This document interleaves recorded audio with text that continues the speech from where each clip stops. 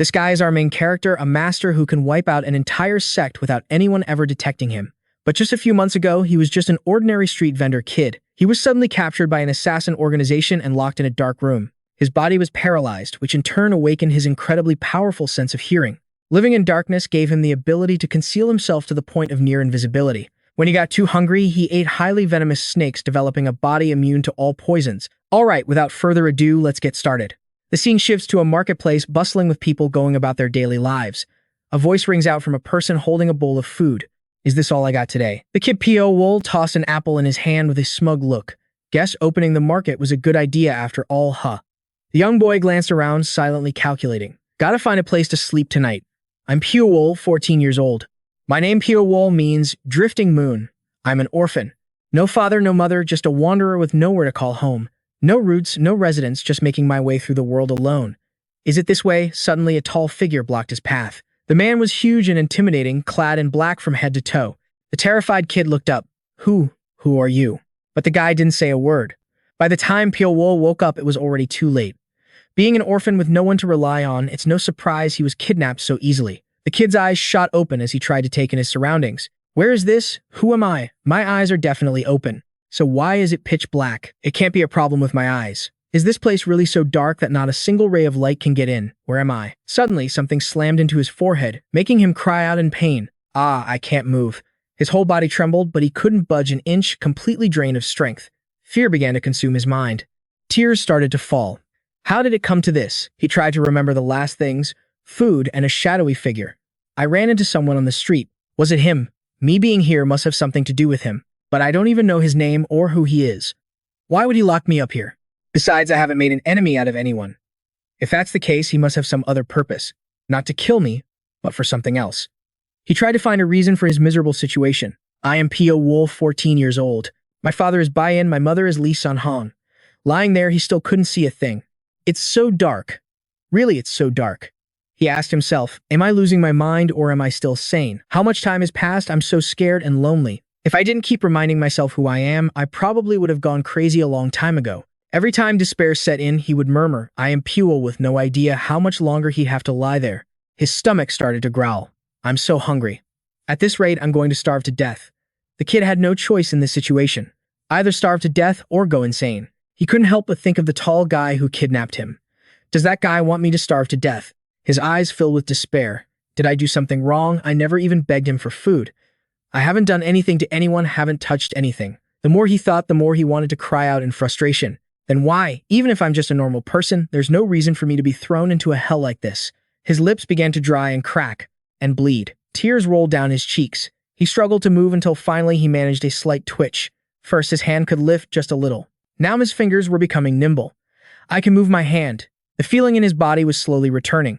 This place is so damp, and the floor is cold. The kid tried to move his limbs, feeling out his surroundings. It seems like a basement, and that's the sound of water.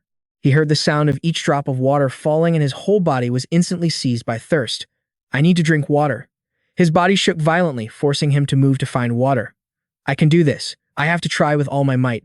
Only one thought remained in his head: survive. I have to survive. He dragged himself across the ground, trying to inch forward bit by bit, fumbling around as he went. After moving a little, he had to stop and gasp for breath, drenched in sweat. No matter how tired he was, he told himself, I have to do this. Crying as he worked, determined not to stop. But after moving a few steps, he was blocked again. He felt in front of him. A stone wall. It's so hard. He gently poked it with a finger. It's really hard. He poked it until his finger bled. After struggling so hard to get here, he just collapsed. Was it all for nothing? He was completely exhausted, his body sinking into a bottomless black pit. Suddenly, a person appeared right next to Pyo-wol. The kid was startled and looked up, wondering who's there. The man didn't speak right away. They just stared at each other for a long time. Finally, he spoke. Why are you so stubborn? Looking closely, your appearance is very similar to your father's. Am I so tired that I'm hallucinating? The boy wondered, trying to open his eyes wide to look at him. The man let out a scornful laugh. How ridiculous. Why must you suffer clinging to a worthless piece of shit life like that? The man taunted him. Just give up. If you give up, you'll feel much better. Pyo-wol couldn't believe it. He stubbornly asked him back, will it really be better? The kid questioned him firmly. If I just give up like that, it'll be better. I don't think so. I will live. No matter what, I have to live. That thought had kept him alive until now. The man narrowed his eyes in contempt. It's meaningless. Pyo-wol was defiant. To die like this would be such a waste. If I die without being able to plunge a knife into the one who imprisoned me like this, I won't be able to rest in peace. I will live.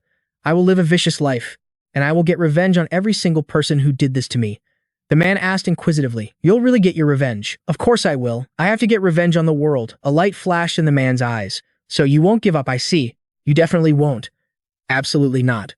Only then did he smile with satisfaction. He gradually disappeared, leaving the kid alone in the pitch-black room again.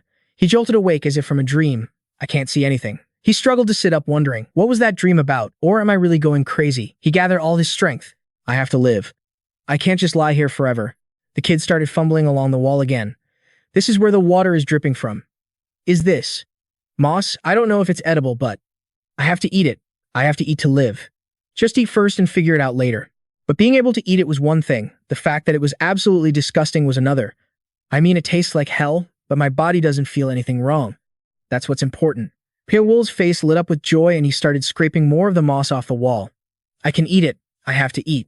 As the kid devoured it greedily, he thought, "I have to live. Somehow I have to live." After eating his fill, his body felt more flexible. He started walking while leaning against the wall and his mind started working again. "Based on my calculations, this is a square space about 9 square meters. I'm still trapped. Someone locked me in here." Suddenly, a strange sound echoed right in front of him. His heart skipped a beat in fear. He stood frozen, glancing over. It was the sound of an iron door, but before he could do anything, a sudden beam of light shot straight in. Having been in the dark for so long, Pyo-wol couldn't react in time to the unexpected light and quickly shielded his eyes. But no matter what, he had to go. This was a ray of hope. He yelled with all his might, "Someone's in here. There's someone in here. Just a little longer." But then something appeared in the square of light. What was that? The kid didn't understand the image at all. Before he could do anything, the light vanished as if it had all been an illusion. Pyo-wol's whole body was extremely tense, drenched in sweat, and he was panting heavily. A faint smell lingered in the air and the kid's eyes widened in surprise. Was this the smell of food? It really was. There was a bowl of food right in front of him, but it was clearly spoiled fish tea dregs and pork, probably leftovers. Through these mixed smells, he could distinguish at least 5 different types of leftover food. There was no way one person would eat 5 different kinds of food by themselves. This meant it wasn't just one person. There had to be more than 5 people out there. He realized that then these 5 people had imprisoned him for their own purposes, which meant he couldn't possibly be the only one locked up here. It wouldn't be efficient to imprison just one person in a space like this. So there were at least 5 guards and many others in the same situation as him. But what was their goal? The kid couldn't figure it out, but for now he had to eat. Sniffing it again, he smelled spicy seasonings and pork, Sichuan food, and so he ate every last bit of the leftover food. It wasn't like he had any other choice. It was better than eating moss. There was plenty of time. He had to focus on eating to survive first. In any case, it tasted better than moss. After finishing, he threw the bowl straight to the ground. His stomach was finally full and his strength returned considerably. With nothing to do all day, he started training himself. He had been locked in here for at least 4 months. Once a day, they would open the small door and provide food. Other than that, they never said a single word.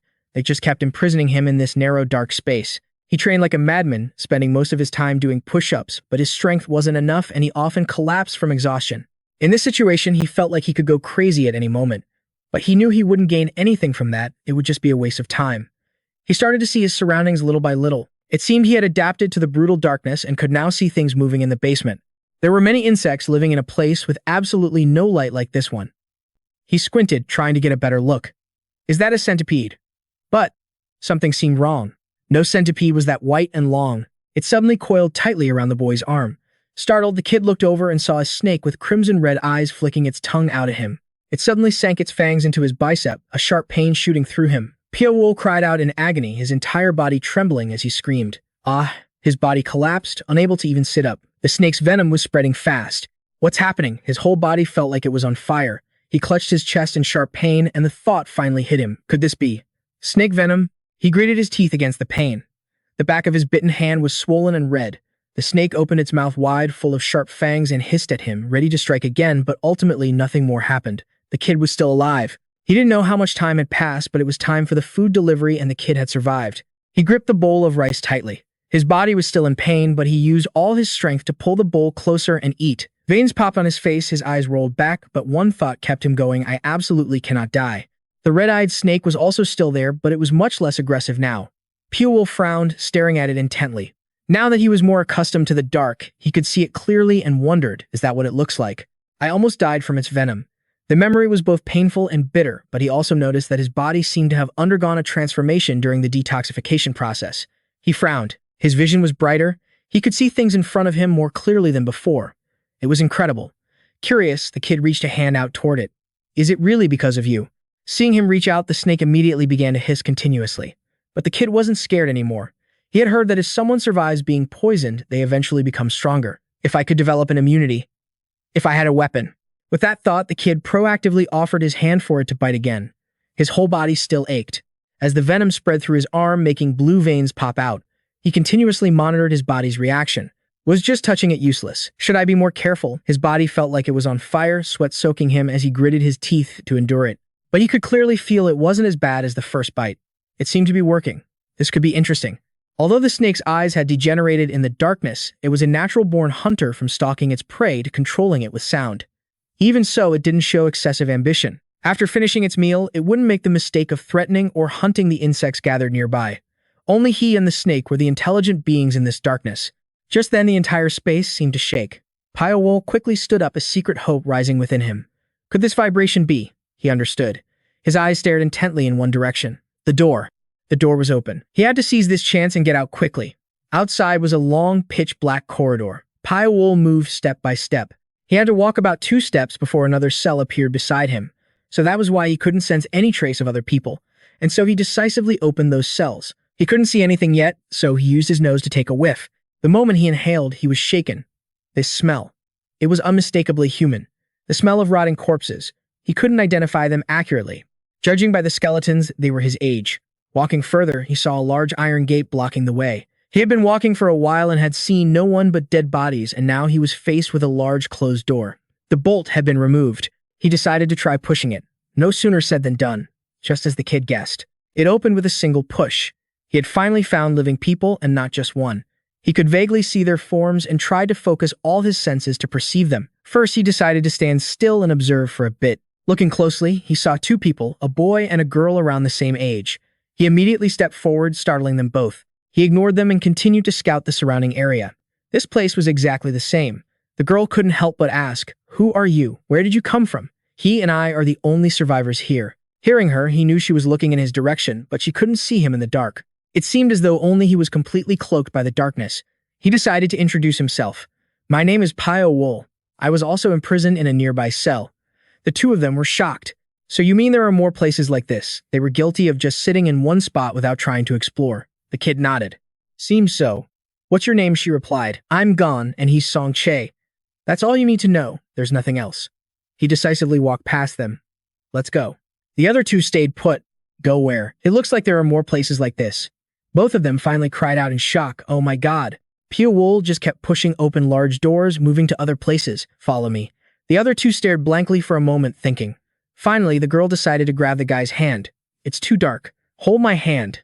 The 2 of them hesitantly agreed. "All right." The next door opened. This place had even more people. Everyone was gathered together talking. Pyo-wol realized a harsh truth. Unlike his section, no one here had starved to death. In fact, they had more bowls and food here than where he came from. The more he thought about it, the more pissed he got. Are they really discriminating like this?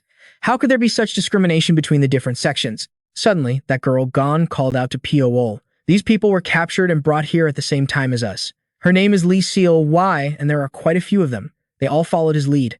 Finally, reaching another door, the kid decisively threw it open. This time, light flooded in. The light was so sudden. They had been in the dark for too long, and couldn't react in time, shielding their eyes tightly. "Ah, my eyes." He did the same, trying to see more clearly, ignoring the tears streaming down his face. "The outside world? No, we're still underground.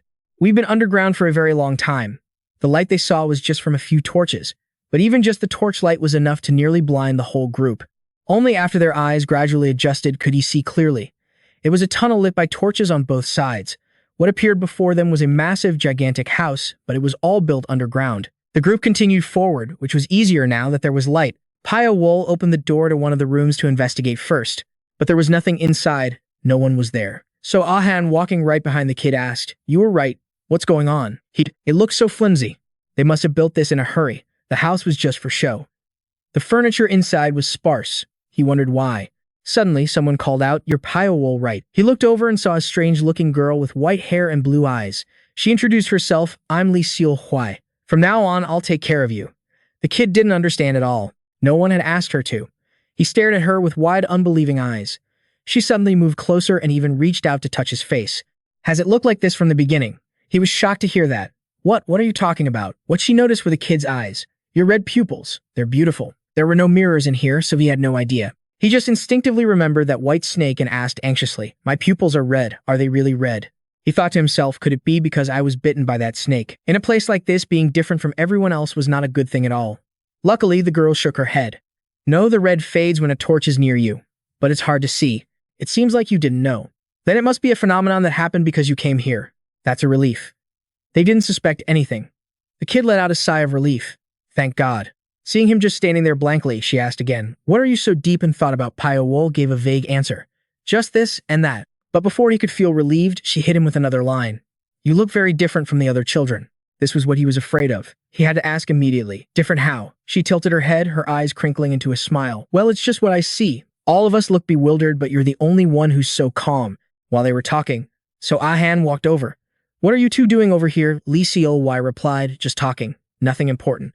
The other girl furrowed her brow, staring at them intently for a long time before adding, the other kids have decided to stick together from now on. What are you two planning to do? Pyo-wol didn't quite understand. About what, she decided to invite them. You two will come with us, right? Pyo-wol wouldn't agree so easily. He had to think it through. I'll have to see. She immediately looked displeased. Have to see. You're not planning to come with us. Her attitude was incredibly annoying. The kid's brow furrowed and he repeated seriously, I just said I want to wait and see how things play out. She was a bit stunned by his response, not understanding what he was thinking, but in the end, she could only nod in agreement. All right, feel free to find me if you change your mind. What about you? Lee Seol-wai rubbed her chin thinking. I agree immediately. All right, I'll go with you. It'll be easier to survive together than alone, right? This suited the other two just fine. A wise decision. Only the kid noticed that they had been isolated in the dark for a very long time. They didn't seem stable at all. Even I can't believe it. But as for the others, he decided to distance himself from them and go it alone. From now on, I'll just watch them from a distance. It had only been a short time since the children had seen each other, but many different groups had already formed. There was the group with key members, so Ah-han and Song Cheol-woo. The group led by Kang In-jeon. There was a group gathered around Yeon-jung as the center. The group with Son Gang as its leader, and one child who wasn't in any group at all. The others started to notice Pyo-wol whispering amongst themselves. I heard he was in the section where no one survived. How could he have survived when everyone else died? Could it be that he killed them all? And the fact is he hasn't joined any group. The kid couldn't be bothered with this. He just silently assessed the situation. No matter where you go, the world is the same. I don't have time to pay attention to them right now. He began to feel and grope along the walls of this place. I'm sure this house was built only recently. But looking at all this moss, this underground place must have been built a long time ago. And someone only recently started using it again. Whoever they are, they truly have immense resources and wealth. This isn't something an ordinary person could do. Suddenly, the kid noticed a small crack of light above. I have to look closer. Is that light in the ceiling? The light grew larger and larger, and the other children started shouting too. Look up there. A basket is falling from the ceiling. What inside the baskets was food. The whole crowd swarmed them like hungry pigs. It's food, let's eat. Just then a hand shot out to cover a basket, shouting, wait. It was the two of them, Gon and Song Che. The others who were blocked got furious, their faces darkening as they cursed. What the hell? Get out of the way. But the girl stood firm, her eyes shining brightly. Why don't we divide it evenly among everyone? A guy with spiky red hair emerged from the crowd. Another one also appeared. That made 3 of them. It seemed they all had the same idea, each one representing a different group. Now there are 4 groups, so there are 4 leaders plus Pyo-wol on his own. They grinned with delight.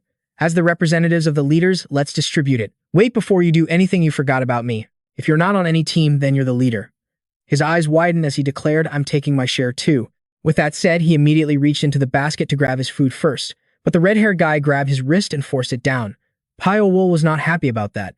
He shot him a cold glare. The guy deliberately stared him down, emphasizing that no one was allowed to just take food from the basket without their permission. Everything in the basket would be under their control.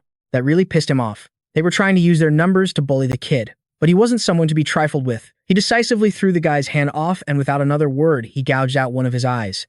All the other guys were too shocked to react.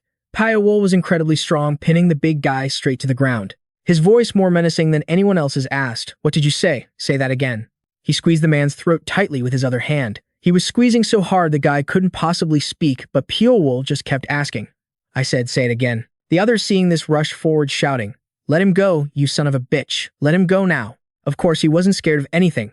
His face turned terrifyingly dark, his eyes blazing red as he glared at the guy, and he decisively dug his fingers deeper into the man's eye socket to inflict more pain. The rest of the gang didn't dare to stop him anymore. They just backed away, trembling in fear. He's gone mad. Right now, he looked just like that white snake hunting its prey. So Ah-han calmly walked up and said softly, "Please let him go. He can't answer you if you do that." Pyo-wol had no intention of letting up and retorted, "Why should I?" This girl was certainly calm. "I'm sure he's learned his lesson after what you've done." Of course, he had to ask for his own sake. "And what about the food?" I'll make sure no one touches your portion right." The others who witnessed this were pissing their pants in fear, nodding repeatedly, not daring to make a sound. Only then did Pyo-wol release him, sparing his life. The red-haired guy lay sprawled on the ground, clutching his eye with both hands, his whole body trembling. He still had one eye left. He gritted his teeth and cursed, "You son of a bitch." Of course, Pyo-wol didn't let that slide and immediately threatened him. What was that? "You want your other eye to end up the same way. If you want to be blind, feel free to tell me." Naturally, the guy didn't dare do anything else, just sat there cursing what a crazy bastard he was. And just like that, the other kids got their food distributed properly and no one went hungry. Pyo-wol sat alone in a corner, observing everyone. As he ate, he thought this is a test to filter out the useful children. It's been like this from the beginning, and I'm sure it will continue until they achieve their goal. A lot of kids will die along the way. Sooner or later, they'll all be my rivals anyway. Suddenly, that girl. So Ah-han came over to talk. "How have you been lately? Are you still okay even after making an enemy of everyone? After what you did, many kids left Kang and Jung's group." He had noticed this, and her group had become the largest. She smiled smugly. "I thought you weren't paying any attention to this since you started keeping your distance from everyone here. But I guess you've been watching us all along, haven't you? Everyone's the same." He said it straight to her face. "Just as much as you all care about me. I've been watching everyone." After distributing food to her group members, she was the one who ate the least. That's why the other children are so loyal to So Ah-han. She was definitely the most prominent among the other leaders.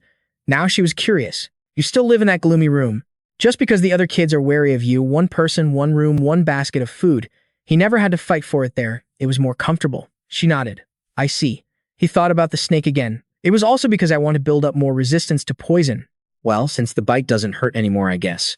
"I've developed some immunity to it." Suddenly, the girl asked again, "Why don't you join our group instead of fighting on your own like this?" Pyo-wol was bored and couldn't be bothered to answer. "I believe I've already answered that question." She reminded him, "Didn't you say you were going to wait and see how things go?" As they were talking, the dungeon suddenly changed. It's feeding time," someone shouted as a warning. "I hope no idiot decides to climb into the basket this time. If you don't want to fall to your death when they cut the rope while it's going up, you hear me." But the moment they looked, they were shocked. What the hell? Why is there only this much? There was much less food than before, and it was all vegetables. No one understood what was happening. Only Pyo-wol had anticipated this. It's starting. Mao Sam was a boy who had tried to overcome everything to get into the group led by So Seol-gon. In her group, he had the smallest body but made up for it with his resilience and toughness. But that boy, Mao Sam, was dead. Everyone in the group mourned for him, filled with immense anger. Who did this? I'll never forgive that bastard. In truth, everyone knew the reason. The reason Mao Sam died was because he was the weakest. Pyo-wol sat high above, looking down, his expression as cold as ever. He had predicted this long ago. Both Gon and Song Chol-woo could only grit their teeth and curse. "Damn it, I'll kill whoever did this." So Ah-han looked at the corpse with a cold voice. "It doesn't matter who did it. What really matters is that one of our followers is dead," her face filled with murderous intent. "We must get revenge. Just as he did to the boy, this won't stop at just one life. The weakest member of another group will be the next target." Pyo-wol knew the war had begun. In the end, the weakest member of the Sun Gang group was found dead. This was only the beginning. With each passing night, another person died. One from So Seol-gon's group, then one from Kang In-jeong's group, the Sun Gang group, and the Sun Gang group. The bodies kept piling up. The children began to suspect each other, becoming as wild as demons in a famine. Food became so scarce that Pyo-wol had to start eating dried moss again. "This is disgusting. I'll never get used to eating this. The starving children haven't gone too far yet, but I'm sure this peace will end soon." As he was thinking, he suddenly saw a flickering light at the end of the hallway. Pyo-wol was immediately on guard. There were people coming, at least 3 of them. He figured it out instantly. They're here. 1, 2, at least 4 of them. They couldn't have come this far just by getting lost. These guys came here on purpose. Just as he thought, the men were talking as they walked. "Are you sure this is the place?" One of them replied, "I'm sure. I saw him head this way with my own eyes." They were hunting for Pyo-wol, and among them was the red-haired guy whose eye he had gouged out. He was taking this opportunity to get his revenge. He gritted his teeth, looking around. Where is that bastard? He was already chuckling to himself, thinking about how he'd already killed 2 people since the fighting started. For Pyo-wol, this was the perfect moment for revenge. This psycho's eyes darted around like Luo Jiang's. Where? Where is he? Suddenly, the man with him screamed his head off as if he'd seen a ghost. Aha. He staggered back and forth. Something was biting his leg. The others started panicking too.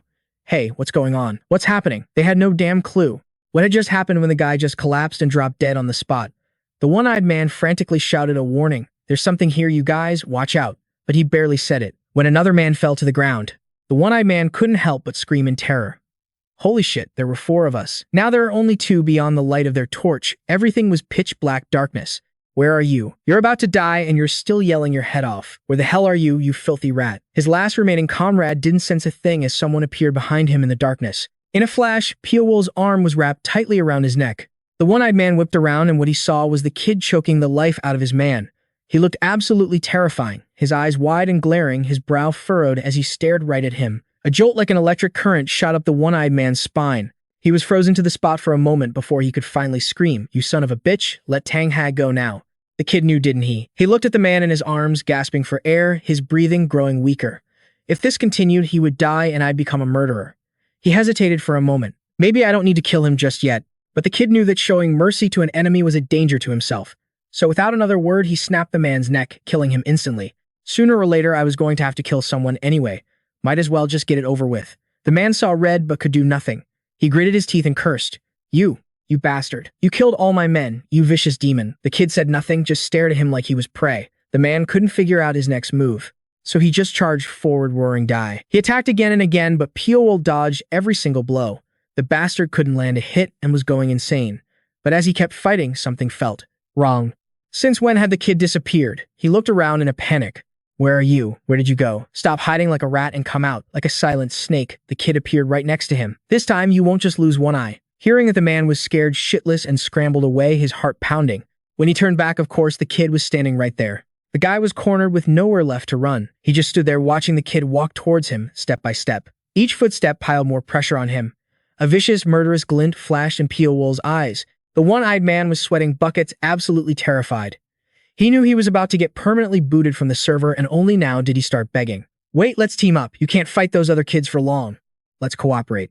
So Ah-han's and Song Cheol-woo's groups won't stand a chance against us if we work together. Of course, Pyo-wol wasn't going to agree that easily. He kept his eyes fixed on him, listening as he continued to walk closer. This bastard would say anything to save his own skin. If you don't like that, then I can be your subordinate. I'll be your subordinate. I'm different from the guys you just killed. I'm useful, so use me. By the time he finished speaking, Pyo-wol was standing right in front of him. I know you'd listen at first, but eventually you'd just do the same thing you did today. The man frantically tried to explain himself. You're wrong. I wouldn't do that. Never enough talk. It was giving him a headache. The kid wasn't listening anyway, so he just attacked him to get it over with. His hand shot up with a quick uppercut to the man's chin, knocking him off balance. Before he could even react, both of Pyo-wol's hands clamped down on his neck and twisted. There was no way he'd survive that. The bastard was a blubbering mess of tears and snot begging until his very last breath. Ha! And just like that, before he could even become a proper corpse, he died on the spot. After taking care of all 4 of them by himself, the kid was exhausted, panting heavily. The reason I killed you is because I'm still weak. With that, he turned and walked away. It's true, he was still weak, so he didn't have the energy to constantly be on guard against him. It was faster to just kill him now. Kang and Jeong's group had disappeared precisely because he and his close friends had caused their deaths. The leaders of the 3 remaining groups all knew the reason why. It was Pyo-wol. He had killed Yeon-jung. They were starting to realize they should be afraid of him. 1 against 4. That's no small feat. Mogun thought in disbelief. Just how strong is he? He killed a total of 4 people all by himself. Song Cheol-woo told himself he should never become his opponent. The other group leader was spooked too. He's so cunning and ruthless. He knows exactly what he has to do to make people fear him. He recalled what had happened. The act of distributing food to everyone had pushed the problem too far to be solved. Everyone had to kill each other to fight for food. In the end, everyone would become a murderer. Pyo-wol! He killed Kang in. He's the strongest one among us. No one will dare to touch him.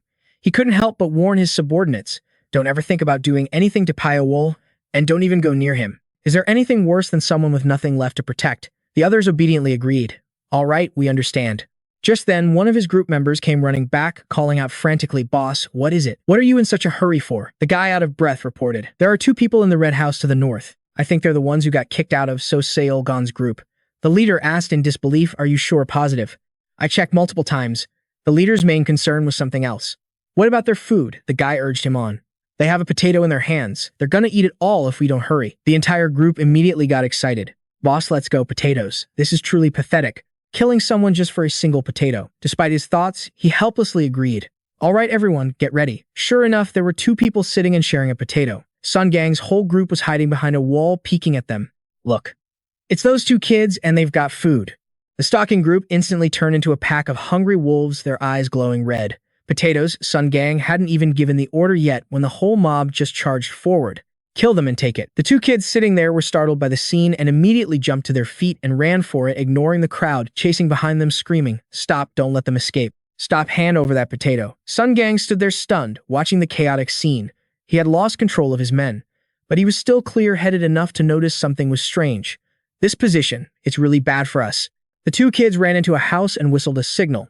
Immediately, other kids, who had been hiding inside, rushed out with weapons and attacked. By the time Sun Gang realized what was happening, it was too late. He screamed in terror. All the kids who had been chasing after the food were getting beaten to a pulp. He was actually beaten to death, not just threatened. Go-Ryo-san watched in horror, unable to do anything but scream. Damn it, it's a trap, everyone retreat. But by now he had no way out either. He was surrounded by several people, each holding a wooden club, so Ah-han walked out with a smug smile. Who would have thought I could catch such a big fish with just one potato? It looks like we can feed a few less mouths today. Sun Gang cursed bitterly under his breath. What a mistake. He was still trying to act tough, cursing, "You bastards, how dare you?" So Seolgon stared at him coldly, not saying a word, and finally he had to beg. Can you just kill me? I'm begging you." Only then did she speak. "I'd love to grant your request, but we don't have that much food." He gritted his teeth, veins popping all over his face.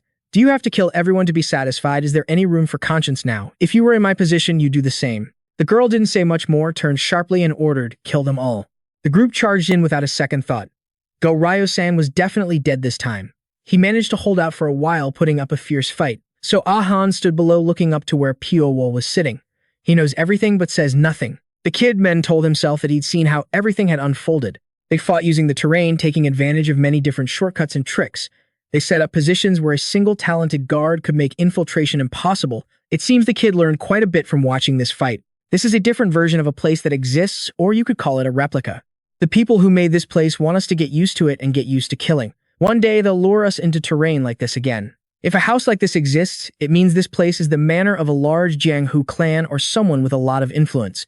The consequences would be huge if they tried to attack this place recklessly. That's why they're using us. We are disposable tools that they can throw away after each use. They throw us into hell and completely destroy our original nature. They want tools, so they force us to become assassins. Everything was just as Men was thinking. The children began to get used to it, even reveling in the act of killing. Hey, did you see that bastard? The one I choked to death. Right before he died, he looked like a carp. Did you see him jump when I came up behind him? I thought he was a hedgehog or something. Oh, I saw that too. Our leader is the best, especially that girl gone. Their faces were radiant as they laughed and talked happily. All right, we've won a decisive victory. No one dares to oppose us anymore. The girl Lee Seol-wai sat quietly in the distance, watching them, her hands trembling. I can still smell the blood. They're all used to killing. How can they eat so comfortably with hands stained in human blood? It's so disgusting. The more she thought about it, she shivered and hugged herself tightly. Tears rolled down her cheeks. She was terrified. Just then, a light shone down from above. The group of kids gathered around it waiting. A few of the sharper ones noticed. What is it, mealtime already? Shouldn't it be a little later? So Seol-gon ordered us to take as much as we can. The whole group cheered. Yes, ma'am, of course. The girl was still basking in her joy. We can finally eat our fill this time. Go-Ryo-san is gone, so no other group can stop us. She suddenly looked around and wondered, where's gone now? Oh, there she is. The boy Kang-min was also standing there looking up. But why did he look so tense? Like he was worried about something. She immediately became wary. What is he worried about? The guy named Song Chul-woo next to her suddenly screamed. What the hell? By the time she turned around, she saw a whole group of people in black clothes and masks jumping down from above. They all appeared in a flash without saying a word. The kids were stunned, not understanding a thing. The masked men's eyes glinted wickedly. Without saying much, they raised their weapons and attacked the children. They struck with incredible force. Every single kid was beaten down, unable to fight back. Even so, Seol-gon couldn't block a single blow. The children screamed in pain. Stop it, B was also beaten mercilessly. The boy gritted his teeth, enduring the pain. I predicted this would happen, but I can't believe they'd use violence right from the start. Even beasts aren't this cruel. I have to endure it. I'll only draw their attention if I act now. I can't let them notice me. There were 3 men dressed differently, wearing masks, numbered 1, 2, and 3, standing solemnly as they watched their subordinates beat the children. The boy men looked at them carefully. It's them. They're the ones really giving orders to these masked men. Finally, one of them raised his hand as a signal and the others immediately stopped. By this point, the children had been beaten to a pulp. One of them spoke. "You can call me for a sword. From now on, your lives are mine. There are no exceptions. You will be under my management." An angry child yelled out, "Who the hell are you two?" But before he could finish, one of the men sliced his throat.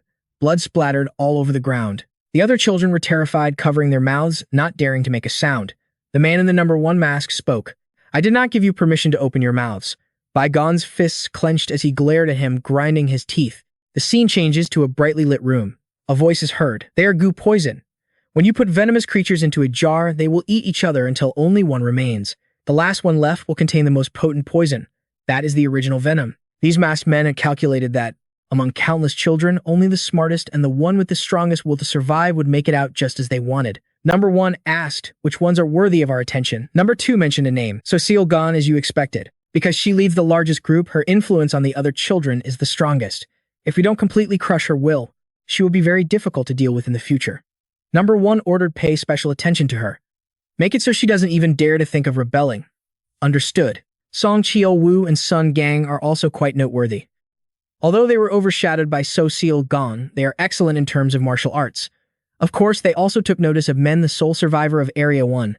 Number 1 asked, "What happened to him?" The other replied, "If you mean Pyo-wol, he's still alive." Number 1 nodded. "I know Area 1 had the least amount of food and the worst conditions. A survivor from that area would be no ordinary person." He ordered, "Watch him very carefully." Number 2 clasped his hands and bowed. Understood. Now only number 1 was left. He reached into his pocket, searching for something. Only 6 years left.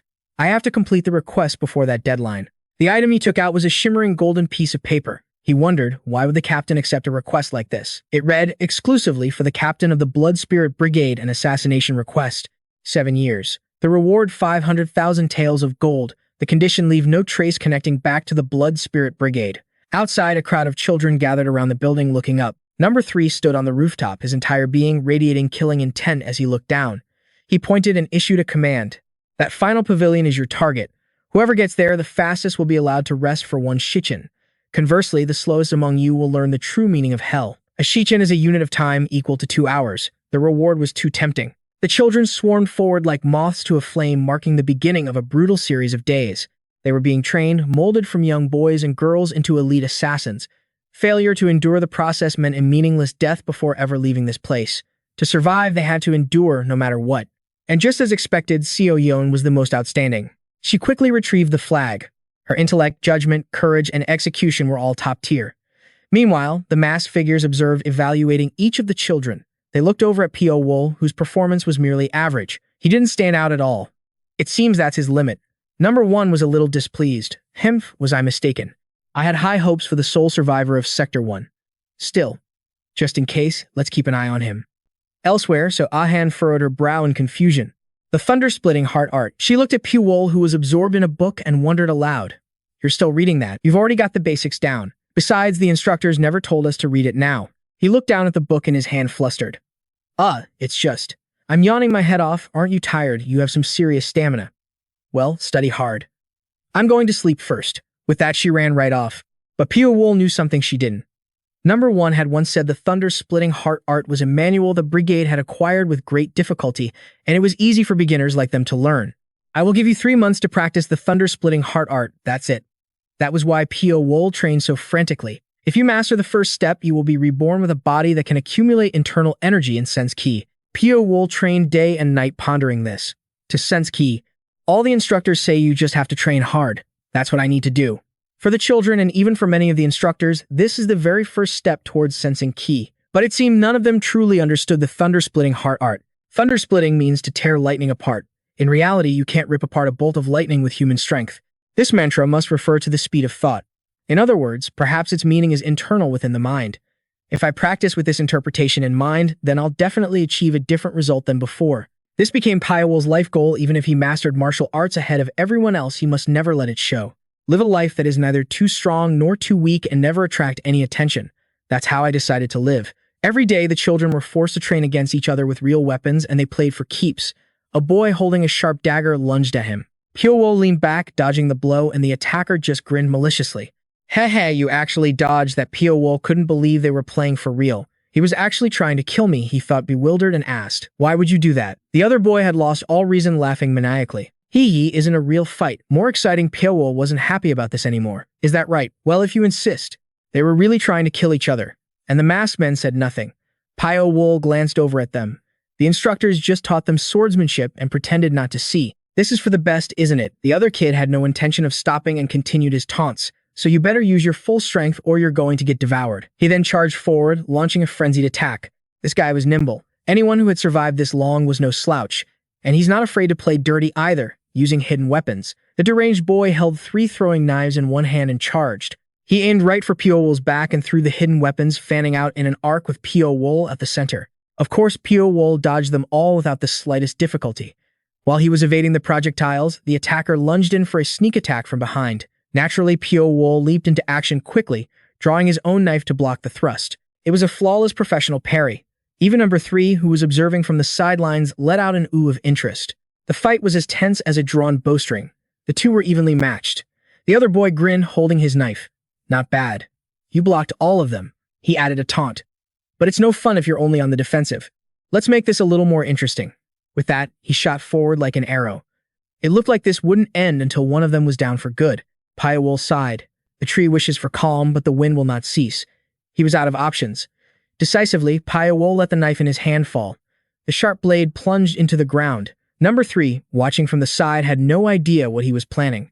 The other kid, thinking his lucky day had come, charged forward smugly. What's this? Giving up already? Of course not.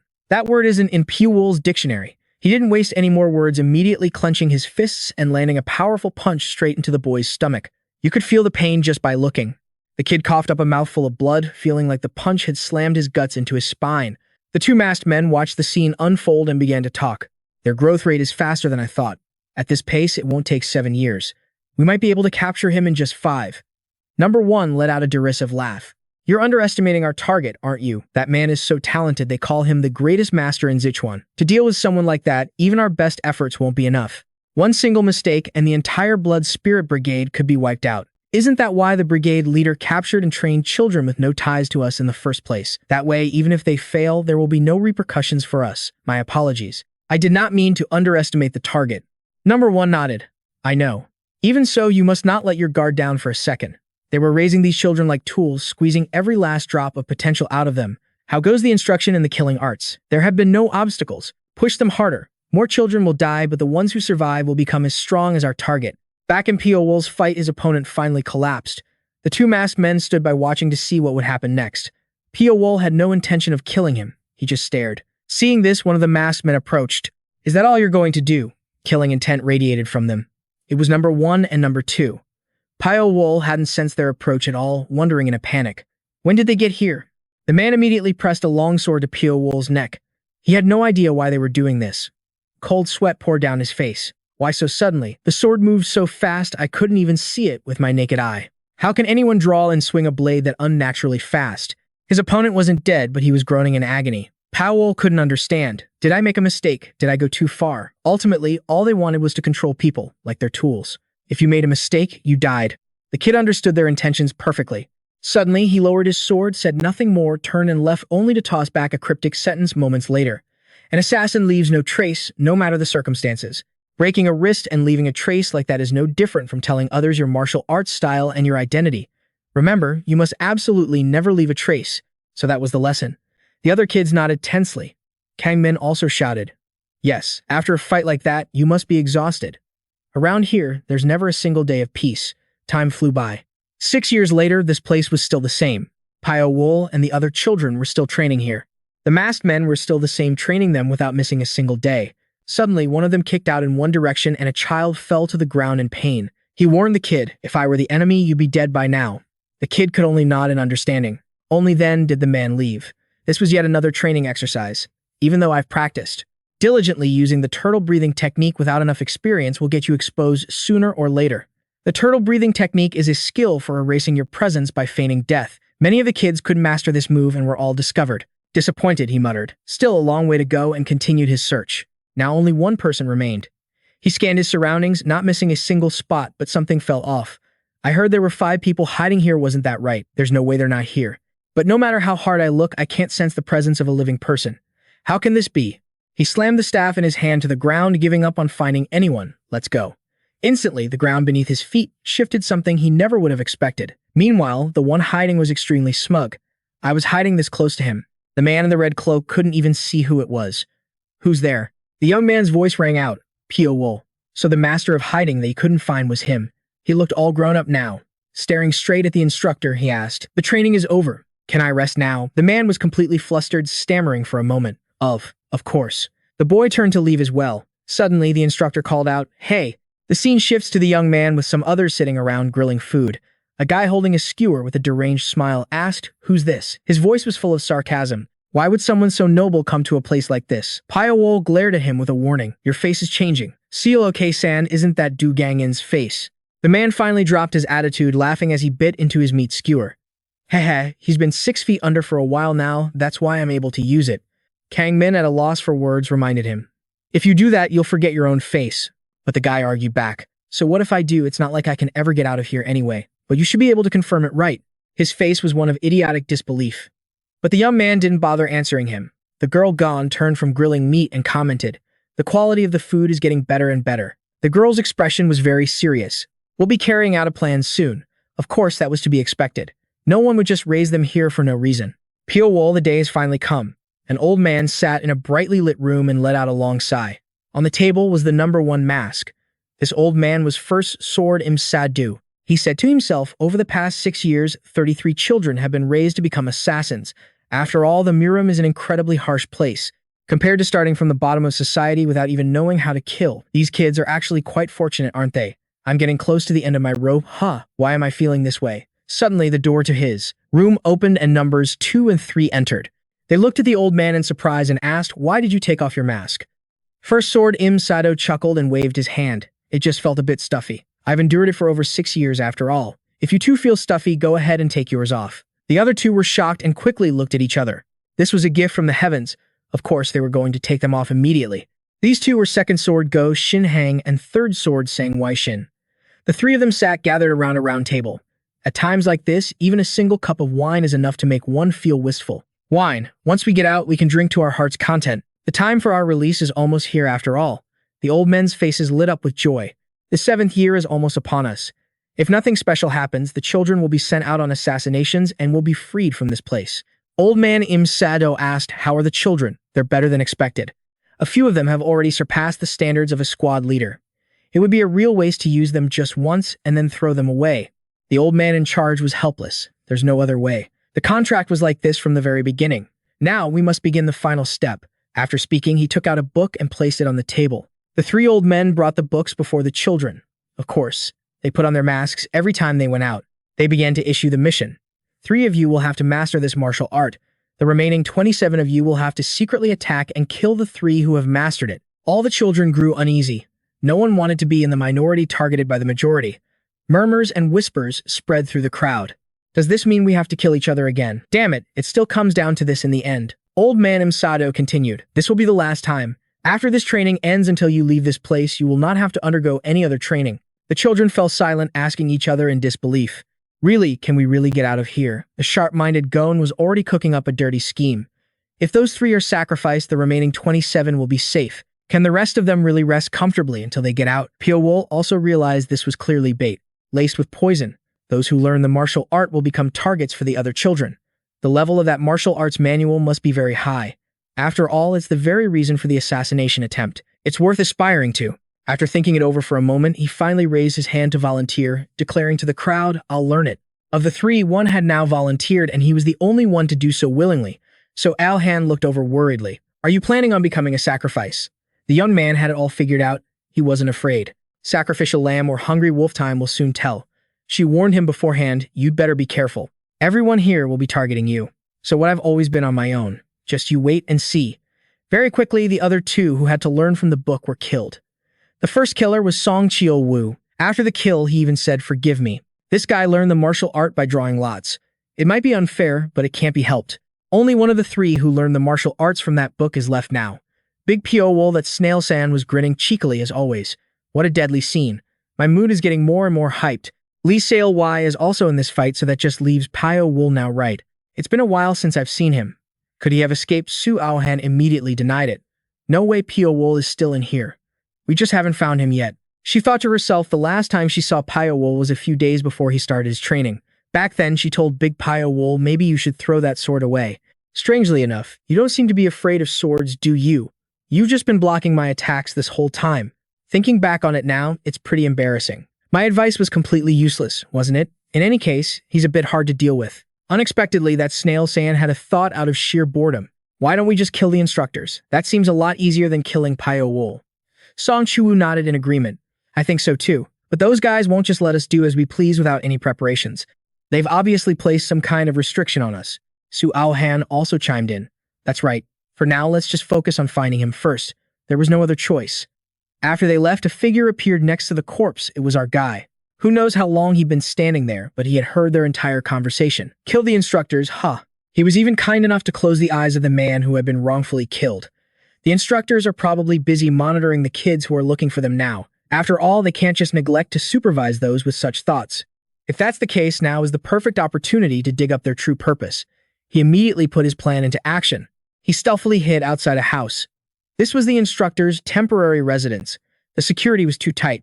There were always men in red cloaks standing guard. Our boy is on another level now, but it's not like there's no way to get past them. He decided to observe for a little while longer to see what would happen. The instructors had said that when the body moves, the demonic arts will be activated. However, if he were to break up his breathing using the splitting thunder heart technique, things would be different. It would allow him to act while minimizing his presence to the absolute limit, moving skillfully enough to avoid entering the range of human perception. Just like that, our guy slipped past the men with ease, completely undetected. His whole body was covered in black smoke. He let out a small sigh of relief. He was finally in. This was the deepest part of the residence. He turned his head, looking around, and opened doors to check each room one by one. It was a large room with a round table in the middle. It seemed like no one was here. Pyo-wol bowed his head, looking everywhere. What secret were they hiding? And who exactly were the people who intended to raise them as assassins? Where is this place and how do I get out? Suddenly, our guy saw a yellow paper scroll. Let's open this and take a look. Inside it was written, a personal request to the master of the Blood Spirit Guild. Duration, 7 years. Assassination request from Gu Gunsang. Amount 500 gold taels. Condition, no traces related to the Blood Spirit Guild may be left behind. The moment he saw the commission letter, his face turned pale with fear. Who is Gu Gunsang? How dangerous of a person is Gu Gunsang that he would bring them here for 7 years to be tested, to kill, to be raised as assassins? 270 out of 300 people had died. Was this person really that valuable? Suddenly, a noise startled him. Man, that was close. Is someone coming? It was the number 1 old man, Im Sado. He walked up to the door of the room and stopped dead in his tracks, seemingly having noticed something was off. He quickly threw the door open, but the room was still empty. Our guy managed to hide just in time so the old man wouldn't see him. This old fox finally realized something was amiss. It seemed like he had cleaned up neatly, but the ending was a bit clumsy. The old man's face contorted with anger. He was incredibly annoyed. Who was it? The numbers 2 and 3 also arrived. Both were walking when they suddenly stopped, confused. In front of them was number 1 walking towards them with a murderous aura. The other 2 froze in fear, asking each other in confusion. What's going on? Number 1 got straight to the point. Someone broke into my room. He can't have completely escaped the cave yet, so find him quickly. The other 2 were shocked, shouting in disbelief. Who would dare to come to Im Sado's residence? Who in the world was it? Do you have any idea who it could be? I can't think of any child who surpasses him in infiltration. If that's the case, then they knew who it was. That's right, all 3 of them thought of the same person, Pyo-wol. And right now, our guy was still hiding right there. Our boy was hiding right above their heads, and they had no idea, still standing there talking. It was truly speechless. Everyone is chasing this guy, so why would he break in here? If we leave Pyo-wol like this, a problem will definitely arise. But if we punish him without concrete evidence that he broke in, the children will surely protest strongly. We must direct the children's protests towards Pyo-wol. That old fox number 1 is truly cunning. Number 3 still couldn't quite catch on. What do you mean? The old man had already made up his mind. We will use the scorched earth hell. The other 2 were terrified, but that's a forbidden technique. In the end, the old man decided. In any case, it's a process they all have to go through once. Not just them, but all the children. It's time to let them know who the true masters of their lives are. Do you agree to use the scorched earth hell? How could the other 2 dare to object? They answered in unison, I agree.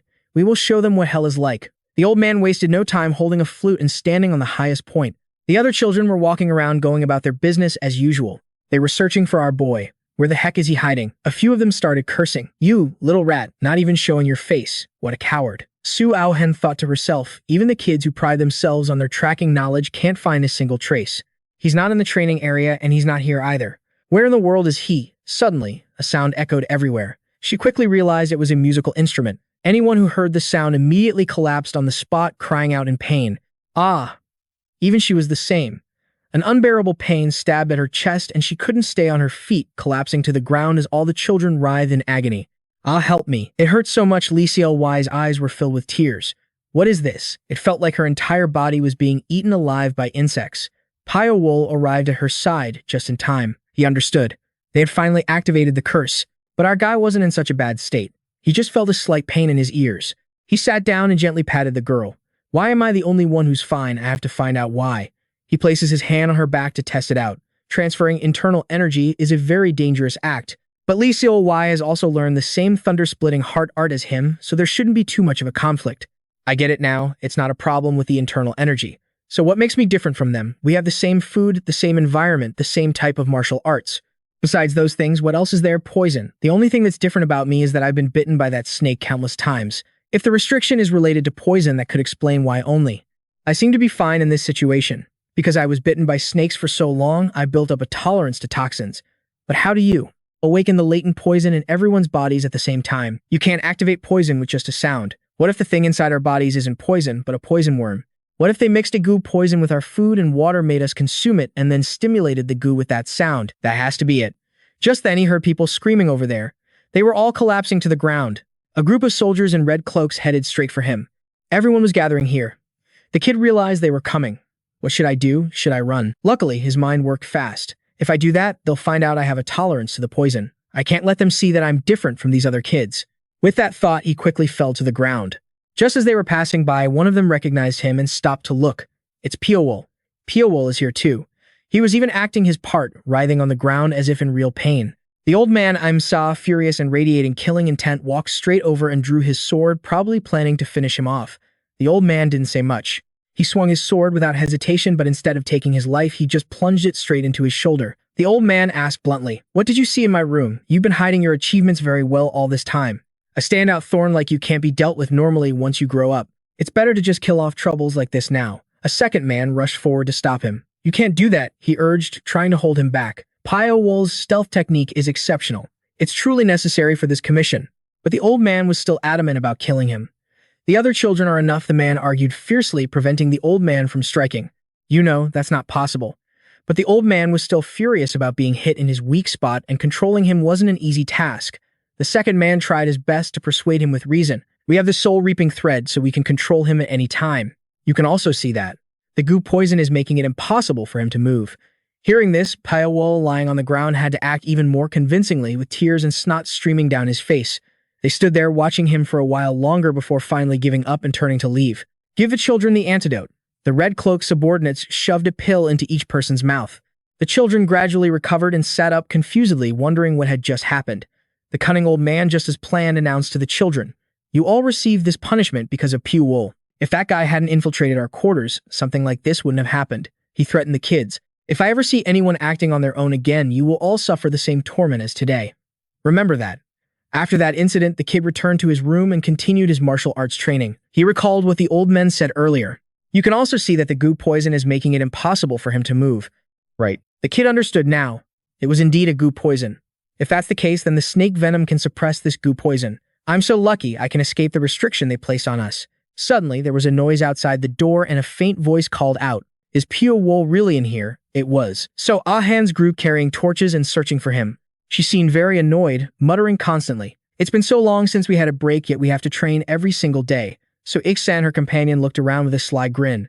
That guy is really unpredictable, rejecting everyone and choosing a gloomy place like this. They had all heard what that number one old man said, "You all received this punishment because of him." She understood that he was being blamed by the other kids for what happened, so he had no choice but to stay away. Still, he's really hard to find. Where on earth is this kid hiding? Just as he finished his sentence, our hero loomed right in front of them. "Why are you looking for me?" It was the kind of jump scare that makes your heart leap out of your chest. All of them screamed and turned around. "Pyo-wol, you nearly gave me a heart attack. You should make some noise when you walk around." This kid. He ignored him and turned to the two girls. "What is it?" So Ah-han made her intentions clear. "We just want to talk to you." His eyes flashed as he stared at them warningly. "Talk about what?" The girl seemed serious, not deceptive. "The restriction." You know what the restriction placed on us is, don't you? Until we collapsed, you were nowhere to be seen, but after we regained consciousness, you were right there beside us. That means you approached us after the restriction was activated. Which means you were either unaffected by the restriction or at least less affected than us. Hearing these words, Lee Seol-hui remembered that when her mind grew hazy from the extreme pain, someone had transferred internal energy to her, which was the only reason she could endure it. Deeply moved, she wondered, was that also Pyo-wol? So Ah-han kept pressing him. You know, don't you, what is the restriction that was activated on us? Since she had already figured out that much, he didn't hide it from them and nodded. Yes. The group stared at him, stunned. Pyo-wol told them, I know what restriction was placed on us. The girl impatient shouted, tell us too, what is it? Nothing in this world is free, he asked bluntly. Why should I do that? Why should I tell you? What do I get out of it? It was clear they had been hunting him down, yet they had the nerve to say, isn't this guy being too harsh on his comrades? He looked at them with open disgust, scoffing at their familiarity. Comrades. If you thought of me as a comrade, you wouldn't have persistently tracked and attacked me now, would you? Hearing this, the three of them flinched, unable to deny it. So Ik-san, true to his reputation for being thicker-skinned than asphalt, cracked a wide grin. All right then, let's just become comrades from now on, shall we? I swear that no matter what happens, I will never abandon you and will consider you a friend. The two girls looked at him speechless. He switched sides faster than flipping a pancake. Are you really going to let this go with just a few words? You're truly shameless. He was still grinning from ear to ear. To learn the sword, one must have a thick skin. You have nothing to lose by having someone as capable as me as a friend. His eyes gleamed as he boasted like a pro. If you seek freedom, come find the Ganga Arts Troupe. For old time's sake, I'll help you out a little. The other girls chimed in as well. From now on, I will also think of you as my friend, especially you, so Seol gone. She confidently placed a hand on her chest and declared, at the very least, the children who follow me won't become your enemies in the future. Lee Seol-hao was the only one who had been silent this whole time. She probably couldn't bring herself to switch sides so shamelessly. The young girl's face flushed red, and it took her a while to form the words. I also have special feelings for Pyo-wol. I would absolutely never betray you. Faced with that, he had no choice. He had to agree just to get it over with. He finally told them that it was a goo poison. The other three clearly hadn't expected it. All of us have been infected with goo poison. It's a type of venom. Normally, they lie dormant inside our bodies, but they react to the sound waves of the flute and release their poison. That poison then circulates through our bloodstream while attacking our internal organs. Everyone's face went pale. The thing Su-oh-han cared about most was, then how were you able to avoid the poison from spreading? Pyo-wol kept that a secret, only giving a vague answer. I've always been highly resistant to poison, so it just didn't affect me. I told you everything I know now, so you all need to figure out how to counteract the goo poison on your own. He had it all planned out. The more variables, the better. If just one or two of them could break free from the goo poison's control, it would create countless new possibilities. The more Lee Seol-hui looked at him, the more she admired the main character. He was truly an unpredictable child. The more she paid attention, the more miraculous he seemed. Su-oh-han was a woman of her word and didn't ask any more questions. Thank you. I will definitely repay you for this. If you ever need anything, just come find me. I will at least help in any way I can. He gave a slight nod. All right. The others got the hint and started to leave. We'll be going then. Only Lee Seol-hui hesitated, staying behind for a moment longer. Her face was red with shyness. Lee Seol-hui placed a hand on her chest, her round eyes wide. That is my real name. I hope you'll remember it. After saying that, she turned and left. The main character heard her, but he didn't really understand what she meant by it. Then one day, the light from above shone down brighter than usual. Old Man Imsado stood before the children and announced, "Today we are going outside." The group of kids was both excited and incredibly tense.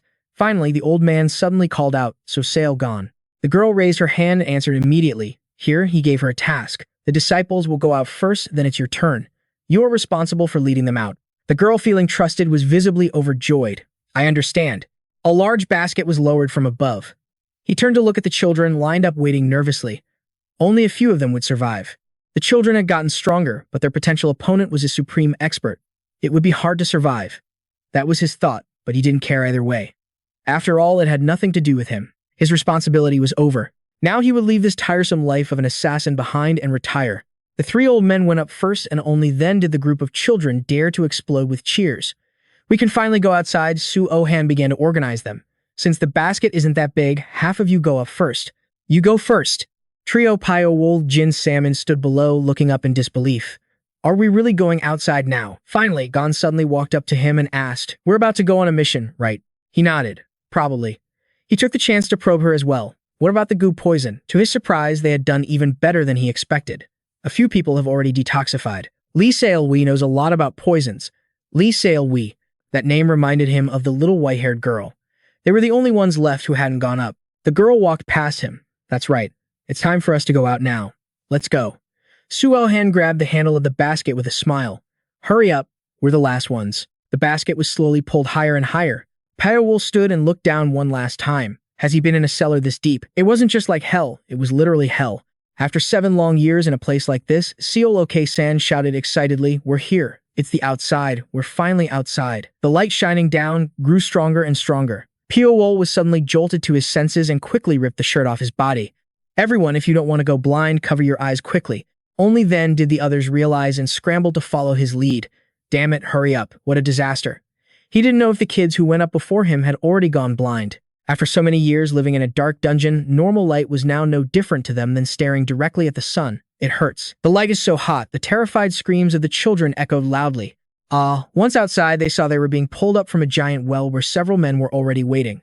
Seeing the ones who knew to tear their clothes to cover their eyes, he smiled with satisfaction. So we've created some useful ones, haven't we? Not just their eyes, but any exposed skin was burned red by the light.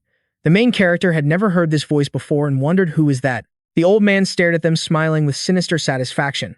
This should be enough to please our client. Pyo-wol's eyes were covered tightly, so he couldn't see anything. He could only guess. That voice. It's as if it holds no emotion at all. The way he speaks, it's like he's in a position of power. This person is probably the master of the Blood Spirit Brigade, isn't he? The main character guessed correctly. That man was indeed the Blood Spirit Brigade's leader, Gu-du Gang. He gave a cold command, put them all in the carriages, take them to Qingfeng Abbey first, and let them adapt to the outside world. The men standing behind him clasped their hands, bowed their heads, and said, "As you command." And just like that, the whole group was taken away. Pyo-wol silently committed it to memory. Your voice. I will remember it. The leader of the Blood Spirit Brigade was the one who had twisted his life into this. He had planned everything. This is where you will rest. You will adapt to the outside world from this place. He still hadn't stopped his selection process. Rest assured now that you're outside, I will personally snuff out any who are lazy. Once outside, Pyo-wol was assigned to the same room as Go-shin Hang the second sword. Since entering the room, the main character had been standing and looking out the window, making the others curious. Even without turning around, he knew they were watching him. He said plainly, "Arrange your living spaces however you want. Don't mind me." Seol-ok-san, ever the Joker, teased him. Ha, who's minding you? The main character ignored him and walked straight past. I'm going out to wash up for a bit. The group asked in surprise, how are you going to do that? After asking, they all noticed a water well right there. And so the group took turns drawing water, washing up, and laughing. Haha, this feels great. After finishing her wash, so Seol-gon lay down flat on her back, resting comfortably. The moonlight, the wind, the water, the tears. They were finally out of that place. In all these years, this was probably the happiest they had ever been. He gently closed his eyes, taking a moment to enjoy it. They played endlessly from dusk till dawn when they suddenly noticed a vibrant yellow flower there. A few of them gathered around. What's the name of this flower? It's so beautiful. To be able to see a flower again. The kids were so happy they could have cried. But before they could enjoy the moment, a cold foot stepped forward and crushed the flower. He walked over and threw several knives on the ground. It was another man wearing a mask. He glared at them coldly. Here are your weapons. Take good care of them. You'll be using them soon enough. The scene changes to Chanbong River Great Moon Hall. Inside, 2 people sat facing each other. That guy, Gu-du Gang, poured some water and said with a fake smile, "You've worked hard all this time, uncle." The man sitting with him was the old man, Im-sado. It was simply what I had to do. The 2 of them exchanged false pleasantries. Thanks to the sacrifices of the uncle and the others, the Spirit Clan's funds had become quite plentiful. I don't know how I can ever repay this favor. There's no favor to repay. If it weren't for the clan leader at the time, I would have died a horrible death long ago. He chuckled and poured more tea. You've done all you need to do, uncle. Now please get some rest. That's just what this old man wanted to hear. Are you saying you allow me to retire? That Gu-du Gang fellow just smiled. Of course. It's not just you, uncle. I can also arrange for the 2nd and 3rd swords to retire comfortably. The old man took a sip of water. Thank you. What's there to thank me for? You dedicated your entire life to the Blood Spirit Clan. It's only right that we show our goodwill like this. The old man fell silent for a long moment before speaking. I feel it's a waste for them. To be used just once and then discarded. Their skills and qualities are far too exceptional. Before he could finish, the other man raised a hand to cut him off. I know. It's a shame to waste the children's talents, but we have no other choice. Our relationship with them ends here. By the way, do you have any idea who the client is? Gu-du Gang gave a sinister smile and let out a sigh. I don't know either. If we want to stay in this business for long, we need to know our limits. There's no reason to cause trouble for an important figure with a request worth 500,000 gold taels. In truth, he had it all planned out. Until the Blood Spirit clan could stand on equal footing with the strongest assassin group, the 100 Demon Forge, no amount of caution would be enough. Just thinking about it was enough to make him ecstatic, his eyes glowing red. As long as they completed this request, the Blood Spirit clan would take a massive leap forward. If that happened, even catching up to the 100 Demon Forge wouldn't be impossible. Elsewhere, Pyo-wol was dressed in a jet-black assassin's uniform, a sharp dagger in his hand. That guy San glared at him with a smirk. "What are you thinking so hard about, scared because we're about to go on a mission?" Our hero couldn't be bothered to argue with him. He gave a vague reply, but it was clear the guy was just trying to provoke him. This phony is lying again. "You scared?" The stray dogs in the neighborhood would laugh if they heard that kid. Kang Min retorted sarcastically. "If anything, you look like the one who's scared. I can tell by how much you're running your mouth." That hit a nerve, and the guy immediately started shouting back. "Humph, who's scared? We're all like hunting dogs, eager for prey. I can't wait to be sent on the mission. We need to eliminate someone to make all our hard work worthwhile." Seeing them like this, he didn't bother to say anything more. Just then, a shout came from outside. "Get your gear ready immediately and come outside. From now on, you will move secretly with me to the location." Unexpectedly at that moment, even Pyo-wol couldn't contain his excitement. A murderous aura radiated from his body and his fists clenched. Finally, the whole group charged into the night like moths to a flame. Without a sound, the man in the mask watched them silently. They were doing well, not falling behind. This leader was Shu Jian. He smiled with satisfaction. The elders have raised them well. It's a shame, though. These kids are just as skilled as any official member of the clan. Suddenly, he stood at the edge of a cliff and yelled, "Stop, everyone hide here." Instantly, the entire team vanished without a trace. He looked up at the surroundings. "Your target is on Mount K. If you follow my directions up the mountain, you'll find a place similar to the one where you used to live. Among them, your target is the person in Myungwol Hall." The kids heard this and recognized it immediately. Myungwol Hall. That must be the small shrine on the outskirts of Na County. "We're heading there right now." Who in the world is at Myungwol Hall that they'd spend 5 years turning us into assassins? Our hero, Gu Gunsang, was extremely curious. But before the group could even start the mission, one of them was stabbed to death. Pyo-wol was completely stunned by the sight. It was the first real shock of his life. Luckily, our hero was well hidden, or he would have been a goner too. The one killing them was a muscular man wearing only pants and carrying a large spear. Each of his thrusts killed an assassin. It's real. The assassins are hiding. I can't believe a group of assassins would dare to hide so close to Mount Qingcheng. They've got some nerve. This huge man was Rajan. And it's not just him. There's a whole bunch of them here to attack the Qingcheng sect. Find them and kill them all. Pyo-wol was horrified as he listened. We're at a disadvantage. We need to get away first. Staying here is just offering up our lives. These guys were cunning, even stabbing their sharp spears into the ground to find them. And they actually managed to flush them out. After a few stabs, the entire group of assassins burst out from the ground and scattered.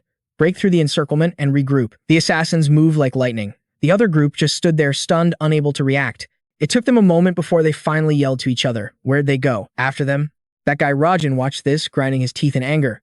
He hurled his long spear forward and actually managed to kill another assassin. His skill was nothing to scoff at. The more he hit, the more excited he got, as if he were playing a game. He snatched a spear from the man next to him. "Give me that," he shouted next as he threw it, hitting another one. This bastard threw tirelessly, killing countless assassins. His every next meant another death. He gave a wicked laugh as he threw the spear, the last one. The final person he targeted in the squad was now Pyo-wol. He ran like mad, turning back to see the tip of the spear right behind him. He quickly leaped to dodge it. He actually managed to evade the man's perfect throw. So far, he was the only one who had. The man threw again and again, and he kept dodging left and right. Then he kicked one of their sharp spears back at them, aiming straight for that arrogant bastard Rajan. Everyone froze and stared. What was that? What just flew by? Before they could even figure out what was happening, our hero was already behind them, sending them to the afterlife. That man had killed so many of his comrades with a spear, and now he was breaking just as many necks. The spear Pyo-wol kicked back was aimed straight at Rajan, but he didn't show a hint of fear. The spear missed and stabbed straight into the ground, not even touching a single hair on his leg. But the force our hero had kicked it with was immense. The spear shattered the ground right where he stood. The red beads around his neck snapped and he roared, "Look at this! After them, don't let a single one get away. Kill them all." Pyo-wol was pretty freaked out when he heard that. Facing all of them is too much for me. I have to get out of here first. Besides, most of that guy's underlings were already dead, so there was no one left to chase after him. He watched him go fuming and grinding his teeth, then yanked the spear out of the ground. The blood of the slain assassins flowed like a river, but some were still barely alive, trying to crawl away. I don't want to die. After being locked up for 7 years, I finally get out, only to die. This is too cruel. What did we do wrong? Of course, that guy couldn't have cared less. He even stabbed another assassin to death, saying, daring to cross the prestigious Qingsheng sect. That was your mistake. Elsewhere, our protagonist was running for his life, desperately trying to escape. He couldn't figure out how they knew his hiding place. He was sure he hadn't crossed paths with anyone on his way to this deserted mountain. He remembered what that man had said. The assassins are hiding. It was true. There was no more room for doubt. Someone had leaked the information. Within the group, I was the only one who knew the assassination target's identity.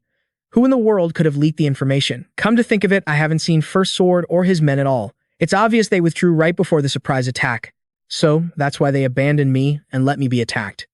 To destroy the evidence. That's it. As he was thinking, a volley of arrows suddenly rained down. No matter how good our guy was at dodging, he couldn't avoid all of them.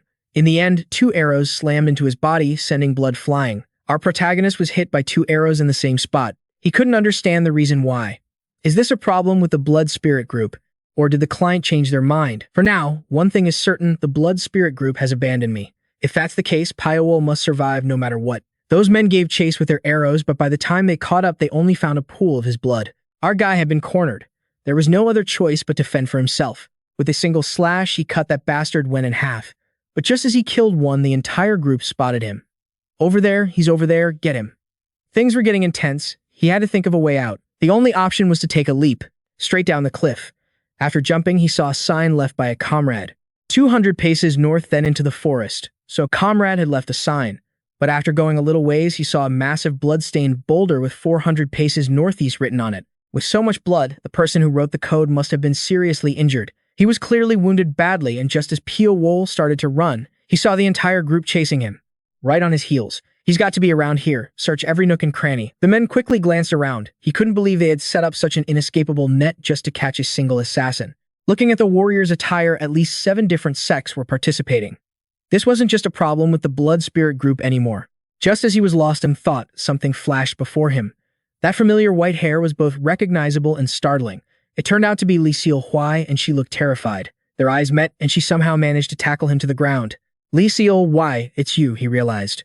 Pyo-wol, I'm so glad I found you. After speaking, she could no longer stand and collapsed to the ground, a deep gash visible on her body. Our protagonist rushed forward, catching and holding her tightly. She was critically injured. If he just left her like this. But then he looked around and saw she was all alone. Where are the others? He asked urgently. She replied weakly. Most of them are dead. He pressed on Saozagan and Song Chul-woo too. I don't know. I don't know how things ended up like this.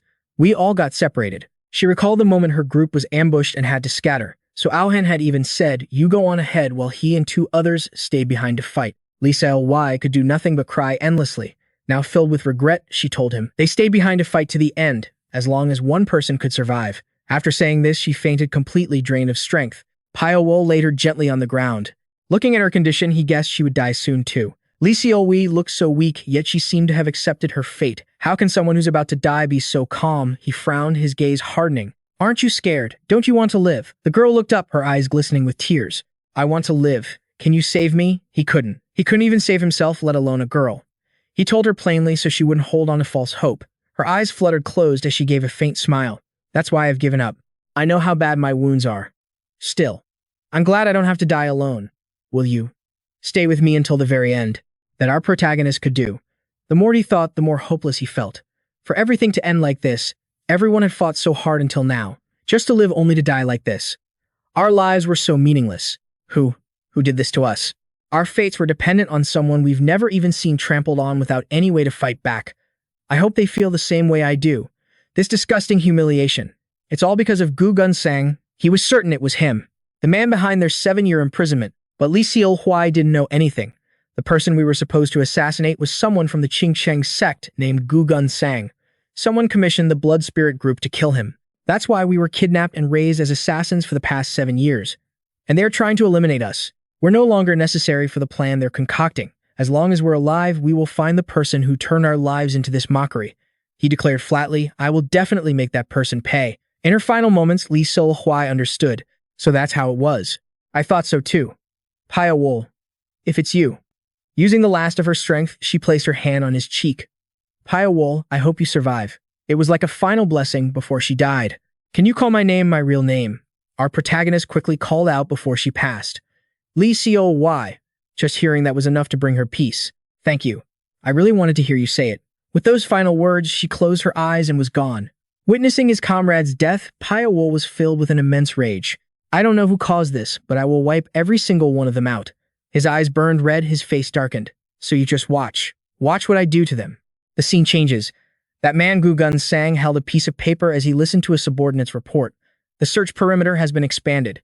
It will be difficult for them to escape. It truly is a bit of a shame to have to clean them all up. We spent so much effort raising them all this time only to have to throw them away like this.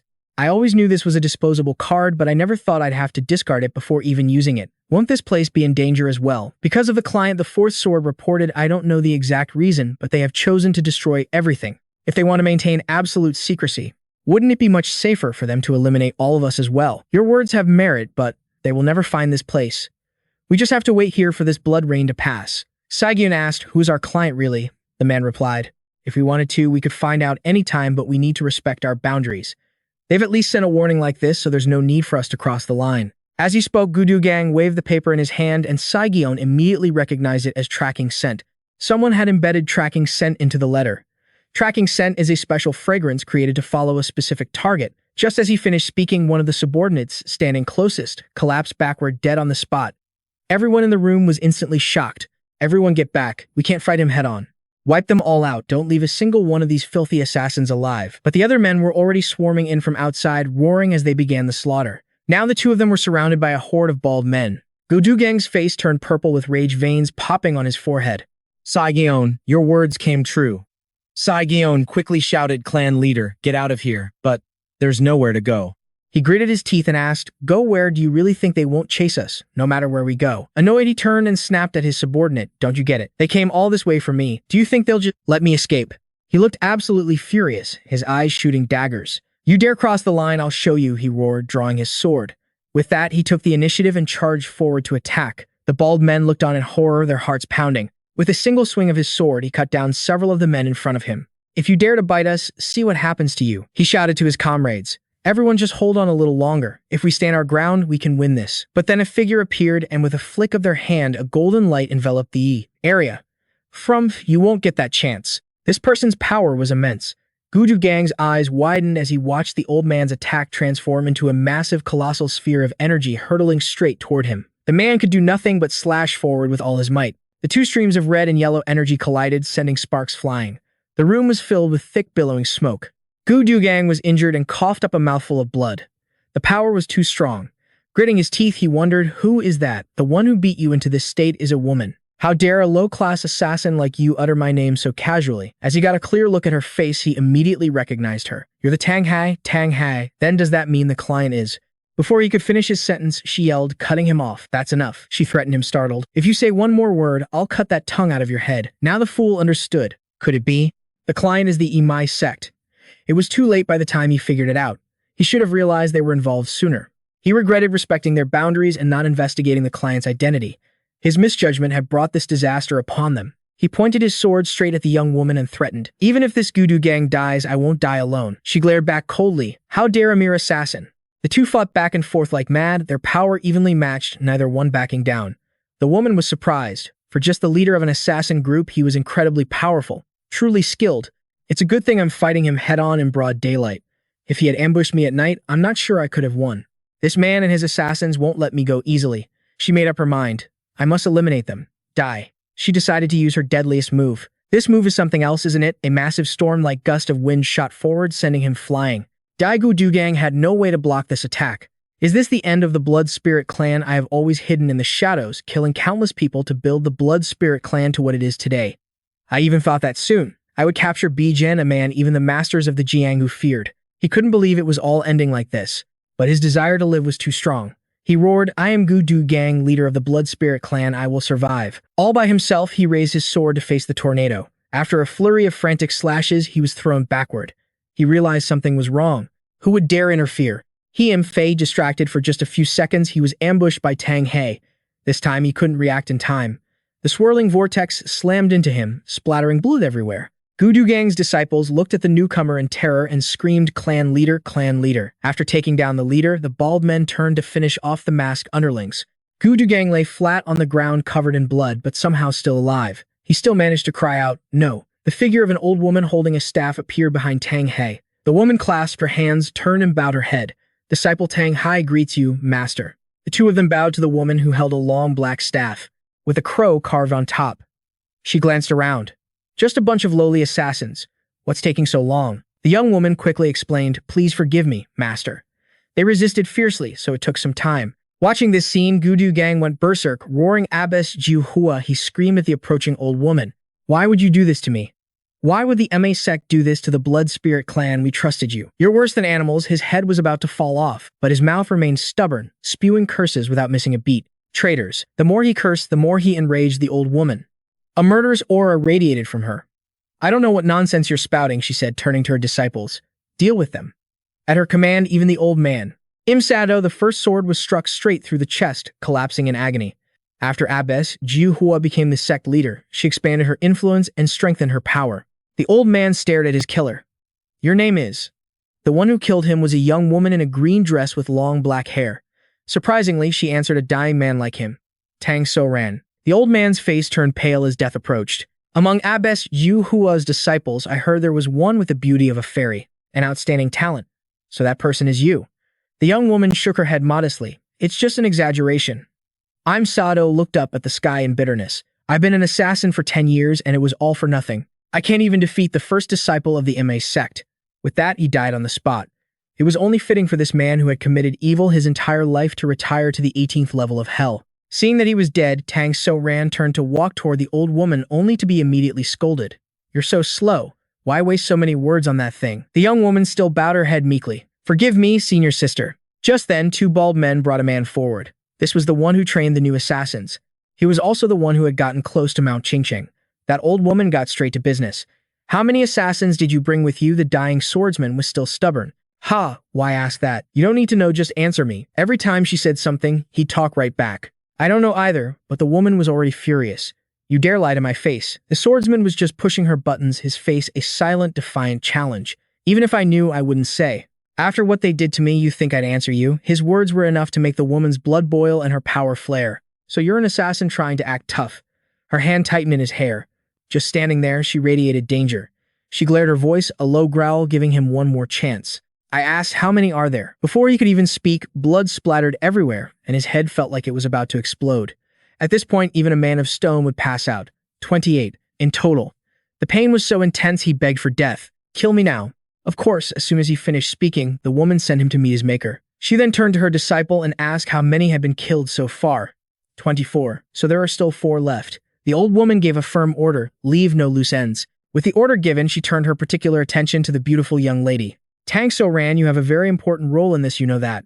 After this is all dealt with, I will send someone to the Qingqing sect to set the date. In the meantime, you will prepare for the wedding." The young lady could only say yes ma'am, like a puppet who just does as she's told. The old woman then threatened, "Everything is for the good of the sect." But the look on the young lady's face screamed that she couldn't care less. Whatever. She'd do as the old woman said.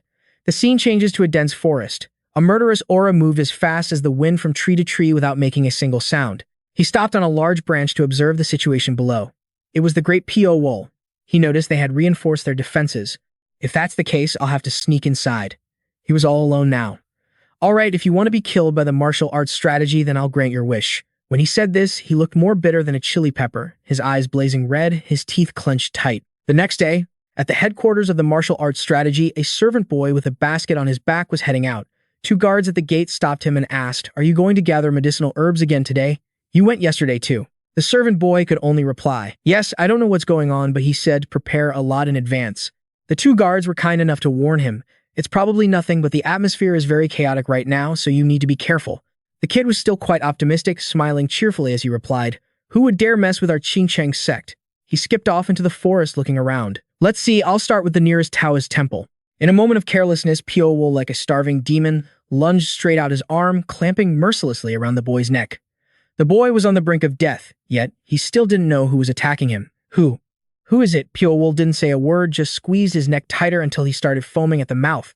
Who would dare do something like this on Mount Qingqing? Pyo-wol's eyes burned red as he pressed a dagger to the boy's neck, forcing out a question. "You're a disciple of the Qingqing sect, right? If you are not once."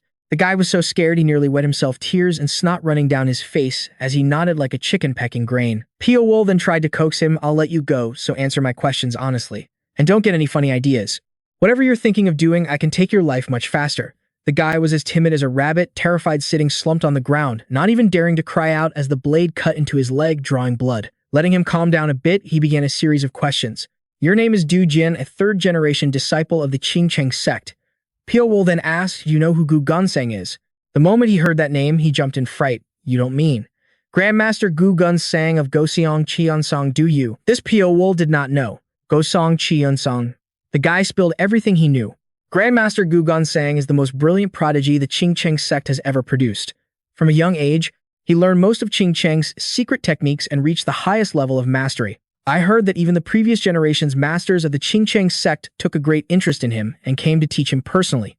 Now Pyo-wol understood. A wise sage of the Qingcheng sect. How terrible. Hey, isn't it obvious? It must have been that important for them to spend 7 years on us. 7 years.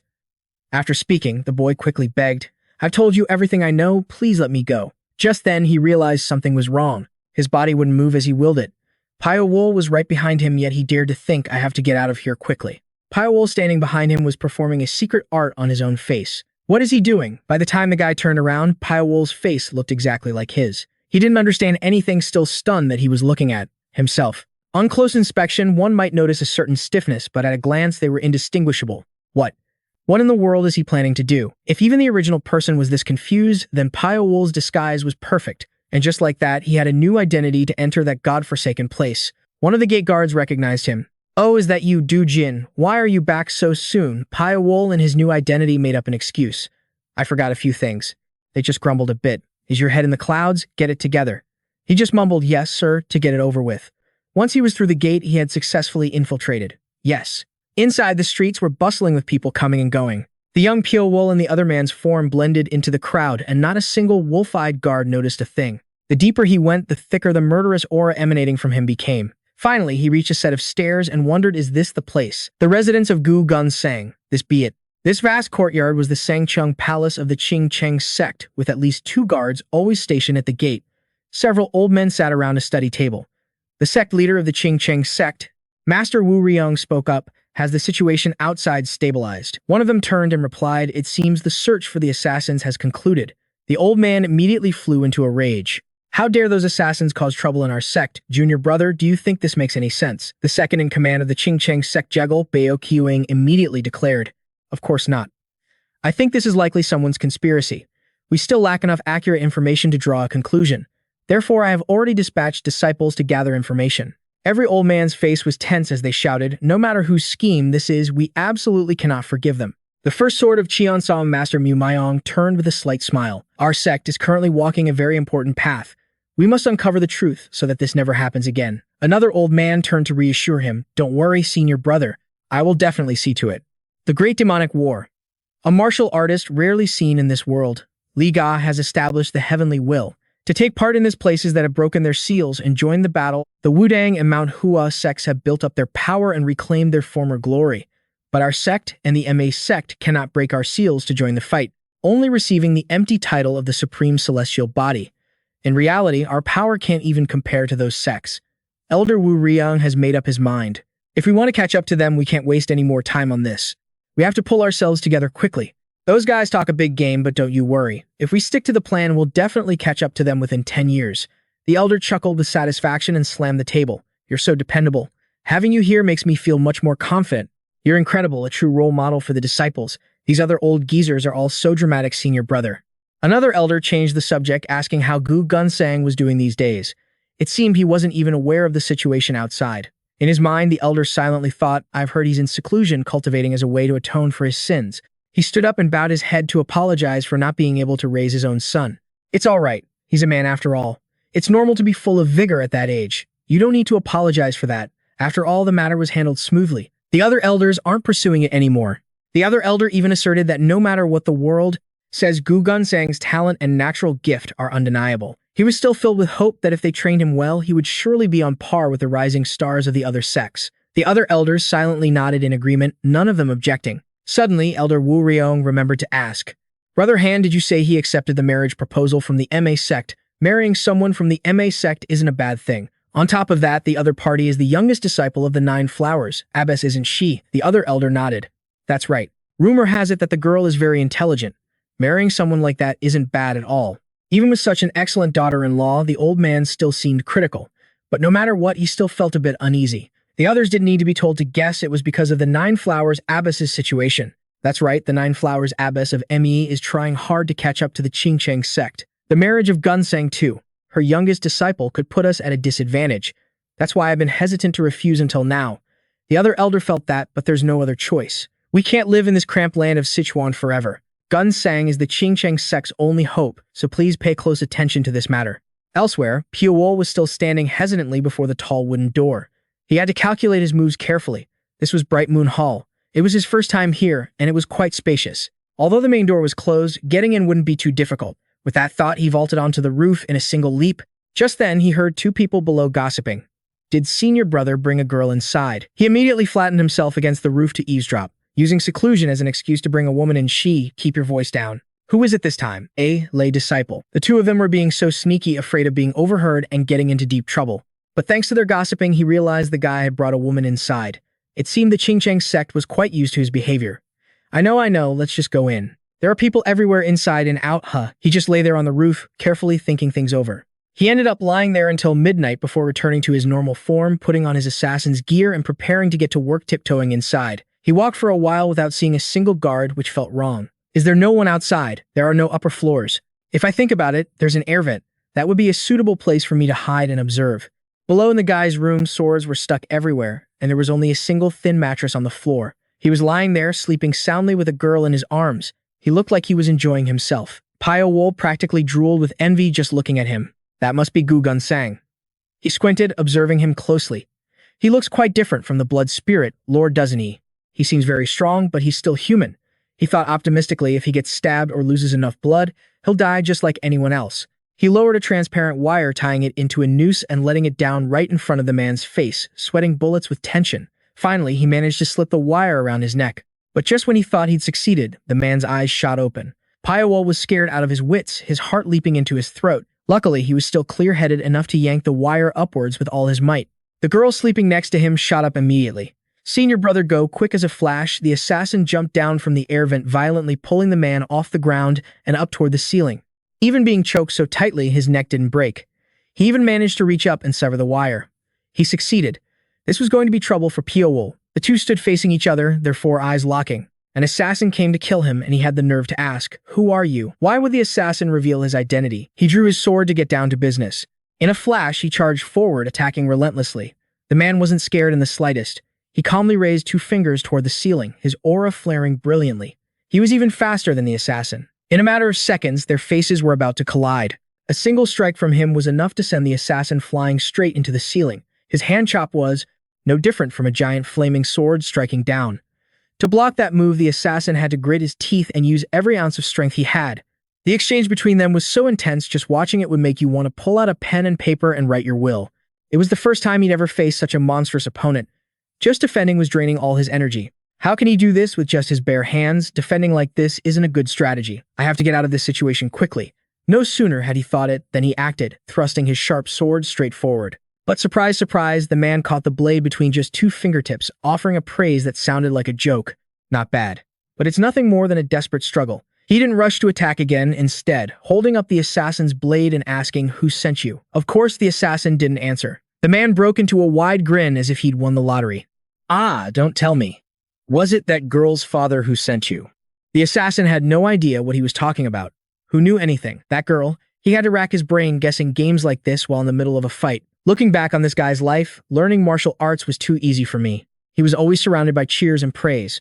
As expected, Gunsang is the best. You're amazing, Gunsang. It got so easy that I couldn't find any joy in it anymore. Until one day a girl praised him. "Senior brother Go, you're so cool." He turned to look, his eyes widening in surprise. It was a beautiful girl. His brain immediately switched tracks. I'm starting to get interested in women. I lost myself in their embrace with no less than 2 beautiful girls by my side every night, but that one girl was a mistake. A girl he happened to glance at during a drunken night. She was dressed modestly, but damn it, all her face was just his type. That mistake was only because I was drunk. I admit that mistake. But is it my fault that the girl killed herself? Why should I have to go into seclusion for a whole year over something like this? His guilt turned to frustration and then to anger as he cast himself as the victim and complained bitterly. So now, when an assassin showed up, he immediately thought, did that girl's father send someone? Did that dead girl's father send someone to kill me? Of course, Pyo-wol wasn't. But men had to bear the full force of his hurricane-like rage. The girl, who was he talking about? He couldn't block the force radiating from him. It was too strong. A terrifying aura seeped out bit by bit, all of it sharp and filled with killing intent. It was like hundreds, thousands of blades surrounding him, all under his control. Suddenly, he stopped and nothing happened. Men was startled and seized the opportunity. It's coming. This maniac stopped to gather his strength, and now he's charging in like a moth to a flame. Men was still the same, unable to find a single opening to attack. Just blocking his moves was exhausting enough. The man attacked relentlessly, becoming more bloodthirsty with every strike. It took a while before Pyo-wol found an opening, raised his leg, and kicked him square in the mouth. His face turned as black as the bottom of a pot, his eyes glaring with extreme annoyance. This is so annoying, you keep jumping around like a bug. But even with all that jumping, Min was now pinned firmly under his foot, while he raised his hand to summon the massive knives in the room. This guy's eyes were wide and emotionless as he coldly passed judgment. The jokes are over. Time to die. But his fate wasn't sealed just yet. Gritting his teeth, he tried to escape. The man's strike missed and he scrambled to his feet and ran, starting yet another chase. Young men ran straight for the man's swords in the room, pulled one out at random and threw it straight at him. The other guys still blocked it all without any difficulty. This seemed like a good move, so he kept throwing blades to keep him from getting close, but no matter how many he threw, not a single one hit him. As expected, it wasn't working. His small brain had to think of another way fast. Bai pulled out several knives at once. There was no other way. He could only continue his assault, throwing them without pause. This time it was several blades at once, not just one at a time. The man didn't dodge them one by one, but directly summoned a surging wave of energy to strike. His normal moves were already impossible to block. What was this, if not a cruel joke? Pyo-wol's face went deathly pale with no idea what the hell the guy was planning. He clenched his jaw, his eyes glaring with rage. Well, he still had the old honey trap trick. It was a bit pathetic, but he didn't care. Pyo-wol moved in a flash, appearing right behind that young woman. The guy saw his girl being used as his shield and got more pissed than ever. How dare he pull a stunt like this? He unleashed a roaring wave of energy, instantly blocking and separating the two. Die. Even if you hide, she still can't escape him. In that life or death moment, Pyo-wol suddenly remembered that day among you three must master this martial art. Ignoring the question, do you want to become a sacrificial lamb yourself? Back then he had been incredibly confident, holding up the book smugly. Just you wait and see if I become the lamb or the wolf. Now is the time to use the secrets of that book, a direct confrontation who gives a damn about getting dirty. Gu Gunsang looked over, completely staggered. A guy like you. How? Now it was his turn to be terrified. Impossible. That's impossible. How could the likes of you possibly block the secret sword art of the Qingcheng sect, the 72 ruinous swords only Pyo-wol knew? How did he block it? It was all just a matter of mastering the art of life and death simply to survive. Although my achievements may lag behind yours, I'm confident I can break through it. He activated a skill to boost his chances of winning, and just like that, no matter how many water wave techniques the man unleashed, men dodged them all. In a flash, he ambushed him from behind. The tide of the battle had turned, and he seized the opportunity without a single mistake. He saw it spun around artistically and pierced the sword right through the man's stomach. Gu Gunsang, even as he coughed up blood and was on the verge of death, couldn't believe it. How could you? Pyo-wol didn't waste words, stabbing him to death on the spot. Men won the battle, but he was completely exhausted, his entire body drenched in his enemy's blood. The next day, the entire place was in an uproar, and the subordinates were running around in a panic. A bronze bell rang, shaking the heavens, and the number of guards outside increased significantly. Gu Gunsang's corpse lay in the middle of the room, completely covered by a white sheet. His father had arrived, crying and wailing. Gu Gunsang, how? How could this have happened, O heavenly primogenitor? Why have you given our sect such a trial? The old man clutched his son's face and wept. Two other old men stood talking. Chang finished speaking and called out, "Senior brother." Master Wu Riong turned and said, "Go, junior brother." He made the decision. You will dispose of that child. As he spoke, he glanced in another direction at the girl who had slept with Gu Gunsang the night before. She was cowering in a corner, tears of fear streaming down her cheeks. What are you saying? That child is also a disciple of our sect. Must we really dispose of her? The two old men began to disagree. This was a matter concerning Gu Gunsang's reputation. If the truth got out that he had been involved with this lay disciple during his secluded training, Gu Gunsang's reputation would be completely destroyed. And more importantly, so would ours. The sect leader was obviously not pleased, but he wasn't wrong. A murderous aura flared from the old man, his eyes blazing.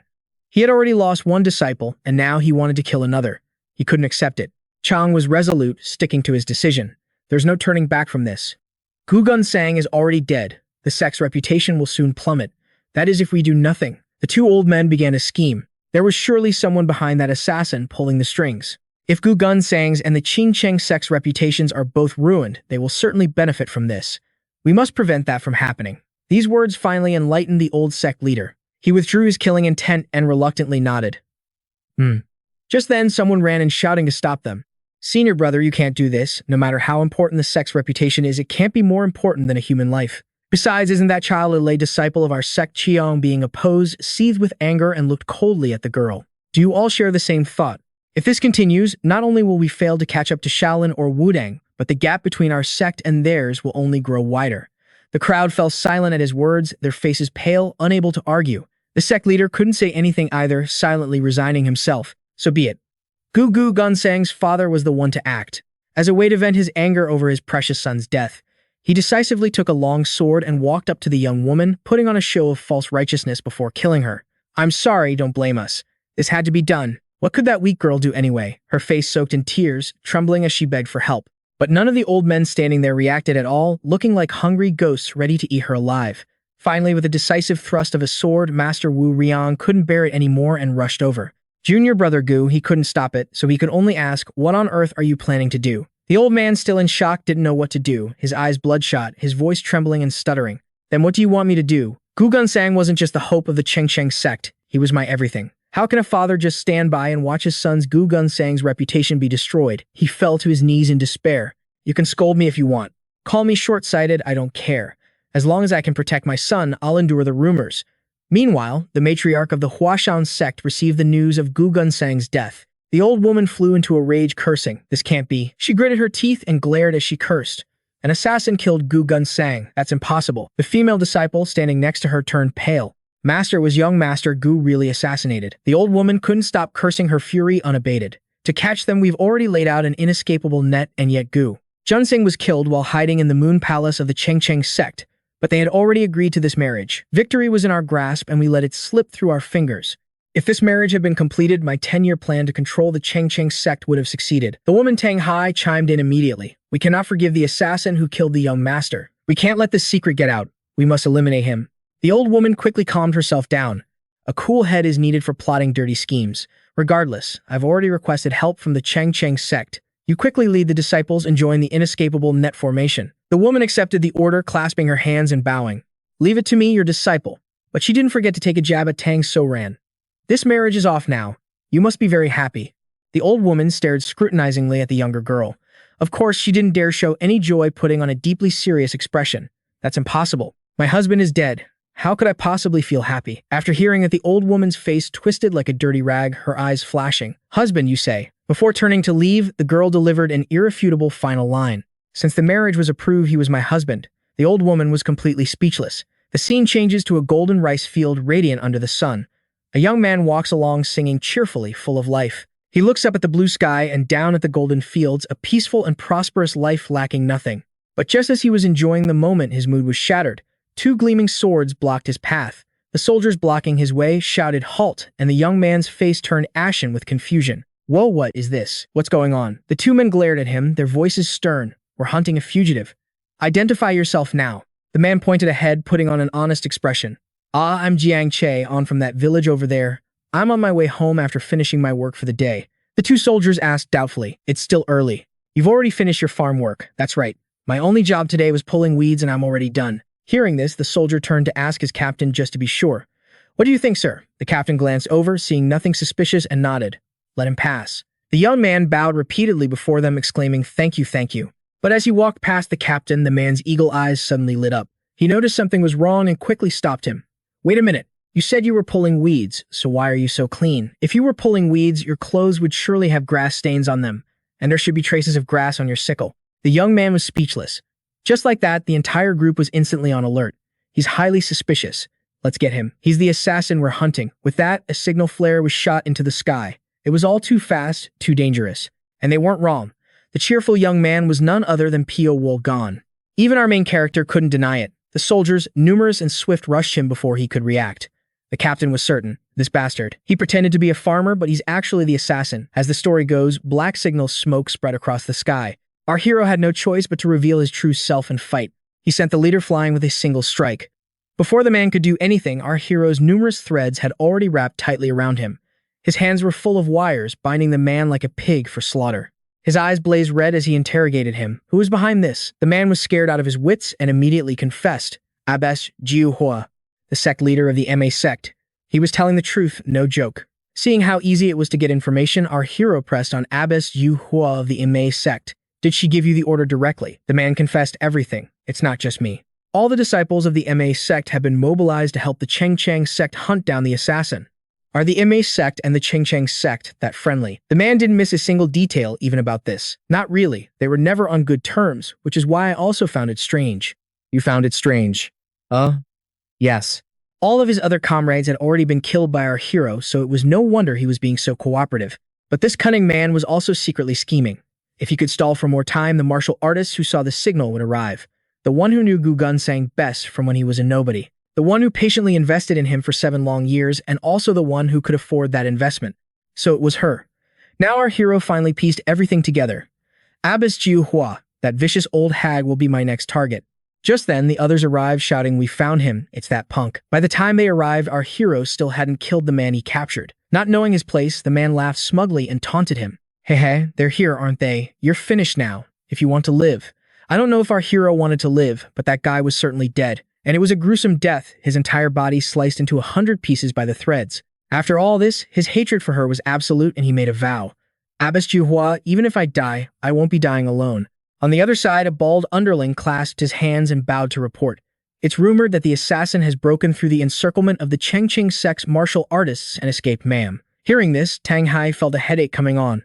More and more things just keep happening, don't they? No matter where you go, there are always people who suddenly appear, like these assassins. She ordered her people to focus all our forces on capturing the assassin. Suddenly, a cold voice cut her off. Miss, no matter what we do, we won't be able to catch him. The speaker was none other than Tang So-ran. The other woman looked up extremely annoyed at the sudden interruption. That's right, there are some here too. A murderous-looking face asked again. Tang So-ran said, "What do you mean by that?" That young lady told her straight up that even with the Jiang family's inescapable net, they couldn't catch him. I think this assassin is much stronger than we imagined. If this continues, we'll only ever see his back. The unconvinced Tang Hai scoffed contemptuously. Hemph, so what should we do then? She had already thought of that. We have to predict the path he'll take. This was something she truly hadn't considered. Are you saying we should guess where he's going and get there first to wait for him? This Tang So-ran was clearly far more cunning and unpredictable. She could probably guess a few places. That assassin must be exhausted and very tired by now. In his current state, he'll most likely return to the place he thinks is safest. That would be the place where he lived for a long time and was trained to become an assassin. The other girl was starting to understand now. Once she got it, she seemed much brighter. Are you saying he'll instinctively return home? That's right. We suspect the place the Blood Spirit Group has used to raise and train assassins all this time is near the Bao River. That's right. Check the places in the Bao River area that require a large amount of supplies. Tang Hai finally had to go along with this plan, but the more she looked at her fellow disciple, the more irritated and jealous she became, even thinking she was so clever. She really has it all, doesn't she? What you said does make sense. All right, let's do it. We'll go to the Bao River first and wait for him. Meanwhile, our main character Pyo-wol was running for his life from his pursuers. Don't let him get away. Get him. They were as numerous as a Mongol horde, even chasing him on horseback, but they still couldn't catch him. The whole mob cursed as they gave chase. You're already injured. Let's see how much longer you can run. I must avenge my 5th junior brother, you evil monster. It's true, his entire body was covered in blood, but he was still incredibly tough. Even though their pursuit is relentless, I can throw them off. However, he just couldn't shake them. Everywhere he went, they pursued him to the very end. He couldn't understand how the people of the ME sect could predict the path he would take. Just then, he glanced down and saw her, Tang So-ran, standing right there. She also looked up at him, their eyes met, and an unspoken understanding passed between them. Warning bells immediately went off in his head. This was getting dangerous. What's this? The people who were so desperately chasing me have suddenly gone quiet. Everything was spinning for him now. Did they give up? He turned to take a quick look, and his heart nearly leaped out of his chest. It turned out they hadn't stopped chasing him because they'd planted a bomb which exploded right behind him. These guys were really playing for keeps. The bomb went off, devastating the area with smoke and fire. He thought it was a bomb, but it turned out to be the power of Cheong-yob. After unleashing that heaven-shattering blow, the old man thought he had been careless. He only meant to clear a path, but in his anger, he couldn't control his power.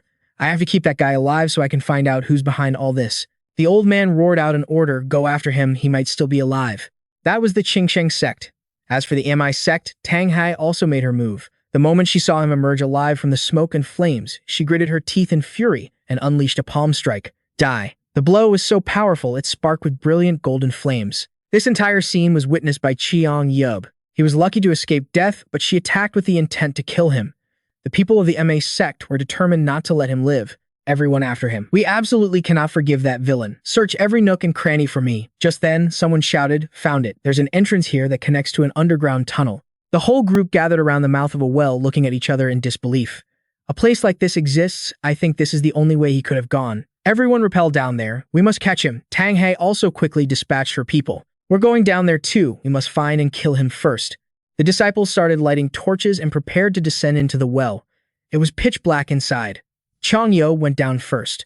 Anyone seeing this for the first time would be utterly shocked. Is this the place where the blood camp trains assassins? A place like this would be incredibly difficult to find, no matter how hard you searched. The most shocked of all was Cheong-yob. He even saw a complete replica of his Qingcheng sect headquarters here. While he was still standing there, stunned Tang Hai approached the building. That's the Qingcheng sect. Even she hadn't expected the blood group to go this big. The disciples of the Qingcheng sect went mad, roaring. How dare they build this insane thing? How can a space like this even exist? They've completely copied our sect, Master. We can't let this stand. We must find and punish the one behind this. They must have been preparing this for a very long time. They couldn't possibly maintain this place without help from someone else. It's clear someone has been instigating and protecting them. We must eradicate them, root and stem. That witch Tang Hai flinched and stood frozen in place, her face pale. Meanwhile, Cheong-yob, successfully provoked, had gone completely mad. A sky-high killing intent erupted from him as he threw his head back and laughed thunderously. The disciples were bewildered, not understanding what was happening, completely frozen. Of course. But before that, catching the assassin is still the top priority, do you understand? We must capture him. The disciples immediately fanned out. Yes, we understand. Tang Hai, trying to remain calm, also bowed her head proactively. I will take my sect's disciples to search in other areas. He didn't turn around, only growling a warning. First, you must capture him alive. It doesn't matter if you have to cut off his arms and legs, just bring him back alive. You can do that, can't you? With the old man radiating such killing intent, she wouldn't dare to disobey him for anything in the world. Of course, he wasn't finished adding another threat. If that assassin ends up dead, I will be very angry. But as you can see, anyone who dares to attack my sect, I will hunt them down and make them pay. He was clearly implying her MA sect. Even though her opponent was one of the 5 great sects, a chill ran down her spine, but she had to remain calm and not show it. You absolutely do not need to worry about that, sir. Sweat soaked her entire body. She realized it then. He already suspects our sect. I must find that man before the Qingcheng sect does. Tang So-ran was also here, wandering around and scouting. Ever since entering this place, I've felt this constant pressure. Everyone thinks they have to catch that man. But the hunter here isn't us. It's him.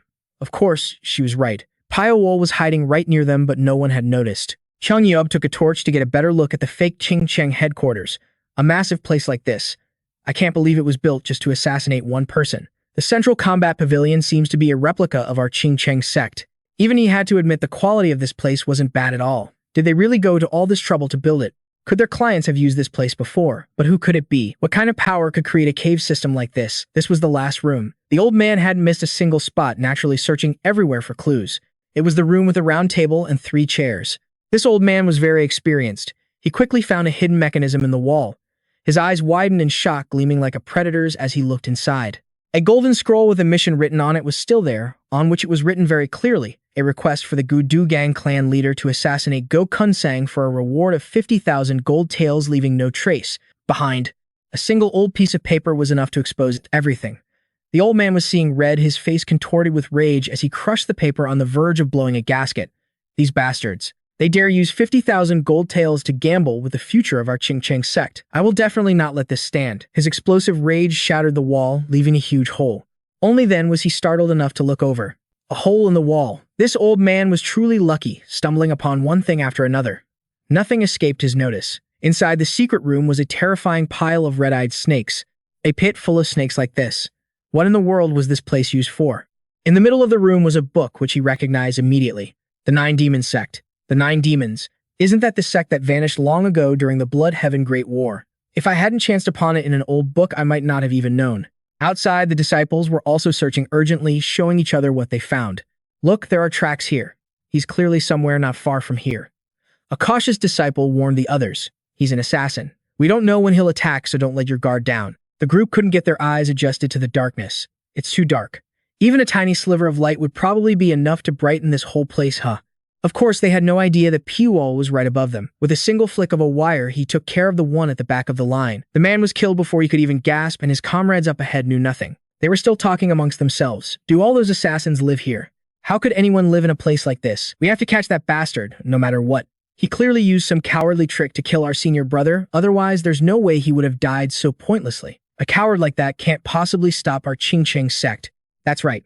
Just as he finished speaking, Pyo-wol's face emerged from the darkness.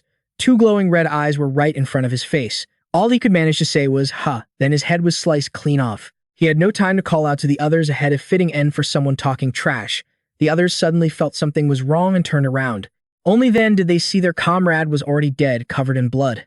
They flew into a rage like a disturbed hornet's nest, rushing forward and cursing loudly at the punk. "You bastard!" The most level-headed one tried to stop them. "Wait, come back. We can't split up." But it was too late. Anyone who acted recklessly was dealt with swiftly by our boy. He flailed around wildly for a moment but hit nothing. He started to get spooked, not daring to step out of the light, just standing there pointing his weapon at nothing. Come out right now, you cowardly murderer. Stop hiding in the dark like a coward." And here he was hiding in the light. The irony was lost on him. As he kept shouting and spinning around, his torch was suddenly extinguished.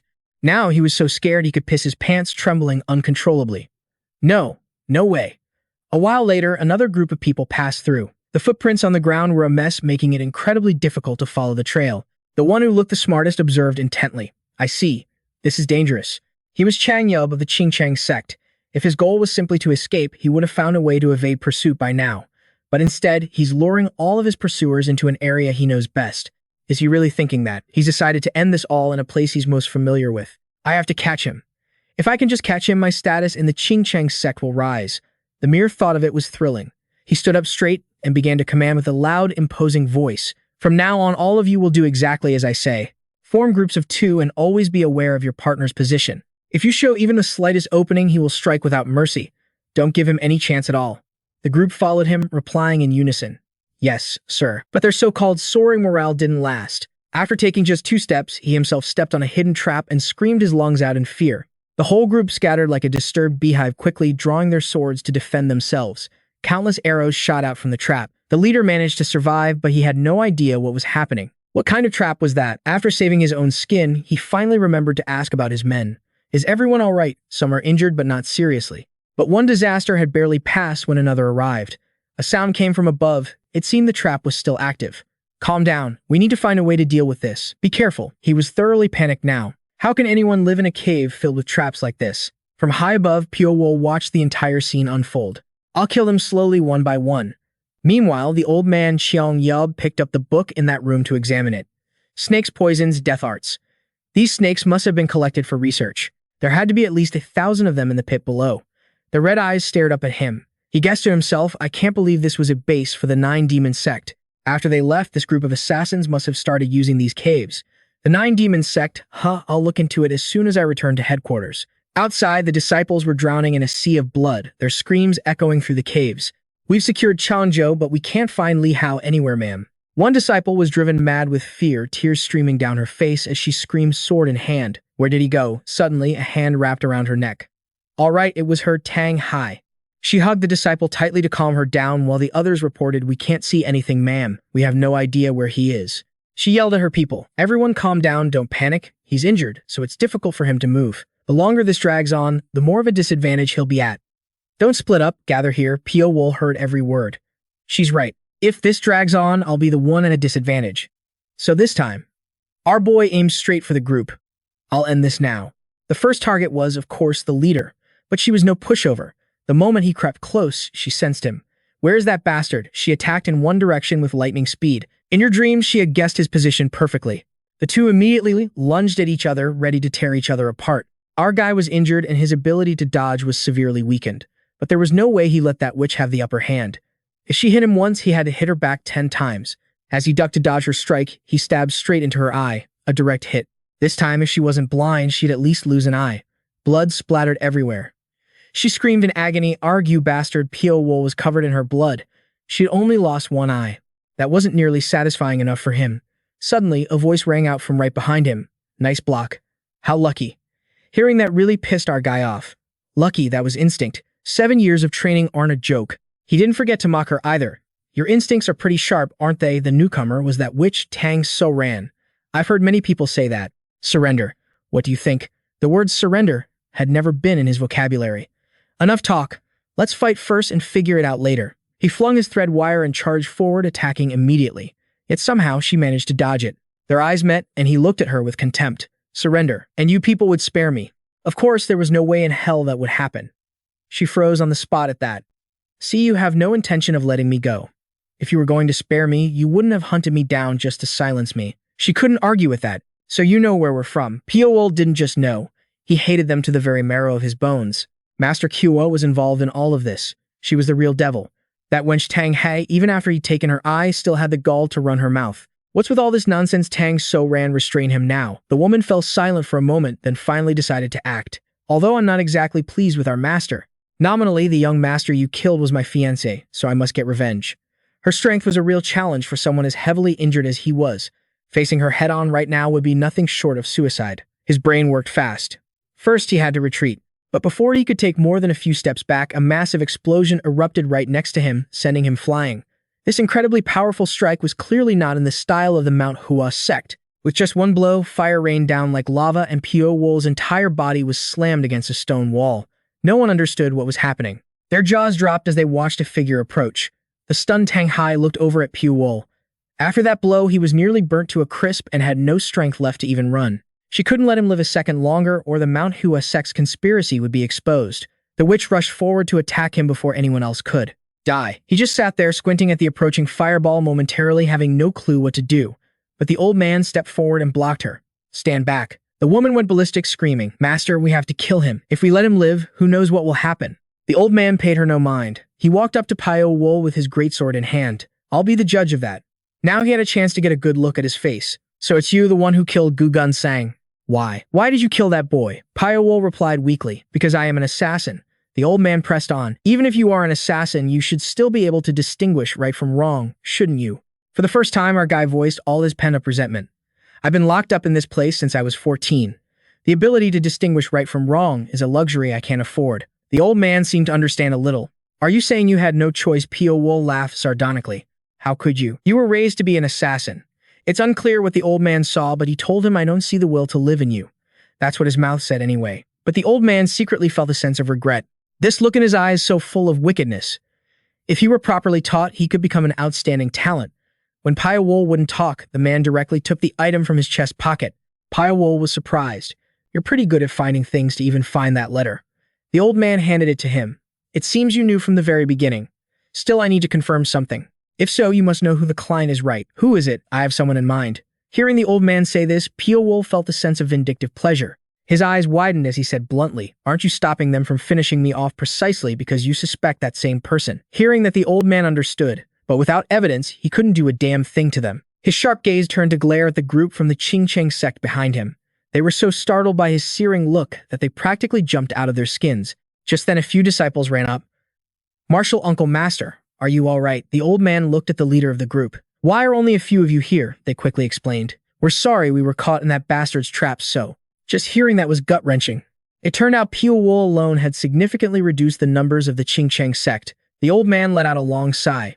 Oh great, his rage flared up again, his eyes widening and glowing fiercely. The old man had no more patience to talk to him. Letting you die comfortably would be too easy. After saying that, he grabbed Pyo-wol's leg and dragged him like a dead pig. Before you die, feel an agony worse than hell itself. That might atone for some of what you've done to my disciples. It's unclear if our guy understood, but he still grinned as usual. Atone. So will 7 years of my life compensate for the life I've lived under their control? Who would pity him? This life was crueler than anything. The old man dragged Pyo-wol straight into that snake-filled room, a long trail of blood stretching from the inside out. He looked at the swarming, hungry snakes below. He suddenly softened and turned to ask, do you have no intention of atoning? Our guy didn't say a word, just bared his teeth in a mocking, defiant grin. The more the old man looked, the more furious he became. Speechless, he sighed. You truly are unworthy of breathing the same air as me. You will atone for all your sins in torment and pain right here. With that, he threw him straight down into the pile of snakes below. The snakes madly swarmed him like hungry tigers. Every single one of their eyes was glowing red. A big piece of meat for you all to enjoy. Getting a mouthful of our guy's flesh was satisfying for them, but as for him, he was just too exhausted. He shut his eyes tightly, ready for whatever came next. The old man didn't spare another glance. He just turned and left, locking the horrific place up tight, absolutely forbidding anyone else from entering or using this place. Now only Pyo-wol was left lying there. Time seemed to rewind to 7 years ago. The first time he woke up, it was a dark space with only him and the snakes. Except this time there were more snakes, and they were biting him with more enthusiasm. His entire body was in indescribable pain. Not a single spot was left unbitten. But his mind was still intact, his will to endure never ending. Thrown into a snake pit like this. Am I just going to be eaten clean by these snakes? The initial effects of the snake venom began to appear. One snake didn't bite, it just slithered onto his stomach and stared at him. If it wasn't going to bite him, then he'd eat it. He reached out, grabbed it, and shoved it into his mouth. And so the two sides began to eat each other tirelessly. Time passed, and the corpses in this place had now all turned into dry skeletons. In that room, there was still a white snake and one more person with long, stark white hair and a gaunt body. The snake slithered closer and as if by habit, bit its head off and ate it on the spot. After eating so many white snakes, he had become no different from them. His entire body was deathly pale, with only his two eyes glowing a deep red, and his fingernails and toenails had grown menacingly long. He had devoured every last snake in this place. Once he finished eating, his rebirth was complete. Pyo-wol was back and more dangerous than ever. The scene outside had also changed drastically. On a bustling street, a soldier was suddenly kicked from the second floor, his body crashing hard onto the ground in excruciating pain. The man sat there coldly. I already told you I'm resting for 3 days. It was unclear when he had learned to play these games with brothel girls, but he sat on the bed looking at them with disgust. Just leave me in peace.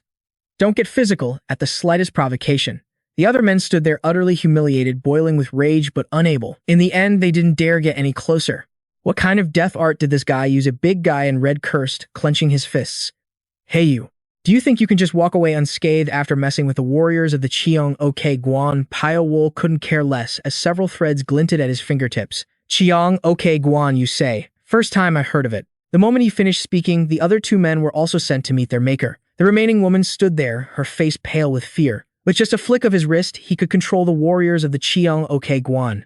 Was there really such a master in Sichuan province? This was clearly not normal. Terrified, she quickly changed her attitude, clasping her hands and bowing her head. It seems you are an esteemed guest. Please forgive this blind one. I hope you can spare them. We promise we will not bother you again. But he didn't say a word, just giving her a look of disgust. The more she looked, the more terrified she became. How could a person's eyes be so unnervingly calm? Looking into those eyes felt like facing a giant serpent. Pyo-wol held up 3 fingers to her. On the 3rd day, I hope you all won't be bothering me. Only then were the 2 men released. Turns out they weren't dead, and they scrambled to their knees. Yes, we understand. The old woman still wanted to ask more. I don't suppose I could ask for the young master's great name. The man just pulled the beautiful woman tightly into his chest and uttered the name Pyo-wol. With business settled, he put on a fresh set of clothes and left the place. The 2 ladies were ecstatic to see him off. Young master, I packed some food for you for the road. Please have it when you're hungry. He didn't say much, just took the bag of food they offered. After he left, the older woman was still in shock. So Hang, who was that man? The young lady who had spent 3 days and 3 nights in bed with him had no idea either. He just showed up out of nowhere. How would I know his identity? The 2 of them watched him go with curiosity. Not even a trained assassin could figure him out. The martial world was getting more dangerous, with killing intent lurking everywhere. After walking for some time, a downpour began. Pyo-wol sat by the open door of an old house to rest, admiring the beautiful scenery outside. As he sat there, he quietly reflected. All this time, he had never forgotten his past, not for a single second. It was that very past that allowed him to push forward with such tenacity. Every second of every minute, Pyo-wol never forgot those cruel people. By going to Chengdu, he might learn more about the Qingcheng sect and the Ma sect. As he was lost in thought, a sharp female voice rang out. What the hell is this? This is so annoying. In front of him, a group of 2 men and 1 woman were running through the rain, arguing loudly. I told you to hurry up, but you wouldn't listen. Amitabha, we found a place to take shelter from the rain. Let's not argue anymore. The young woman in the group was incredibly feisty, running her mouth non-stop. I'm soaked. What do I do now? The Taoist and the tan guy standing next to her, also dripping wet, got annoyed at being called out. Why are you asking me? Is it my fault your clothes are wet? Isn't it because you the Taoist got us lost that we're all soaked like this? And the bald-headed monk couldn't keep his mouth shut either. Amitabha. Great Bodhisattva, why do you test me so? The world is vast, yet you make me travel with these 2. Just like that, the 3 of them started bickering back and forth, turning the place into a noisy market. Humph, to hear you talk, anyone would think you're just an ordinary monk. You're no better yourself, so don't act all high and mighty. What? He was getting really ticked off. The woman who was mid-rant suddenly froze and turned towards Pyo-wol. There's another guess here. Pyo-wol had just been sitting there quietly watching the drama unfold. The 3 of them gathered around him. Oh, so someone got here before us. Amitabha. The other woman had a look on her face like she died and gone to heaven. He's so handsome. I can't believe there's such a good-looking man on this deserted mountain. The tan guy grinned smugly. You only got to meet him because you were with me. You should be thanking me. This just made the girl even more furious. You're so noisy. Her expression changed in the blink of an eye as she put on a bright smile and struck up a conversation. Hello. Meeting like this must be fate. How should I address you? I'm Hyo Ranju. The man coldly turned and replied Pyo-wol. Her face immediately turned beet red, her eyes turning into hearts as she internally screamed. Oh my god. The tan guy beside her sighed. Here we go again. She goes crazy whenever she sees a handsome guy. They introduce themselves as well. It's a pleasure to meet you. You can call me Gu Yang. Amitabha. This humble monk is Hei Sung. They were true extroverts crowding around him with endless questions. So where are you headed, Chengdu? Hey, we're going to Chengdu too. The girl seized the opportunity trying to sweet talk and seduce him. It would be great if we could travel together, don't you think? We'll treat you well. Let's go together. Okay, Pyo-wol didn't answer right away, taking a moment to size them up. The more he looked at these three, the more he saw. They didn't seem to get along, but when it came to a fight, they would likely be an incredibly coordinated team. Is Hyo Ranju the center of their group?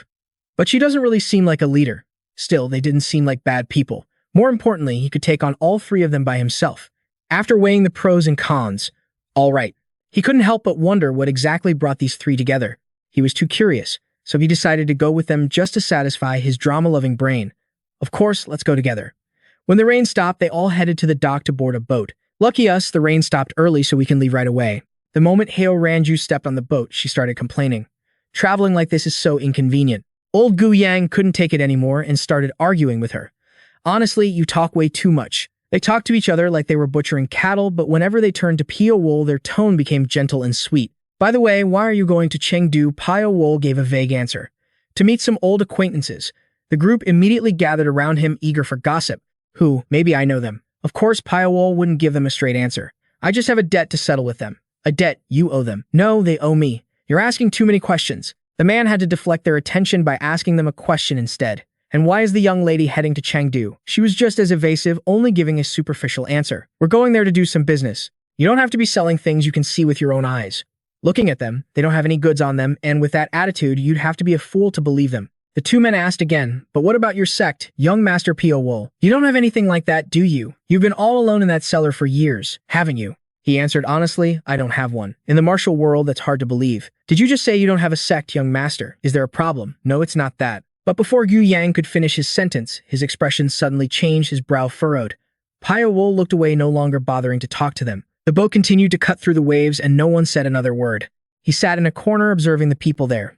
That pig Hyo Ranju took the initiative to approach him and ask, What are you looking at? Just looking. The colder he acted, the more infatuated she became. She scooted closer. Just by sitting there so quietly, you make others feel like you're getting emotional.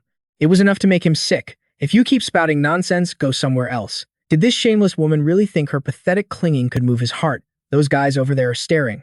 Are you two just going to let them? Even Gu Yang had to give up. Do you really think the master of the blood branch would be seduced by someone like that?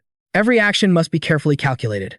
That girl was getting bolder, getting closer, and starting to get handsy with Pyo-wol. Her face looked like that of a vicious spider, but why do I find her so adorable, so scary, so scary? Gu Yang felt secondhand embarrassment for him. In any case, the man was truly suspicious. Being the quiet type, just dealing with that much must have been hard for him. How would a beast know the ways of the world? He let out a sigh, I suppose so, huh? Suddenly, everyone on the boat crowded to one side, staring intently. Huh? What's that? That ship is here. The commotion drew everyone's attention. Over there, it was pirates. They raised their swords high and yelled, As long as we plunder the rice on that ship, we'll have enough to eat for a long time. The sailors on board turned pale with fear and shouted, Damn it, it's pirates. Everyone grab your weapons. The common folk were scared shitless, running to find a place to hide. Oh God, pirates help me. How could a martial artist like Gu Yang just stand by and watch? He took the initiative to walk over and ask, It seems we're facing a rather nasty situation, aren't we? Need my help? The sailor looked dumbfounded. Huh, who are you? In such a dire situation, the old man was still grinning and trying to look cool. Who I am isn't important. What I can do is what's important. As he finished speaking, the old bald monk with him understood the signal and immediately went into action. He didn't wait for the pirates to board. He jumped straight onto the enemy ship to make things quick. Now who's the one raiding the ship? The pirates were frozen stiff, unable to react. They really picked the wrong day to go pirating. All by himself, the bald monk confidently went to work, wiping them out quickly and efficiently. Those guys on the verge of death still had the gall to shout, "Kill him." The whole mob rushed him at once but couldn't even touch a single hair on Hae-sung. The others watching were so shocked their jaws almost dropped into the sea. Gu Yang puffed out his chest proudly. "See that?" But the bald monk's next words cut deep. "I'll only charge 500 taels for this." Over on the other ship, as Hae-sung finished off most of the pirates, his eyes gleamed like lightning. The fighting looked pretty easy, all things considered. After a flurry of movements, only one man was left on the ship, slumped over with his pants soaked through. His face was pale with terror, and he held up his hands ready to be beaten. Seeing this, the bald monk didn't even bother with him. He flicked his sleeves, turned away, and with a light push of his feet, leaped back to their boat. It was just as Gu Yang finished collecting their payment, shaking the large bag of money, he grinned from ear to ear. "Good work." Hae-sung, the bald one, played along perfectly, calmly putting his palms together. "Amitabha. Next time, please call this humble monk Hae-sung." Gu Yang teased him playfully. "Oh, is that so? If I don't, I'll probably get an earful later. But now that we're done with business, doesn't it feel like something's missing? Where'd that woman go?" The bald monk glanced to the side. "Over there." Unbelievably, that pig, Heo Ranju, and Pyo-wol were still sitting in the same spot, chatting completely, ignoring the major incident. She was chattering nonstop. "Young man, where will you go once we reach Chengdu? Do you want to come with us?" He maintained his look of clear disgust. Being alone is more comfortable. That just sent her into another fit of excitement, screaming internally. "Ah, that cold look is so cool." The two young men with her looked like they wanted to hide their faces somewhere. "I'm speechless." Amitabha. If this keeps up, we might get dragged into it too. In truth, Gu Yang was also silently sizing up the main character. A normal person would have been terrified in that situation, but not that guy. It seems he's no simpleton. A nobody could never have a gaze like that. After trying everything and still being rejected by him, the girl put on a show, wiping away fake tears. How could you refuse when a beautiful girl invites you with such good intentions? It's just too cruel. Pyo-wol calmly gave a profound reply. No matter how beautiful a rose is, it still has thorns. His words hit a nerve with her, and she lost her enthusiasm in an instant but then put on a beaming smile again. Even so, it's still beautiful, and that's all that matters. He'd just been sitting there listening to their nonsense, but he knew what was going on. They made money by using force. Their appearance just now was clearly to show off their power, and at the same time boost their own reputation. Chengdu must be a place full of conflict. The MA sect and the Qingsheng sect wouldn't just ignore the disputes in Chengdu, would they? Are they facing some kind of trouble? It's time for you to rack your brain and come up with some dirty tricks. It's better to be well prepared, especially if you don't want to pay the price I did. The more he thought about it, the more cunning his expression became, as if his venomous snake persona was about to emerge. They traveled until dusk and finally arrived at their destination. They said their goodbyes. Gu Yang asked him, "We have to enter the city before tomorrow morning. What about you?" The main character, as usual, refused to go with the group, wanting to find a place to rest for the night first. That pig Heo Ranju wasn't ready to give up. "What a shame. So we can't travel together. I have something I need to prepare on my own," he said, making a convenient, half-hearted promise. "In the future, if I come to Chengdu, I'll contact you all." Only then did she leave with a smile. "Remember your promise." After saying that, they rode off on their horses. Pyo-wol went straight to a large building nearby. As soon as he opened the door and walked in, he immediately attracted a ton of stares from the men inside the tavern. Every one of them had a lecherous, amused grin on his face. The innkeeper came out with a smile. "Welcome.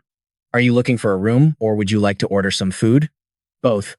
But I'll order food first." "Yes, of course." Pyo-wol just sat there quietly, but his whole being seemed to radiate a brilliant aura, white skin, white hair, a slender, graceful figure. The scoundrels in the tavern looked like they wanted to have their way with him. Damn, what a beautiful guy. He might be prettier than a girl. Is he really a man? Maybe it's a woman disguised as a man. He ignored the tasteless chatter and focused on eating. But as the saying goes, the tree wishes for calm, but the wind will not subside. One of the men walked straight up and slammed his hands on the table. "Hey, are you a real man or a fake one?" "So what?" the man sneered. "I made a bet with my buddies that if you're a woman, I'll get 2 silver pieces. Deciding it was best to keep the peace, he replied calmly. "What a shame. You just lost 2 silver pieces." The man was a bit disappointed. "So, you're a man, huh?" The calmer Pyo-wol was the bolder they became. "Can't you tell just by looking?" This shameless bastard dared to shout. As if I can't tell. "Take it off and let me check, and I'll buy you a round of drinks." Without waiting for an answer, the scoundrel lunged forward. Now where should I check? Of course, Pyo-wol wasn't just going to sit there and let them do as they please. He decisively flicked a chopstick from the table, and in less than a second, it was embedded in the man's eye. The pain was excruciating. The man fell backwards, screaming in agony. RJ, the others' faces turned pale as they watched, frozen in shock, stabbing someone in the eye without hesitation just for being teased. The man, enraged and in pain, cursed through his teeth. "You bastard." My eye Pyo-wol gracefully picked up the chopstick holder and walked over to him, his voice dripping with scorn. "Having eyes but not using them. If that's the case, you're better off without them. So let me take the other one for you. How could he? The man scrambled back in terror, waving his hands frantically. What? Ah, no. But Pyo-wol didn't let him be instantly appearing right in front of his face. The chopstick lunged forward faster than a lightning flash. Without a hint of hesitation, he plunged it straight in, splattering blood everywhere. And just like that, 2 taunts cost the man both his eyes. The rest of the gang, both terrified and furious, roared in anger.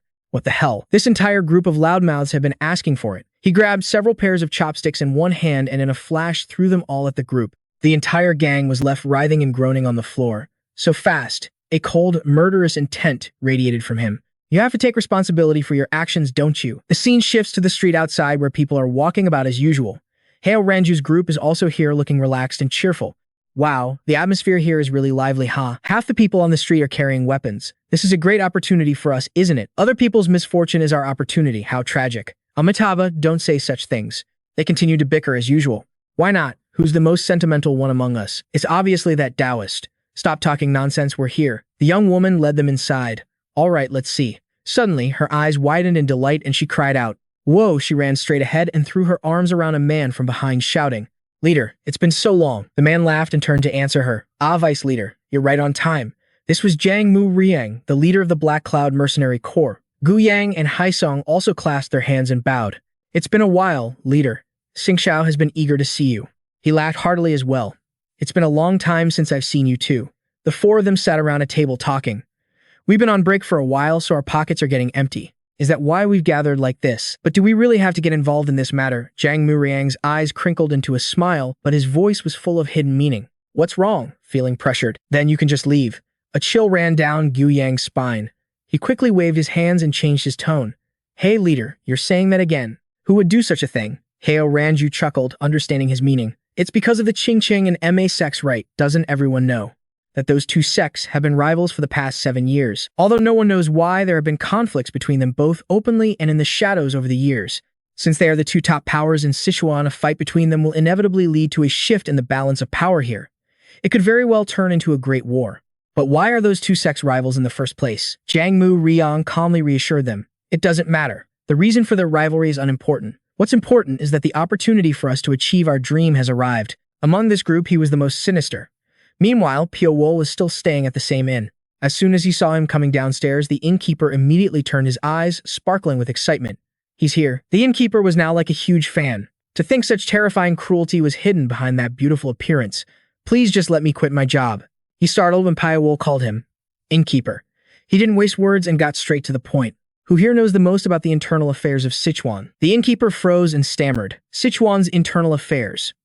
What exactly are you referring to, sir? You'll have to be more specific. I mean the situation between the various sects. Now he understood. In that case, you should try going to the workshop district. He enthusiastically gave directions. Leave here, go straight, and then turn left. You'll find the Fire Dragon clan in the workshop district. You should check there. Pyo-wol had never heard that name before. The Fire Dragon clan. As Pyo-wol walked, he recalled the innkeeper's words. A long time ago, the soldiers of Sichuan City gathered and formed their own sect. All the sects in Sichuan City have been doing business with the Fire Dragon clan for a long time. If you want to ask them something, you have to go to their workshop, buy a suitable weapon, and then the Fire Dragon clan will give you an answer. A worthy price for an answer. Suddenly, the clanging of a blacksmith's hammer caught his attention. Curious, Pyo-wol stood outside the door to watch. He wondered to himself, how strange. Why does the metal produce such a clear sound? Just then, a loud shout echoed. Hey you, what do you think you're doing? Who told you that you could use the hammer however you wanted? I already told you you are absolutely forbidden from touching the hammers here. The old man shouted, pushing and pointing at the young man. Go do some other chores. What are you looking at? Get out of my sight. The young man who was being scolded couldn't say a word, nor could he fight back. For now, you are banned from this place. Until I call for you, you're only allowed to do menial tasks outside. Even after the young man left, the old man kept cursing in frustration. I don't understand why the branch master accepted someone like him. Pyo-wol continued to watch, not missing a thing. Only after he was done cursing did the old man notice him and turn with a sycophantic smile. Hee, I didn't realize we had a customer. My apologies for that embarrassing display. What can I get for you, sir? But Pyo-wol wasn't interested. He only asked, that young man from before, something seems off about him. The chubby man understood. Oh, you mean Kang So-yu? I heard he's a descendant of the Jiang clan, but he keeps picking up hammers and forging things without my permission. What's wrong with that? Pyo-wol asked, confused. If he's a descendant of the Jiang clan, isn't he allowed to hold a hammer? Hearing this, the man guessed immediately. Is this your first time in Sichuan City, sir? He then explained everything. The Jiang clan is a sect that was annihilated because in the past, during the war between the orthodox and demonic factions, the Jiang clan sided with the demonic cult. Because of that, the clan was sealed by a figure known as the greatest of all time. From then on, their power dwindled until the clan was finally wiped out. To the martial arts sects in Sichuan City, the Jiang clan were traitors. That's why none of the workshops will teach their secret techniques to anyone associated with them. Everyone was afraid that history would repeat itself. Pyo-wol understood. The descendants had to live with the sins of their ancestors. But the guy didn't care and just kept cursing contemptuously. Who forced them to side with the demonic cult back then? The Jiang clan brought it all on themselves. After gossiping for a bit, he suddenly remembered something. But what are you doing here so early in the morning? Follow me. All the weapons forged in my workshop are on display inside. Pyo-wol noticed that a lot of people seemed to be ordering weapons lately. The man's eyes crinkled as he smiled. Ever since the Mi and Qingcheng sects officially declared war, our orders have doubled. The atmosphere in Sichuan City has gotten tense, but for us, it's a golden business opportunity. Now all the craftsmen in the workshops are working non-stop on orders from the various sects, he said excitedly, leading Pyo-wol on. Suddenly, Pyo-wol stopped and looked towards a corner of the courtyard. The young man from earlier was being ganged up on, cursed at, and beaten by a group of men. You curse mutt carrying that filthy Jiang blood. You'll end up just like your pathetic Jiang clan. You fool, don't you know your place? And to top it all off, how dare you touch my hammer without my permission? Just as he was being thrown to the ground, a dagger landed in front of Kang So-yu. It was Pyo-wol. He looked coldly at the group. Humans truly were more brutal than any animal. He spoke to the boy. The moment you yield, they'll torment you until you die. If you've grown accustomed to enduring it, then just keep living like a pathetic dog. Hearing this, the boy's eyes shot wide open. He stared at the dagger, his mind tearing itself apart. Seeing him hesitate, Pyo-wol asked again, do you want to live like this forever? His words infuriated the bullies. Who the hell are you? Stop spouting nonsense and get lost. This is internal business of our Fire Dragon gang. Pyo-wol completely ignored them, not giving a damn about these small fries. He focused solely on the boy. How do you plan to live your life? Kang So-yu listened, his mouth hanging open. The bullies, furious at being ignored, walked over. Hey punk, are you looking down on us? The moment he finished his sentence, Kang So-yu lunged forward and sank his teeth into the man's neck. It seemed Pyo-wol's psychological prodding had worked. He bit down hard and refused to let go even as the man screamed curses. You bastard. What the hell is this? Before he could finish, Kang So-yu grabbed the dagger, ready to plunge it into his eye. The other thugs stared in terror. Hey, are you insane? Are you a dog biting people? That taunt hit a nerve. He finally released the man's neck and turned his eyes glaring. When have any of you ever treated me like a human? You've always treated me like an animal. The bullies were scared, senseless, but still tried to sound tough. You think you'll get away with this, Kang, so you didn't care. He was ready to face the consequences and shot back without hesitation. Do whatever you want. I'm sick and tired of you beating me for no reason. But remember this, I will hunt down every single one of you who ever lays a hand on me again. The thugs were speechless. They turned tail and ran. Damn it, just you wait. We won't let you off. Once they were gone, the boy could no longer hold himself up and collapsed. Pyo-wol caught him and following his directions helped him home. Once there, the boy was still completely exhausted. Pyo-wol looked around and commented, this is a nice house. Despite his exhaustion, the boy immediately argued back. You like this place. Are you making fun of me? How could he know about the living hell Pyo-wol came from? To me, this place is a palace. The place I live was filled with nothing but snakes, but the boy refused to believe him. There's a limit to how much you can lie. Do you think I'll feel better just by hearing that? If you don't believe me, fine. Pyo-wol walked straight to the door. I have to be somewhere, so I'm leaving.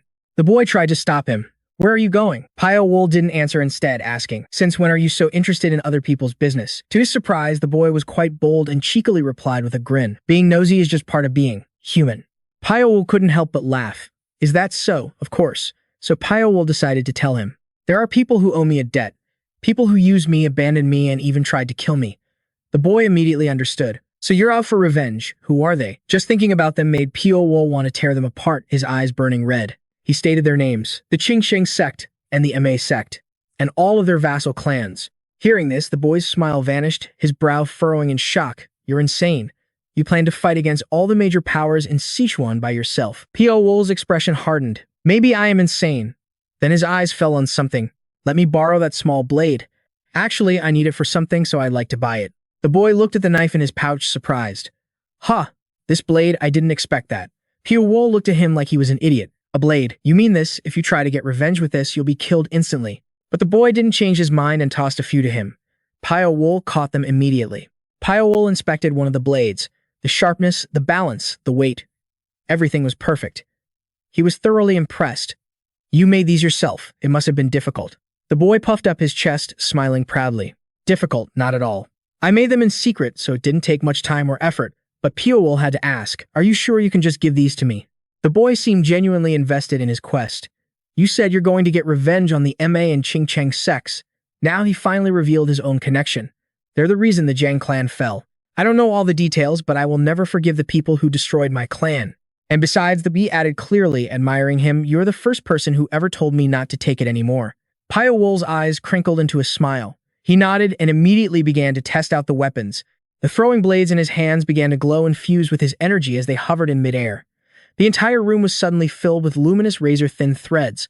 He looked like some kind of deity. The title Assassin was merely a name. Kang So-yu was completely mesmerized, watching the threads move as naturally as falling rain. My eyes weren't mistaken. Pyo-wol seemed very satisfied with the weapons. From now on, their name will be Yu-Lindi, and I will be their master. He then properly introduced himself. My name is Pyo-wol.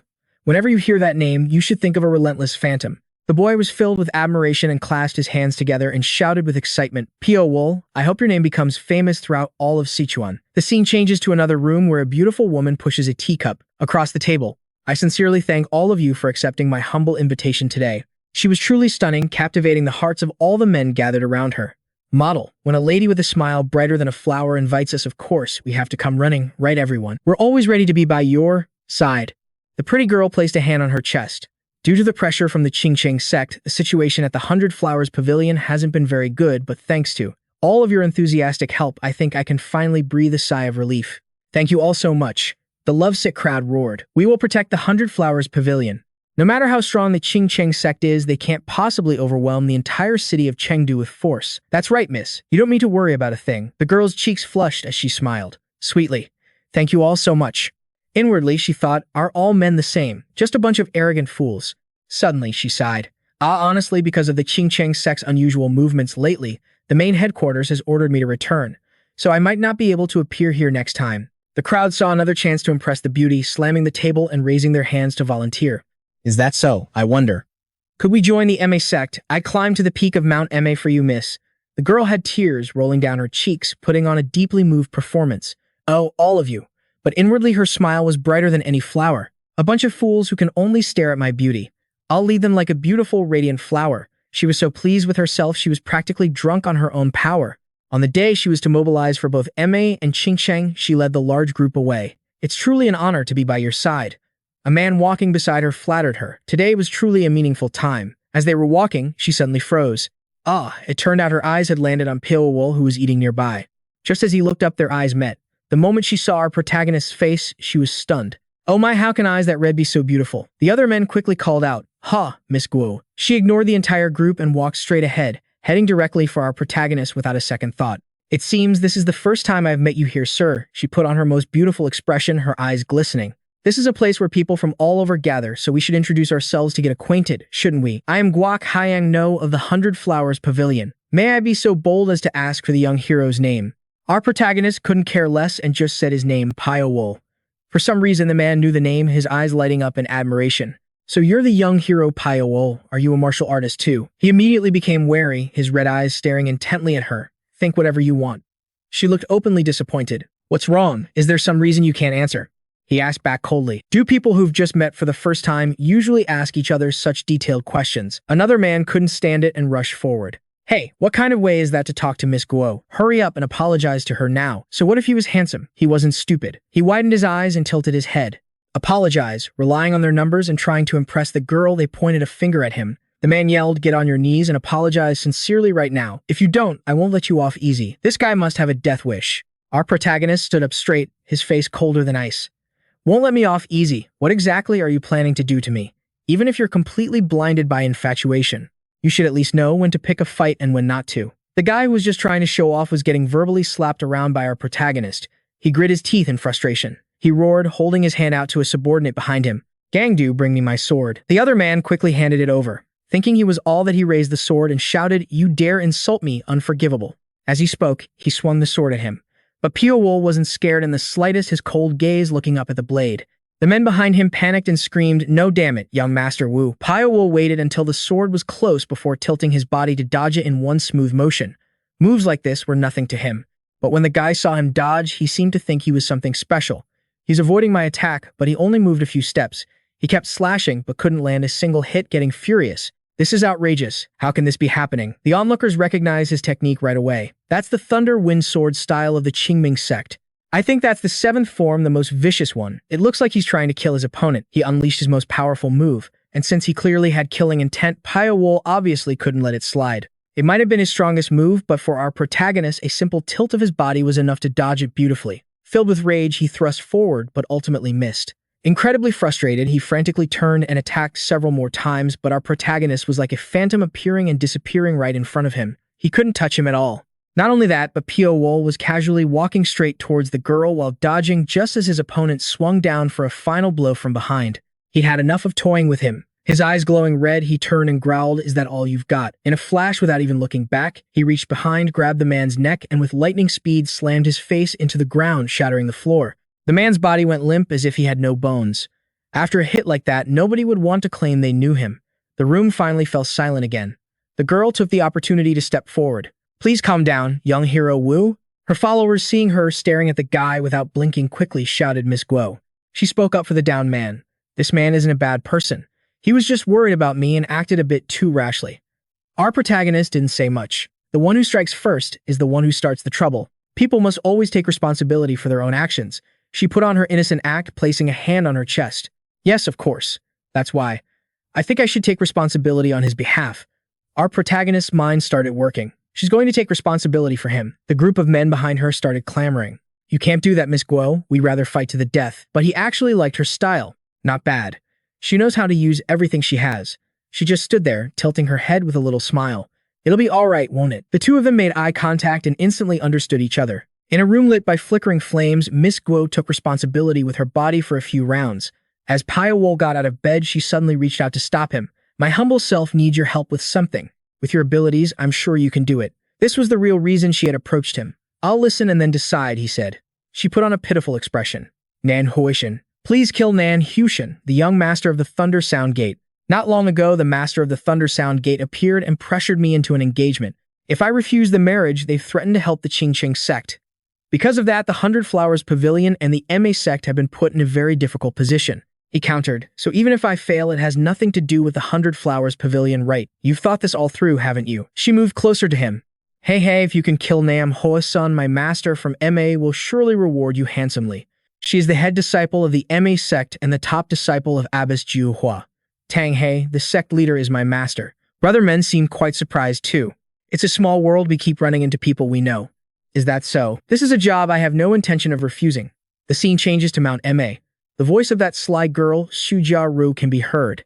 "They say Mount MA is magnificent, and it's really true, isn't it? But if we lose the battle against Qingcheng, it'll all be for nothing. They know full well what fate awaits them if they get kicked out of Mount MA along with a tall, dark, and stinky guy." The two of them just kept climbing the mountain on and on until they finally reached their destination and met the MA sect. That woman, Tang He, was also standing there. After the battle with Pyo-wol, back then the one-eyed Tang So-ran was also present. She hadn't changed much. The old hag Abbess Jiu Hua sat on the main chair. She was well aware of Xu Jiarou's methods. "Your kind always puts your life on the line for money. You never work for free. So name your price." She chuckled and nodded. "That's right, we can't exactly work at a loss." The abbess asked again, "How much do you want?" The two sides began to negotiate. "For us, 500,000 gold pieces will be enough." As soon as she finished, the crowd on the other side erupted in protest. "How dare you demand such a large sum? Master, we don't need to listen to their nonsense anymore. If we accept such a demand, our sect will become the laughingstock of the martial world." The one in charge hadn't even spoken yet. These insects dared to overstep their bounds. The old hag roared in fury, "Stop, no more noise. This is disgraceful." Then she looked coldly at the two of them. "Do you really think this sect will accept your proposal? With 500,000 gold pieces, I could hire several mercenary groups like yours." Xu Jiaru replied smugly, "But none of them would be as strong as the Black Cloud Mercenary Corps." The old woman retorted, "Oh, and what if I refuse?" The young woman looked straight at her without a trace of fear. "Perhaps the other members of our corps have already arrived at Mount Qingcheng by now." This statement directly enraged the old woman, and a murderous aura began to radiate from her. "Are you trying to play both sides? How insolent." A single roar from her sent the two flying. They were clearly no match for her. The old hag hadn't even moved a muscle, yet they were already in bad shape. Abbess Jiu Hua's eyes widened menacingly. "Speak the truth. I don't believe you need 500,000 gold pieces. Tell me the real price you want." Shujiro coughed up blood and conceded. She was totally intimidated, as expected of the MA sect's leader. Faced with this pressure, she replied weakly, "We sell our martial skills. We will do as our client requests as long as the price is guaranteed." The abbess, completely unafraid, called her bluff. "Is that so? Perhaps the Qingcheng sect is also negotiating just like me." She had calculated it all. The Qingcheng sect has an advantage over us, so they surely have many more options. They don't necessarily have to choose them. I really want to chop these two into 100 pieces, but I don't know when the war will break out, so any extra help is good. She calculated for a moment, then slammed her hand on the table. What a cunning bunch. She looked over at her disciple. Tang He, go and check. Elsewhere, a bald old man was furiously cursing. "Damn it, how can we make a deal with such filth? They demand so much money. We'll be completely broke after this deal." The two of them cursed as they walked away. Just how much more do we have to squeeze out to resolve all this? Oh man, that was so scary, my soul almost left my body. You saw it too, right? Those two large warehouses full of grain, buying and hoarding all that grain. Do we have some kind of bad karma with grain from a past life? Why are we doing this? It's going to be very useful, isn't it? Bai was sitting nearby, quietly sipping tea, his eyes never leaving them. Meanwhile, Jiang Muriang was at home yawning and waiting for his subordinates to return from the negotiations. He wondered to himself, I hope everyone is doing a good job. Walking this tightrope between MA and Qingcheng is truly exhausting. After this job is over, I really need to think about retiring.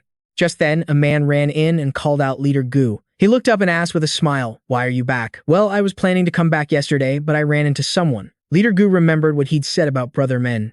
"I told you a few days ago, right? I happened to meet someone and travel here with him. I mean that guy." The leader remembered.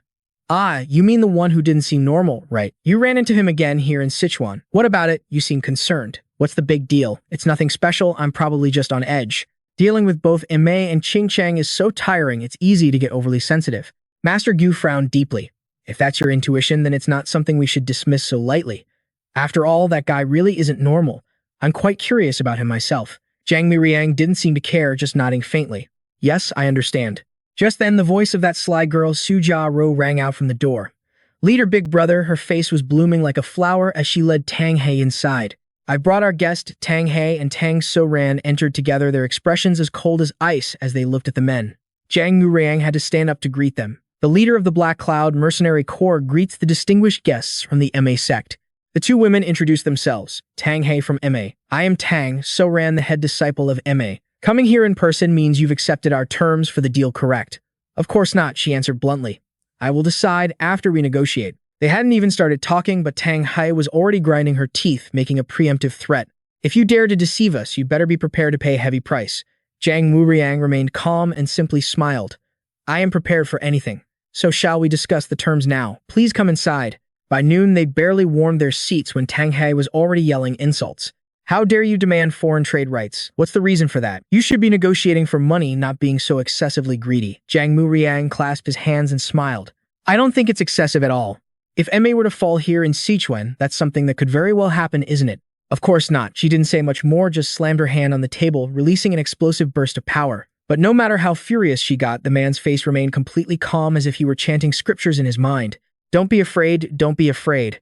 The more she looked at him, the angrier she became. Her rage was a swirling inferno, while he remained as calm as still water, the two forces clashing. Seeing that her outburst had no effect, she calmed down and reined in her anger. Now it was Jiang Muriang's turn to stand up. "If that's the case, we will concede the foreign trade rights. Therefore, we will no longer require the 500,000 gold pieces, nor do we need compensation for the table and teacups. Just help me find a location near the Western Plateau." It seemed Tang He was starting to figure it out. "Is that your real objective? Are you planning to find a place to settle down?" He answered, seemingly with sincerity. "As you know, we're Ronin. No sect wants us hanging around their territory." She nodded. "Our sect feels the same way. So we'll establish our base near the Western Highlands, far from the MA sect. That should be acceptable, right?" Tang He's face paled as she stared at her opponent, her mind racing. If she agreed now, they would act immediately. But this could become a huge burden in the future. However, if she used them as a shield, she could easily wear down their numbers and shrink their forces. Giving these people a place to settle isn't difficult, and if any problems arose, she could deal with them then. After a moment's thought, she agreed. "Very well, I will accept your offer." So the negotiations ended smoothly, didn't they? Jiang Muriang smiled in satisfaction. Good, he thought to himself, if my opponent had been the Qingcheng sect, it might not have been so easy to negotiate. Should I write up a contract? No need.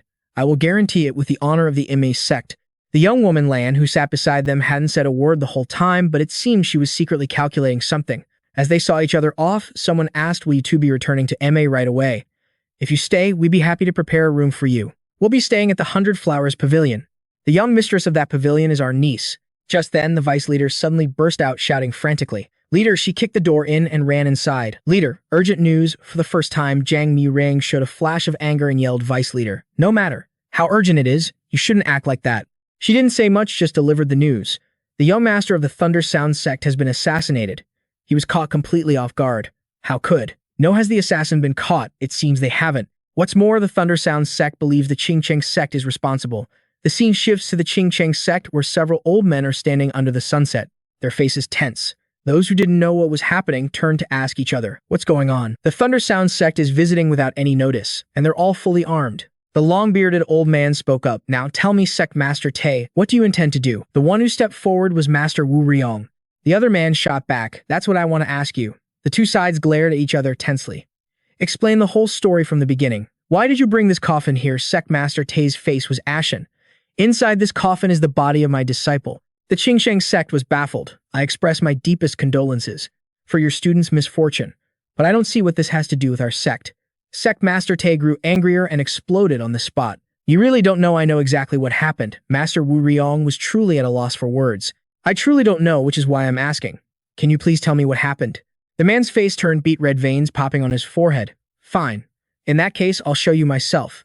As he spoke, he threw open the coffin. Inside was the corpse of the Thunder Sound sect's young master Nam Hosen. His death was gruesome. Look at his wound. Isn't this caused by the Qingcheng sect's 72 breaker sword style? Even Master Wu Riong himself was stunned into silence. What in the world is this? He knew it was clearly the 72 breaker sword style. Sect Master Tay shouted, pressing him. "And you still deny it? My disciple was killed by the 72 breaker sword style. How could the culprit not be from the Qingcheng sect?" In truth, as he asked this, the old man already had a theory in his heart. Because of the marriage arrangement with the 100 Flowers Pavilion, it's clear the Qingcheng were secretly afraid I would form an alliance with MA and decided to strike first. Master Wu Riong tried to calm him down. "Sect Master Tay, first, please calm down. Our sect will investigate this matter thoroughly." Of course, as soon as he finished, he was met with a torrent of curses. "How can I calm down? My disciple died by the sword technique of the Qingcheng sect. The evidence is right here. What more is there to investigate? Explain yourselves properly." Suddenly, a roar even louder than his suppressed everyone. "How outrageous! How dare you come to the mountain of my Qingcheng sect and act so insolently? This is absolutely unforgivable." The one who arrived was the old man Chen San. After speaking, he moved to strike immediately, ignoring Master Wu Riong's attempts to stop him. "Don't, junior brother." But Cheun Song had already lunged towards Sect Master Tay, striking in an instant before anyone could interfere. Sect Master Tay couldn't react in time. He took a blow that made him cough up blood and his whole body staggered backward, no longer able to stand there and curse. After the punch, he glared menacingly at the crowd.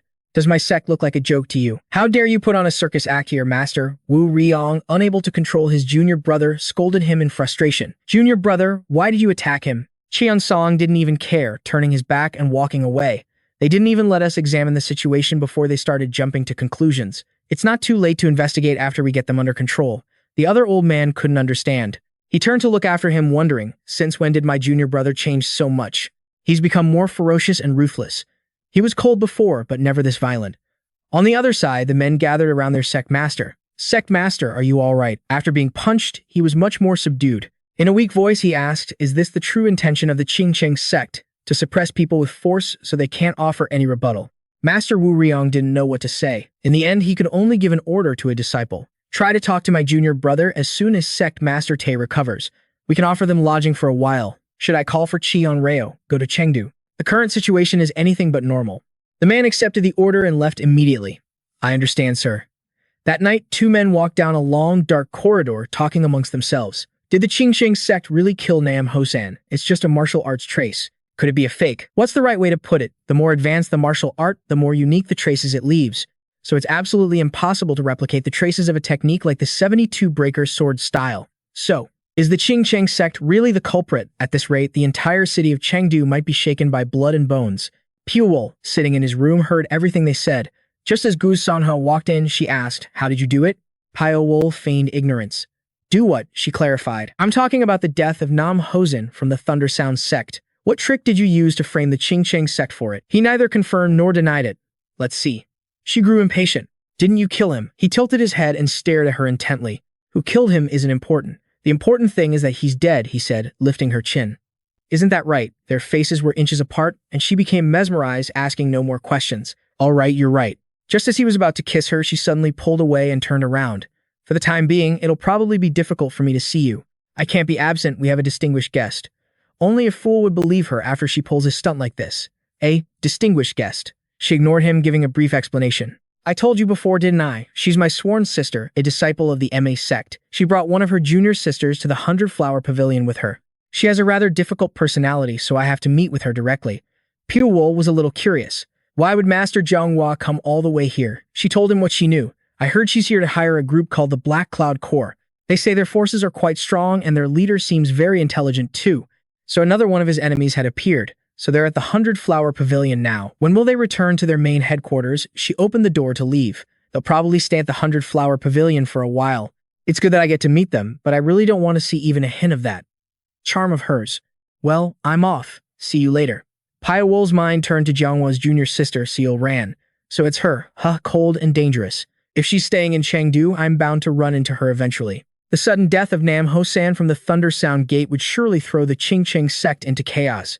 He would just have to wait and see. The one who killed that Nam Hosan was without a doubt Pyo-wol. He had managed to replicate the Qingqing sect's techniques after the last assassination, and he alone had killed that man Nam Hosan.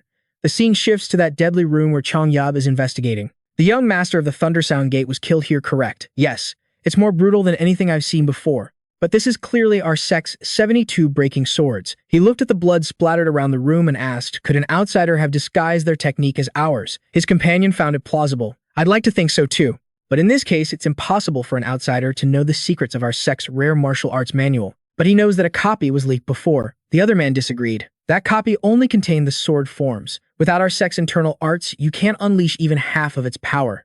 Could it be that they modified our sect's martial arts? You know how it is. It would be slightly off, but we could slowly analyze it.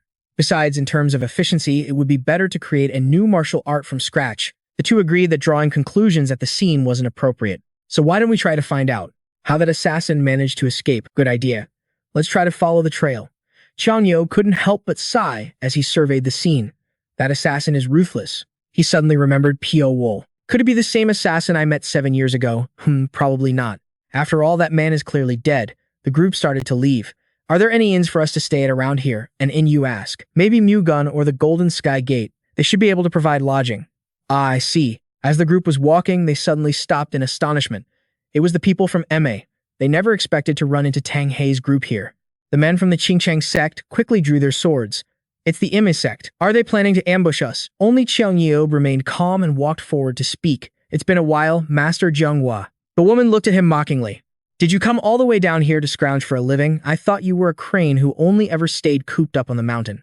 And what urgent business brings Master Zhonghua down here? Isn't just protecting your own assets more than enough for you people? Seems you have time to worry about other places. Shut your stinking mouth, you messy-haired fool. They went back and forth trading insults. What the hell? They clearly started it, but now they're cursing us out. This is exhausting. After they exchanged a few more words, Tang Hei was provoked into a rage, screaming, "You're being too loud. You people from Qingqing just can't be ignored." She finally got straight to the point. Did you kill the young master of the Thunder Sound Gate because you knew about his marriage to the head of the 100-Flower Pavilion? Just wonderful. The Qingqing sect, your morals belong in the trash. The two sides argued fiercely, and the man immediately countered. You people are pathetic, spending 7 years trying to kill our sect's rising star, and you still have the gall to act high and mighty. Where does that wickedness of yours come from anyway? Dang, so Ran watched, unable to stop them, her face scrunching up in helplessness. In the end, it came to this. Where did it go wrong? She sighed, recalling the past. We were clearly the root of this problem. But we never expected that assassin to actually kill Gu Gunsang. That man died a long time ago. But all of us are still being deceived by him. We don't even know his name. Suddenly, she flinched and spun around to look behind her. Who's there? That cold gaze. She quickly scanned the area, her heart pounding with tension, but she saw nothing. Was I mistaken? In reality, she wasn't wrong. There really was someone in a black cloak watching them from the crowd. It was none other than Gon. He wasn't surprised that she could sense him. I have to give her credit. Her senses are as sharp as ever. If you want to ignite the flames of revenge, you need the right seeds. And now the key players have all appeared. Just thinking about it is exciting. Not a bad start, eh? He was going to make those fish pay the price. That night, a worried Heo Seonju cried out, "Where have you been? Why are you only coming back now? I've been waiting for you for so long." Bogon tilted his head and looked at her. Trying to act all familiar are we. It was Heo Ranju and she wasn't alone. She was with Jang, Mu Riang, and Master Gu. He looked at the group and smiled. So it's not just you here, huh? And so the four of them sat around a circular table. Jang Mu Riang beamed. I am Jang Mu Riang, the leader of the Black Cloud Course. I've heard of you for a long time, young master. It must be fate that we meet. Let's share a meal together. The main character looked at him, thinking to himself, so he's the leader of the Black Cloud Corps. The man kept that cheerful look on his face. Our Ranju has taken quite an interest in you, young master. So I was very eager to meet you for myself. Now that I have, I can see that your imposing presence is truly something to behold. Despite your ornate clothes and appearance, you can't hide your unparalleled powerful aura. Of course, an aura like this is hard to conceal, but revealing just a little bit is enough to see that you are no ordinary person. The girl beamed. I was right, wasn't I? He's not ordinary at all. After all that flattery, he finally got to the point. Well then, let's get straight to business. I would very much like for you, young master, to join the Black Cloud Course. The main character showed no interest, his crimson eyes glaring at the man. He continued to ramble on. To everyone else, we might just be a group of wandering mercenaries gathered together. But I have long harbored a dream for the Black Cloud Corps to be recognized and become an official sect. To do that, we always want to recruit talented people. Whatever you desire, young master, I will grant it. He then looked enthusiastically at the young woman next to him. If you wish it, young master, I am willing to give you Heo Ranju. She's already into you, but is just acting shy, he yelled. The Guyang sitting in the middle was speechless at this scene. My god. Look at that. That punk shouldn't have said it like that, but it looks like she's really into him already. Let's see how he'll answer. Another guy turned to watch, looking like he was ready for some drama with a drink in hand. But to everyone's surprise, our main character showed no mercy. He said bluntly, I don't see anything appealing, causing the guy watching the drama to choke on his water. All three of them immediately turned to look at him. He quickly waved his hands. It's nothing, excuse me, please continue your conversation. The three of them were at a loss for words. No one said anything. The young woman's face turned as black as the bottom of a pot with rage. Jiang Wang broke the silence. What a pity that you don't find these things appealing, young master. Is there something that displeases you? Is it joining our corpse, or are you displeased with Heo Ranju? Pyo-wol flinched slightly, then nodded. All of it. If I know something will give me a stomachache, it's better not to touch it at all. A pretty girl getting rejected like this is definitely a bitter pill to swallow. She glared at him without blinking. How dare he refuse? How dare he refuse me? The room once again grew thick with tension. This time, Jiang Vu-jiang couldn't hold it in and covered his mouth, bursting into laughter. I was just joking. It was just a little fun. Why is everyone looking so serious like a bunch of fools? He stood up and slammed his hand on the table. No matter how much I want you to join, young master, how could I possibly give away Heo Ranju? This child is my precious treasure, you know. He seriously raised a finger. I'll give you one piece of advice. If possible, I hope you won't mess with our corpse. I'm talking to you nicely, but the others can be quite aggressive. Our main character didn't care. Regardless of his intentions, he said bluntly, I also have something to say. The man nodded. I'm listening. His face was colder than ice, his eyes looking straight ahead. If one day you're strolling down the street and suddenly your head comes off your body, if you think I did it, you wouldn't be wrong. The guy was instantly terrified, but before he could react, our hero suddenly laughed and winked. I'm kidding. Why are you making such a serious face? You look like a fool. A joke like that is something nobody would find funny. The guy was speechless and decided to just stay quiet to keep his dignity. The scene changes to the Golden Heaven Gate. One man sat comfortably in a chair while another stood with his hands clasped, reporting, Senior brother, I have returned. Che Ondong waved his hand casually. Oh, all right. He asked about any movements from the MA sect. After they entered the 100 Flowers Gate, there's been no further activity, he reported. As a precaution, I placed a few disciples in hiding around the 100 Flowers Gate. Che Ondong, looking out the window with a headache, said, We must quickly find the culprit who killed the young master of the Thundersound Gate. Only then will the situation become clear and we can find a solution. The other man immediately agreed. I agree. Let me go and check with the Black Crow Gate. At the very least, they have a good grasp on the movements of the underworld factions. They'll probably know who approached the Thundersound Gate on that day. They have eyes and ears everywhere in Sichuan. The other guy didn't seem too keen on it. Making a deal with them is a bit. All right, fine. I'll leave that matter to you. The junior brother clasped his hands and bowed. I will not disappoint you, senior brother. Che Ondong looked out the window thinking, more sects are involved in this than I thought. The Thundersound Gate, the Golden River Gate, and now the 100 Flowers Gate. If we don't catch that assassin soon, I fear the consequences will be disastrous. Inside the large house where Pyo-wol was staying, a bald man pressed himself against the wall, eavesdropping on the room next door. He listened intently. I was certain someone was inside, so why? It seems like no one is there anymore, right? I knew that guy Pyo-wol was no ordinary person, but could he have reached a demonic level where he can completely conceal his presence? With that thought, he immediately ran and threw open the window, raising his hands over his head to signal. On the roof of the opposite building, several assassins were hiding. They instantly understood each other and took action. An assassin returned to report. The other side confirms that the target made no strange movements all night. The sun is about to rise. I will have my men move closer to monitor him. The other man nodded. I see. You've done well. This man was from the Black Cloud Corps. Vice Captain Wang Yujing.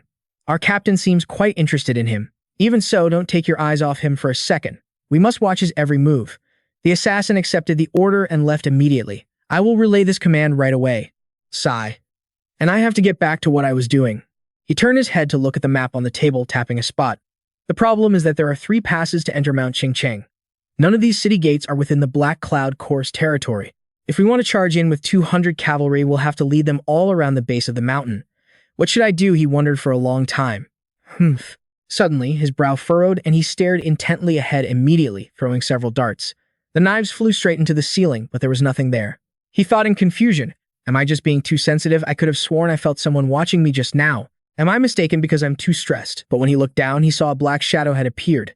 It was Pyo-wol. When did you get here? Over at the 100 Flowers Pavilion, Tang He told Dang Tiu Lan Jr.'s sister returned to the main mountain as soon as it's light. The younger woman asked in surprise, why? The other woman had already thought it through. There's nothing for you to do here anyway. It's better to be at the sect protecting Master. Silan was reluctant.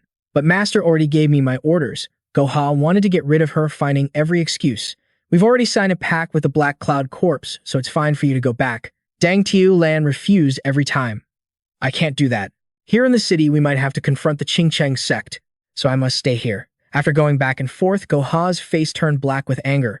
With me here, what are you worried about? If we're really in danger, we can just use the Black Cloud Corps as a shield. So just do as I say. The younger woman sighed. I understand. If that's what you say, senior sister. The other woman cut her off. You must go back tomorrow when the sun rises. Dang Tiu Lan had to promise. I will go back. Only then did she let it go. Now get some rest. Just then, Sun Ha came in. Auntie, it's me. May I come in? Tang He looked over. Oh, it's Sun Ha. Come in. What is it so late at night? The young woman replied, I just came to talk to you, Auntie. The older woman understood immediately. How kind of you. Did you just meet a handsome man or something? Your face is all rosy. The young woman smiled like a blooming flower. Oh, Auntie, you're teasing, but she didn't hide it. You're right. He was truly handsome. She then turned and spoke directly to Tang Hai, the young master of the Lei Yin Gate who was just killed. It's very possible he was murdered by the man I just met. But how could that woman be so sure he's the one who killed Nam Ho-san? I've never confirmed this. The girl's face turned beet red as she waved her hands. I'm not entirely sure, sir. Even though that's what I think, I don't have any concrete evidence to back it up yet.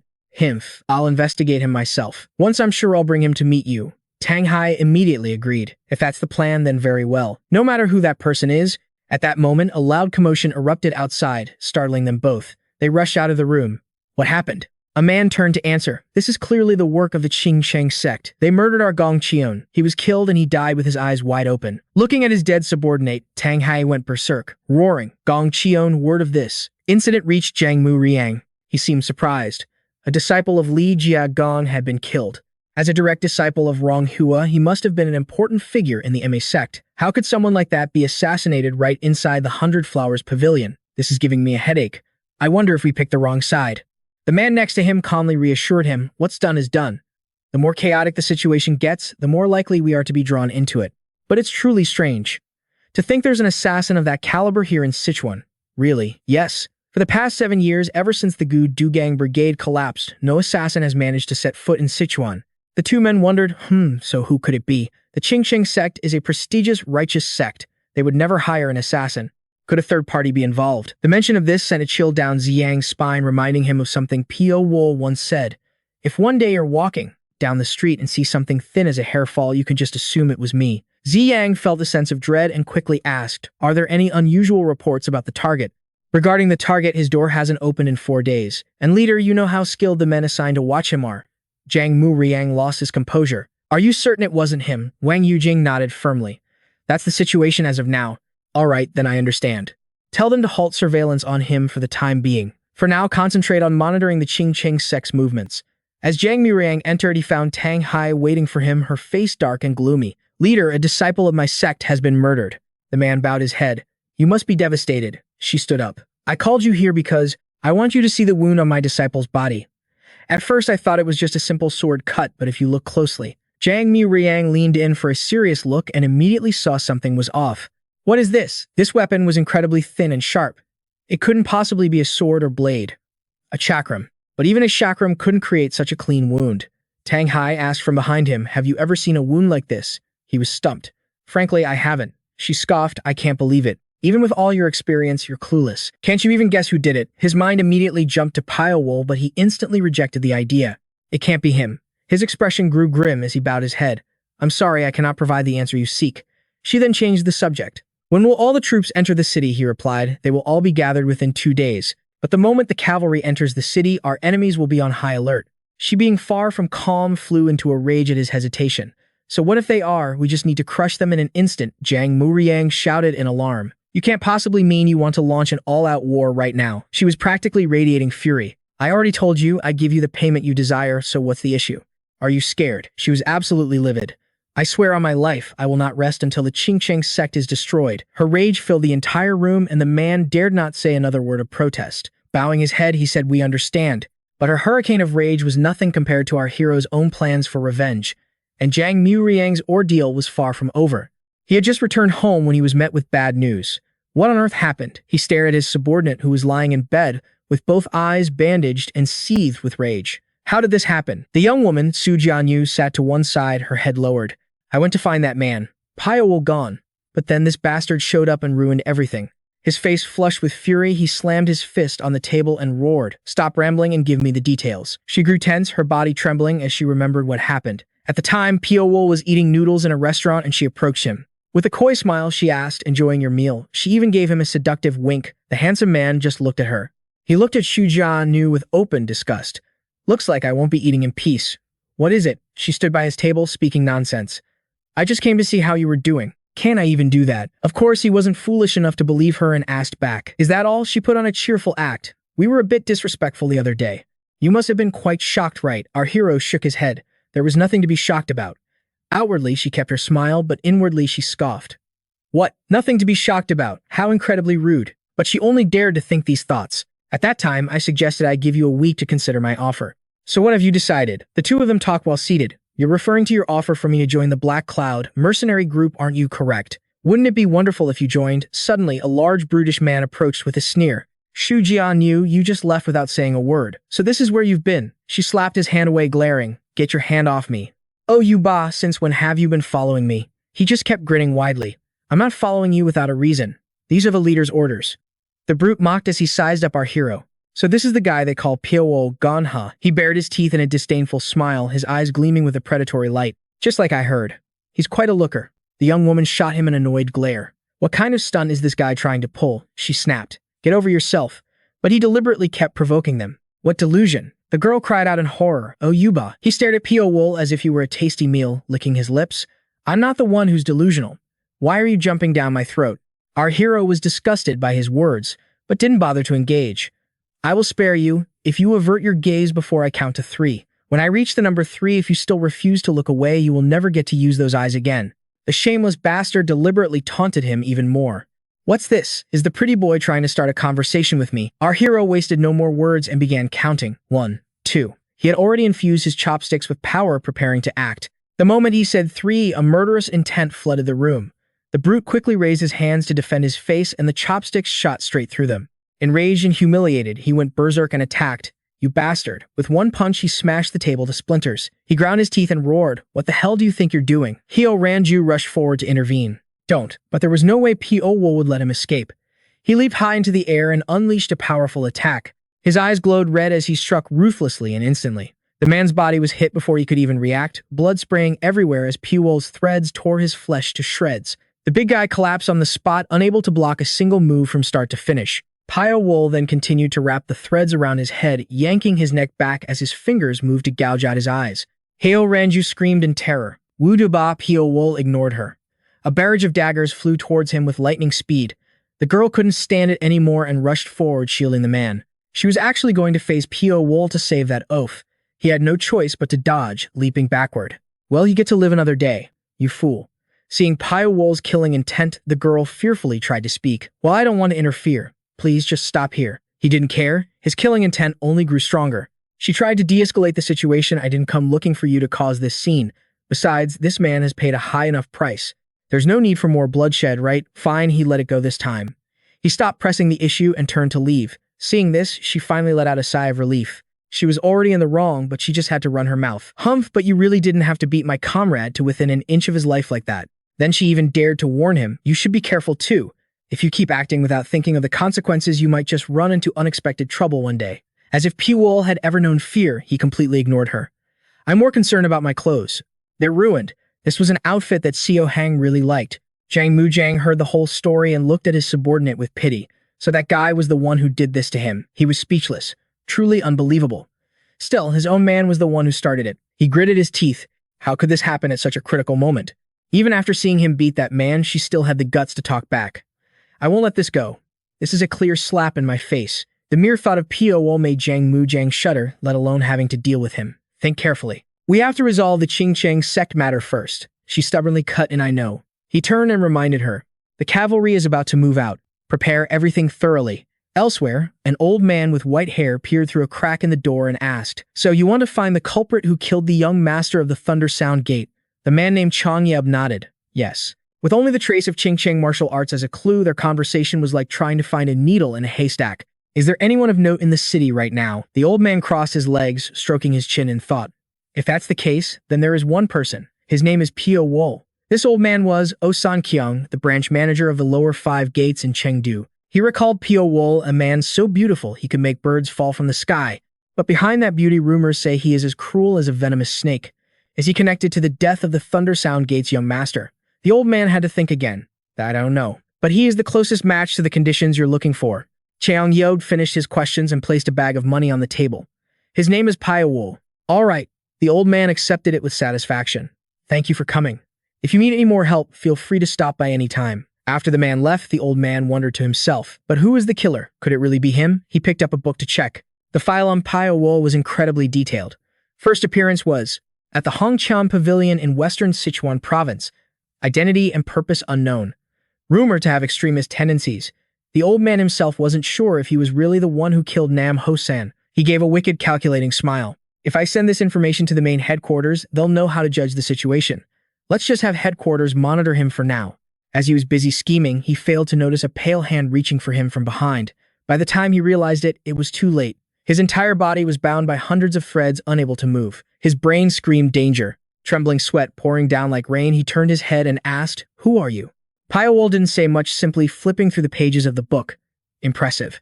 I haven't been in the city for long, and I'm already being investigated this thoroughly." The old man tried to remain calm and answered, "I am the branch manager of the lower 5 gates in Chengdu, and let me warn you first.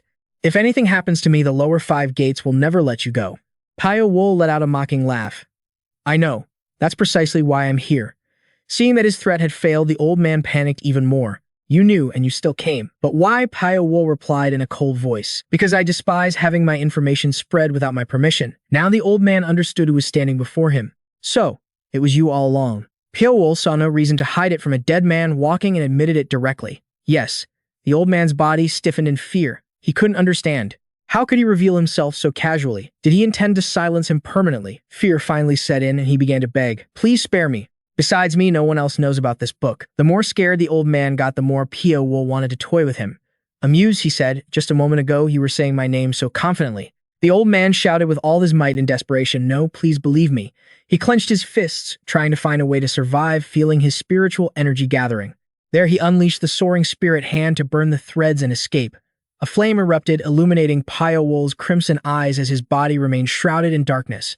With a slight flick of his finger, a simple gentle motion, the old man's head was severed as easily as slicing fruit. Pyo-wol confiscated the book. "I'll be taking this." Meanwhile, on the streets, fires raged everywhere. People ran around in a panic, screaming, "War has broken out. The Qingcheng sect and the MA sect are at war." Buildings were engulfed in massive fires, spewing black smoke that no one could extinguish. Jang Mujang watched the scene with worry. What is happening? It was like a nightmare. Everywhere he looked, there was smoke, fire, and endless killing. Die for me. Countless people were dying. The crowd killed and cursed at each other. For the honor of my junior sister Gong Seo Eon, I won't let you live. They used this opportunity to settle old and new scores. Weren't you MA sect bastards the ones who incited an assassin to kill Marshal Uncle Gu in the first place? Hurry up and die. From the shouted insults, the two figured out that the Ching Cheng and MA sects had finally clashed. An old man stepped forward and roared, "Everyone stop fighting. If we fight amongst ourselves now." This was Bo Sang-hee, the leader of the Fire Dragon clan. But just as he spoke, an arrow flew straight into his shoulder, drawing blood. This is just a warning. And, just like that, the conflict between two sects spread to another clan. How dare you attack our clan leader? This is unforgivable. The scene descended further into chaos. Jiang Mu Jiang stood there helpless. It's complete chaos. He realized that if this continued, the MA sect would be at a disadvantage. Summon all the forces of our Black Cloud Corp. It's time for us to join the fight. The fire is spreading farther and farther. An entire region is burning with no house left untouched, and cries for help are everywhere. Fire, save the people quickly. That wench Tang has finally appeared. You people dare to send assassins to murder my disciple, and you still call yourselves a righteous sect of the martial world. The two sides hurled every possible insult at each other. The one confronting her was that guy Che on Dawn. You're the ones who started trouble with our Ching Cheng sect first. You hired those assassins to kill Jian Sang, didn't you? And you were the ones who assassinated the young master of the Thunder Sound Gate, weren't you? As for the Thunder Sound Gate incident, the MA sect denies any involvement, which only infuriated her more. That assassin used the martial arts of your Ching Cheng sect, and now you're blaming our sect. You truly are shameless. Today, one of us will be buried in this place. With those words, she charged into battle. The other guy, of course, didn't just stand there. He immediately met her attack. That girl, Tang So-ran, also joined the fray. One powerful palm strike from her took down several grunts at once, but she couldn't protect her trusted subordinate standing right behind her. That girl died instantly on the spot. By the time Tang So-ran turned back, it was too late. Jian Ha-ha. With her last breath, the girl tried to say martial ant before she finally passed away. An early death means an early rebirth. That Xiaolan cried out in anguish. How could this happen? She was torn apart inside, thinking the MA sect was truly the cause of all this. That's why she had hesitated to fight the Ching Cheng sect. But while she was hesitating, the disciples of MA were sacrificing themselves. She stood up, her resolve hardened. I can't keep running away anymore. A series of bomb-like explosions echoed all around, making Jiang Muriang restless and annoyed. Time is passing so quickly. How the hell have our troops not arrived yet? He worriedly guessed. Could the Ching Cheng sect have? No, they wouldn't have had the time to do that. He called his close subordinate, Sun B. Something's wrong. The people we sent to mobilize our forces, there's still no word from them. He suspected that someone had interfered to escalate this battle. Search the area for anyone suspicious. The man received his orders and immediately set off. Yes, sir. He looked at the disastrous scene. This is insane. Both sides were tearing each other apart over the truth of the assassination. His subordinate went out and scanned the battlefield. The court leader is right. Someone clearly has a hand in this. So where is that person now? The battlefield is too chaotic, so they can't be hiding in the surrounding buildings, because they could be destroyed at any moment. And among those fighting, there's no one suspicious either. This guy was really taking his job seriously. If so, then where on earth could he be? Suddenly, his gaze fell upon a gigantic tree nearby that hadn't been touched by the flames. To get a clear view of the entire city, the only place would be on top of that tree. He immediately figured it out. If it's here, then could it be? Without a second thought, he leaped onto a large branch of that tree. The moment his feet touched the branch, a series of gleaming wires flashed unexpectedly. This guy was pretty fast. He jumped high into the air, dodging the first attack. Looking up, he shouted, "So you were here all along." Hidden among the large branches was a figure in a black cloak with unmistakable blazing red eyes. Discovered, our protagonist immediately attacked him. This time, sharp little knives were hidden in the threads he shot out. The man's face went pale with fear, his mind went blank, and he froze on the spot. What do I do? The trajectory of these blades. There's a master hidden here. One who uses blades with such skill. No matter how hard he tried, he couldn't escape the clutches of Big Gon. Our protagonist closed in his hand, gripping the man's throat tightly. By the time the man recognized him, his throat was already being crushed, and he struggled to make a sound. Try to finish that thought and your head's coming off. He was taken offline. Behind Jin hung the bodies of several other men. Anyone who had discovered him had met the same fate. After dealing with them, he turned his attention back to the battle below. Over there, the fight between that wench Tang He and Che On-dong was also nearing its end. She was beaten until she coughed up blood, all her fierceness gone. Tang So-ran rushed over, calling out senior sister. She worriedly helped her up and asked, "Are you okay? We have to stop now and return to the 100 Flowers Pavilion." Che On-dong just stood there watching the two of them, not moving an inch. One of his men ran up. "Senior brother, it seems they don't intend to fight to the death. They're turning to leave. We should go too." With their leader withdrawing, the subordinates also called out, "Everyone fall back quickly. Abestingwa is severely injured." Our protagonist watched from the tree branch, smiling with satisfaction. The abbess of MA is severely injured. Huh, that's quite a big harvest. It wasn't until the next morning that the fires finally began to die down. In the room, corpses were laid out neatly, their faces covered, heads sewn back onto their necks. Jiang Muriang looked at the bodies, all of them his men, and seethed with rage. Who did this to them? Old Gu Yang noticed something. They were all attacked by the same person. The other man asked in disbelief, "Are you sure?" He affirmed, "I'm positive. Look at the wound on Zhou San's neck and the wounds on Selb's neck and shoulder. They're both identical." Judging by the shape of the wounds, the weapon used was most likely a short blade. Jiang Muriang looked closely, asking in a daze, "A short blade?" The wounds on all 5 bodies were all caused by a short blade. "Bring Ubu Bai here." That big brute who was beaten by Pyo-wol the other day. His wounds are still a mess. After comparing the wounds for a moment, they exclaimed in shock. This wound is indeed exactly the same. Finally, they all figured out the culprit who killed Zhou San and that bastard Sun Bi. Jiang Muriang screamed, his eyes red with rage. "Immediately gather my men and hunt that person down for me. Who does he think he is? I will interrogate him myself." The scene changes to the 100 Flowers Pavilion, where several people were discussing among themselves. Abbess Dinghua is so severely injured. What are we going to do now? The other injured members aren't in good condition either. Just then, Tang So-ran arrived. "First, we must all calm down." She ordered her subordinates to check the defenses. "Defending the 100 Flowers Pavilion is our top priority now. The Qingsheng sect might attack again. Send someone to the message station immediately to request reinforcements from our main sect." After giving her orders, she began to ponder the deaths of Gong Xian and the young master of the Thunder Sound Gate. Those incidents had seriously deepened the animosity between the Qingsheng sect and their own. It's clear that someone is intentionally provoking us to fight. I must investigate the real situation. That Tang He was in her room, recovering, her eyes shut tight. Though she was weak, she was still grinding her teeth in a furious rage. "Qingcheng." The physician treating her reminded her in alarm. "Please calm down and restrain your anger. Otherwise, your vital energy won't be able to stabilize. You'll be in critical danger then." But the more she spoke, the more her anger flared. She even glared and told him to get lost, threatening the very person who was treating her. Before she could say, "I'll cut your tongue out," he scrambled away with his tail between his legs. "Ah, I see now." She tried to calm herself, closing her eyes to retract her killing intent. "What in the world is wrong with me? If this continues, Tang So-ran won't be able to lead the disciples anymore. I need to recover quickly." Just then, she saw someone enter the room and snapped again. "What now? I thought I told you to get lost." But when she got a closer look, she was startled. "You." The person was completely covered in a black cloak. His eyes glowed red as he chuckled and asked, "Ah, you don't remember me." Of course, with his current appearance, even his own father wouldn't recognize him. Confused, she asked, "Am I supposed to know you?" He let out a laugh. "Of course. For the past 7 years, I haven't forgotten you for a single second." It seemed he'd have to poke a sore spot for her to remember. "You still remember that, I don't you?" Just as he thought she remembered immediately. Could it be? "You're that bastard." He directly removed his hood, revealing his face. She screamed in disbelief. "You bastard, you're supposed to be dead.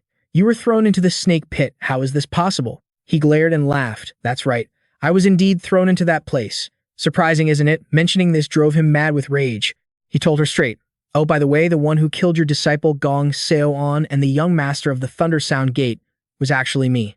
The woman's eyes blazed with fury, looking like they were about to shoot lasers of blood. "Don't you think you'll be hunted down by us? Aren't you afraid?" Seeing the blood rush to her head, he became even more pleased. "Afraid? Why should I be? After all, people like me were raised by people like you. If it weren't for you, we would never have become assassins. It's just karma." Yet she still feigned indignation and screamed, "What is your purpose? What do you want?" Pyo-wol answered her directly. "I don't want anything. I just want to show you what will become of the MA sect. Oh, and for your entertainment, Chang Yob of the Qingsheng sect will die soon too. He will be killed by the MA sect's drifting snow-piercing cloud palm. Coincidentally, your junior sister has also mastered this martial art." Hearing this, she understood. All this time, he was the one pulling the strings, fanning the flames of conflict to make the two sects destroy each other. Now blood spewed from the wounds on her body out of pure rage. She struggled to sit up, glaring and grinding her teeth. "How dare you? How dare you do this, you bastard, I'll kill you." But how exactly was she planning to do that? When her outstretched hand couldn't even touch a single hair on his leg, he added a few more cutting remarks. "Qingsheng and MA will continue to shed blood. You monsters deserve this. You deserve to suffer this fate." With great effort, she managed to grab his collar, her whole body trembling like a leaf. Though powerless, she still thought, "This despicable, cunning scheme. I have to stop it. This absolutely cannot be allowed to happen." His eyes blazed as he declared, "No matter where you hide, I will drag every single one of you out. Then I will devour you all, leaving nothing behind. Just like I devoured those snakes for all those years." She managed to cling to her last breath for another moment before her heart exploded and she died. It looked no different from dying from chi deviation. Only at the very end did tears well up in her eyes. It's too late for regrets. With her dead, he had dealt with one enemy. She died so quickly, he hadn't even lifted a finger, just provoked her with a few sentences. How pathetic. Suddenly, he thought to himself, looks like I'm pretty terrifying, huh? Over at the inn, Heo Guanju and his two companions burst straight into Pyo-wol's room, but it was completely empty. It seems that Pyo-wol has already left. The guard said the same thing. He hadn't returned since last night. The group guessed. Could he have known we were coming and changed locations? Probably not. He wouldn't keep a room he wasn't returning to. The young woman clutched her forehead in regret, cursing herself mockingly. Ha, I'm going crazy. To think I was deceived by his appearance. If I ever see him again, I'll definitely skin him alive. But right now they couldn't find even a shadow of him. Where could he have gone? Where did he go? What is he doing? The sharpest of them, the Gu Taoist, immediately considered the possibility. Don't tell me he's already gone off to stir up trouble. The scene shifts to the Golden Heaven Gate where two disciples of the Qingcheng sect were standing in the courtyard asking each other how long did he say he'd be cultivating for, I don't know. After the battle, he's in no mood. His temper is all over the place. Shash, don't spread unlucky rumors. Just as the two were bickering, there was a sudden boom. The entire building in front of them exploded into pieces. They recognized it immediately and ran frantically. A loud noise and a bright light emanated from the explosion. That martial art just now. That was the drifting snow, piercing cloud palm. Did the MA sect attack us? Senior uncle is in there. Hurry, let's go. Just moments before Cheong Yob had indeed been sitting there cultivating. He let out a long breath and opened his eyes only to see Pyo-wol dressed in a black cloak standing there. He didn't know for how long. Who are you? With such silent footsteps, this was clearly an uninvited guest. Pyo-wol was in the mood to introduce himself. Pyo-wol. Hearing the name, the man's heart skipped a beat. Pyo-wol. It's the middle of the night. What business do you have here? As he walked closer, he offered the man a piece of wisdom. Those who sneak in during the middle of the night never have good intentions. I'm no different. Well, that much was obvious. The man let out a self-deprecating laugh. My apologies, I asked a foolish question. Suddenly, his expression turned serious as he looked at him. Meeting you makes me want to ask something. Did you kill the young master of the Thundersound Gate? You're somewhat clever. Pyo-wol nodded. That's right. The man fired off questions and Pyo-wol answered them without hesitation. Why? Because my plan requires the Qingcheng sect. Do you have a grudge against our sect, against both Qingcheng and MA? MA, so you're the one who killed the MA disciples too. That's right. I am one who bears hatred for you all. I've never heard the name Pyo-wol in our sect. Who are you? Pyo-wol walked forward step by step. I am an assassin. The MA sect made me an assassin. The Qingcheng sect made me an enemy of the world. This statement sent a shockwave through the man's mind. He shouted, stunned. The MA sect. An assassin could it be? 7 years ago, his mind instantly made the connection. The one who killed junior brother Jiun Sang. Pyo-wol smiled and threw off his cloak. Yes, that was me. Cheong Yob, on the verge of death, dared to draw his sword and make a threat. Pyo-wol, you have made a grave mistake today. If you had just stayed in hiding, you might have kept your life. Allow me to end that pathetic existence for you. As he spoke, his killing intent surged to the heavens, but Pyo-wol simply smiled, looking at him with a challenging gaze, completely unafraid. The two immediately clashed. Pyo-wol didn't have to do much, simply standing in one spot and unleashing kicks and his short dagger. Meanwhile, Cheong Yob activated his White Crane's super skill. His speed was like lightning, yet he still couldn't touch Pyo-wol. On the contrary, he charged straight into a trap that had already been set for him. By the time he realized it, it was too late. Pyo-wol raised a single finger, his eyes glowing red, and in that instant, Cheong Yob died. Countless threads wrapped tightly around his body, channeling fire into him to make it look like the work of the MA sect. Model. He's only just now recognizing this martial art. The man smirked wickedly. Send my regards to Tang Hai for me. By the time he understood what was happening, his body had already exploded into 100 pieces. When his disciples rushed in calling for their martial uncle, all they found was his mangled corpse. No amount of regret could change anything now. We've created a demon. But how could the disciples possibly understand? They immediately ran around screaming. The MA sect. The MA sect murdered our martial uncle. Everything was going according to his plan. The disciples, their anger blazing, roared in unison for revenge, unable to hold back any longer. Just as the battle died down, he ignited an even bigger fire. The man stood in the corner, smiling smugly as he watched each and every one of them. Ha, let's avenge our martial uncle. We must avenge our martial uncle. The spark would soon become a raging inferno. All it needed was a catalyst, and they would all slaughter each other day and night without distinction. The question of whether this was all part of someone's scheme quickly vanished. As long as they could kill the enemy in front of them, that was a huge win in their book. Tang So Ran was also swept into the battle. Corpses were everywhere, the blood still warm. This place was turning into a living hell. She looked utterly desperate. How did it come to this? Suddenly, she heard someone call out Miss Dong. Turning around, she saw the great warrior Jiang Muriang approaching. Jiang Muriang clasped his hands and bowed his head. I wish to discuss a few things about the recent murders, and about a man named Pyo-wol. She was stunned. The name sounded both familiar and strange. But if it was about him, her mind suddenly became crystal clear. Elsewhere, a fist slammed down on a table. The great abbess Jiu Hua cursed through bitter tears. Ding Hua. She was such an obedient child. Someone dared to kill her. The old woman went mad with rage upon hearing of her own disciple's death. It was that bastard who did it. The one who killed that goose sang 7 years ago is still alive. And now he's causing the Imei and Qingcheng sects to slaughter each other. Lan already reported this. It's highly likely, ma'am. She still couldn't piece everything together. But what on earth is going on? That was a Qingcheng martial art. Why would they give their techniques to that Pyo-wol fellow? The other man stammered. This is just a guess. But there was a man named Gun who always carried a copy of the secret martial arts manual. He also entered that territory back then. Perhaps he obtained it from him. The old woman felt like her head would explode. This is insane. How could he carry a copy of such an important secret manual on his person? Seeing the old woman's fury erupt, the man panicked. It's just a possibility. She tried to calm herself down and think of a solution.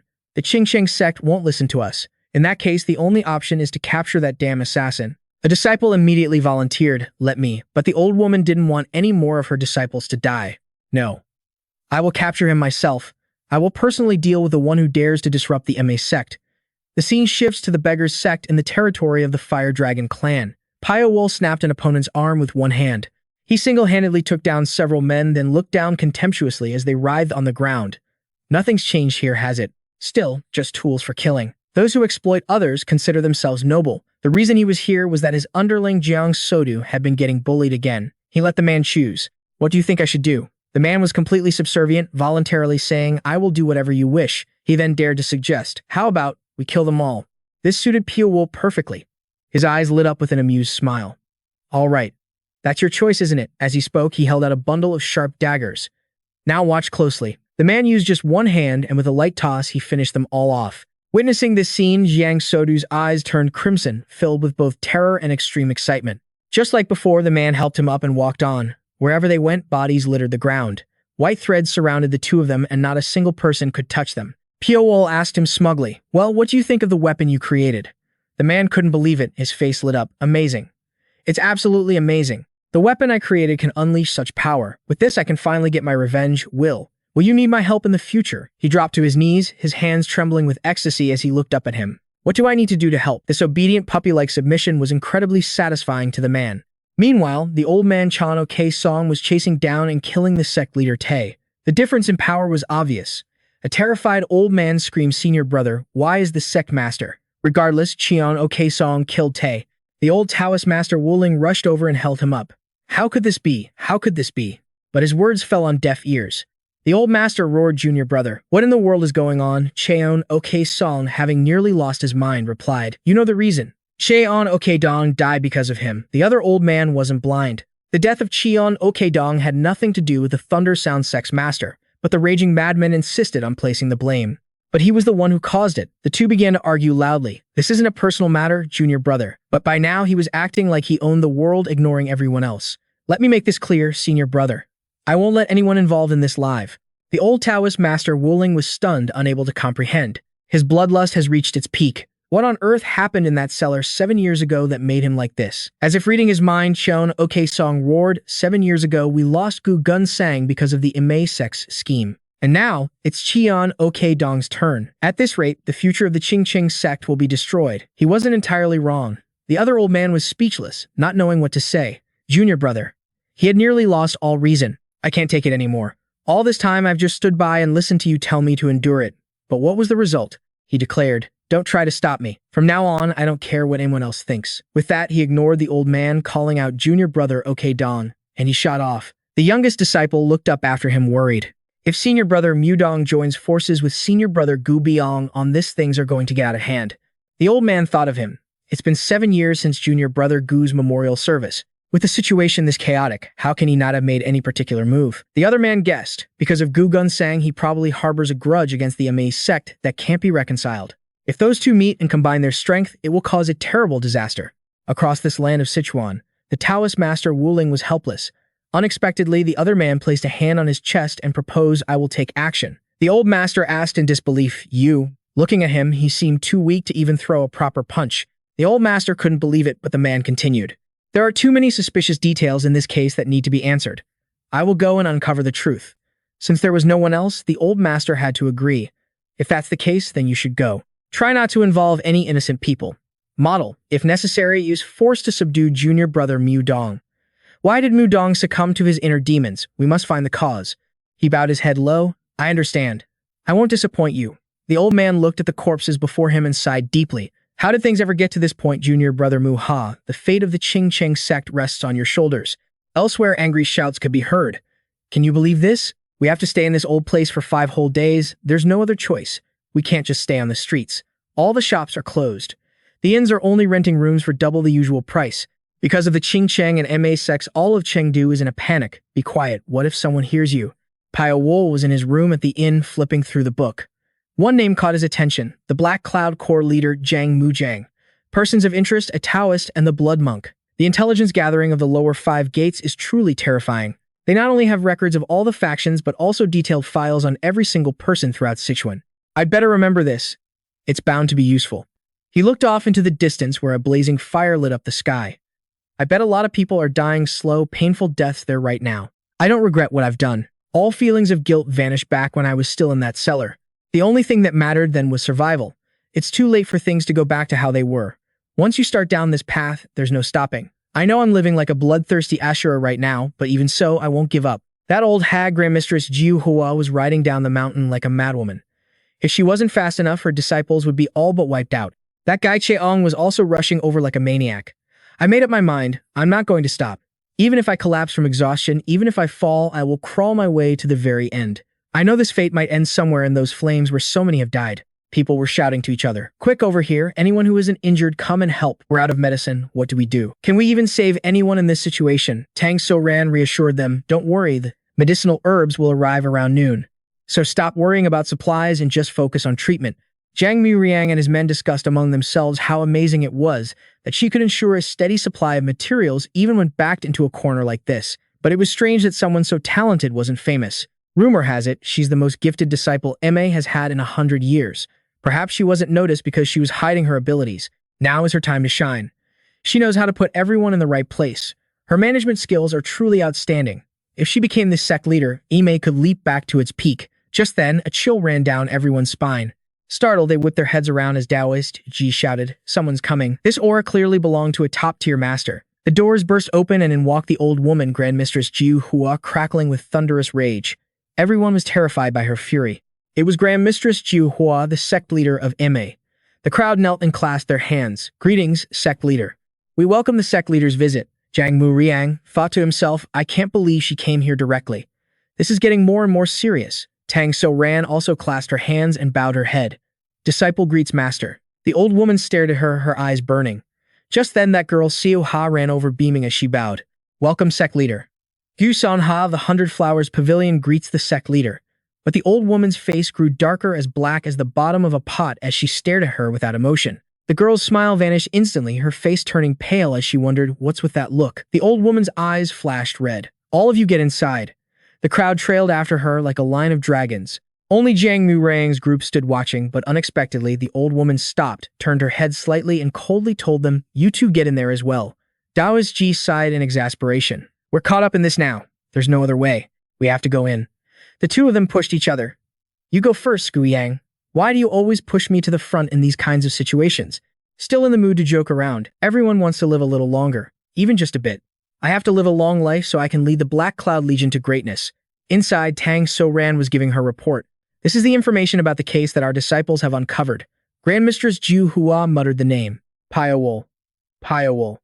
She suddenly snapped her head to the side and called out a name. Seoha, do you have anything you want to tell me? The girl jumped startled and quickly replied, yes. That man, Pyo-wol. What is your relationship with him? The girl was caught off guard by the direct question and frantically tried to deny it. What do you mean? How could I possibly have a relationship with that Pyo-wol guy? Her continued denials only enraged the old woman more. She grabbed her chin directly and asked again, I'll ask one more time. What is the relationship between you and that Pyo-wol fellow? Look me in the eye. I don't like it when someone lies to my face. Why did you flinch when Pyo-wol Gon's name was mentioned? The girl was so scared she was about to cry. She wouldn't dare lie again, not for anything. Panicked, she finally admitted, please forgive me. I truly didn't know things would turn out like this. I was only planning on using him, but I never expected all of this to happen. Just give me a little more time and I can resolve all the current problems. He trusts me completely, so he'll fall right into the trap. The old woman, filled with utter disgust, cut her off directly. Oh, my dear son Ha, you look so ugly right now. The girl was speechless, tears streaming down her face as she trembled. Sect leader. The old woman looked at her mockingly. No one asked you to kill the young master of the Thundersound Gate. You just had to live your life peacefully, like a flower among men. The girl thought she had escaped disaster and smiled brightly to please her. Sect leader, it's my fault. From now on, I will live like a flower, just as the sect leader said. Tang So Ran had been watching this whole time. Perhaps only she knew that the old woman was not in her right mind. She screamed desperately, Master Seo Ha, but it was too late. In an instant, Grandmistress Ju Hua killed the girl on the spot. Everyone present was scared out of their wits. She struck so fast, so decisively, killing one of her own without batting an eye, and even coldly added, it's not something you get to decide. Tang So Ran was furious. The girl dared to unleash her murderous aura and stand against the old woman roaring master. That was unnecessary. She didn't do it on purpose. Even if she was wrong, it wasn't a mistake worthy of death. Jiang Mu Riang's group was stunned by this overwhelming presence. Miss Dong has already reached this level. Grandmistress Ju Hua wasn't angry at all. In fact, she smiled smugly. So you finally decided to reveal the fruits of your years of training, have you? You should know this as well. Once a crime has been committed, the debt must be paid. Right. There can be no exceptions. One day when you are in my position, you will understand. So stop acting like a child and get out. Before leaving, she waved her hand mockingly at the corpse. And clean up that unsightly thing for me. The 100-Flower Pavilion was originally a branch of our MA sect, so I have every right to take it back. Sao Lan was furious, but could do nothing. In the end, she could only storm off, filled with anger. Jiang Mu Rang knew right from the start that she had been planning to kill Gus and Ha and take over the 100-Flower Pavilion. As expected, a formidable master renowned in Sichuan like her was no easy opponent. Just as he was thinking this, she suddenly turned to him and called out, Clan leader, Jiang, you should leave too. Both men were startled. The old woman's eyes were ice cold. She gave them an ultimatum. I hope the Black Cloud Corps will hunt them down quickly. That night, the two men took the unfortunate woman's body to be buried tightly, wrapped in a white cloth. They threw the body straight to the ground, saying to each other, just leave it here. The wolves or other animals will take care of it. After they were done, they left immediately. Come on, let's go. Just then, a heavy rain began to fall.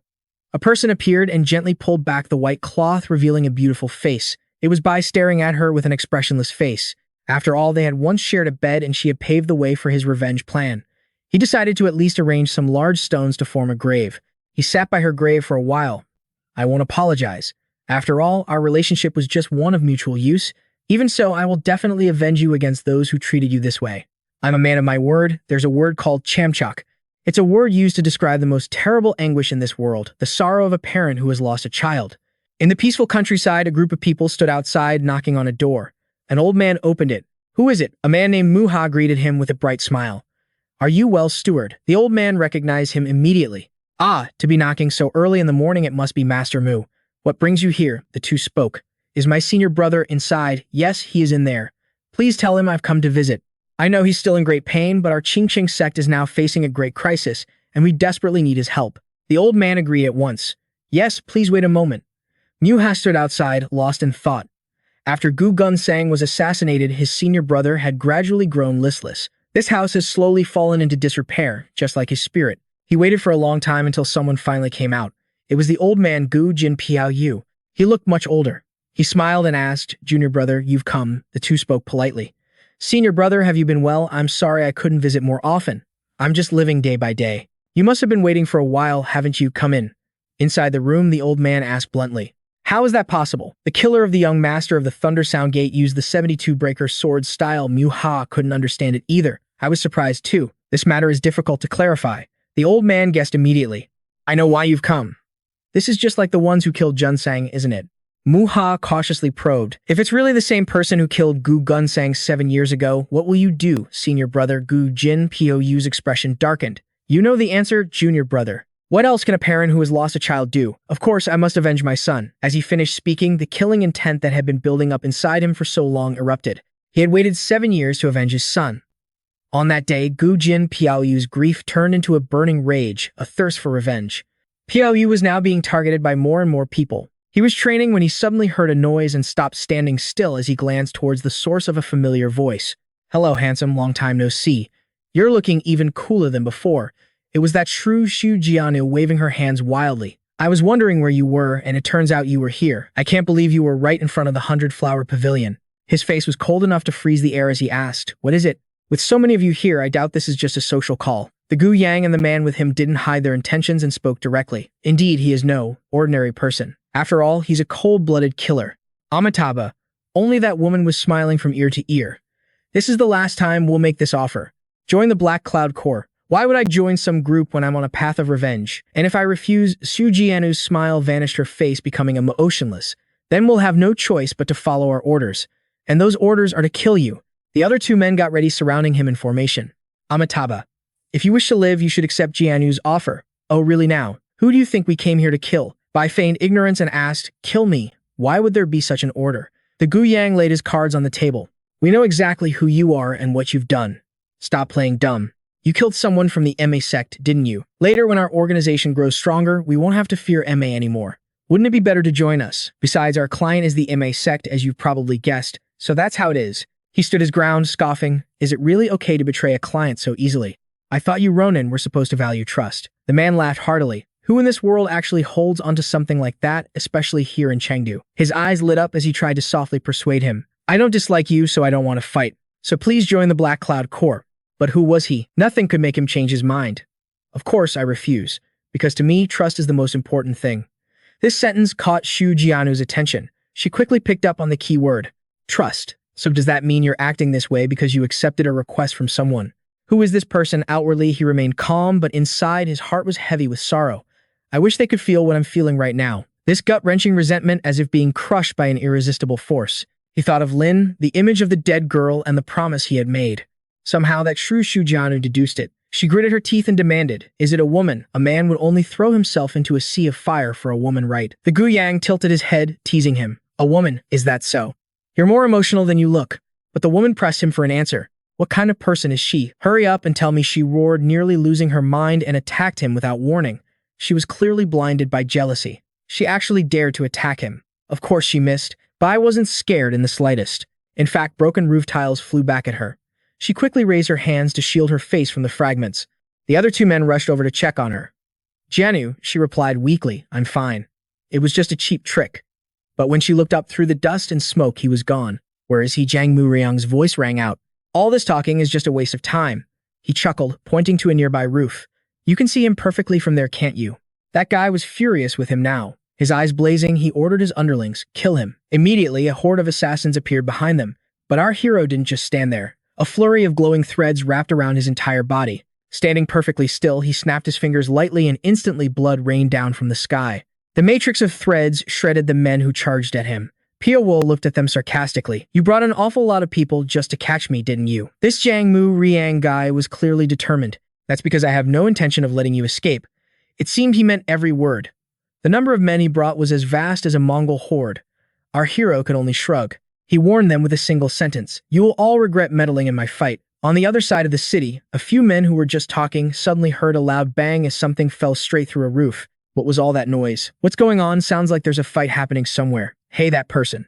They saw Pyo-wol, completely covered in a black cloak, fly past them. "I don't think we've ever seen him before, have we? And why are so many people following him?" As the two stood there watching, they suddenly saw him charge straight toward them. They jumped back, terrified.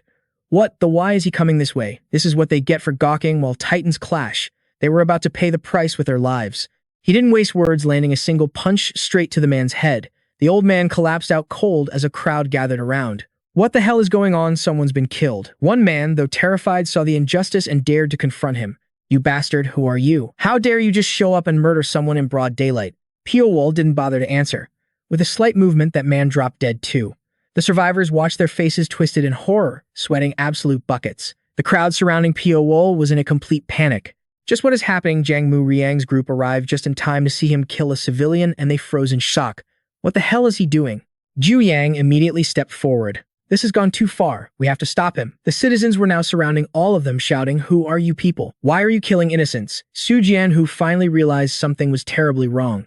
"You people," Gu Yang knew the crowd was looking at them. "They probably think we're on the same side as that Pyo-wol guy.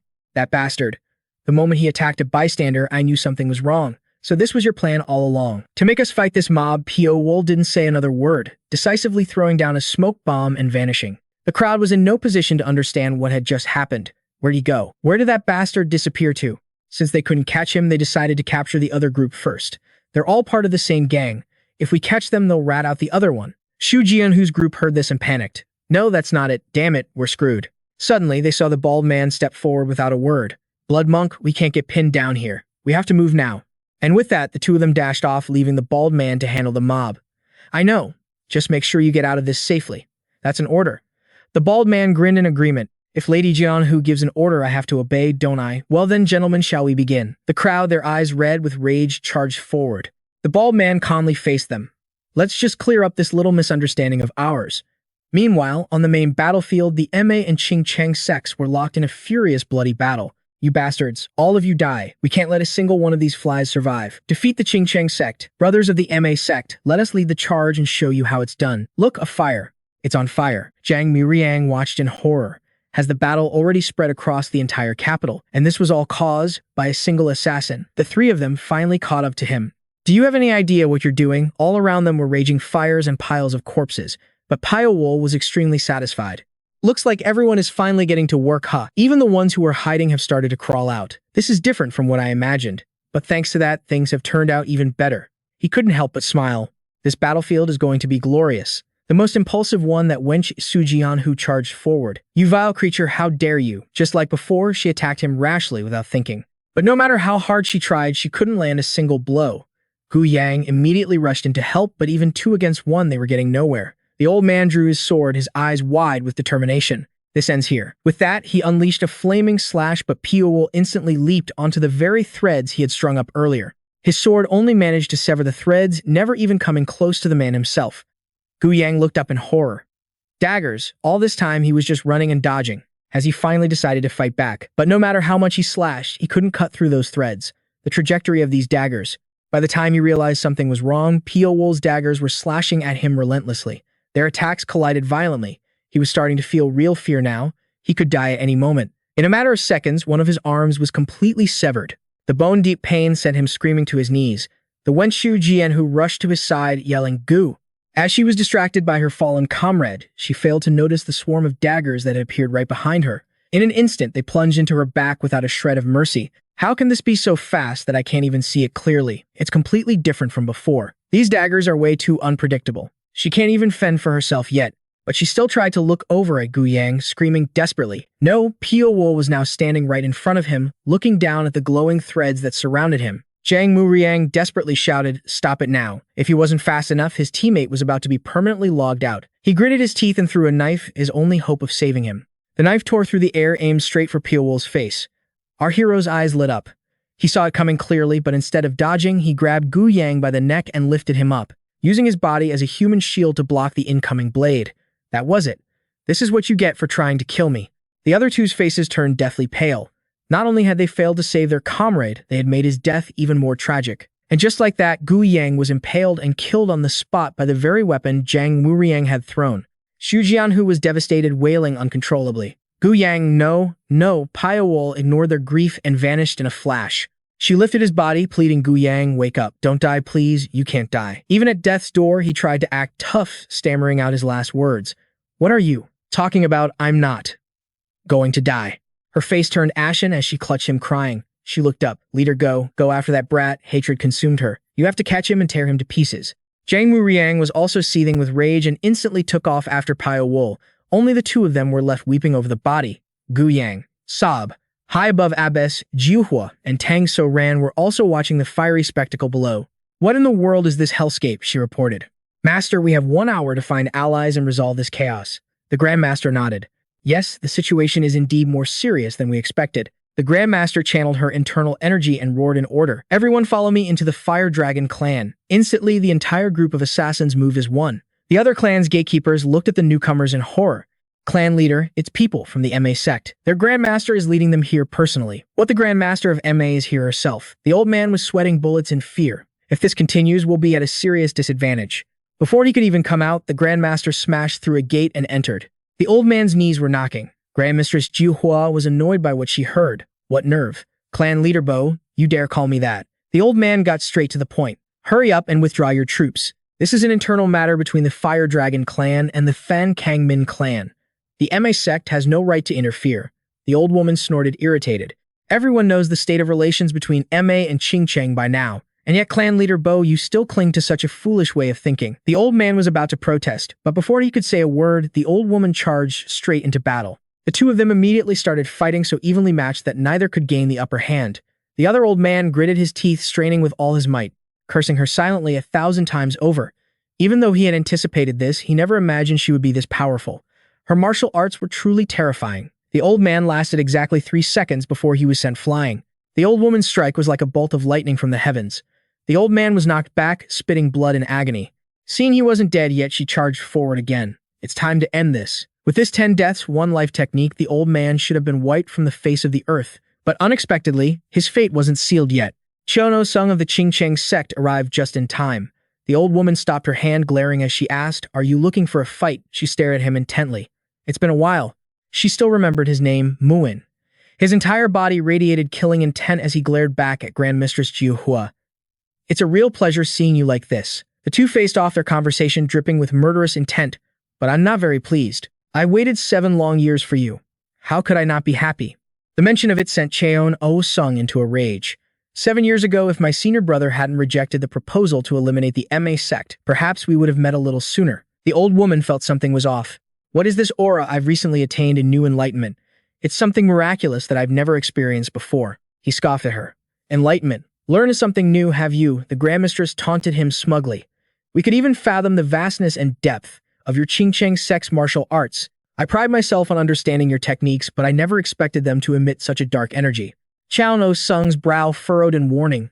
Don't judge others by your own standards. Our Ching Cheng is far greater than your Ma. The two of them were openly poking at each other's sore spots. So powerful, yet you've been toyed with by a mere child assassin all this time. Cheon O Sung still didn't know about Gon's return. He stared at her and asked, "An assassin? What are you talking about? What assassin?" She then revealed the truth. The assassin you dealt with in that region back then is still alive. Did you confirm his body? At the time, of course, the old man was so certain the main character would die that he didn't even bother to go back. Now her question left him speechless. What did you say? The Grandmaster's smile grew wider. I knew it. You didn't check, did you? That's why we're in this situation now.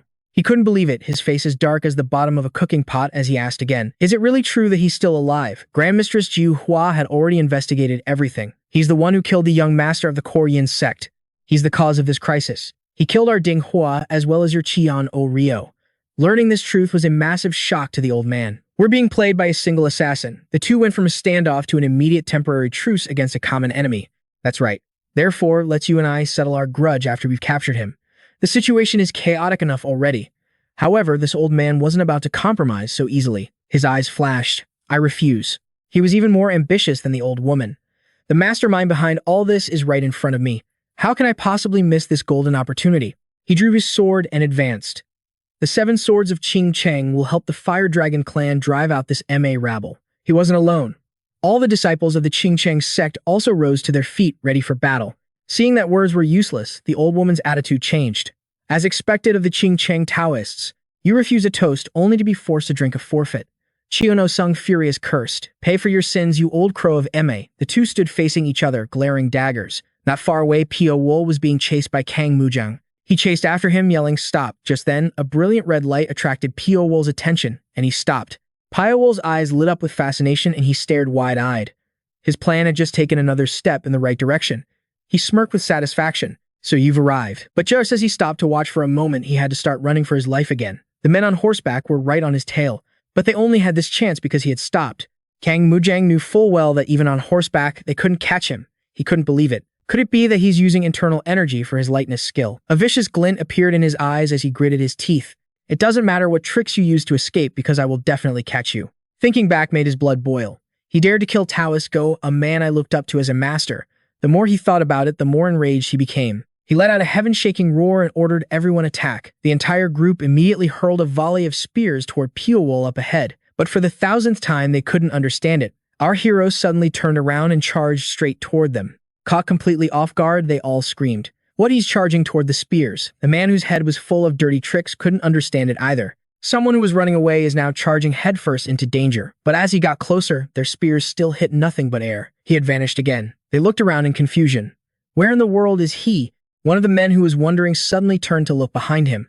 Pyo-wol had appeared from out of nowhere behind the entire army. He leaped a few times, and in a flash, a series of wires sharper than knives sliced off everyone's heads. Not a single one of them had time to react, nor did they have any idea how to defend against it. Heads rolled like rain, and Kang Mujang barely managed to escape. He looked toward Pyo-wol and saw only the fleeting image of a giant red-eyed white snake appearing and disappearing. Suddenly, with a loud bang, another explosion went off in the distance, fire raging fiercely. The number of dead was countless, but many were still alive. They surrounded him on horseback, leaving no escape. Jang Muriang gritted his teeth. "You will definitely die by my hand." Bygone's face was as calm as ever, asking without a hint of change in his expression. "I don't understand," he said, his face showing genuine confusion. "You all live like this, don't you? Is this the martial world? You people, the Qing Cheng sect, the MA sect, you're all just murderers who kill others to survive. How are you any different from me? For the sake of your reputation, how many people have the Qing Cheng and MA sects killed up to now? And you wandering mercenaries. To maintain your large-scale operations, you've probably killed 10 times more than them, haven't you? I'm just creating the opportunity." As he finished speaking, a series of kicks flashed through the air, and the heads of the remaining men went rolling, escaping the battle and heading straight to hell. "Isn't this whole scene the result of your own ambitions?" He was so right, how the hell could anyone argue? The man could only utter meaningless words. "You're insane." Around our hero, not a single soul was left standing. The area was as deserted as an empty clearing. The man wondered in confusion that short swords seemed to be glowing even brighter than before. Could it be that he channeled his inner energy into it, causing it to glow? This assassin keeps revealing his weapon. What on earth does he gain from it? Suddenly, he felt a bright surge of energy behind him and quickly turned to see who was coming. One was the power of the Abbess Juhua, but was there an even stronger force present? How Pyo-wol was always a lone wolf. There's no way he's allied with anyone. So, whose power was that? It was none other than the old man Cheon Song, who was in hot pursuit, roaring like thunder. "You think you can run?" The Abbess Juhua, despite running for her life, still managed to retort with a laugh. "Run? You think I'm running? In that case, go ahead and destroy everything in this city." Truly, the older the ginger, the spicier it gets. This city only had a few factions of the Qing Cheng sect. Her own MA sect was up on the mountain, unafraid of any repercussions. The two of them, commanding the wind and rain, suddenly froze and looked over at Pyo-wol. His stance was truly eye-catching. What was that? Tang So-ran arrived at the same time, staring intently at him, wondering, "You are?" Several people immediately approached. An acquaintance. Finally, the group realized he was the assassin. Al Lan even said his name directly. Pyo-wol. The old man Cheon Song gasped in astonishment. An assassin. He got a better look at his face, at those cold, defiant eyes. He recognized him. The old man's face contorted in rage, his brows knitting tightly. As he suspected, he was still alive. He couldn't wait any longer and charged forward. "You're like an arrow whistling through the wind," he roared, locking onto Pyo-wol as he lunged. Jang Muriang was terrified at the sight, forgetting all his personal grudges as he watched. But our hero just stood there, smiling to himself, waiting for the old man. Everyone he wanted to tear to shreds was here. It seemed the whole gang had arrived. Pyo-wol turned and ran. The group immediately followed, determined to stay on his tail. They hadn't even gotten their revenge yet. The Abbess Juhua was about to give chase, especially the old man Cheon Song. Seeing him roar and prepare to pursue, Tang So-ran quickly shouted a warning. "Stop. If we keep this up, we'll fall into a trap set by that Pyo-wol." But the old woman, Abbess Juhua, was furious. She turned and snapped. "You're too noisy. Just shut your mouth." In reality, she wanted to push the old man to his death. Though she didn't show it completely, she could sense that he had learned some kind of supreme martial art. During their fight, there was a moment when he overwhelmed her. If it weren't for that assassin's appearance, it's very likely she and he would have continued to fight. At that point, not only her life, but also her honor would have been damaged. And in a blink of an eye, now she had to follow him around like some insect. The old woman was bitter as hell. Now was the perfect time to scheme. She had to kill that assassin quickly to settle the score with that martial master Mu Dong. Right at that moment, a volley of arrows rained down from nowhere. Countless people were hit and killed. The low-level grunts couldn't possibly dodge them all. Just as Tang So-ran had warned, they had walked right into his trap. "This is a trap." The men with Jang Muriang looked around, wondering, where in the world are we? It couldn't just be some random pile of rubble, that was for sure. In front of them stood a high city wall. The Abbess Juhua looked up and wondered, did he lure us to the Tang clan's stronghold? Cheon Song cursed loudly. "How dare you lure us to such an ill-fated place? Why don't you show yourself?" Of course, Pyo-wol appeared, right above them. But whether they could see him or not was another matter entirely. The old man saw him grinding his teeth so hard they nearly broke. The old hag Abbess Juhua couldn't hold back and screamed, "What are you planning to do?" "Obviously, I'm going to kill all of you." His eyes widened, glowing brightly. "Watch closely, because this is my wish." As he finished, a giant white snake materialized around him. An assassin holding a large blade lurking on a rooftop stealthily lunged towards Pyo-wol. "You demon, I'll slit your throat." But just then, a volley of throwing darts tore through the air, heading straight for him. This guy had some skill and managed to block them with his blade. Thinking he was cool, he grinned smugly, only to realize in the next second, why can't I move? He was frozen in place, a sitting duck for the incoming darts, his body riddled with them. His corpse dangled in the air and the others stared, their faces pale with fear. With just a few steps, he could levitate in the air like that. This was the Tang clan's stronghold after all. Our hero had planned for everything. They had absolutely no idea what hidden weapons and poisons were concealed here. The crowd stood frozen in panic. Why this place? We have to catch him in a place like this. Pyo-wol had terrified them without even doing anything yet. The more faint-hearted ones backed away as if they had seen a ghost.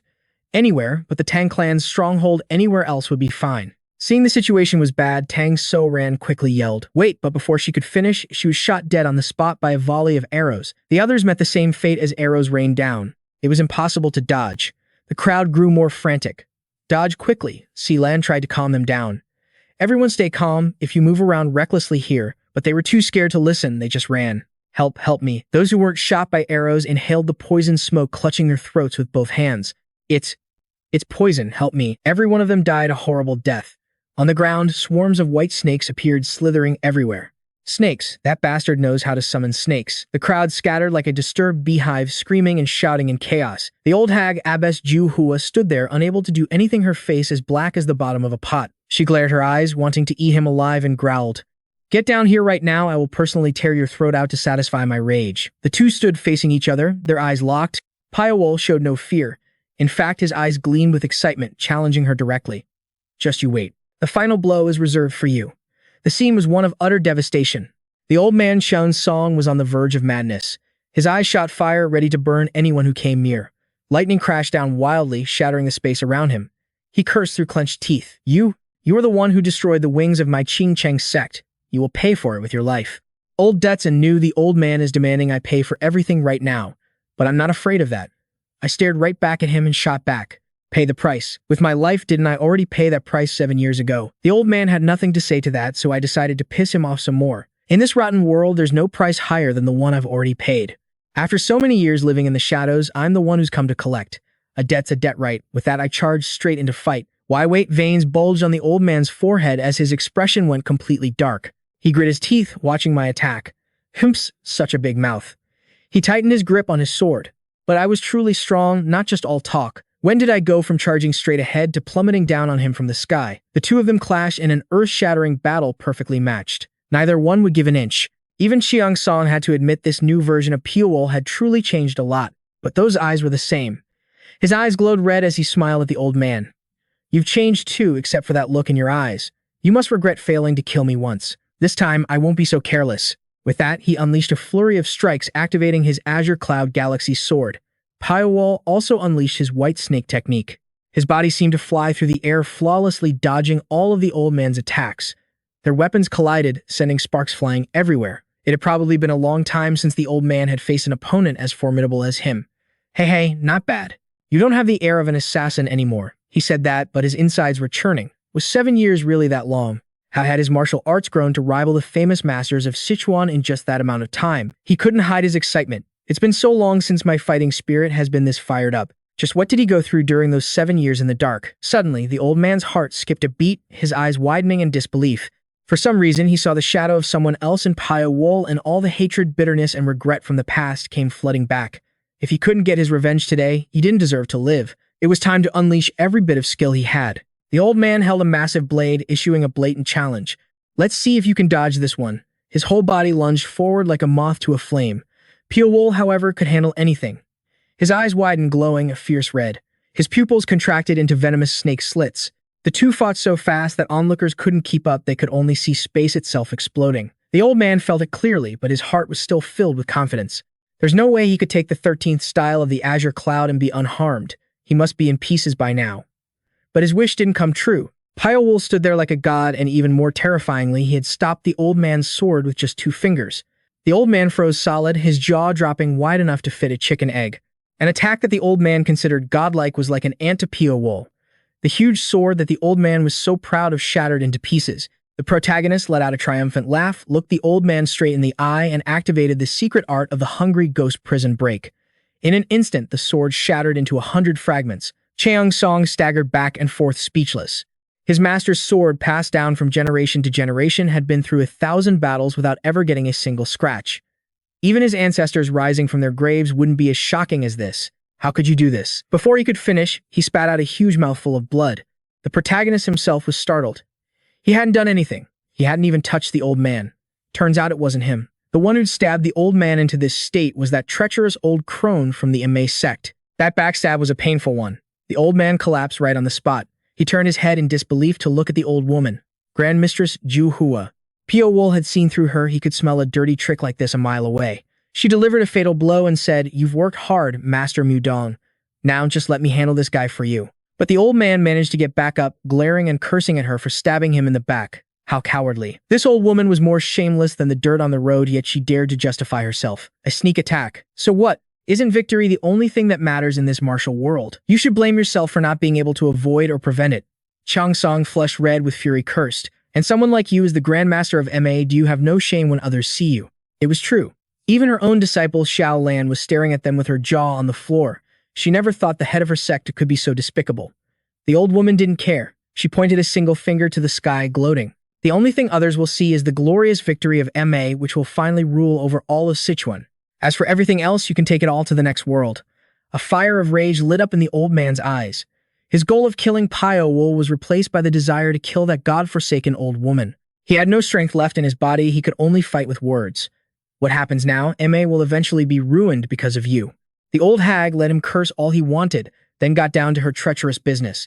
Are you finished with your last words? You should be worrying about your Qingcheng sect, because from now on, MA will last for eternity. A tremendously powerful aura erupted from her body as she flew into the air, preparing to finish the old man off. With Qingcheng lacking a strong pillar like you, Master Mudong, you will all crumble miserably. Chang Song was brutally beaten, lying flat on the ground, unable to move. His disciples screamed, practically peeing their pants in fear. Master, damn it, how can this be? After dealing with the old man, Grandmistress Ju Hua immediately turned to Pyo-wol, her eyes filled with extreme disgust. She wanted to rush over and eat him alive right then and there. Before we fight, I have a few things to say. I'm actually a little grateful to you. Even though you shook my sect to its core, you also gave us a once-in-a-100-years opportunity. As she spoke, she lifted the sword that was stuck in the ground. I will make you experience a pain so great you'll never forget it, even in death. Looking at the crazed old woman before him, Pyo-wol showed no fear, only a mocking smile. If it weren't for your ambition, I could have lived a quiet life drifting aimlessly through the world. I wish I could have continued living that life. Your ambition turned me into a cold-blooded assassin. Take a good look at me. I am the terrifying monster that you created. The old hag had no comeback for that. All she could do was raise her weapon to block his attack. His eyes glowed red as he taunted her. Let's see just how much I've grown. The two lunged at each other, fighting as fast as lightning, evenly matched. After a while, they were still at a stalemate, with Pyo-wol fighting her weapon with his bare hands. In the end, he was still the superior one. A single punch shattered the ground, kicking up a blinding cloud of dust. Xiao Lan watched in horror, her face drenched in sweat as she tried to see what was happening. Master, this old woman was as tough as a cockroach. Even after that, she was perfectly fine, a mocking smile on her face as she challenged him. That's not nearly enough.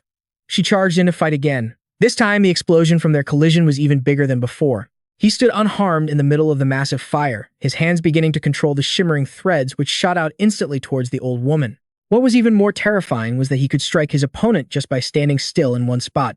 This was the first time Great Master Ju Hua had been pushed this hard, and it was more than enough for her. By the time she realized something was wrong, it was too damn late to dodge. She used all her internal energy to barely get out of the way, but she still had to grit her teeth and force a smile. Is that all you've got? He hadn't even used his second attack yet. He didn't bother to smirk, just gave her a little reminder. Take a closer look. Her stupid face went slack. She frowned, looking down at the ground in confused panic. Since when had his threads formed a huge web of traps right under her feet? She lost her balance as he yanked the threads, pulling her up into the air. But that wasn't all. Pyo-wol still had his signature move, Heart Speed combined with a bit of black lightning. At this level, she could only dream of blocking it. Heart Speed enhances the speed of thought, while black lightning increases physical power. His whole body seemed to melt into the shadows, then suddenly reappeared right in front of her. The hag jumped in fright. Did you really think I couldn't see you? Only he knew that at this point his speed was comparable to the speed of sound. Great Master Ju Hua was beaten to a pulp, spitting out mouthfuls of blood. Her whole body lay sprawled on the ground as she stared daggers at him. She was furious, but there was nothing she could do. Her emo disciple ran over at top speed. Master, she cried, seeing her collapse on the ground. What in the world is going on? What did he do? Why couldn't I see his line of attack? She was completely shattered, helpless, and unable to comprehend it. This was just his first move. If that's the case, doesn't that mean that Mu Guy was actually the lucky one? She just couldn't understand how a monster like this could exist in the world. If this keeps up, I'll end up just like that, perfected Master Mu. Now that she was severely injured, what could she possibly do? She screamed for her trusted disciples. Black Cloud Guild Master, deal with him. She was about to meet her ancestors, but was still running her mouth. Those two disciples looked on scared stiff. It was humiliating not to fight, but terrifying to fight. Should they just ignore their master's words? Hell with it, they decided to just charge in and see what happens. Pyo-wol looked at the scene with utter contempt. How disgusting. You want to trade their 2 lives to save your own. Looks like I can't let this opportunity slip away. If he didn't strike first, they would. So he just charged forward to get it over with. But he only went for that one guy. Xiaolan stood perfectly still. It seems that Bastard had some skill holding his weapon as if he were born with it, but his intelligence was sorely lacking. If even his 2 masters couldn't beat him, what was this guy thinking, taunting our main character? You simpleton, he sneered, daring to curse me after a few pathetic moves. The moment he said that, he was kicked from the server for good. Quick and clean, only Xiaolan was left. Our boy charged forward, ready to finish the job. She unleashed a technique, roaring, "Stop, I told you to stop." She was too terrified to fight anymore. Who knows if he even hurt her? His face was cold as stone as he continued to charge forward. But the person he was aiming for wasn't her, but that damned old hag. The girl was blatantly ignored. She didn't know whether to be happy or sad. He didn't even bother to counterattack, just zipped right past her. She didn't get it. She turned her head to see it with her own eyes. How is this possible? He was standing right in front of Great Master Ju Hua. His face was dark like the Grim Reaper coming to claim his soul. The old woman had no strength left to run, let alone fight. She gritted her teeth, wanting to curse him. You're just going to watch your master die at his hands. The girl Xiaolan tried to save the situation, pleading don't, but of course he wasn't going to let the old woman go just because of one sentence. After a world-shaking blow, Great Master Ju Hua didn't die immediately. Before dying, she only saw hordes of black snakes coiling around her body. The largest was the Snake Queen, white with glowing red eyes. It was about to strike down and kill her on the spot. Well, if she couldn't fight, she might as well stand there and curse him. You goddamn bastard. If it weren't for you, all of Sichuan would already be in the palm of my hand. It was fitting that she died right after saying that. With one clean slice, her head was separated from her neck. Pyo-wol was speechless. Is that really the last thing you wanted to say? After more than 10 years, he finally felt a sense of relief. Now it's time for you to get out of my life. And just like that, it was over. One life thoroughly dealt with. Only that old geezer was left, who was about to kick the bucket anyway. Seeing that he hadn't touched the old man yet, the disciples who were fighting all stopped. Looking at the old woman's corpse, none of them could believe it. How could this be? Great Master Ju Hua was defeated in a flash. Is he even human? He doesn't even look that old. The crowd standing around our guy began to mutter and gossip. He really is the Grim Reaper. He heard them and it got on his nerves. He shot them a glare, and every single one of them shut their mouths, backing away in fear. This is unbelievable. How are we supposed to capture him? Not a single one of them dared to step up and fight anymore. Some were trembling so hard with fear. Their bodies were frozen, stiff, unable to move. In the end, they tucked tail and ran in all directions, not daring to stay. If they didn't attack first, he wouldn't bother with them anyway. Tang Xiaolan stood still, thinking to herself, we were wrong. We were all completely overpowered by him. Our contempt was the perfect opportunity for an assassin like him. He's killed the leaders of both Ma and Qing Cheng. Control over Sichuan is now almost in his hands. She didn't know what to do now. She closed her eyes to clear her mind, thinking, what should I do now? What will become of the Ma sect? At the very least, Master has. Just then, Pyo-wol turned to look at her and their eyes met. This woman had also played no small part in harming him in the past. Just when no one dared to do anything, the old geezer acted up again, his whole body turning crimson like blood. Even injured like this, he was still stubborn. He mustered every last bit of strength he had, his muscles bulging as he roared. The disciples had no idea what kind of stunt the old man was trying to pull. Perfected Master Mudong, one even ran over worriedly. Master, are you all right? The old man didn't say a word, grabbing his sword and walking straight towards Pyo-wol. That brutal aura. Only now did they all realize it was demonic energy. There was no mistaking it. Could it be that an elder of Qing Cheng learned demonic arts? Our guy realized it as he dodged the old man's attack. His attack patterns have changed. This reckless, death-defying aura. Suddenly, he thought it looked a lot like his own. It was plain to see that even though the old man was fighting blindly, our guy was still handling him with ease. The disciples had to try and stop him. Stop it, master. But at his age, he was hard to reason with. Words had no effect.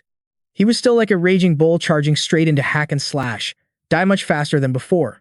No openings in his movements. Is it because he's completely accustomed to the demonic arts? He realized something was off, but the man didn't seem to be in his right mind at all. Has the demonic energy already invaded his psyche? If he's using demonic energy, then I'll fight him with demonic energy. He threw a punch and a series of golden wires flew out, wrapping around the old geezer. He roared in pain, cursing the bastard. He was about to be game over, but was still fighting for scraps. In the end, he just died a more miserable death. The old man's body was sliced into several pieces, collapsing to the ground dead on the spot. He brought this upon himself. The disciples all rushed forward. Senior brother Mu-dong. Suddenly, someone with a death wish stepped out to block his path, his face filled with fear, knowing better than to provoke him. Seeing that the guy was still moving slightly, he hurried over to help him up. Senior brother Mu-dong. The old man was on his deathbed, struggling to open his eyes to look at his junior brother. Even at a time like this, he was asking a dying man, "How do you know demonic arts?" "I really don't know," he trembled with a mix of sorrow and frustration. After finishing the final rites, he still tried to explain everything was for the sake of our Ching-Cheng. After saying that, he too closed his eyes and breathed his last.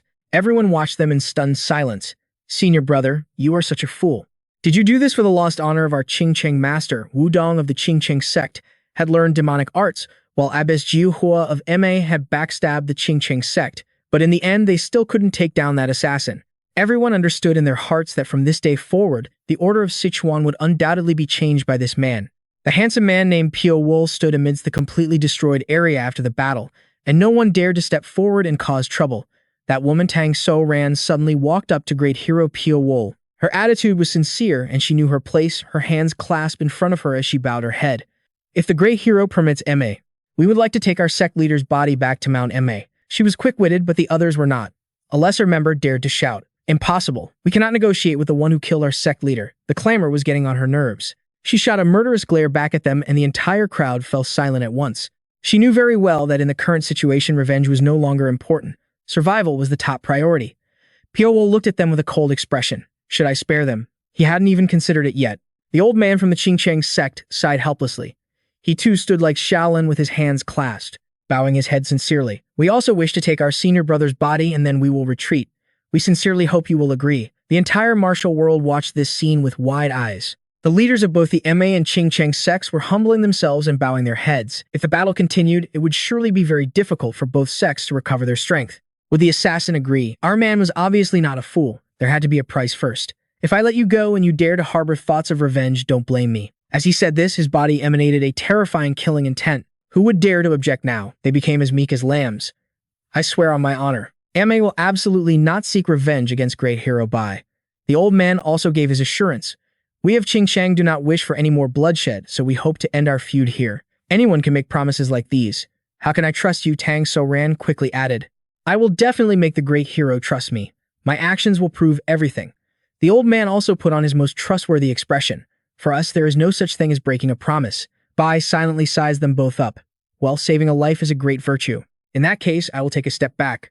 So he finally got revenge for all the grudges he'd held since he was a child.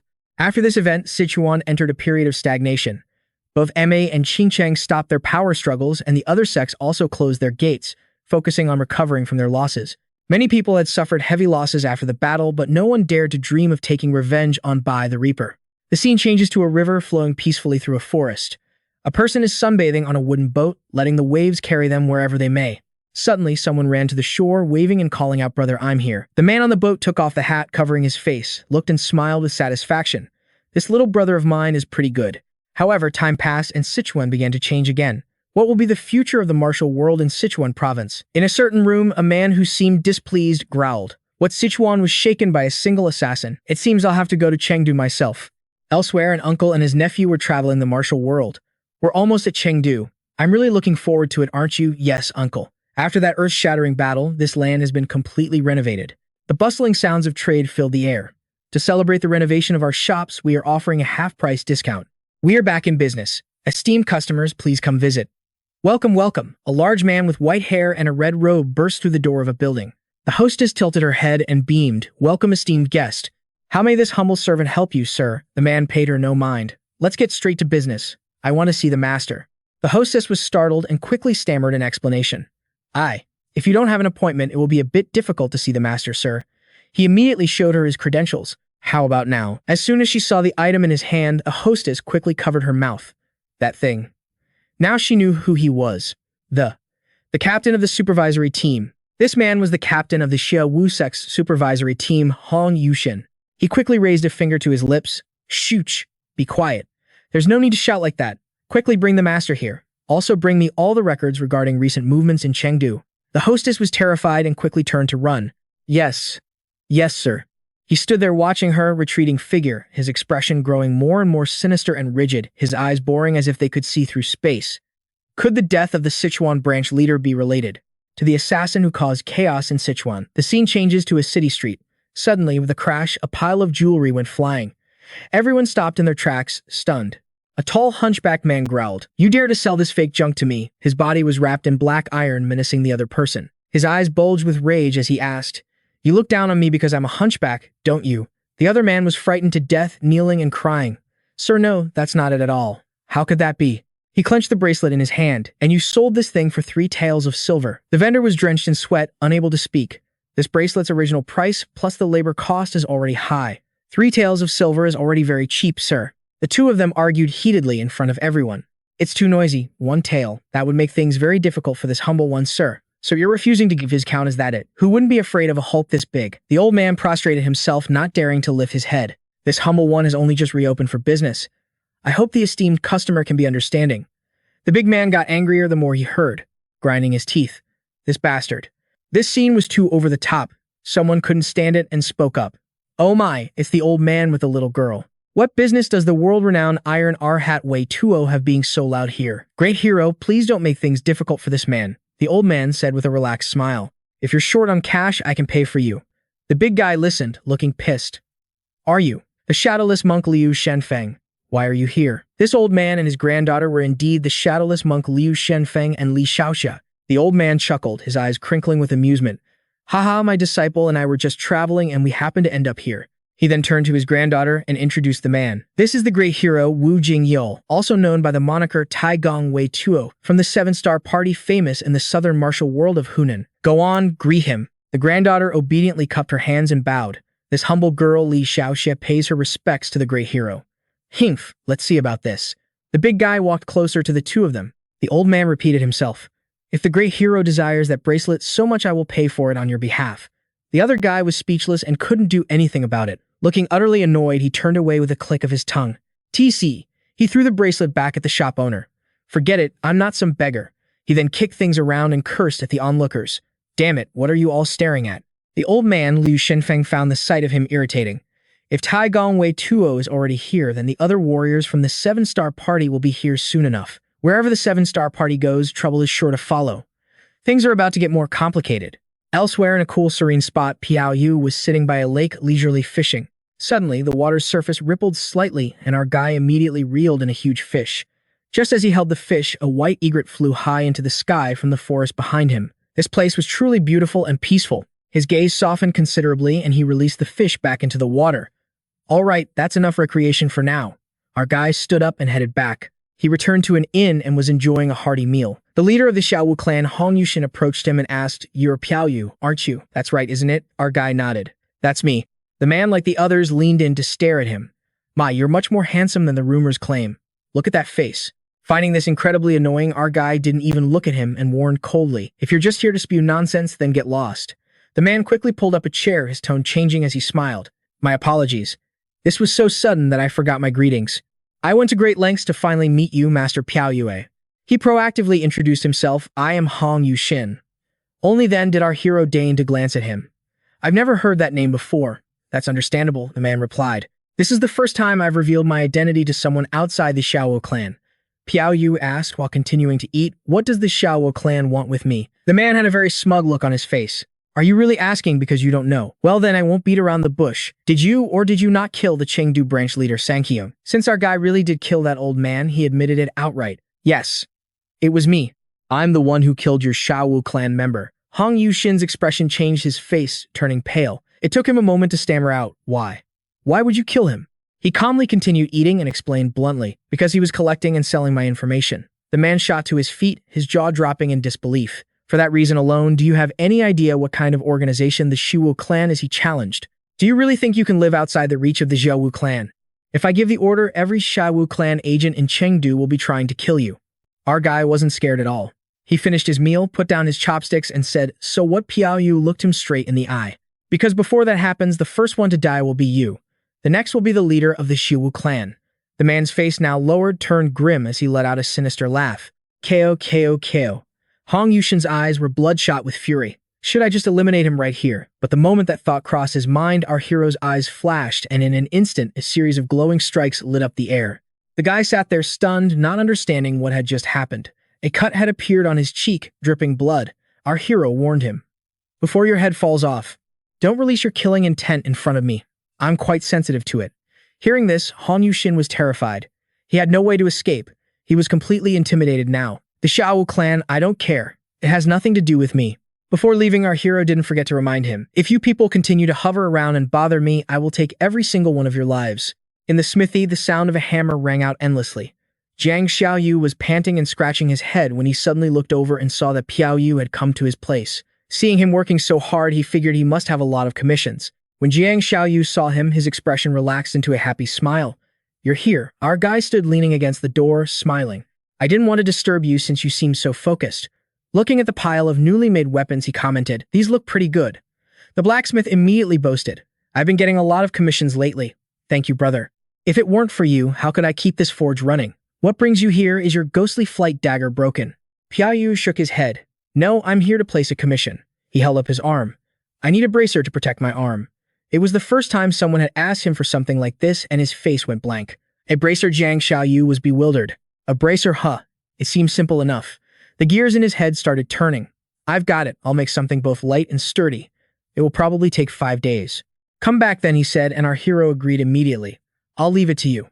That night, Jiang Xiaoyu was still thinking about it. Let's see. Brother Piao Yu is looking for a bracer. I've never seen him wear any protective gear in a fight. Could it be that a big battle is coming? He rummaged around for a bit.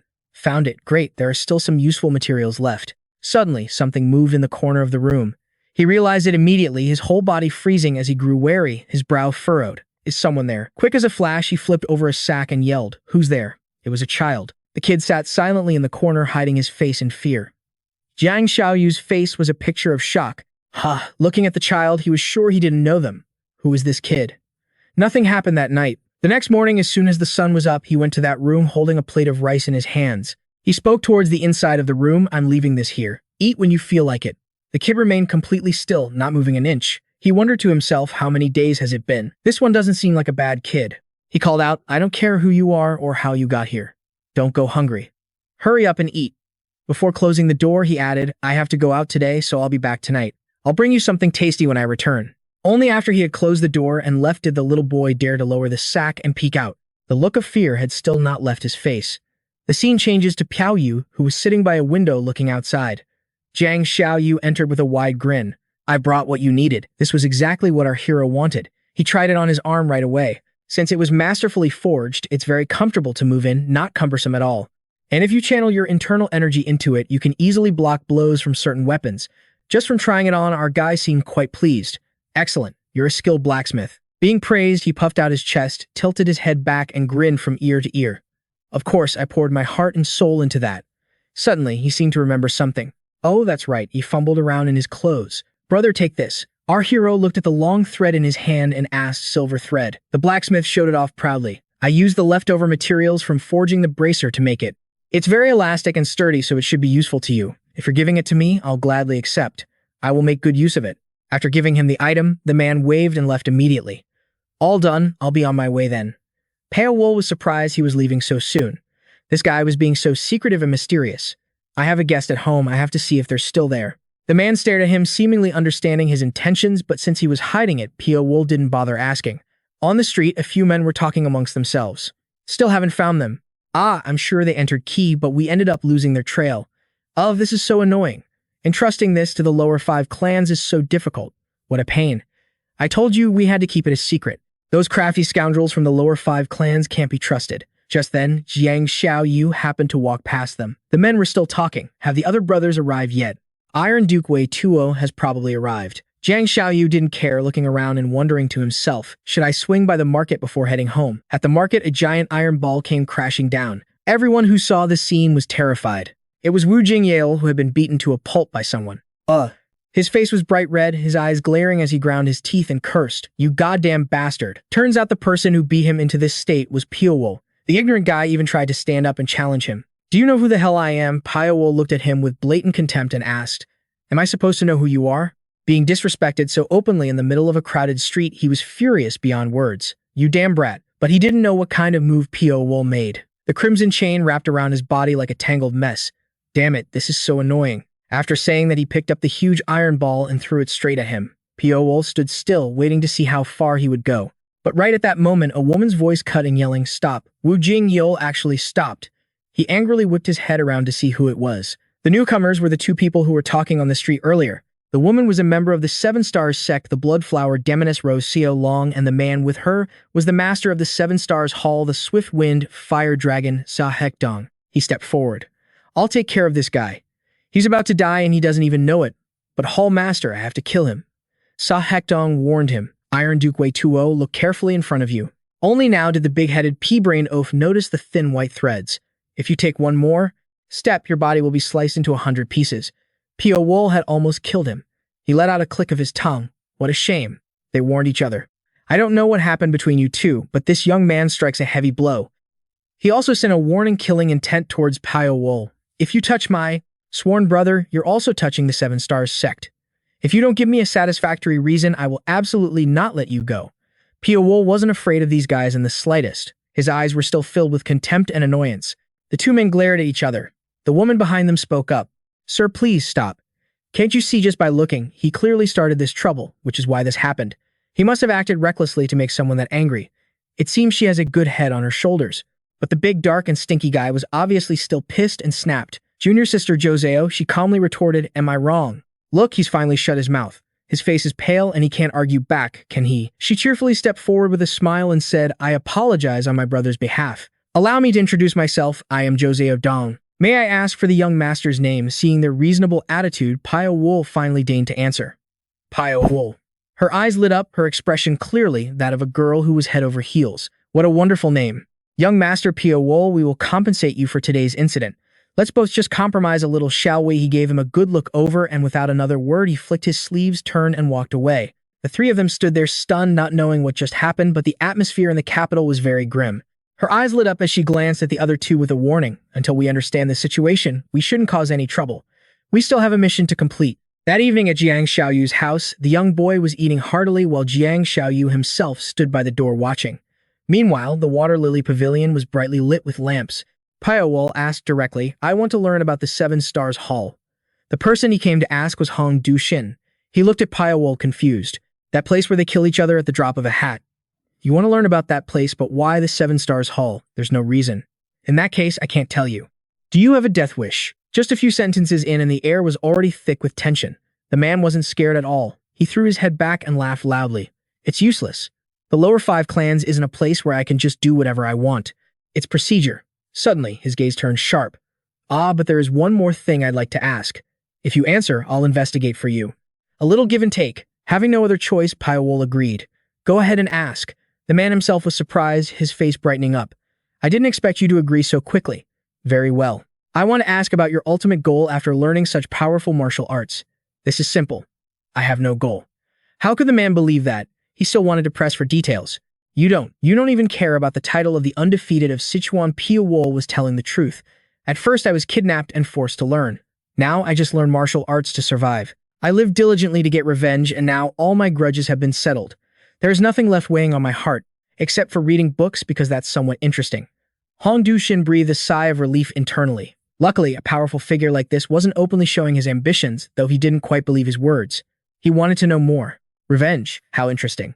"You must be very busy, so maybe we should stop our conversation here for now.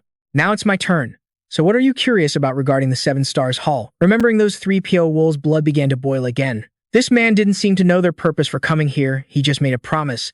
"All right, we will find out why they came here so quietly." Pyo-wol, stubborn to the end, reminded him beforehand, "I will be staying here for the time being. So if you find out anything, contact me immediately." The man nodded cheerfully. "Yes, just leave it to us." That night, Pyo-wol returned home. Sitting across from him was a young woman with long hair. She eagerly fed him. "How about some fruit while you read? What do you think I had the Merchant Guild bring it directly? It's fresh and delicious." After saying this, the young woman's whole body suddenly slumped to one side in exhaustion. Pyo-wol was startled, immediately realizing something was wrong. His eyes widened, but he managed to stand up in time to catch her. It turned out someone had arrived, which is why the young woman was knocked unconscious.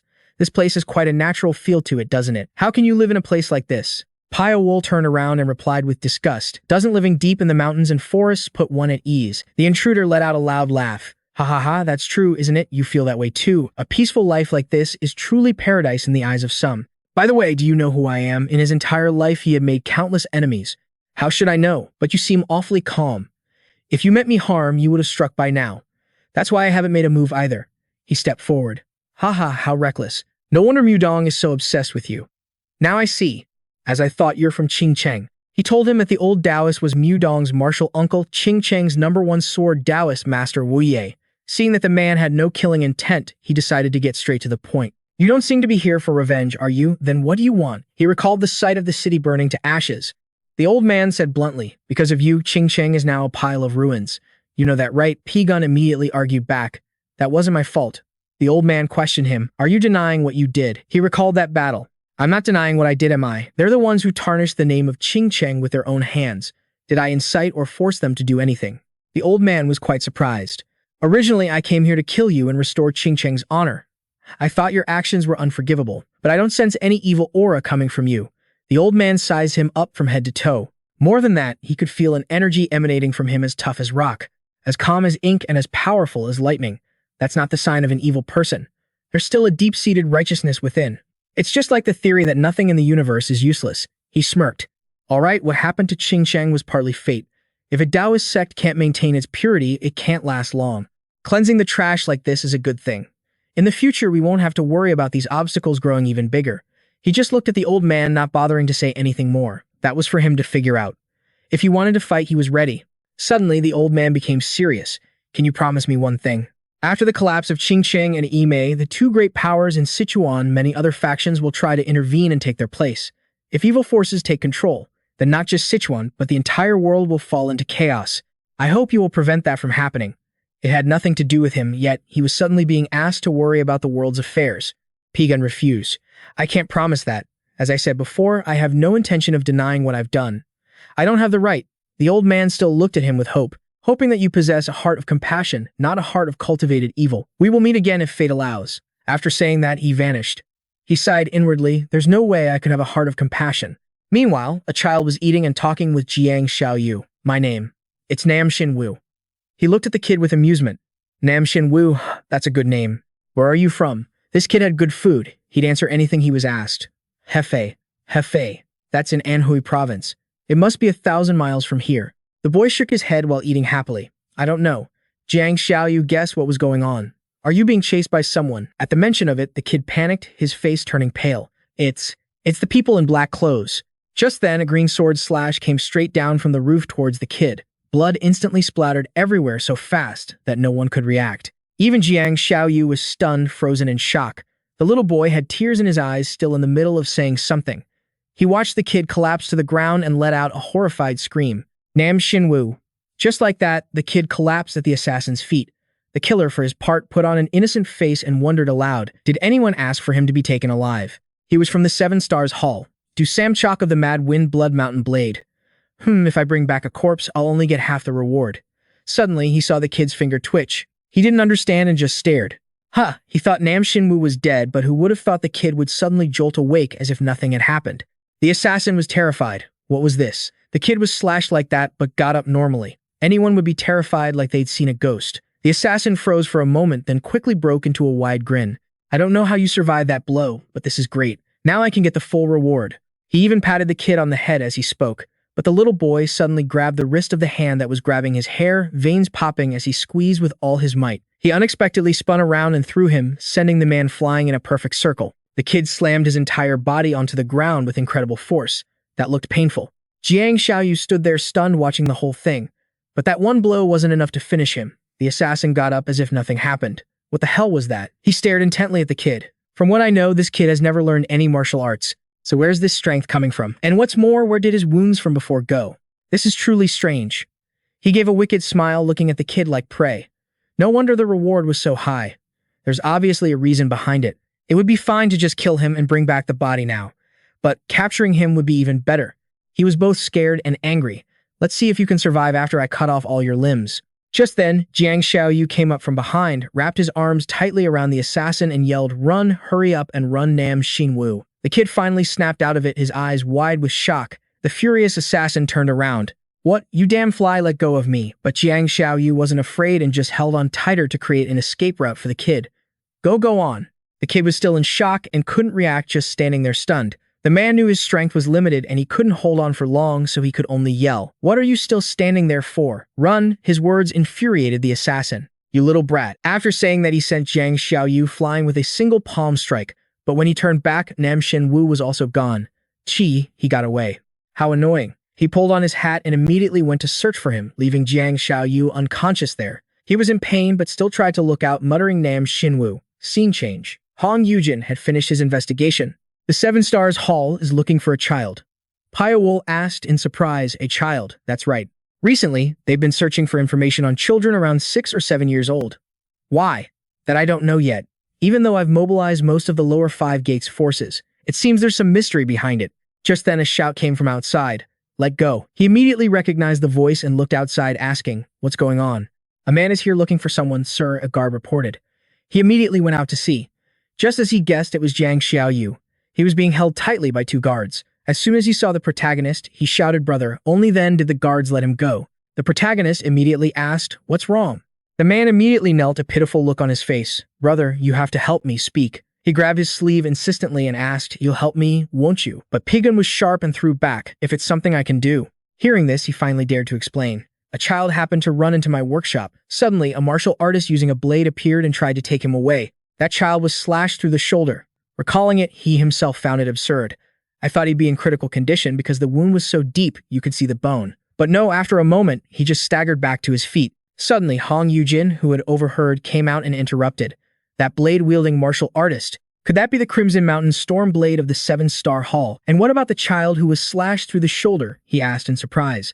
"How is he still alive after taking a fatal blow like that? Is it resurrection? Could this have something to do with the Demon King?" The Demon King was the one who threw the martial world into chaos decades ago with his superhuman recovery abilities. No matter if he faced the greatest masters or suffered fatal wounds, he always survived. At some point, a rumor began to spread throughout the martial world. Whoever discovers the Demon King's secret will achieve immortality. And now, a clue to unlocking that secret has finally appeared. Out on the streets, flames raged, lighting up the sky as screams echoed everywhere. "Fire, somebody help!" People with tears streaming down their faces screamed. "There are still people inside." That woman, Lu Sui-rong, also appeared. Despite the fire right in front of her, she was completely unfazed, still searching for something. "That little brat definitely ran this way. Could he not be here?" she schemed internally. "Sichuan isn't my territory, so it's difficult to operate here for long. If only I had help from the lower 5 gates, I would have caught that brat a long time ago." Just then, a voice called out from behind her, "Sister, what are you doing here?" He was a member of the 7-Star Hall, the Wanderer Jia Wongbon. She glanced over at him. "What else?" "Of course I'm looking for that little rat." The man looked at the fires burning everywhere and not seeing the boy, guessed he might have already escaped Chengdu. The woman put on a pitiful act. "Oh dear, so have I just been wasting my time?" He turned in surprise and asked, "But why burn down Chengdu? What if other sects show up?" But she had already thought of that. With a cunning look in her eyes, she smirked. "They won't come. They're too busy worrying about that Pyo-wol fellow." Every time that name was mentioned, they trembled in fear. But this Jia Wongbong guy didn't believe it. He gritted his teeth in jealousy. "Humph, you believe that kind of stuff. Someone's clearly exaggerating. There's no way the martial artists from the sects in Chengdu would be afraid of some nobody. He doesn't even know his own limits." Trying to impress the lady, he puffed out his chest. "If that guy ran into me, I'd slice his head clean off with this blood-wave saber. He'd be dead before he even knew what hit him." And so one dared to boast and the other dared to believe. "Then I'll be looking forward to that moment. You got it. Once I chop him down, I'll give you his head as a gift." She laughed teasingly. "You always have such a way with words, don't you?" But he had no idea he was jinxing himself. Speak of the devil. And Pyo-wol appeared. A white thread had wrapped around his neck, and in an instant it hoisted him high into the air. Now guess who was the one who died without even knowing what hit him? Lu Sui-rong whipped around in shock, her eyes wide with terror, her mouth agape, unable to utter a single word. The man who was just spouting nonsense a second ago was now hanging suspended in midair, speechless. The white thread tightened around his neck, leaving red welts. In the blink of an eye, his head was severed, sending blood splattering everywhere. He didn't even have time to write a will. The woman screamed in terror. "Brother!" An entire district was burned to the ground. The innocent citizens grieved as they looked at the charred remains of their homes. The grandfather and grandson duo Liu Chen Peng were also there. How could this have happened? What on earth happened here? The old man could tell at a glance that this was no ordinary fire. He had witnessed a similar scene before. Not long ago, another fire had broken out in Chengdu. So unfortunate. As he was lost in thought, the old man suddenly stopped and turned. As soon as he saw the person approaching, he recognized him. It was the leaf-picking swordsman Gam. This white-haired man with a black blindfold was a member of the Seven-Star Hall. The leaf-picking swordsman Gam and he was blind but could surely still feel the heat heading somewhere with his weapon in hand. The young Li Xiaoxia guessed is Gam and he looking for something. How curious. It must be something very important for him to be in such a hurry. Suddenly, the old man's eyes widened. Do you feel that? That killing intent? This granddaughter of his was no ordinary girl either. Of course, Grandpa. It's so obvious. How could I not? The two decided to follow him from behind, but after just a few steps, they lost his trail. He was gone. Where did he go? Could he have known we were following him? How could he disappear in just a moment? Suddenly, they both froze, looking down at the ground, which was pooled with blood. Not far away lay the corpse of the blindfolded man. The grandfather and grandson were scared out of their wits. Gam and he. How can this be? We only lost sight of him for a second.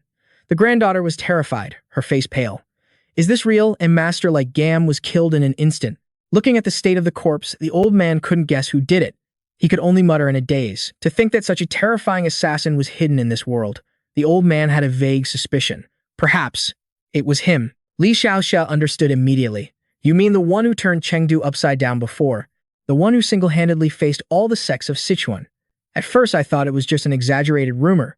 But after seeing this, I have no choice but to believe it. The old man couldn't help but shudder. Sichuan is about to suffer a terrible calamity. The next morning, the night of terror was over. In the forest, someone was gasping for breath, clawing at the grass as he crawled desperately. It was the young boy Nam Xinwu, covered from head to toe in blood. The assassin pursuing him watched with amusement. What in the world are you? It's truly miraculous. How can a human being do something so extraordinary? He pulled out the throwing daggers embedded in the boy. The kid's whole body trembled in pain, groaning on the ground, soaked in blood, yet he absolutely refused to die. The assassin, who had been chasing him all this time, finally understood the secret.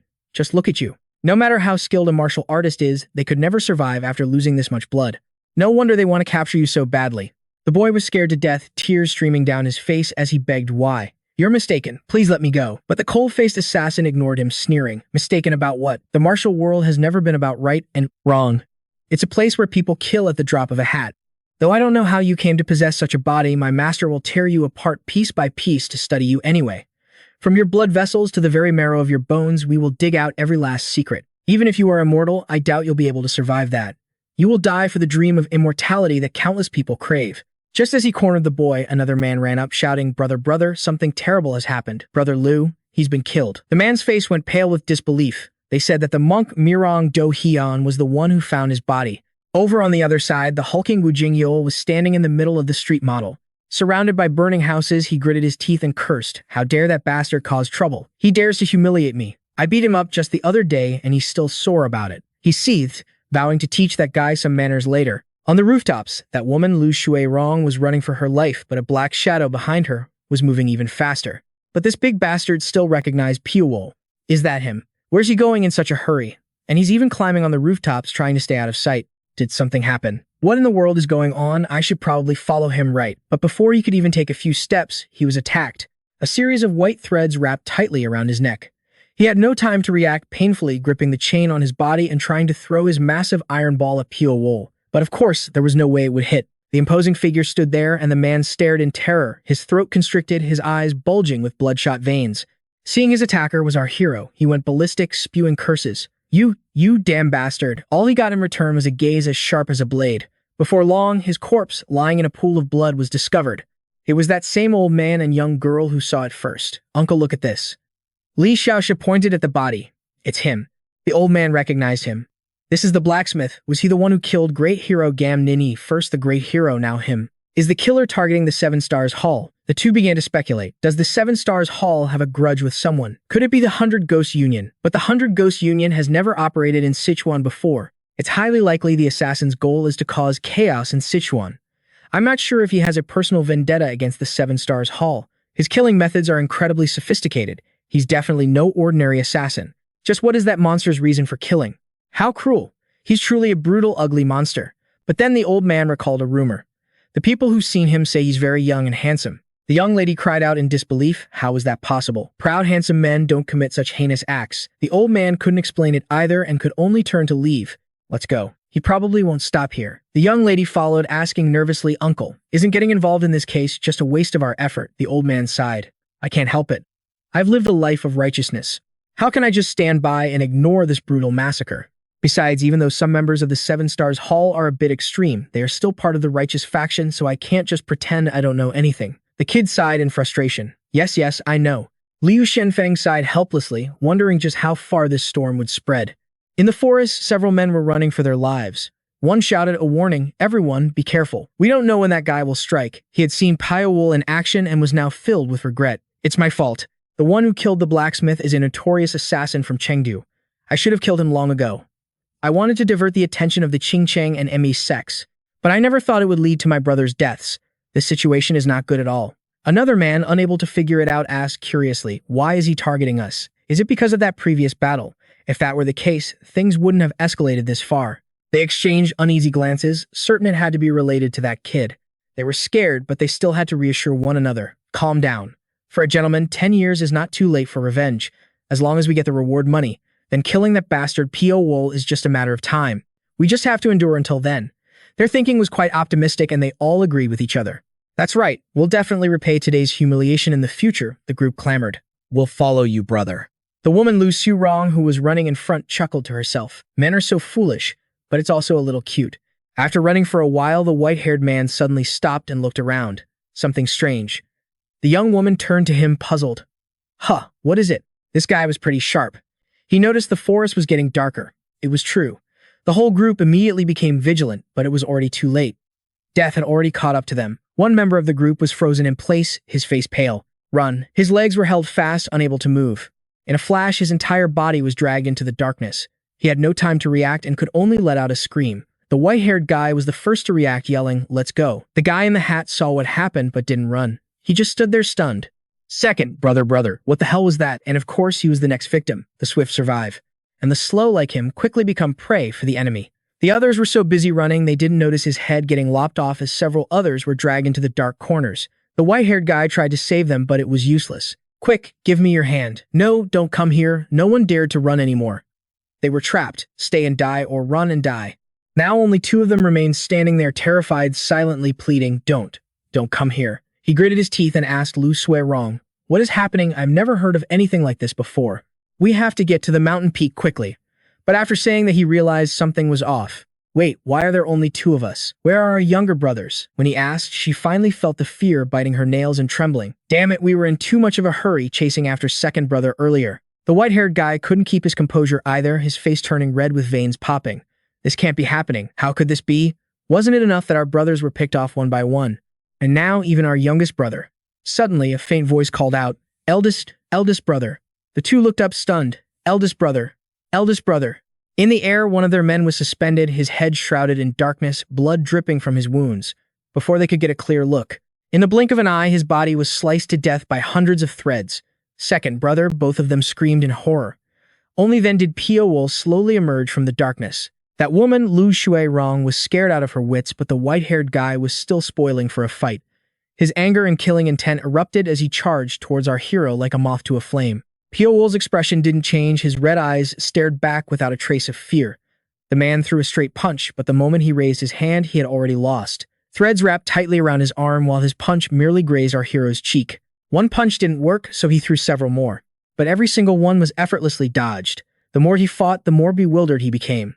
What the hell is going on? I thought I could do it, but I can't. I've been aiming for his weak spots this whole time, but he always manages to suddenly dodge them. It's like I'm only touching his afterimage. He had used all his strongest moves, his best techniques. He practically blown up the entire forest. But in the end, he still couldn't touch a single hair on Pyo-wol. Completely exhausted, his face was pale and sweat poured down his body as he stared rooted to the spot. As the dust settled, our hero was still standing there like a god. Model. Now the man was on the ropes. How was this possible? He dodged as if he could predict every move Bai was about to make. The wench Lu Xurong suddenly shouted, "Big brother." Her cry immediately drew Bai's gaze. I haven't even touched her yet. Does she have a death wish? Bai immediately flung a swarm of razor wires at her. The wench looked terrified, not knowing what to do. She hurriedly raised her hands to block. Pushed into a corner, she unleashed her greatest power and charged forward, but a white wire was already wrapped around her precious big brother's neck. No matter how much she screamed for him, he was going to die. She erupted with a fierce power that lit up the area, But Bai wasn't afraid. He gripped the brother's face, holding him hostage and glared as he interrogated him. Now answer my question. Why do you people want to capture that kid? So now he knew they were after the boy Shingu. Seeing her stammer and refuse to talk, he yanked the wire sharply as a warning. Talk. The brother was terrified, ready to spill everything. I don't know either, we were just following a commission. Bai glanced at him with contempt, thinking, you think a trick like that will work on me, as he prepared to finish him off. Lu Xuerong's heart leaped into her throat. She screamed, wait. Let's resolve this with dialogue. What you're doing is making us very scared. All right. She had to retract all of her killing intent, standing up straight to answer calmly. We don't know much either. Seeing that she was showing some sincerity and knew her place, he loosened the wire on the guy's neck a bit. But the brother didn't know his place and immediately seized the opportunity. This was it. His hand held a ball of lightning, ready to strike. But before he could even make a move, he saw from the corner of his eye Lu Xuerong take a dart straight to the head, dying on the spot. That'll teach her for being deceptive. Now he no longer had the will to fight and rushed to her side. Lu Xuerong, little sister. He went berserk, feeling like he would explode. My brothers, my sister. I'll kill you. Kill, kill. He madly charged at Bai, who simply closed his eyes. His entire body slowly transformed, white hair turning black. He raised his hands, getting into position. Bai's power was so terrifying that in just a few seconds, he sent the man to join his underlings. The brother died with his eyes wide open, staring at Bai as if to say, you truly are a grim reaper. Now the only one left on the ground was the unconscious Jingwu. Bai simply slung the boy over his shoulder and carried him away. As he walked, he wondered curiously, is this kid the Demon King? He was on the brink of death just moments ago, but now his breathing has stabilized. Does someone like this really exist in the world? This must be the key to the secret of immortality. It's absurd. To be born human is to accept death as an inevitability. How can anyone defy that fundamental law? Even if you could, there must be a price to pay. Suddenly, Bai's expression changed. He was startled, his heart skipping a beat. He had no idea when but a ghostly white figure had appeared right in front of him, standing there like a silent phantom. Who is this? Why can't I sense his presence at all, even though he's right next to me? This is the first enemy who's ever made me feel this way. Sensing danger, he gently placed Shingu on the ground to observe the situation. Bai remained still, not rushing to attack, sizing up his opponent first. Suddenly, a powerful gust of wind shot straight at his face. It was too fast, too dangerous. This was no ordinary wind. It moved like an elegant dragon, yet its power was extraordinary. If he's starting a fight, I can't just stand by and do nothing. Bai immediately unleashed his own power, summoning a giant white snake and commanding it to attack the enemy. Show your face. Let me see who you are. Finally, he got a slightly better look at the man. The man's face was even more arrogant and cold. His lips curled into a sneer as his body radiated a brilliant aura that Bai's snakes couldn't even touch. His voice dripped with mockery as he asked, hey, why are you copying other people's techniques? That's pretty shameless. What's more, while Bai had summoned snakes, this man could summon a massive pitch-black dragon. This man was truly on another level. Bai felt a chill run down his spine, his body freezing up. He's strong.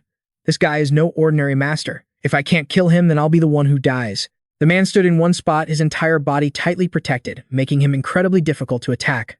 All of his techniques, his power were ethereal and brilliant, unlike anything from this world. Bai watched his display with wide eyes, unable to believe what he was seeing.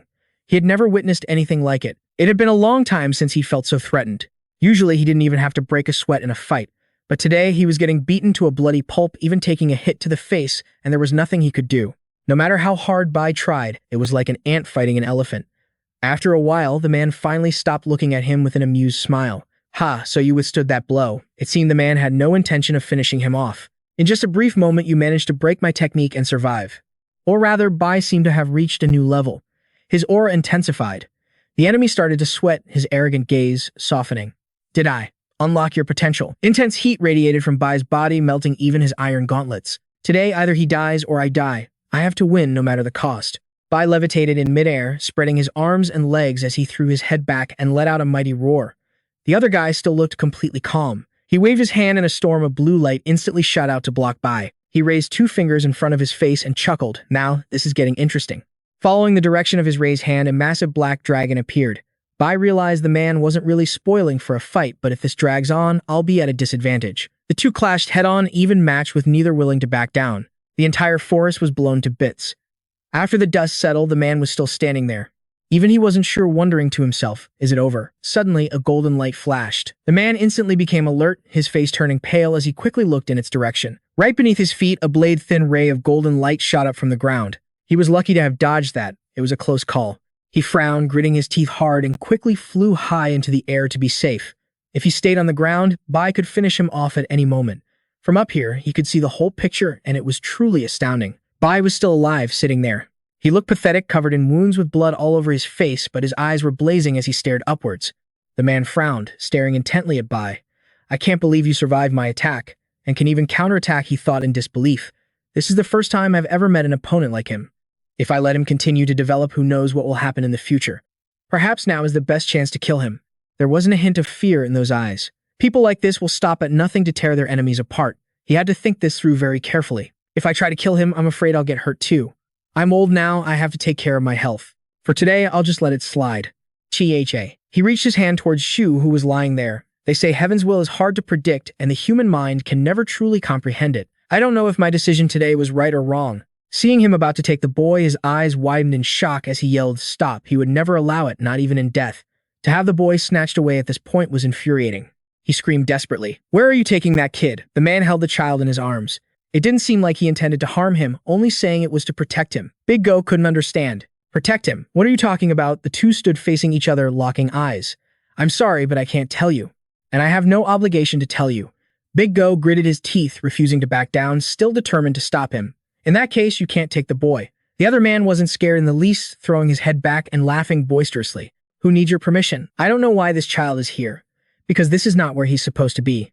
If he continues to stay here, all of Sichuan will be plunged into disaster. You might survive because your martial arts are good enough, but the others around you won't be so lucky. Therefore, I must protect this child. That sounds noble and all, but I still don't believe you. How can I believe a word you say? The man glared, then sneered contemptuously. Whether you believe me or not doesn't matter. Did you really think I retreated because I was afraid of you? Although your talent is extraordinary and your fighting style is bizarre, that won't work against all martial artists. The tension between the two was thick enough to cut with a knife. What's your name isn't stating your identity. First, a basic courtesy. Haha, so you think so too, he replied, introducing himself first. I am Bung Jun. Bai stared at him, muttering the name. Bun Dong. That's all the man said as his body slowly ascended high into the air. He said some very cryptic things. When the sun finally sets and the Son of Heaven appears, that is when the blood-red heavenly cycle will open. People of the world, be on your guard. With that, he vanished. Big Go slumped to the ground with no strength left to chase him to the ends of the earth. Well, I guess this is just how fate has dealt the cards. But the bitter feeling remained. How could I let myself be toyed with like this? The scene changes. Elsewhere, a man stares in horror and asks, are these bodies Hong Du Shinshin's men? He stood with his hands clasped behind his back before the pile of corpses.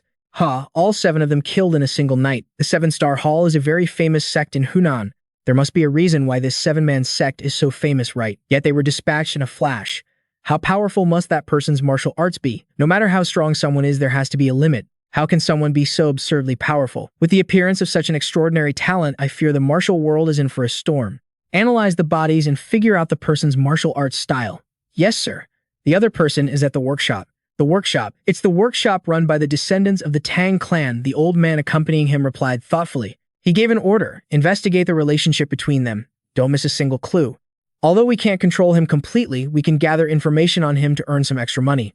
The old man clasped his hands and bowed. Yes, sir. Back with Big Go, Jiang Xiaoyu approached him and asked, so, that man named Bung Jun took the child for the purpose of protecting him. Big Go told him exactly what happened. Looking at him then, it didn't seem like he was lying. The young man sighed deeply. Everything has been a mess since last night. The 7-Star Hall started a fire that burned down a third of the slums. Chengdu is becoming more and more chaotic, and the people are all anxious. I can't believe the 7-Star Hall did all that for that child. What kind of secret could that child possibly have to attract the attention of such important figures? That person called himself Bung Jun. Pyo-wol smelled something fishy and immediately asked, you know him? He answered honestly, how can I not? He's a person strong enough to be on par with the leaders of the 2 powers, the 3 sects, the 3 manners, and the 3 factions. Even a child knows about him. But Big Go knew nothing about the names he just mentioned. 2 powers, 3 sects. I guess I really don't know much about the martial world, huh? His eyes lit up, and he told him to explain in detail. The young man looked bewildered and thought for a moment. I don't know that much either. Where should I start? The 2 powers are considered the 2 strongest sects in the martial world. Although these 2 forces have existed for less than 100 years because the masters of these 2 sects both have incredibly great achievements, they have since been revered as the 2 strongest sects in the martial world. They are the Guangwu sect and the Chomu manor. Among them, the Guangwu sect was founded by the great hero Liga. He was the one who ended the Great Demonic War. Thanks to the great hero Liga's prestige, this sect has risen to the ranks of the strongest. Currently, the position of sect master of the Guangwu sect is held by Li Zhang, the son of the great hero Liga. As for the Qianmu Manor, it was founded by the great hero Jiang Qianha. He was the one who assassinated the Divine Demon Alliance Lord. Thanks to its financial capabilities, the Qianmu Manor has attracted many people to join and has become an incredibly powerful force.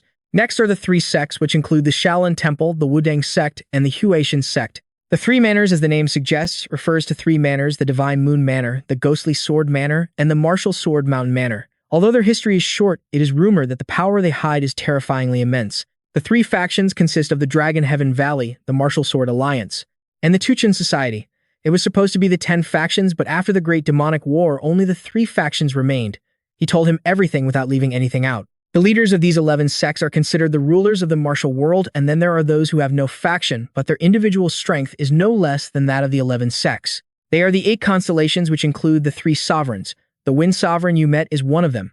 Besides the Wind Sovereign, there's the Sword Sovereign and the Martial Sovereign. As for the rest, I don't know the details. Pyo-wol understood. So that means there are at least 20 people as strong as the Wind Sovereign. Talking with him was a real eye-opener for Big Go. The martial world is truly vast, and there's so much I don't know. I'm like a frog at the bottom of a well looking at the outside world through its opening. He decided to stand up. Now that I'm clear-headed again, I will definitely find that child. Jiang Xiaoyu said softly, "You don't have to." He really wants the child to be safe. I see myself in that child, but it seems he doesn't belong here. He told him that perhaps it's better to let the Wind Sovereign take him. After saying that, he smiled brightly and looked up. "I'm sorry. It's because of me that you got hurt. You've worked hard." If he's going to say that, then I'll drop it. It's not like I care that much about the kid anyway. It's fine. Thanks to this, I've gained a lot of experience. What interested him now was how many hidden masters there were in the martial arts world. Even though I couldn't beat them this time, there's no telling what will happen next time. In the martial world, you have to be strong to avoid being pushed around. Immediately after he prepared his attire and set off, first he had to find a way to escape the surveillance of the Xiaowu men. Although I'm confident I can hide, that's not the best method. The best way is to conceal my identity to gather information. To do that, he went straight to a certain place. This was the Qingfeng grounds. It's been a while since I've been here. Bai pulled his hat down and smiled. You must have something hidden away, right? Leader of the Blood Spirit clan. This place is completely desolate, with nothing left. He walked down the corridor, a place that held many memories. He could almost see his younger self running and shouting in the courtyard. There's the well over there. That was a pretty happy time with friends, kids who were in the exact same situation as him. The well is still here now, but the people are all gone. He remembered images of them splashing water and playing while he rested on the grass. Time has passed by in the blink of an eye. And then there was little Lee Sale. Why? He had never forgotten any of their faces. After the Blood Spirit clan was slaughtered by the MA sect, there was no one left to take care of this place. There are signs that someone has rummaged through here, but it seems nothing valuable was taken. The thing that brought me all the way here must still be around. The leader of the Blood Spirit clan. Gu Dugang was a cruel man who preyed on children, seeing them only as tools for his own purposes. People like him will do anything for money. They would hide under the guise of an assassin group to earn money, but in the end they were all killed by the MA sect. And the most valuable of the treasures they found wouldn't be in a place where thieves could easily find it. His sharp gaze looked up at the ceiling, his hand moving slightly, adjusting some wires. With a thump, he broke a large hole in the ceiling. With a light jump, he was up in the attic in an instant. Just as he thought, there was a wooden box on the roof that no one had discovered. He couldn't help but smile smugly. I knew it. That night in another place, a short old man was skipping and laughing like a landlord after a bountiful harvest. Ha ha ha. The only thing he could think about was where he would go to have fun tomorrow. But as soon as he opened the door, he saw a man with a face as dark as the bottom of a pot sitting there waiting for him. The old man froze in terror, his feet stopping in place. His face turned bright red as he turned to run, crying and screaming. Who are you? Is anyone out there? The man sat there calmly and warned, no one is coming to save you. The old man flinched and stopped, not daring to run anymore. Only then did he see all of his subordinates hanging from the rafters. Pyo-wol didn't waste words and got straight to the point. You've gotten very rich over the years from your illegal activities. He had barely said a word when the old man guessed, are you, Dark Moon? Pyo-wol went along with it and confirmed. That's right. The old man immediately dropped to his knees and kowtowed. Please forgive this humble one. For not receiving you properly, I beg for your forgiveness. I never expected you to remember me. He said all that, but inside he was terrified. Why has Dark Moon reappeared? He hasn't been seen for the past 7 years, has he? The old man continued his dramatic performance, crying pitifully. This humble one has always remembered your kindness in helping me when I was poor and cold. I will offer you all of my wealth. Please accept it. His whole body trembled and he kept his face pressed to the ground. After a while, when nothing happened, he dared to look up. But there was no one left in the room. Only then did the old man dare to breathe a sigh of relief. He's gone. That was terrifying. Lord Dark Moon has returned. From now on, I'll have to pay him an annual tribute just like before. And so that night, Pyo-wol went from house to house collecting a great deal of money. A cunning rabbit has 3 burrows. Just as I thought that Gudu Gang scattered his assets everywhere in case of an emergency. There are still many places to visit. I'm going to be very busy. Elsewhere, Liu Shenfeng and his niece stood looking at the scene before them. The old man reflected, I should have stopped the 7-star clan. Li Xiaoxia immediately turned to the old man. It's not your fault, uncle. The 7-star clan is not an ordinary opponent you can fight without a plan. No matter what anyone says, I still admire your chivalrous heart. I know you are an upright and honorable man. The old man's heart warmed hearing this. Haha, thank you, my child. The people here were rebuilding their homes after the fire. The old man had decided, I will stay here with the followers to find that killer because he could bring harm to the entire martial world. You should return home. Being sent home in the middle of all the fun, the young girl was startled and refused. Why do as I say so, The girl insisted, crying out, Uncle, but the old man was firm, his face serious. Don't be stubborn. He is a dangerous man. If you were in danger, I would never be able to face your mother. Seeing how serious he was, the spunky little girl relented. If you say so, uncle, I'll go home. The old man wanted to add a few more words. Thank you, and please forgive me for not being able to keep my promise to take you traveling through the martial world. The kid was very understanding. It's okay. Next time I'll go with you to the very end. I'll go home for now, but I'll definitely be back later. The old man was deeply moved. Soha, the girl clasped her hands and bowed in farewell. Uncle, please take care of yourself while I'm gone. I promise. And just like that, the two said their goodbyes and went their separate ways. The scene changes to another location. The sky is pitch black. A long, endless flight of stairs stretches on. A group of people carrying coffins ascends the steps. Every one of them had their head bowed, not speaking a word clearly in deep sorrow.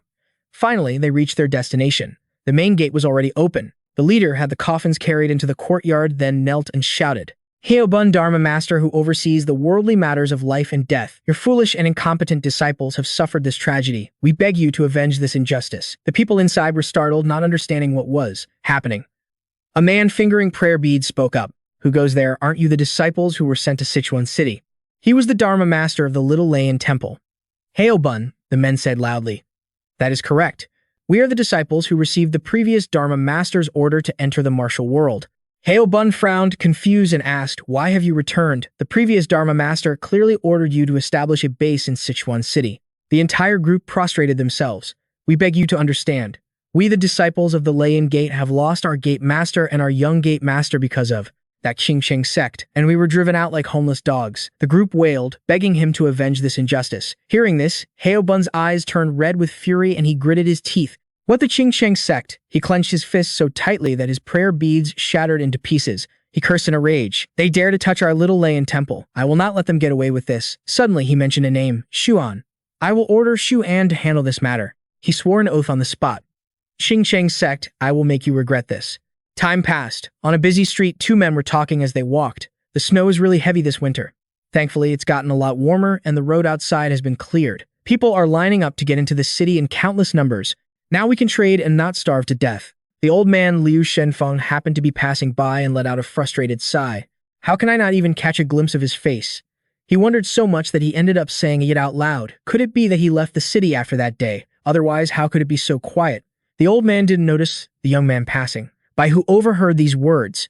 His eyes lit up. Suddenly, a horse-drawn carriage passed by in front of them and a voice from inside called out, Uncle. The little girl Li Xiaoxia, who had been gone for a while, was now back, jumping down with a bright smile. Uncle. It wasn't until she threw her arms around the old man that he recognized her in surprise.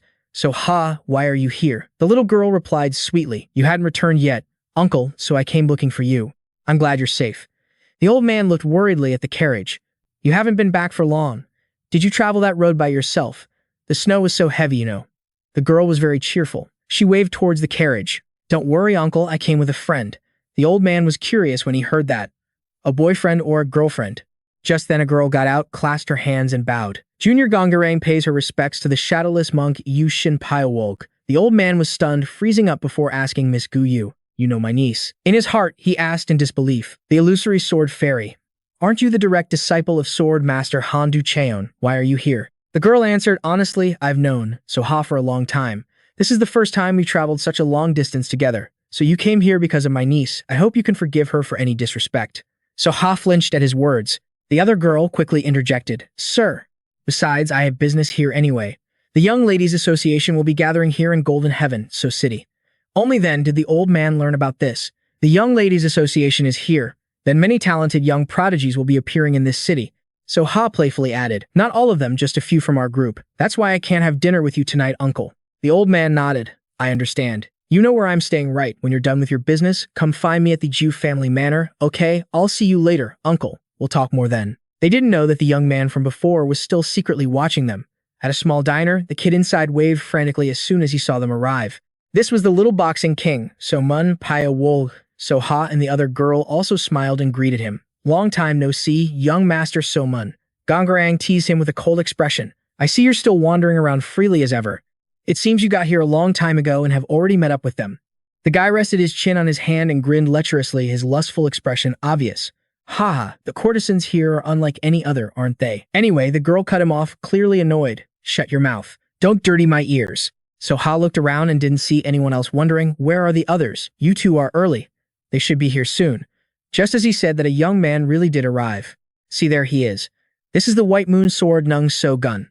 The others waved and called out repeatedly, Brother Gom-gu. Another person with him was the leader of the Kim Thean Association, the Blood Rain Wanderer Gin Gom-gu. Everyone was happy to see each other. Long time no see. Are we late? We just got here too. Suddenly, Jin Gom-gu flinched and immediately became alert. The girl, So-ah Hanga-jiang, noticed something was wrong right away. Winid, what is it? He looked around cautiously. It's nothing. I just feel like someone's watching us. So-mun Pyo-wol just smirked and acted all smug. Of course they're looking at us. Anyone who meets this guy has to admit it. You haven't changed a bit, but it was true. Someone was watching them. The young man from earlier was sitting right nearby. This was Pyo-wol Hua Zhuang Cheng. He immediately spotted the Kiwat Kim Thean Association group leaving and heading to a fresh butcher shop. He gently stroked one of the live cows at the shop. They looked just like him when he was once imprisoned, unable to control their own fate. As he was deep in thought, an old man walked up and asked with a smile, Not too late am I? Our main character grinned from ear to ear and replied, How could you possibly be late? The old man patted the cow's head. Oh, looks like there's a lot of work today. You okay with that? Pyo-wol put on a dramatic performance worthy of a Hollywood actor, his face looking sad. It's fine, but I'm only working for today. After today, I have to quit. The old man sounded disappointed. So today's your last day? What a shame. Is there something important you have to do? He quickly shook his head. No, nothing. Well, that's good. Old men like me tend to be curious about everything. Ha ha. He stood and listened to the old man talk some more. At first, I was very curious why a strong young man like you came here. The way you can put down a cow without it feeling any pain is truly remarkable. I can't believe he could see that. Maybe it's a natural talent, but your hands are also stained with killing intent. Well then, do your best to finish everything today. In the future, if you ever need work, you can always come here. After saying that, the old man left. He gave a slight nod. Yes, sir. After the old man left, our main character stood alone, thinking, I've spent a lot of time here, but I've also learned something. Any living being will die instantly if its vital point is struck. A vital point isn't stationary. It's always moving. But there's a pattern to its movement that allows you to catch it. Today is the last day to test that pattern. He looked at the innocent cow in front of him and brought a blow down on its head. I'm sorry. The creature immediately shut its eyes tightly. It seemed he had truly struck its vital point. Just like that, the huge cow died without even a gasp. If a blow like that landed on a person, how incredible would it be? Pyo-wol was right and his practice was a success. Ambition flashed in his bright red eyes. I finally succeeded. The scene changes to a large house. A guy named Hong Du-jin was sitting with his legs stretched out, looking completely relaxed. All around him were crumpled pieces of paper thrown on the floor. He sighed in frustration.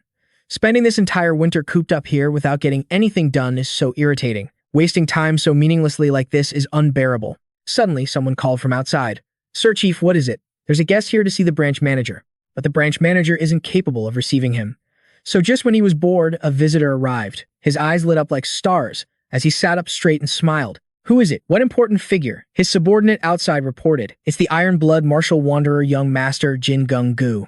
He couldn't understand what this person was doing here, but he rushed out with a fake smile to greet his guest immediately. My apologies for keeping you waiting. I'm the branch manager of the Han-gu sect in this city. The other man introduced himself. I am Jin Gung-gu. His eyes widened as he stared. You. To his surprise, the man looked Hong Du-shin up and down before asking doubtfully, Are you really the branch manager? It was like being openly disrespected. Hong Du-shin gave an awkward laugh. My, what are you saying, young master? The other man's eyes sharpened as he spoke bluntly. The atmosphere I sense here is very different from the other Han-gu sect branch managers I've met. Hong Du-shin was speechless. So each branch manager creates their own atmosphere, Or is it just because I haven't been in this position for long, I can't stand it? He didn't know what to say, just putting on a dumb smile while thinking, yeah, right, as if I'm so scared. That cold, sharp gaze felt like it could pierce right through his face. Jin Gungu finally stopped probing and got straight to the point. All right, I'm looking for someone, but I don't know their name. All I know is that last year, a major incident happened in Chengdu that caused heavy losses for the Qingcheng and MA sects. Countless people died, and I heard it was all caused by one person. I want to find that person. Hong Sindu knew immediately that he was looking for Pyo-wol.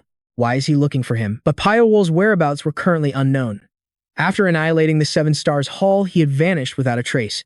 He decided to cover for his bro. He could only say, I heard that person is no longer in Chengdu, but I have a different theory. Since that person's movement techniques are like a ghost's, it would be very difficult to spot him even if he were right next to you. Finding him won't be easy. Before he could finish his sentence, a fat pouch of money was placed on the table. This Jin Gungu guy seemed dead serious. Doesn't the Shiu sect have a principle of being able to find anyone? This is the deposit. Will you take the case? The man's mind raced. He was already planning to look for Pyo-wol anyway, so why not get paid for it? He agreed instantly. Of course, the money certainly smoothed things over. I will do my utmost to meet your expectations, young master. Satisfied, Jin Gungu clasped his hands and bowed. Then I will await your good news. Jin Gungu, the leader of the Jintian society, was considered one of the world's greatest talents. He was the grandson of Jin Ganmyong, one of the 8 stars. Judging by his character and martial arts skills, people believed he would one day surpass his grandfather. But observing his development since his youth, it seemed he was searching for something. Elsewhere, 2 people were talking outside a door. As soon as he stepped out, someone was waiting to ask, have you found out why they've gathered in Chengdu yet? My apologies, I haven't had enough time to look into that. They definitely didn't come to Chengdu just for fun. There must be a reason. Find out quickly. I'll do my best. After speaking, the 2 split up and went their separate ways. Out on the main street, a group of people strolled along, observing their surroundings. One of them turned to Su Aohan. Okay, it's your turn to perform today, right? The other guy beamed. Yes, but I'm a little nervous because my skills aren't that great yet. Just do your best. I was the same way before. Their conversation was overheard by Gon So-erang, who was standing outside the inn. Suddenly seeing Jin Gungu approaching, she broke into a wide smile and waved. He asked her, so you 2 are here. What about the others? Seo Ha went with the great hero Du Shinfu, and Pyo-wol and brother Seo Gun went out to scout around. That sounded fishy and unbelievable. Scouting, huh? The 2 of them knew exactly what that meant. That's all I know. Ha ha ha. Suddenly, the young woman asked seriously, how's the search going? It's not easy at all. Do you think that person is connected to them? I don't know. We'll have to investigate to find out. If there's no connection, it'll narrow down our search. We'll just have to take our time. Let's go relax and clear our heads. Relax. The young lady seemed eager, blushing shyly as she suggested, I heard there's a performance at the Tianyan Music Hall. Let's go. It's not like you have anything else to do today anyway, brother. Let's go. All right.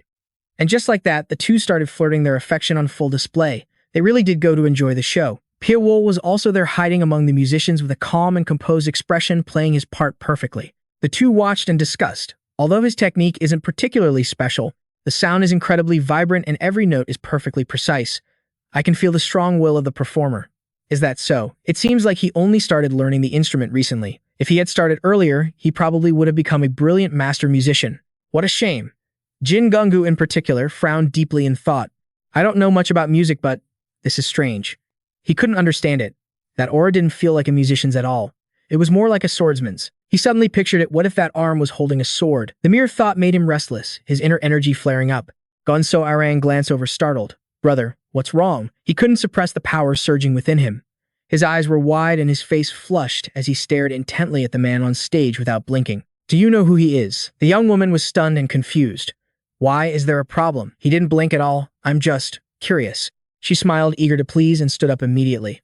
Then I'll go find out for you. He nodded. I'm counting on you. He was truly intrigued by this man. He thought to himself, even though there's nothing out of the ordinary, I get a very familiar feeling. It's like the feeling I had at the inn. Pyo-wol also felt his gaze.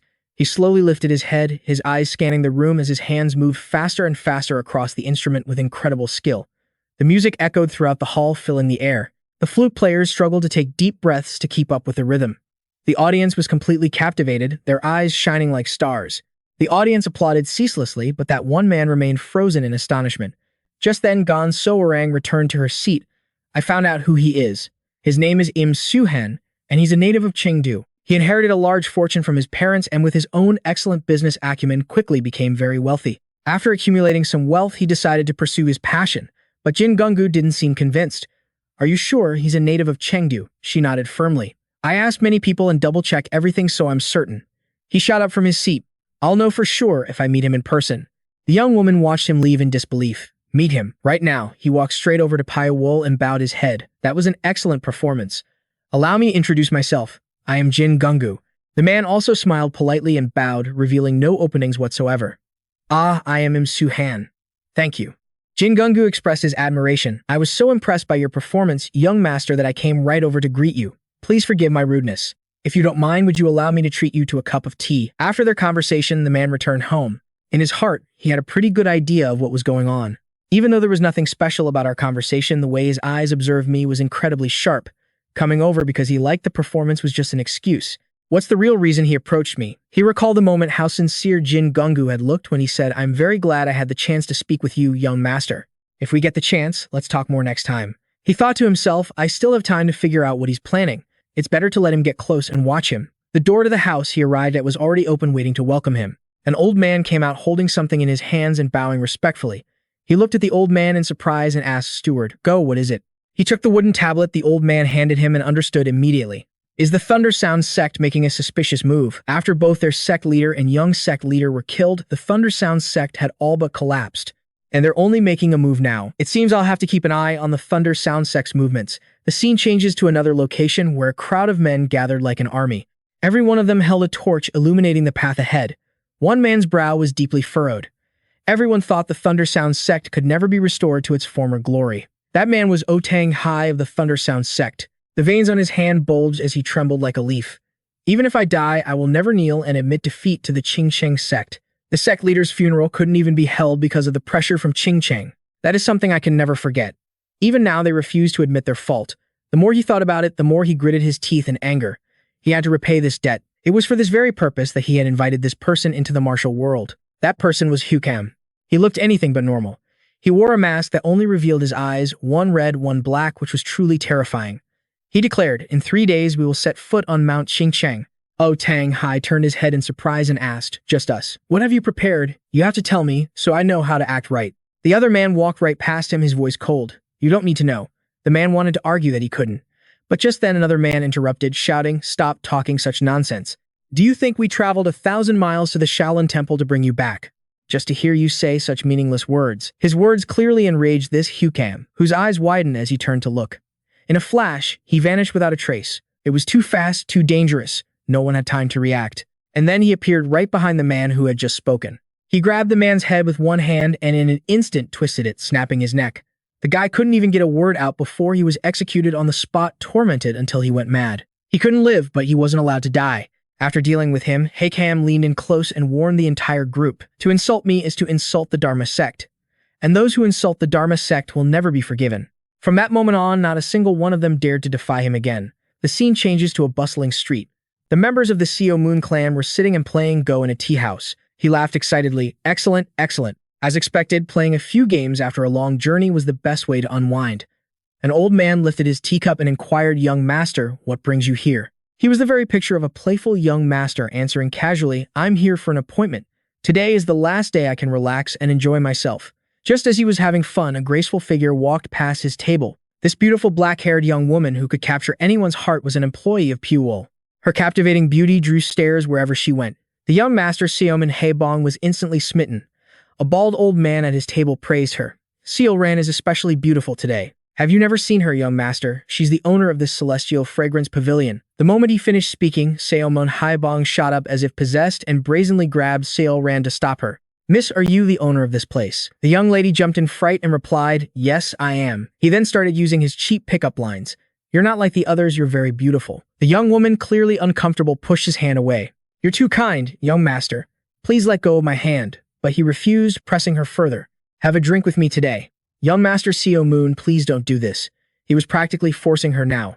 So you know who I am. Then you must also know my personality. I always treat those who follow me well. But it's the opposite for those who oppose me. Seoran resisted without a hint of fear. Even if you force me, my answer won't change. Please let go. His eyes lit up and he actually dared to threaten her. If you keep refusing, today will be the last day for the Celestial Fragrance Pavilion, you understand. It was the first time Seoran had ever met such a despicable person. Being gentle-natured, she could only stare back with a horrified expression. What thinking he had scared her, he glared and repeated, I said, I can destroy this tavern. The young woman broke out in a cold sweat, terrified. Why is he so persistent? What should I do? Just then, someone approached and called out to Seal Ran. Seeing the newcomer, she finally let out a sigh of relief and quickly bowed her head. This humble servant, Seal Ran, greets the master. Pyo-wol had returned. Let's see how that bastard can act so arrogantly now. He, however, was not intimidated. He even leaned on his hand with a smirk. Master, you say, could it be that this is the real owner of the tavern? Our hero stepped forward, shielding the beautiful woman. He shot the man a cold glance. That's right. The man asked again, what's your name? Our protagonist ignored him, not giving a damn. You don't need to know. The man was openly scorned and became furious. What Pyo-wol looked at him with contempt and repeated, why should I answer your question? The young master Seo Moonbang put on an arrogant, defiant air. Ha, it's been a while since I've been this angry. Just a mere tavern manager dares to be so insolent. Do you know who I am? I've decided. Today will be the end of the Celestial Fragrance Pavilion. He puffed up his chest, releasing his pathetic aura. I'll show you the difference in our levels. But our protagonist's expression didn't change one bit. He looked at him like he was looking at a naive brat who had never seen the world, and suddenly the man himself felt something was wrong. Ordinary people can't even stand up when faced with my aura. He laughed and charged forward to strike. Your martial arts are decent, he said, punching through our hero's afterimage with a powerful blow. In a split second, our protagonist appeared right behind him, listing his crimes. Getting greedy with my people, causing trouble at my place of business. It seems you have a death wish, don't you? He wasn't going to let this guy off today. By now, the man was starting to feel a chill. Scared out of his wits, he quickly shouted, wait, but who is going to wait for him? This guy was both stupid and cowardly. He deserved to be taught a lesson he'd never forget. Just like that, our hero crippled the arm that threw the punch and sent him flying out of the tavern in a single move. Seoman Haibong was utterly humiliated, left lying flat on the ground, unable to fight back. Pyo-wol walked over, standing tall and looking down with contempt at the man writhing in pain on the ground, unable to believe it. I haven't even used my ultimate technique yet, and he's already subdued me. After the Qing Cheng and Ma sects disappeared from Chengdu, are there still experts like this? Even at this point, he stubbornly wanted to ask, who are you? Our hero simply raised his hand, which was wrapped in white strings. I already told you, you don't need to know. With a flick of his wrist, the man's body was as good as crippled for life. After finishing his work, he didn't waste another word. He turned and walked back inside, ordering his servants to clean up the mess. Simon Haibong lay trembling on the ground in agony, now unable to even get up on his own. The next day, inside another house, Xu Jiang sat gently on the bed. Bai was casually resting his head on her lap. The young woman looked at him tenderly, saying, what happened last night was no small matter. Thank you for saving me, my lord. But the little fist king Seoman Haibong didn't come to this city alone. I'm worried his friends might bother you. You didn't know about this and didn't think to ask a friend. He just thought of that and sat bolt upright. You're right, that girl has a cursed tongue. The moment he said it, a voice called from outside. Master, we have a guest. The one who arrived was So Orang. She told the gatekeeper, I'm a friend of that ruffian guest. May I greet the master of this place? She beamed as she spoke, not showing a hint of tension. From inside, the man's voice gave permission. Let her in. Only then did her expression tense slightly as she pushed open the door and walked straight in. The moment she saw him, her eyes lit up like stars.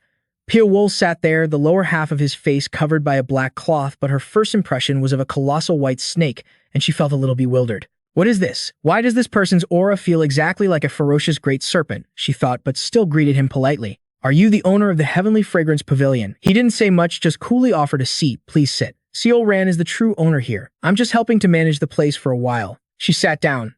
I see. Allow me to introduce myself. I am So Arang, also known as the So Arang. I wonder if you've ever heard my name, she asked, acting as if she were incredibly famous. The man closed his eyes and said flatly, never. It was a slap in the face. Embarrassed and with nowhere to hide, she forced a laugh. It seems I'll have to try harder. I thought I was already quite famous in the martial world. It appears my reputation hasn't spread to this place yet, huh? But what she was really thinking was suspicion toward him. Has this man ever left Sichuan? Her eyes secretly sized him up from head to toe. This is clearly a master. Compared to the Pyo-wol incident, this is nothing. I can't believe another master of this caliber has appeared in Chengdu after that great case. She tried to start a conversation again. May I ask your name? The man let out a sound, but before he could say anything, he remembered what Sealran had once said. Master. He immediately made up a name. Call me Pyo-wol. She understood at once. Pyo-wol meant Night Lord, which was a bit hard to believe. Pyo-wol, does that mean? Lord of the Night, it sounds nice. Night Lord. Now she got to the main point. I didn't just come here for that ruffian. I have something I want to ask you. Unexpectedly, she asked him directly.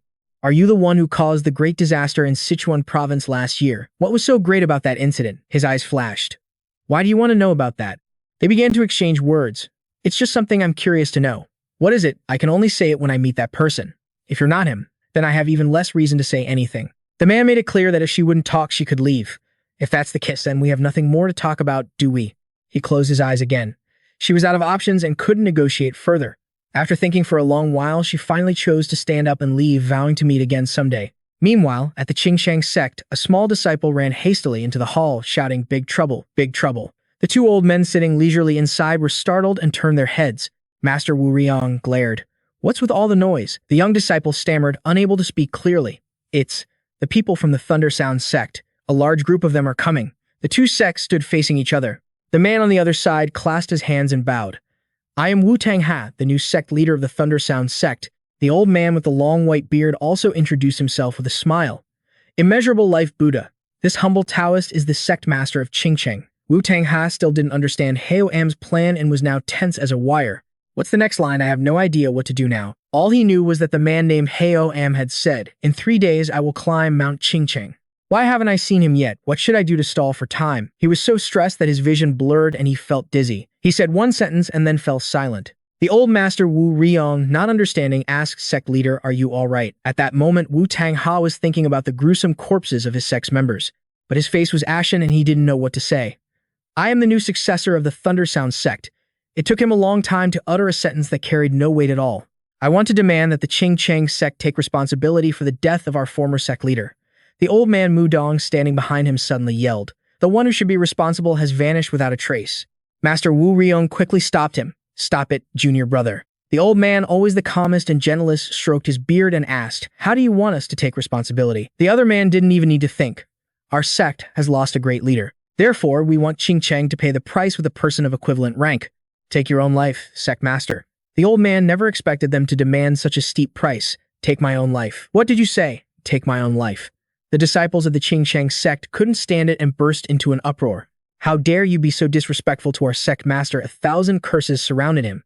"How dare you speak so recklessly? Is this what the Thunder Sound sect is all about?" Wu Tangha was completely weak, his face pale and red, tense and twisted, praying to the heavens for Heo Am. "Didn't he tell me that if I came to Qingcheng and caused a scene, he would handle the rest? What am I supposed to do now?" Suddenly, a man stepped forward. "Wait a moment. I am Li Baiong, the master of the High Heaven Martial Arts Hall." He walked between the two groups. Master Wu Riang turned in surprise. "Oh, Hall Master, why are you here?" The old man didn't know what to do. "Why come at a time like this? This is so embarrassing." "But the Qingqing sect, we have maintained good relations with other sects for over 100 years. So no matter how great a mistake our sect has made, we cannot be subjected to such an outrageous demand." But contrary to the old man's calculations, this man's eyes glinted with malice. "I think the Thunder Sound sect's request is justified." And so another person wanted to force the old man to his death. He froze solid on the spot. "What?" Suddenly, another man emerged from the crowd. "My apologies for the interruption. I am Ho of the Zhengxing clan." The look in these men's eyes was identical as if possessed. They said, "I also agree with the words of Hero Li Baiong." Everyone was piling on the pressure. The sect master of the Qingcheng sect should take responsibility by taking his own life. Master Wu Riang completely crumbled, not knowing what to do now. The scene changes to a desolate village where Hong Yusung was present. He was startled by the sight before him, his brow furrowed as he asked, "How could this be?" Bodies were scattered on the ground, a horrific sight. What happened here? This place is eerily desolate. He knelt down to look around and asked the man with him, "Is anyone still alive?" "No, sir." "When did this happen? Is there any news about the perpetrator?" "Just this morning, sir." "There's no news about the perpetrator yet." The man added another sentence. "We probably won't ever find the perpetrator." Hong Yusung's face darkened and he looked at him in confusion. "What are you talking about?" Actually, he had his reasons for saying that. All the dead people were holding weapons like knives, axes, clubs, and hoes, and looking at the scars left on their bodies, it seemed as if they had slaughtered one another. The more you looked, the stranger it became. The villagers killed each other, and not a single one survived. What in the world happened here? Over at the Qingcheng sect, the crowd was still pressuring the master. "Sect leader of Qingcheng, take responsibility." They were like puppets repeating the same phrase over and over. "End your own life. You must pay the price for your actions." Master Wu Riang's face turned pale as he stared at them in disbelief, unable to speak a word. Wu Dong also noticed something was wrong. Manager Li and Chief Duo seem off. It's like they're not in their right minds. The old master understood. "I see it too." Before they could even deal with these three, another person stepped forward. "Sect leader, I have something to say." But this time it was one of the Qingcheng sect's own members. The old master glared as he turned around. What is it, Che Ong-dong? The man suddenly began to tremble violently, and in a flash, he pulled out a knife hidden in his sleeve and charged straight at Master Wu Riong, intending to kill him. It was too fast, too dangerous, and it came from one of his own men. The old master was caught completely off guard and was stabbed, coughing up blood on the spot. Wu Dong screamed in horror, "Senior brother." After delivering the blow, the attacker immediately turned and fled. The old master in agony tried to stay on his feet, sweat pouring down his face as he speechlessly watched the man run. Wu Dong couldn't believe it, glaring as he cursed. "What do you think you're doing, Che Ong-dong?" But the man himself was under a spell. With lifeless eyes, he replied, "If you do wrong, you must take responsibility." And he wasn't the only one. The entire group from the Qing sect had been brainwashed the same way, turning on their master, shouting, "Pay the price, pay the price, pay the price."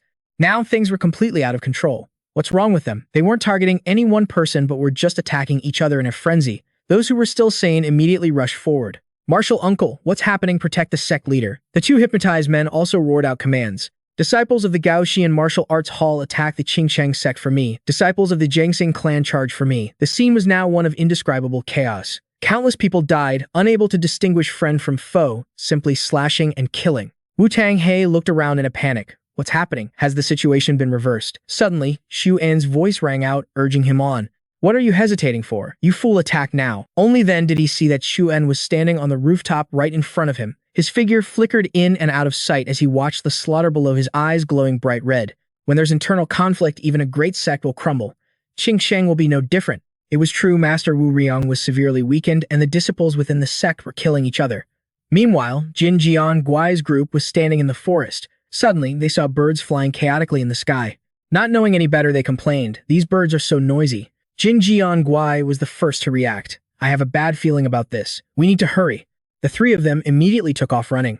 At the Qingcheng sect, the fighting continued without end. "Snap out of it, senior brother." But nothing they said could wake them. Wu Dong gritted his teeth in regret. It was his mistake for not noticing the suspicious behavior of the Leiyin sect and the other clans. If they could be afflicted by a controlling dark art, then the members of the Qingcheng sect could be as well. Why didn't I think of that? Because they were fellow sect members, the disciples couldn't bring themselves to use their full strength, and they were constantly being pushed back. If this keeps up, just then a figure zipped past above the old master's head, landing with a powerful punch that shook the very ground. It was Jin Jian Guai.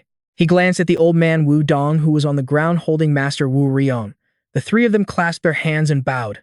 "I am Jin Jian of the Golden Heaven Society. Please forgive me for intervening in this battle without permission." The old master's face lit up with relief. "Ah, so it is young Master Jin. Thank you for your help."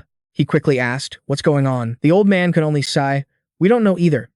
It seems they've been hit with some kind of dark magic. I have no idea what the person behind this is plotting." Jin Jian Guai narrowed his eyes, looking around. Dark magic. So Goon also noticed something was wrong and called out, "Look at these signs. There are green veins popping out on their eyes like little worms." He guessed it was likely a Jew curse. Wu Dong was shocked that things had come to this. "A Jew curse? You mean they've all been infected with a Jew curse?" Hearing this, Wu Tang-hai froze his face, a mask of utter confusion. He seemed to know nothing about this. "What a Jew curse? I can't believe our side would go this far." Jin Jiangui immediately noticed his strange reaction. If it really is a Gu curse, then the caster must be nearby. We have to find and eliminate him. So Run divided the tasks, I'll handle things here. You go find that sorcerer and kill him. Jin Jiangui agreed instantly. Got it. He closed his eyes, activating his extrasensory all-seeing vision. His eyes scanned the area like radar. It seemed nothing could escape his sight. Very quickly, he shouted, "Found him," and with that, he was gone. He shot through the air like a lightning bolt. Leaping from one spot to another in the blink of an eye, he launched a surprise attack on a specific location. When the dust settled, there was no one in sight. But he had guessed right. A dark shadow had been hiding there. Xu An was forced to appear, his eyes blood red. "How did you find me?" Jin Jiangui pointed his sword straight at him and asked, "What is your purpose for orchestrating all this?" Of course, he wouldn't confess so easily, letting out a loud laugh. "Ha ha ha, my purpose?" Jin Jiangui's eyes blazed red. "If you won't answer, then I'll just have to destroy your dark arts myself." As he spoke, he drew his sword. The two faced each other, ready for battle. Jin Jiangui's power was nothing to scoff at. He unleashed a crimson pillar of energy that crashed down from the sky, instantly causing the ground to explode and shatter. His power was anything but ordinary. However, Xu An not only dodged the attack, but also flickered and reappeared right behind him, taunting, "Not bad." With those words, he vanished into thin air. Jin Jiangui watched in frustration as he escaped. It seemed he couldn't eliminate the threat completely, but the trail hadn't gone cold. He remembered the cowardly, guilty look on Wu Tang-hai's face earlier, but he still had work to do. Jin Jiangui returned and grabbed Wu Tang-hai. Mong, after this battle, was both terrified and furious.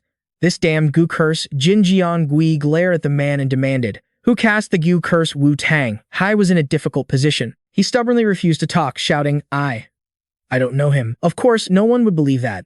He leaned in close to the man's face and asked intently, "You really don't know? This is the last time I'm going to ask you. I won't ask again." Jin Jian Gui's eyes glowed red menacingly. The man was naturally terrified, sweat pouring off him as if he just bathed. He finally confessed everything. "The person is from the Small Lane Temple." Mong asked again in surprise, "The Small Lane Temple?" The Small Lane Temple was the origin of the Lane sect. This meant it was very likely that the sorcerer who cast the curse was a member of the Small Lane Temple. What did he look like? When I was chasing Jin Jianggu earlier, I only knew he was wrapped in bandages, so it was hard to identify him. But is he really a disciple of the Little Thunderclap Temple? That guy Wu Tang He was mid-sentence when a worm suddenly appeared at the corner of his eye, which immediately turned red. He had been hit with a poison curse and his body was no longer under his control. He let out a blood-curdling scream, unable to give any more information. He was racked with pain, coughing up blood as tears streamed down his cheeks. Only now, filled with regret, did he beg, "Save me." With those words, he died on the spot. So Ao Han rushed over to his side. A quick check of his pulse confirmed he was dead. So Gun felt that the enemy was extremely paranoid, not even trusting his own people. It looks like finding him won't be easy. If they wanted help from the other sects, they'd need to prove that man was from the Lesser Thunderclap Temple. So Master, what do you plan to do now? It was the first time Elder Zhu Dong had encountered a situation like this, and he hesitated, unsure of what to do. Our sect no longer has the strength to fight with them. The disciples of the sect have all suffered serious losses. The old man bowed his head in helplessness. I don't know how long it will take to recover from these wounds. Therefore, our sect no longer wants any part in this matter. Jin Jionggu's face darkened as he looked at the old man. That's quite disappointing. Are you just going to let go of your grudge? Without seeking revenge, Master. But the elder knew what he was about to say and cut him off. There's a saying for a gentleman, 10 years is not too late for revenge. The grudge from today within 100 years, the Qing Cheng sect, will definitely repay the humiliation we suffered today, and we will pay it back tenfold in the future. Since the elder had spoken, they didn't press the issue. Jin Jianggu clasped his hands and bowed. Since the master has made his decision, I will respect it. I hope that the Qing Cheng sect will be restored quickly. Thank you, everyone. The two parties said their farewells. After leaving the Qing Cheng sect, the three of them discussed amongst themselves, are we going to hunt him down? Their opponent was a monster who could manipulate people's minds at will. If they let him continue like this, things would never end. So they had to find and eliminate him. So Gun wondered, he's been gone for so long. Is there still a chance we can find him? Jin Jianggu recalled the chase. Judging by the blood he left behind, his injuries must be severe. An ordinary physician can't treat him, so there's a high chance he'll go to a famous clinic. We can contact the Ha-O-Mun for help. So Gun volunteered, leave that to me. So Ao Han also spoke up, my sister and I will explain the situation to Soha and the great hero Zhou Shin Pyo-wol and cooperate with them. The great hero Zhou Shin Pyo-wol will definitely help us. The three of them split up, agreeing on the plan. After watching Jin Jianggu's back disappear into the distance, the other two sighed to each other. This case probably won't be profitable either. This isn't the first or second time this has happened, so why are you surprised? He may be a bit foolish, but honestly, people with a heroic spirit like his are rare in this world. Maybe we were drawn in by that belief, and that's why we follow him, don't you think? He's always like that, isn't he? Let's hurry up, too. Yeah.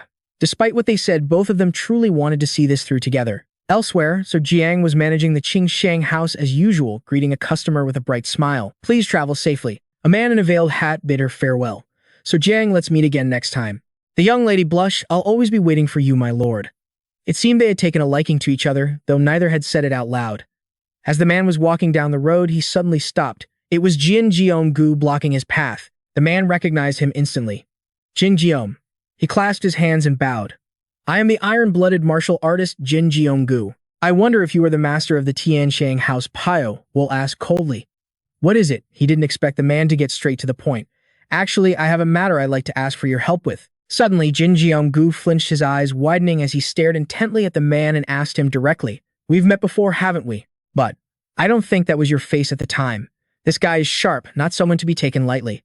Which face is the real one, or is there another? He grew more and more curious about the man. Who are you really? Pyo-wol saw no reason to tell him and instead asked back, who do you think I am? His attitude was exactly like So Ao Han's. Before coming here, I heard a story about a man. He's a lone wolf who enjoys toying with the sex here in Sichuan. However, I didn't quite believe it because it just didn't seem realistic at all. The man continued his sentence. So you want to find that person? The young man nodded. Yes, that's right. What's the reason? He didn't hide it. I've been tracking an organization for a very long time. I want to check if that person belongs to it. The man asked again, and what if he does belong to that organization? He looked at him with a commanding presence and said, then I will fight and subdue him. I will do whatever it takes to find the truth. From the very beginning, he wanted to know.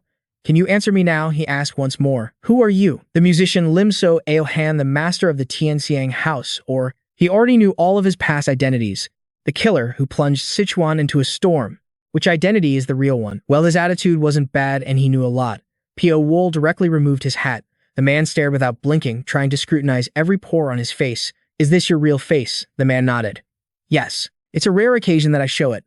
I've given you your answer. Now it's time for you to tell me what your goal is. This guy seemed trustworthy. With a snap of his fingers, he said, of course. The man immediately caught the object he threw. It was a round golden coin. The 9 dragons. Do you know of them? The man was a newcomer to these things and was at a loss. What is that? He seemed surprised. So you don't know, recently people using this symbol have appeared. There are no connections between them and they've never contacted each other. But they all have one thing in common, they all use that symbol. This symbol is spreading more and more like mold. Moreover, it interferes in many affairs to vie for power and profit. They're completely different from the sects of the martial world. They couldn't care less about fame. All they want is their own benefit. Pyo-wol guessed structured like merchants, somewhat similar, but there's a difference. They possess absolute military power. So let me ask again. Are you a member of this organization? With his trustworthy face, the question was redundant. The man confirmed, no. A friendlier light flickered in his eyes. Is that so? You believe me, I do. Why? Unexpectedly, he judged him based on just one thing. Because of your eyes. He suddenly clasped his hands solemnly. Although we've met before, allow me to reintroduce myself. I am Jianjiang. May I ask for your honorable name? Only now did the man tell him his real name. Pyo-wol. He seemed to like him right away and proactively asked, then Sir Pyo-wol, I wonder if we could become friends. I think you and I could become friends regardless of our status. The man didn't even have to think before rejecting him. Of course, I refused. I walked right past him. You know nothing about me. He chuckled and took back the gold coin. Even if I don't know much about you, sir, I always trust my eyes. I know you're not a bad person. This may be sudden, but I truly need your help. A very dangerous man is hiding in the capital. I heard he's from the Little Thunderclap Temple. If we just leave him be, something terrible could happen. Help me find him. When this is all over, we can talk at our leisure. As he spoke, he flicked the gold coin toward him again. He caught it, but his refusal stood. Nothing he said would work. With a flick of his sleeve, he turned and left. Jin Jiang-gu watched his retreating back, thinking to himself, this man who stirred up a storm in Sichuan. How many people can truly see into his heart? From what I've gathered, he's just a victim himself. He's not evil to the bone. With that thought, he remained very confident, smiling eagerly as he promised, we will meet again. The scene changes to a small room with blood splattered all over the floor. An old man lay in a pool of blood on the verge of death, forcing out his words, you dare, you kill me. That bastard Hugh Ma. All of you with your threatening, murderous auras. You will regret this. In a small tavern, the blonde-haired Seoman Haibong sat drinking, his body still covered in bandages from his unhealed wounds. Damn it. He was still seething with rage from the beating he got from the main character, slamming his cup on the table and cursing. His mind was filled with the image of Pyo-wol, that damn master of the night. How dare he do that to me? Fine. Once my body recovers, I will have my revenge. The angrier he got, the more he called for wine.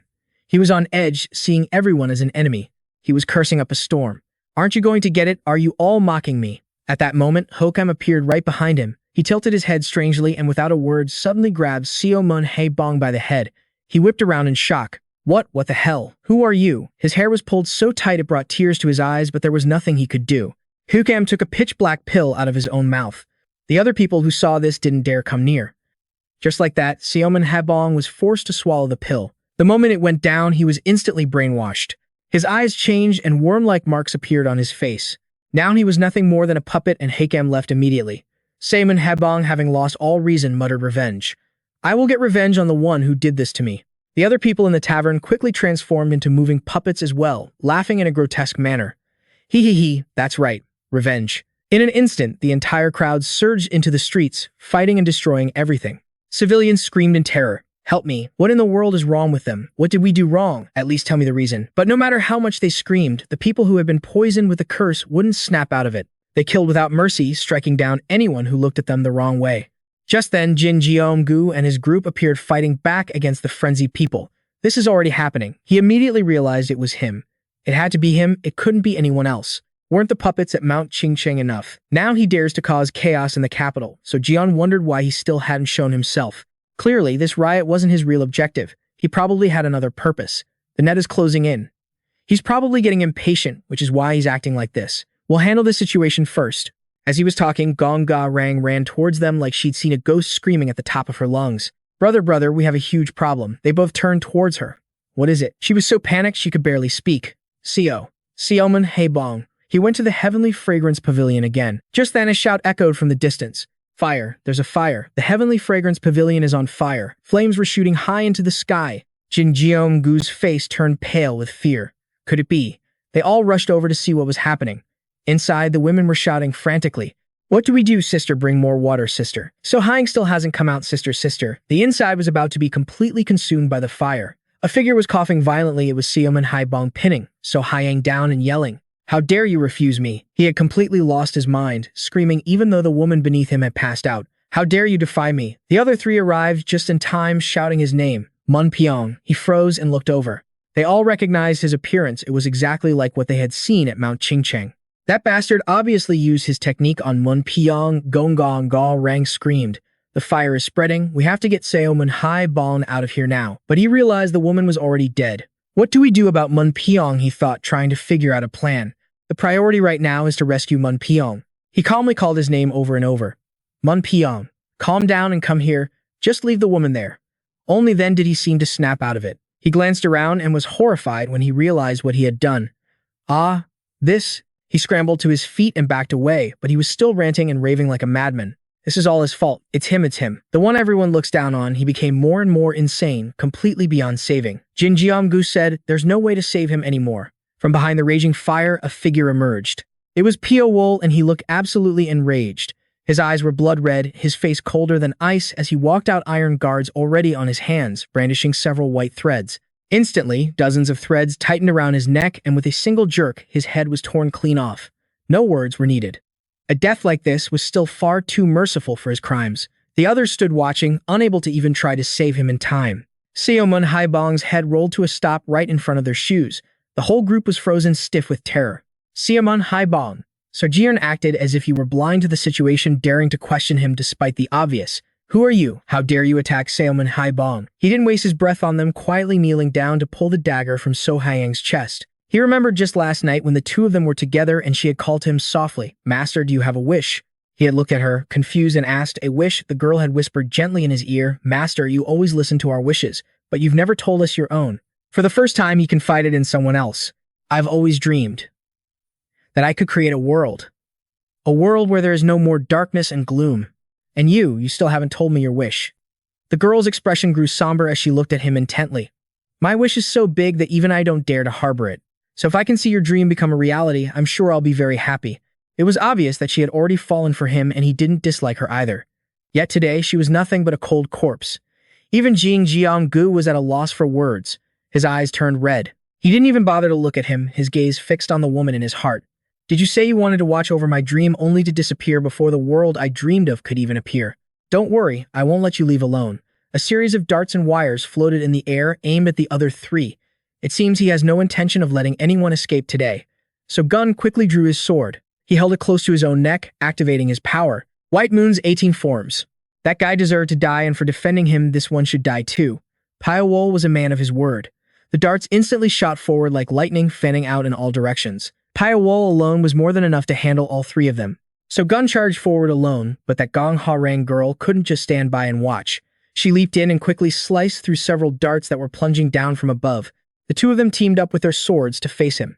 She realized the darts were changing their trajectories on their own. Could it be? He's controlling the blades with his energy. The attack patterns of these darts are as cunning as venomous snakes. I can't predict where they'll strike next. Pyo-wol doesn't even have to sit down to fight them. So Gun got very close to him, thinking he had the upper hand, and smiled triumphantly before even winning. It's over. Pyo-wol's countless wires were like a spider's web waiting for him to fall into the trap. It would be a miracle if these two survived today. Only Jin Jeong-gu was sensible enough not to join this fight. He saw the danger from afar and quickly shouted, "Get out of the way." But it was too late. Blood was already spilled. The Gong Ha-rang girl was seriously injured while the other guy was caught by the throat, tangled in a mess of wires. Pyo-wol had captured both of them at the same time. Now they were suspended in midair, struggling futilely with no way to escape. He was being merciful by not killing them outright. Now the girl was scared out of her mind. He didn't even move. He subdued us just by manipulating those darts. My body won't move. This feeling of helplessness. A single dart hovered before each of their faces, ready at any moment to plunge straight through their eyes. Jin Jeong-gu could no longer stand by and watch. He also drew his sword, activating his skill. Ninth Revolution, Heaven Annihilating Sword. Third form, Soul Severing Slash. His technique was quite powerful. A single horizontal slash filled the entire room with pressure. Thanks to it, the other two managed to escape. The sword strike continued, heading straight for Pyo-wol. After that attack, Pyo-wol was unharmed, but the other two were saved. They both knew that if it weren't for Jeong-gu, they would have lost their lives. I've never seen anyone this strong before. But even so, I can't just let this go. He was about to charge forward again, but was immediately stopped by his comrade. That's enough. Sound looked at his comrade in disbelief. Jeong-gu.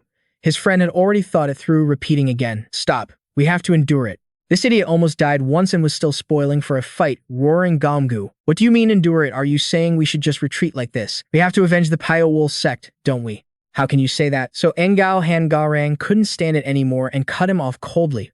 Brother So-gun, we have to endure it. She at least knew how to read the situation. By now, you must have realized we're no match for that man. But Sound still couldn't get it through his thick skull, gritting his teeth and thinking that as a disciple of Han Cheon, she had every right and ability to be arrogant. Yet for someone like So Engao Han Garang, who had never tolerated anything to utter the word endure, in the end he had no choice but to bow his head in submission, unable to say another word. They stopped fighting. Jin Jeong-gu sheathed his sword, took a few steps forward, and called out Pyo-wol. He began to negotiate seriously. Let's put aside our grievances for now. But Pyo-wol's response was basically, who do you think you are to talk to me like that, and why should I do that? The young man began his explanation. You probably think the Pyo-wol sect is responsible for this incident, but how could a timid lecher like him possibly do such a thing? The real cause of this is someone pulling the strings of the Mun Pyo-wol sect from behind the scenes. We've also been recently searching for those who have fallen under his control. All of them exhibit the same symptoms. He's doing all this to distract us so we can escape. Therefore, our top priority right now is to capture him. After we've dealt with that, it won't be too late to discuss what happened today. While we're busy confronting each other like this, who knows that culprit might have already escaped the city, but incidents like this could happen again. Pyo-wol, please accept our request. Pyo-wol didn't say much, holding Seal-ran tightly in his arms. He stood up and looked straight at them. And what if I refuse? Jin Jeong-gu's face went pale and he sighed helplessly. Then I will have no choice but to fight. But if we do, you won't be able to kill the true culprit behind her death. Would that be for the best? He had a point. Pyo-wol looked down at Seal-ran in his arms for a moment, then angrily turned and walked away. Only then did the other three secretly let out a sigh of relief, finally able to relax a little. He walked out of the fire, which was as good as an agreement. Gradually, the fire was extinguished, but the girls simply gathered around Seal-ran's body and cried. Why did this happen, Sister Seal-ran? Before leaving, Pyo-wol instructed his most trusted subordinate. I will be gone for some time. From now on, you are in charge of the Heavenly Fragrance House. Bury Seal-ran in a place where the sun shines. Above all, it must be peaceful. The subordinate silently suppressed her grief and placed a hand on her chest. Leave it to me. Please, sir, focus on handling matters. Only after receiving her assurance did he lean 5. He suddenly saw Jin Jeong-gu already waiting for him. Going to find the culprit, Pyo-wol walked straight past him. No, finding him isn't difficult. The important thing is to find the person behind him. The man looked after him, his brows furrowed in surprise. Could he be talking about the little Lane temple elsewhere? So Ngao Han Garang was walking alone down the road, her mind endlessly occupied with thoughts of the other two. Brother So-gun is busy dealing with the Mun Pyo-wol affair, while Brother Jeong-gu is looking for that guy named Pyo-wol. It looks like Brother Jeong-gu is going to have a hard time. If he keeps trying to solve everything by himself like that. Lost in thought, she wasn't paying attention and slammed right into a passerby. She quickly turned her head. I'm sorry, I was thinking about something else and wasn't watching where I was going. But as soon as she saw the man, she jumped in shock, exclaiming, It's him, the man they're looking for, Hyo-kam. A greedy glint flashed in his eyes as he looked at her. It seemed she wouldn't be escaping his sight this time. She froze in terror, standing there with her mouth agape as Hyo-kam's hand struck down. In one swift move, Garang was knocked out cold on the spot. The bastard slung the beautiful woman over his shoulder and laughed, heh heh heh. He muttered with satisfaction, You'll make for excellent material. I'll take you to the little Lane temple and craft you into the most powerful puppet. I can't wait to see the look on that Jin Jeong-gu's face when he finds out. Hey. The scene changes to another location where two people are standing opposite each other in a courtyard talking. Pyo-wol instructed Jang So, I'll have to leave this place for a while. I've already arranged for the necessary items and I'll have a servant come to pick them up. The man asked in astonishment, Where are you going? He answered with one word, Tibet. The man was shocked to hear it. Tibet. It would take a month to get there by land. What on earth happened? Is it because of what happened at the Celestial Fragrance Pavilion? Men nodded. That's right. Hearing this, the man was scared for him, his face filled with worry. He quickly handed him a large wooden box. You should keep this. I made it for you. It's called the Kifeng Yie. It's highly water-resistant and heat-resistant. I remember you said you needed something like this. You might need it, so just take it. He took out every good thing he had for him. Oh, and this too, he said, holding out a small black box he always carried. Pyo-wol picked it up and asked, what is this? The man explained that it was a white phosphorus powder. When you light a fire and sprinkle this on it, it becomes very difficult to extinguish. The Tang clan of the forest has been producing this for a long time. I've only just started refining it again. There's not much, so use it sparingly. If it's not urgent, it's best not to use it. The things he gave him were all top quality. He clenched his fist in gratitude. I know. I'll make good use of them. It was only today that the man named Jingum-gu realized Gon So-arang had disappeared. It's the woman you injured, sir. She's not the type to leave without saying a single word. Men was certain it had nothing to do with him. I haven't seen her since that time. The man knew he had misunderstood. He quickly explained, that's not what I mean. So-arang's disappearance is likely connected to the same incidents we've been through. That guy was once injured by me, so it's very likely he did this for revenge. He controlled Seomun Haibong and kidnapped So-arang. He pleaded earnestly, please help me. He says it so easily. Help, I killed Pyo-wol and even nearly killed your comrade. But he held on to his belief that it was Seomun Haibong, who destroyed your property and attacked your people. And my comrade acted before investigating thoroughly. This is an emergency, so let's put that aside for now. He must be returning to the small lane temple. It will be very difficult for me to pursue him alone. That's why I have no choice but to ask for your help and be indebted to you. He kept following men relentlessly. Can we find him together? Pyo-wol didn't refuse anymore. If that's the case, then stop bothering me and just follow behind. He had sworn an oath no living thing could escape his grasp. The two of them traveled non-stop, finally arriving at their destination after a full day, only to find a house filled with dead bodies. Jingum-gu looked at the corpses strewn about, indescribably bitter. How could he commit such a monstrous act? Men looked around for clues. This house was a place where he could see and monitor your residence. If he was planning revenge, it was essential for him to watch your every move. His desire to manipulate that Seomun Haibong guy likely originated from here as well. At the mention of his fallen comrade, his heart ached. Suddenly, he noticed some scraps on the floor. Just as he thought the man intended to go to Tibet. Were those pieces of leather oiled? Oiled leather is very useful when going to a place with high humidity. The cotton would be used to line clothes to protect against the cold. The iron pieces would be attached to shoes to prevent slipping on ice. They found many clues, which meant he would be passing through a snow-covered area. Right now, the only place piled with snow between Sichuan and Tibet is the Western Plateau. Jingum-gu grew anxious. Then we have to go there. Everywhere the two of them went, they found more dead bodies. He killed the horses and the drivers. It seems he switched to a boat here. There were still footprints on the ground that hadn't been erased. Pyo-wol looked them over.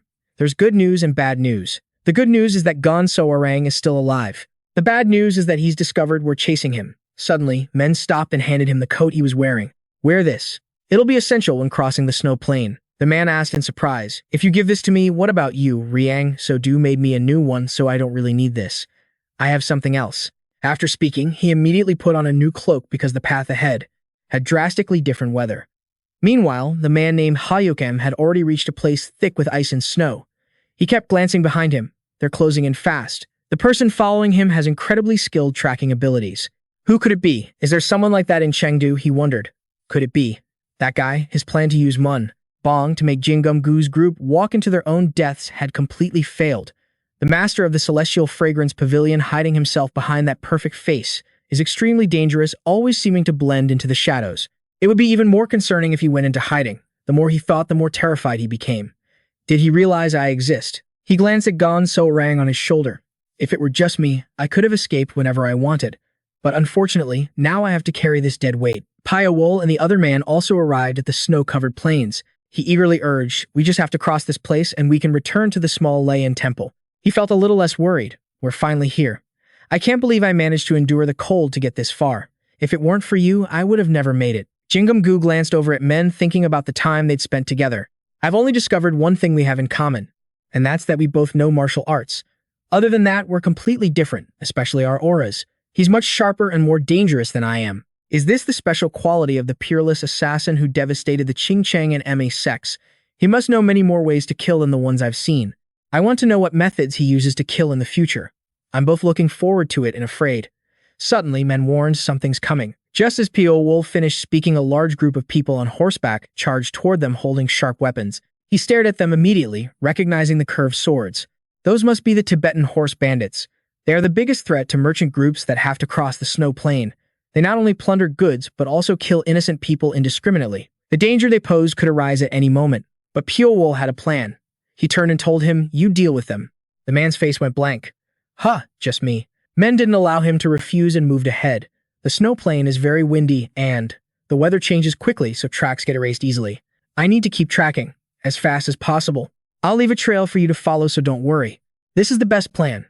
How could he dare to delay? He drew his sword at once.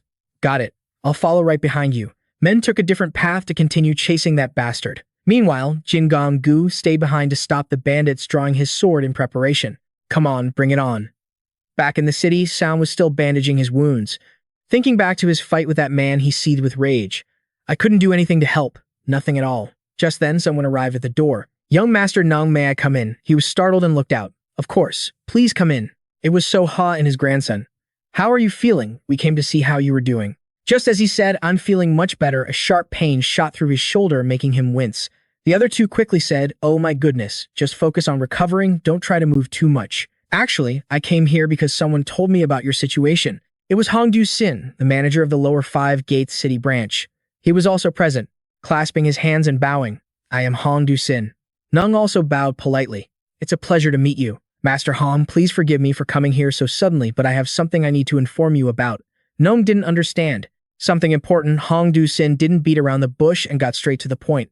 "It's about the assassin traveling with young Master Jin Gong-gu. He is extremely dangerous. We of the Lower Five Gates have tried to gather information on him, but we still haven't found anything specific. Therefore, if you have any information about him, please provide it to me. Otherwise, the threat he poses could become a direct danger to the entire martial world. I heard you were attacked by him." What happened? Hongdu-sin's eyes lit up as if trying to hypnotize the young man. "Hurry up and tell me everything about that man, Pyo-wol. Now." But it all went against his expectations. The young man looked downcast, admitting helplessly, "I will cooperate with you, Master Hong. But I don't know if this cooperation will be meaningful at all." Hongdu-sin's face was filled with disappointment. "What do you mean?" The men looked at each other. "To this day, I still don't know what kind of technique he used to attack me, nor do I know how to counter it. He's the first person to ever make me feel this way. He's as mysterious as death itself." Out on the vast white snowfield, Bai had caught up with Hyukam. He moved silently right behind him. Only So-Ingao Harang, who was being carried upside down, saw him first. "Night Lord, why is he here?" Suddenly, Hyukam felt something was off. He stopped dead in his tracks, whipping around in a flash to look behind him, but there was nothing there. He felt an incredibly unsettling itch. "I can clearly sense this woman's movements. What is it?" Her breathing and heartbeat are getting faster and faster. But no matter where I look, I don't see anything strange. It was just a normal landscape, and the area around him was completely empty. He couldn't understand how the man was hiding. His eyes widened as he racked his brain. "What is it? What did I miss?" The fool continued walking, even taunting out loud. "Let's see if he can keep following me." "Of course I can." The man was still tailing him closely. The girl witnessed his miraculous skill, completely shocked. How can the Night Lord sense his movements to follow him? This man takes a step, and the Night Lord also takes a step. Amidst all the afterimages, he will definitely not be discovered. He absolutely cannot see the Night Lord, just as a person cannot see their own back. His footwork may resemble a demon's, but compared to the Night Lord, it's mediocre. How can he move like his opponent's shadow? Hyukam once again felt that tingling sensation on his back. This cat-and-mouse game was driving him insane, and he furiously attacked behind him. "Who's there? I know you're here, show yourself now." This guy was starting to get scared immediately, trying to figure out his pursuer's objective. If he wanted revenge for the Heavenly Fragrance Pavilion, he would have attacked without hesitation. Why is he skulking around and following me like a rat? Could it be this woman? Did he come looking for her? Since she's in my hands, he can't attack so easily and is just circling around. He'd figured it out. Fine then. With one swift motion, he tossed the girl straight into the air. So Mao Harang was terrified, her eyes wide with fear. She had no idea what was going to happen to her. Her hands and feet were bound and her mouth was gagged. The bastard waited smugly for the man to reveal himself, roaring a challenge. "Let's see how much longer you can stand it." But he still couldn't see him. He began to conjure his super demon Fire Flame. At that very moment, several sharp blades materialized out of thin air, piercing through his hand in a flash. Blood-splattered pain shot through him and his whole body froze. His magic wasn't even fully cast. The girl squeezed her eyes shut, bracing for impact, but nothing happened. Hyukam looked at his hand, which was trembling from the pain, and he was now certain. "He's here. Where are you? Where is he hiding? You think I don't know? No, I have to get to the Lesser Thunderclap Monastery right away." The man was trembling all over while his pursuer was still right behind him, not letting go. As soon as the thought hit him, he took off, ignoring everything else and flying away. Only then did Pyo-wol appear, walking over to So-Ingao Harang, who had been left behind in the snow. She had her eyes shut tight, suffering from pain and the cold. He looked at her with pity. You suffered. She weakly tried to ask, Night Lord, why are you here? He was just thinking, I wonder if she can hold on until Jin Jiang-woo arrives. But even if she died, he still had to leave her behind. He could only say, I'm sorry. Please understand. After speaking, he leaned in and kissed her on the lips. It looked like a kiss, but in reality, he was transferring energy to her. Night Lord, what is this? She felt her body become much better, so warm. Bai was forced to leave the girl behind and continue on his own. I've transferred my true chi to you. Hold on until he arrives. Song Gao Harang didn't understand. Her gaze followed his fading silhouette, wondering who is he. How can I not remember one of our own comrades? She just wondered. Night Lord, why did you come here? Hyukam arrived at a large building. Someone from inside shouted, Who goes there? I am from the Lesser Thunderclap Monastery. I have an urgent report for the Tower Master. Let me see Tower Master Ryuk Makia. Immediately, the large doors opened.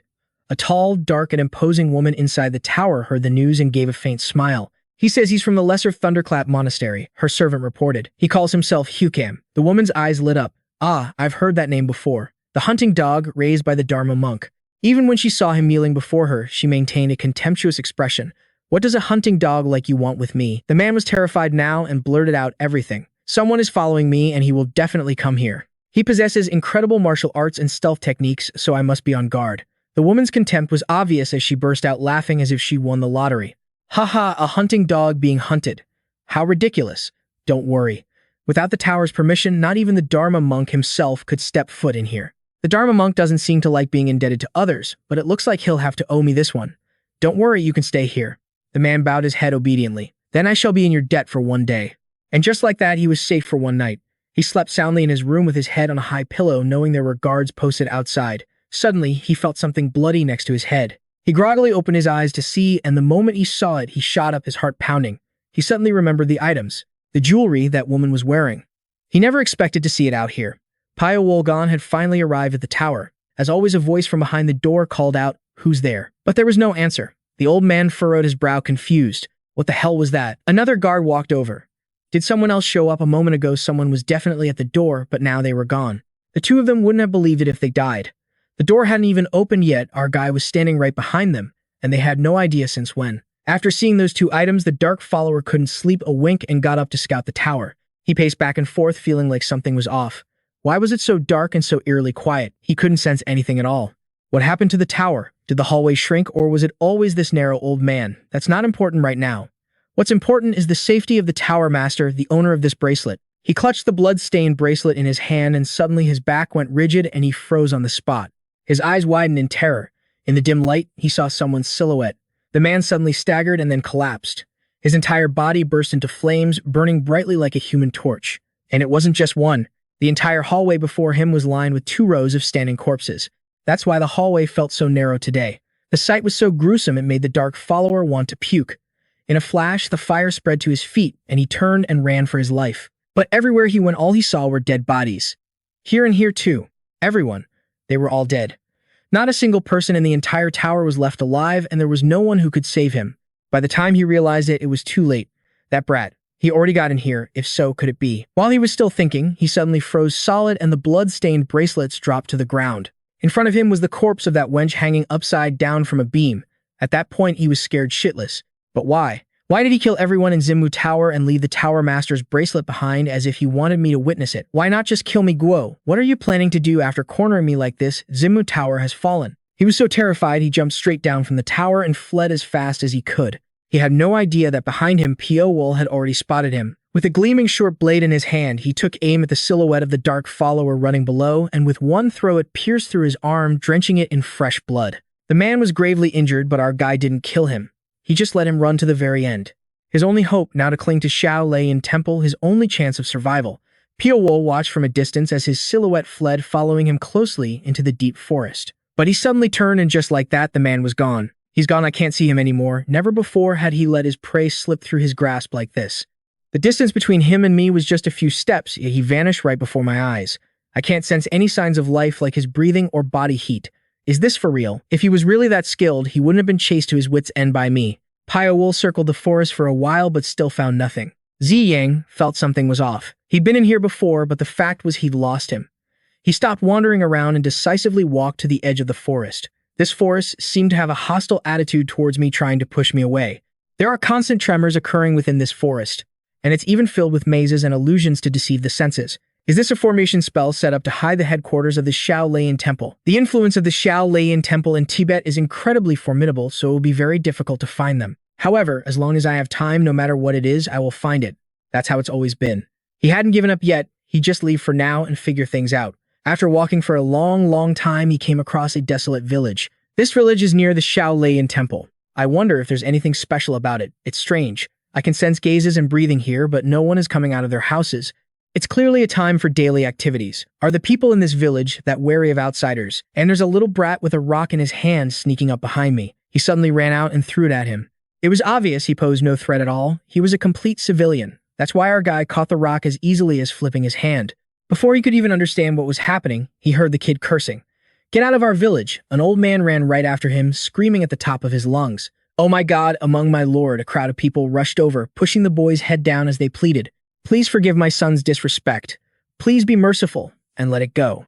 But our guy obviously hadn't done anything. No one had even touched the kid.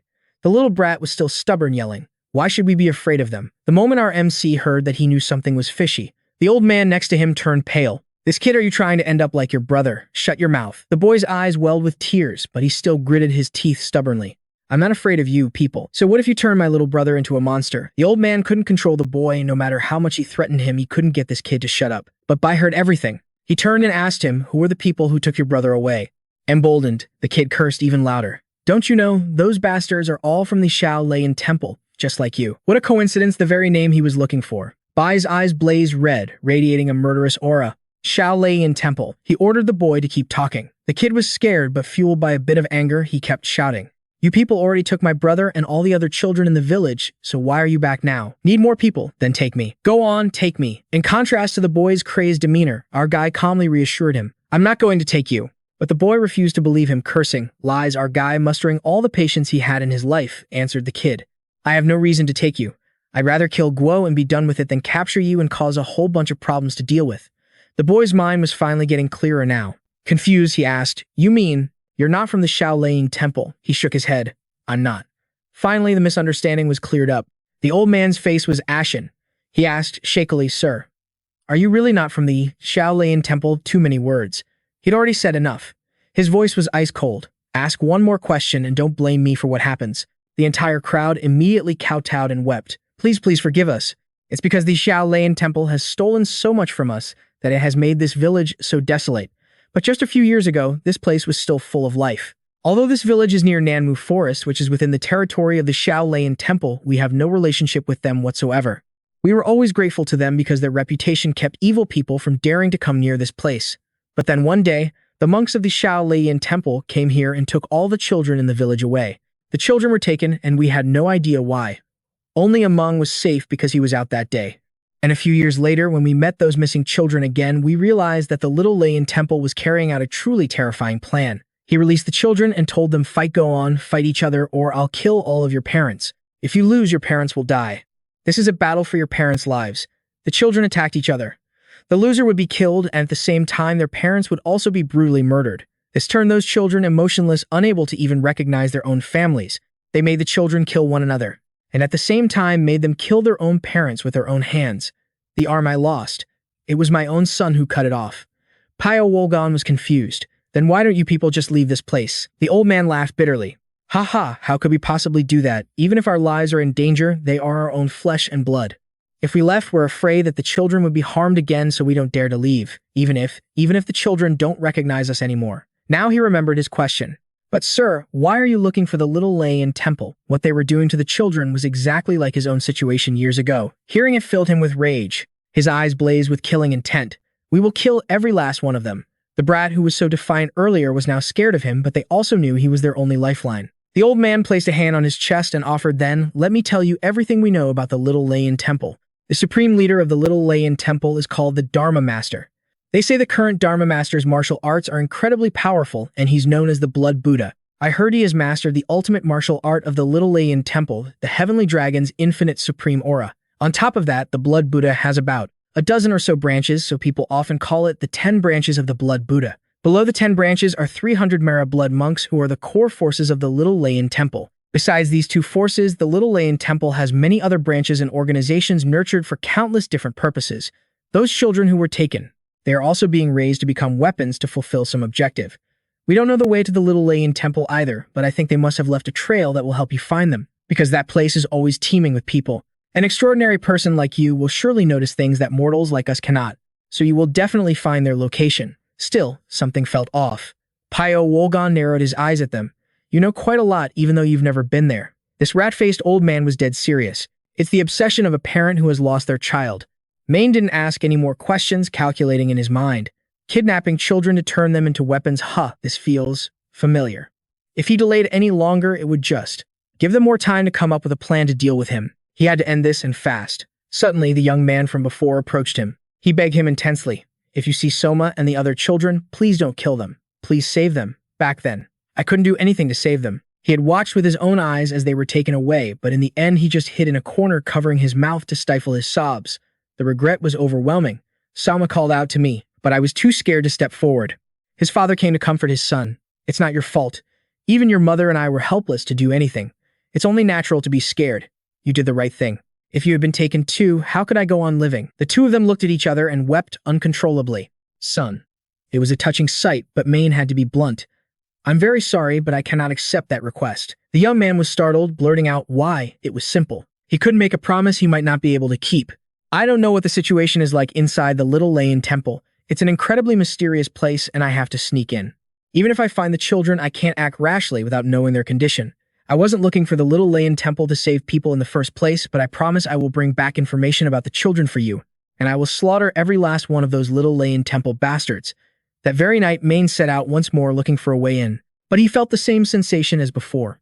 As expected, the formation was active again. But no matter how powerful a formation is, it can't cover an entire area, just like this stream of water. But sensing it would be difficult. Unlike other streams, the number of large fish in this one was abnormally high. The food source was abundant and the living environment was excellent.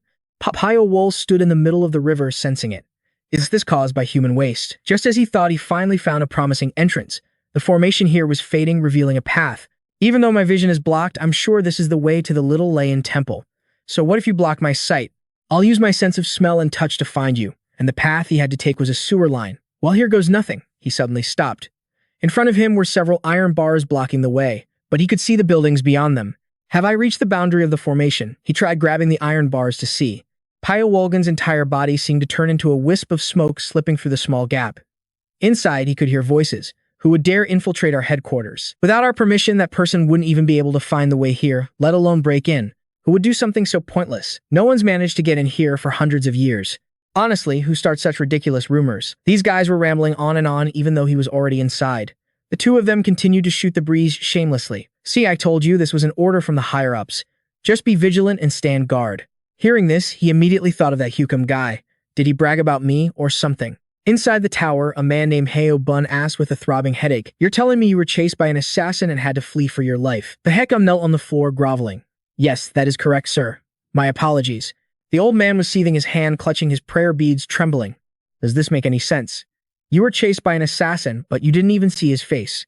The old man's expression was ugly, and you're even telling me to be wary of him. Why didn't you dispose of him instead of leading him here? I valued you and spared no support, yet this is how you disappoint me. The Hukam was truly cornered with no way out. He placed a hand on his chest, aggrieved. Dharma Master, please give me one more chance. If you just give me some time, I will definitely take care of him. After saying his piece, he slammed his head on the floor again. Please, I beg you to trust me. Hyo-bun was at a loss for words, even though the story was a bit absurd. But this kid had no reason to lie to him. Another man sitting closest to the old man spoke up, Grand Master. Although Hukam was followed, he still completed his mission of taking revenge on Ching Cheng. We must be clear with our rewards and punishments. Hukam is not one to lie, so we must first find the one who pursued him. The man was immediately backed up by a clamor of voices. Yes, that's right. The others began to discuss it. He must still be in Nammock Forest. Should we send out a few hunting dogs? We probably need to have the guards be stricter. Is that necessary? He can't get in here anyway. Haha, there's a puppet here. These guys were all being careless. Only Hukam was terrified and desperate. This won't do, not at all. How can they catch that guy by just sending out a few hunting dogs? As expected, in the end, I can only trust myself. That very night, a few men with torches went on patrol.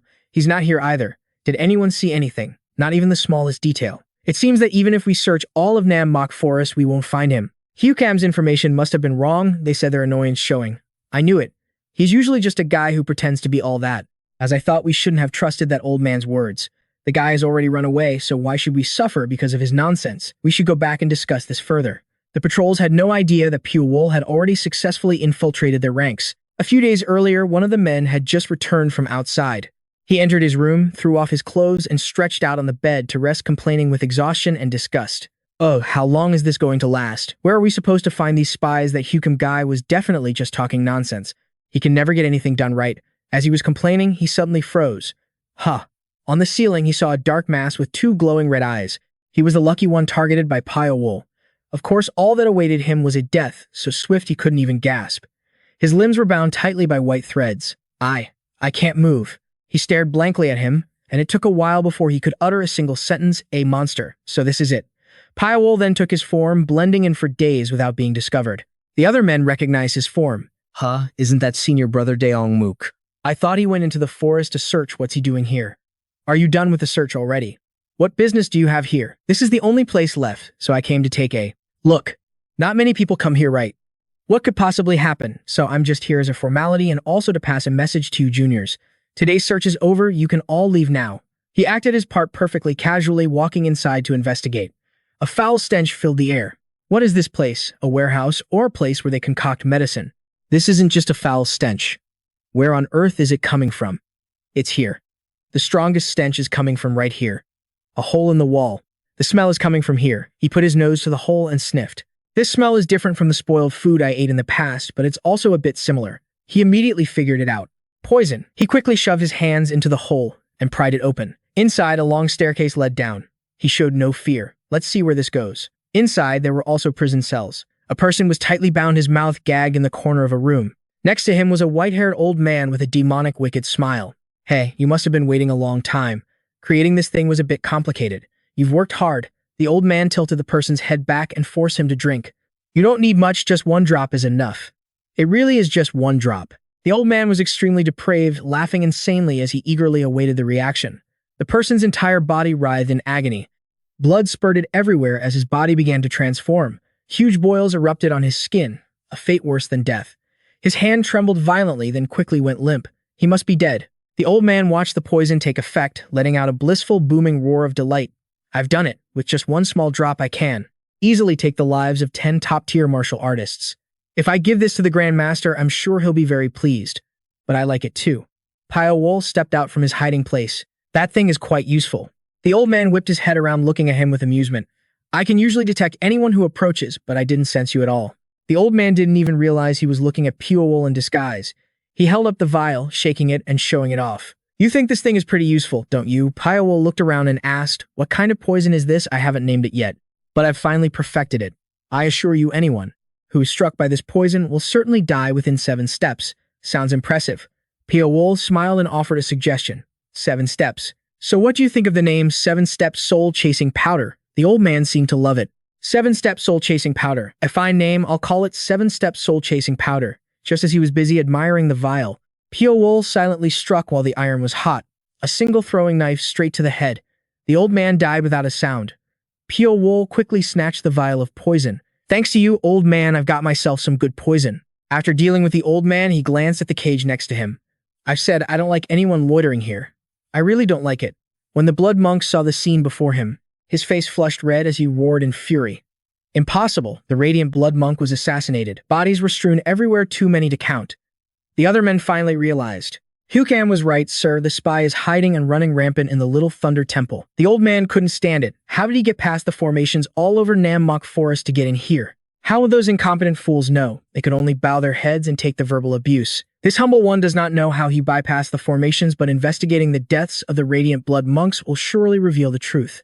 I have examined all the bodies, but Daeong-mook's is not among them. I have searched the entire area inside and outside Nammok Forest, but I couldn't find his body anywhere. It said that Daeong-mook went out last night to search Nammok Forest. After he finished his search, his whereabouts were unclear. Then all the radiant blood monks were slaughtered. I believe that if we track down the missing Daeong-mook, we might be able to find a trace of the spy. The old man slammed his hand on the table with a loud bang. He was furious but helpless. He's definitely hiding somewhere. Find him, bring him to me before he kills more of my disciples. It had been a long time since the old man had been this enraged. I will personally chop off all his limbs. But all they found were more dead bodies. Are they all dead? How is this possible? You can't even catch a single rat. How long are you going to let this go on? Just one spy is causing this much chaos. What the hell is this? What am I going to say to the high-blood monk? He suddenly remembered something. Where is Hukam? Hukam is in seclusion, sir. The man heard this and couldn't believe it. Seclusion. With a spy running rampant, he's in seclusion. Bring the Dark One to me at once. The Dark One was quickly brought in. He was practically crawling on the ground. I have a way to catch that spy. Sir, you never showed up when the monks were killed, and now you appear. Let's hear it. What's your plan? He finally reported. I have the ability to break the forbidden technique on the wolf children. The old man remembered the children locked up here. The wolf children. You mean those kids from that village? What are you planning to do with those freaks? As you may already know, I've experimented in past on the reverse Guanyin demonic art to them. It's a rare demonic art that can be neutralized by practicing the Shaolin Temple's Guanyin divine art. Though human potential is limitless, using all of one's power could cause the brain to dissolve. The brain naturally limits its own abilities and there's no way to unleash its full potential. But I've broken that forbidden technique through mental manipulation. I've created something quite interesting. If we use them, we can definitely catch that spy. The other man, of course, was skeptical. Are you sure? Remember the spy you led here killed my disciple. Although I value you greatly, would you dare stake your life on it? The Dark One prostrated himself on the ground, guaranteeing I was being chased by him so I didn't see. Even though it was just once, this humiliation is beyond words. My life is as good as forfeit anyway. I will stake everything on this, sir. Please summon everyone here. Seeing him so serious, the man thought he might be trustworthy. He pondered for a moment and finally gave the order, trusting him. Summon all disciples to the Hall of 10,000 Moons. In the long, deep corridor, the room was filled in an instant. The Dark One was pleased. Everything was ready. Come on out. From behind a red curtain, several figures appeared. 3 children named Guian, Yi-Ma, and Little Demon came out, each looking as indifferent as the last. He told the children, from the Heretic's trail, no traces could be found on the bodies. Through much observation, I've hypothesized that the spy is disguised as one of us. All the disciples of the Little Layan Temple are gathered here, so that spy must be here too. No matter how well he hides, there's a way to find him. All the masters are here. If we expose his identity, won't catching him be too easy? You're dragging this out. The Heobun was getting annoyed. When are you finally going to start? The Dark One looked at the 3 children. These children survived after the forbidden technique was broken and a special trait appeared on them. This is Guian. He can see the flow of true chi. Our martial arts have a special chi flow. So if we find someone with a different kind, that's the killer. This child is Yima. Although he lost his sight, his other senses have developed. He can detect lies. The men were getting more and more excited, shouting, excellent, very good. Guian will use his Kai sense to point out the spy and Yimo will question him. Then what about that child? Their eyes fell on the Little Demon who was brazenly picking his nose. This child doesn't have any special abilities yet, however, his killing intent is extremely high. I don't know what his ability is, but he survived the breaking of the forbidden technique and now all he thinks about is killing. The Heobun's face was still scrunched up, so he's a failure. Originally, this Little Lion Temple wouldn't accept a survivor who lacks the instinct to kill. Go find him. The Dark One thought to himself, having a high killing intent can't be considered a talent. Could there be a side effect? I'm sure there's something more behind this killing intent. What could it be? He turned and told the child, Little Demon, you search too. The kid immediately refused. I don't want to. The 2 children went around a few times muttering, not him, not him, not him either. They finally concluded he's not here. This result was completely unexpected. The Dark One froze stiff. What the crowd started chattering. Did the kid even find anyone I don't know? Maybe he's not here. Old Man Hun was already annoyed and now he was furious, grinding his teeth. You boasted to me that you could find him. He stubbornly argued back. These children cannot be wrong. Perhaps he isn't one of the people here. He's hiding somewhere else. Unexpectedly, Little Demon suddenly spoke up. He's sitting right there. The Dark One whipped his head around. What? The cheeky kid leaped up to a high position, glaring at the man sitting there. He's sitting right here. You're the one we're looking for, aren't you? The person the boy was pointing at was sitting right in front of the Heobun, my brother. I can't believe it's true. It really was Sigan. The boy even asked with killing intent, can I kill you? He grew more and more frantic, roaring. Can I kill you? Kill. Suddenly, the iron chain on his neck rattled and a series of iron rings appeared right in front of our hero. He's starting his rampage. Our hero leaned back to dodge conveniently, reverting to his true form. His blazing red eyes stared at the child, but he didn't attack him. The boy was delighted. Haha, you couldn't even land a single hit. Now the Dark One finally got a good look at his face and recognized him immediately. It's him, the master of the Heavenly Fragrance Pavilion. The Little Demon was even more thrilled that he couldn't hit him. Strange how. You're still sitting still, but I can't land a blow. Everyone in the room was stunned. This is the first time I've seen something like this. He's not sitting still at all. He's using his true chi like threads to push away little demon's attacks. Does such a high-level technique really exist? Indeed, from start to finish, he had only sat there controlling the threads. He even calmly asked a question. "What's your name?" He replied immediately. "I'm Little Demon." He remembered now. "So you're Myung's younger brother." As soon as he finished speaking, the kid froze, remembering his brother. He asked eagerly, "You know Hai-un, I met him and your father in the village where you used to live." The Haobun sitting there couldn't stay calm any longer. He shot up and roared. "What are you all standing there for? Get him." A murderous aura flared from our hero as he warned the old man. "We're talking, don't interfere." He activated his samadhi true fire and waved the kid away. "Little demon, get back." The kid understood and leaped up high, and at that moment our hero unleashed his technique. A single slash from him destroyed the entire building. He even used the phosphorus that Jiang Zia gave him. With this fire, not even the heavens could save them. The whole crowd screamed in fear. "Put out the fire. It's no use. Get out of here." "Ah, the fire is burning me alive." "Put it out." The Haobun was furious, watching the building burn, but he was caught completely off guard. When did he plan to set a fire like this? This isn't ordinary fire. What kind of trick did he pull here? Even the old man himself hadn't realized it. Since when has he been hiding his identity right in front of me? Pyo-wol told the kid, "Your parents asked me to save you." The boy was completely relieved and started to laugh. "So they're still alive. Thank goodness they're not dead." I still remember the image of me severing my father's arm. I didn't want to kill him, so I cut off his arm to trick them. Seeing him have to endure the pain and pretend to be dead just so he wouldn't cause me trouble. It broke my heart. How could I escape this place? I told the kid I'm not leaving. Besides, I didn't come here to save you. I came to kill every last one of them. The kid asked, again, "Kill all of them?" "Of course." I nodded. "That's right." It seems I'd said the magic words. The kid's face flushed with delight, his eyes shining like stars. "Ha ha ha," he clutched his stomach, laughing like a madman. His lifelong wish. He had waited so long for this day. A crazed look appeared on his face as he growled, "I want to kill them all too." "Kill them all?" The dark demon standing there was stunned. "You. Little devil, are you betraying us?" "Of course," the kid said, standing beside me, looking like a perfect match. His tone was full of scorn and mockery. "Betray you? You think I ever followed you? You treated us like nothing but slaves." The other two children also stepped forward. "Us too." The dark demon now had no allies left. He was completely thrown. "What? Even though we don't remember our parents or siblings like the little devil does, we can never forgive what you've done to us here." The man screamed in rage, about to take his anger out on the two kids. "You little..." But just as he raised his hand, I shot out a silk thread, binding it tightly. "I'm warning you. Don't even think about touching those kids. I've been itching to deal with you for a long time. Now it's your turn." The guy Hyobun just stood there frozen, watching the fiery, devastating scene, his brain unable to process a way out. One of his men yelled, "My lord, this fire isn't normal at all. You must get away." The old man roared, refusing to accept it. "Are we just supposed to stand by and watch our disciples get slaughtered by that assassin? But if we don't retreat, we'll all be consumed by those flames. We can't sacrifice all of our disciples just for him. We must open a path to escape and capture him later." The old man was so furious, a vein bulged on his forehead and he ground his teeth so hard they nearly broke. He was livid but could do nothing.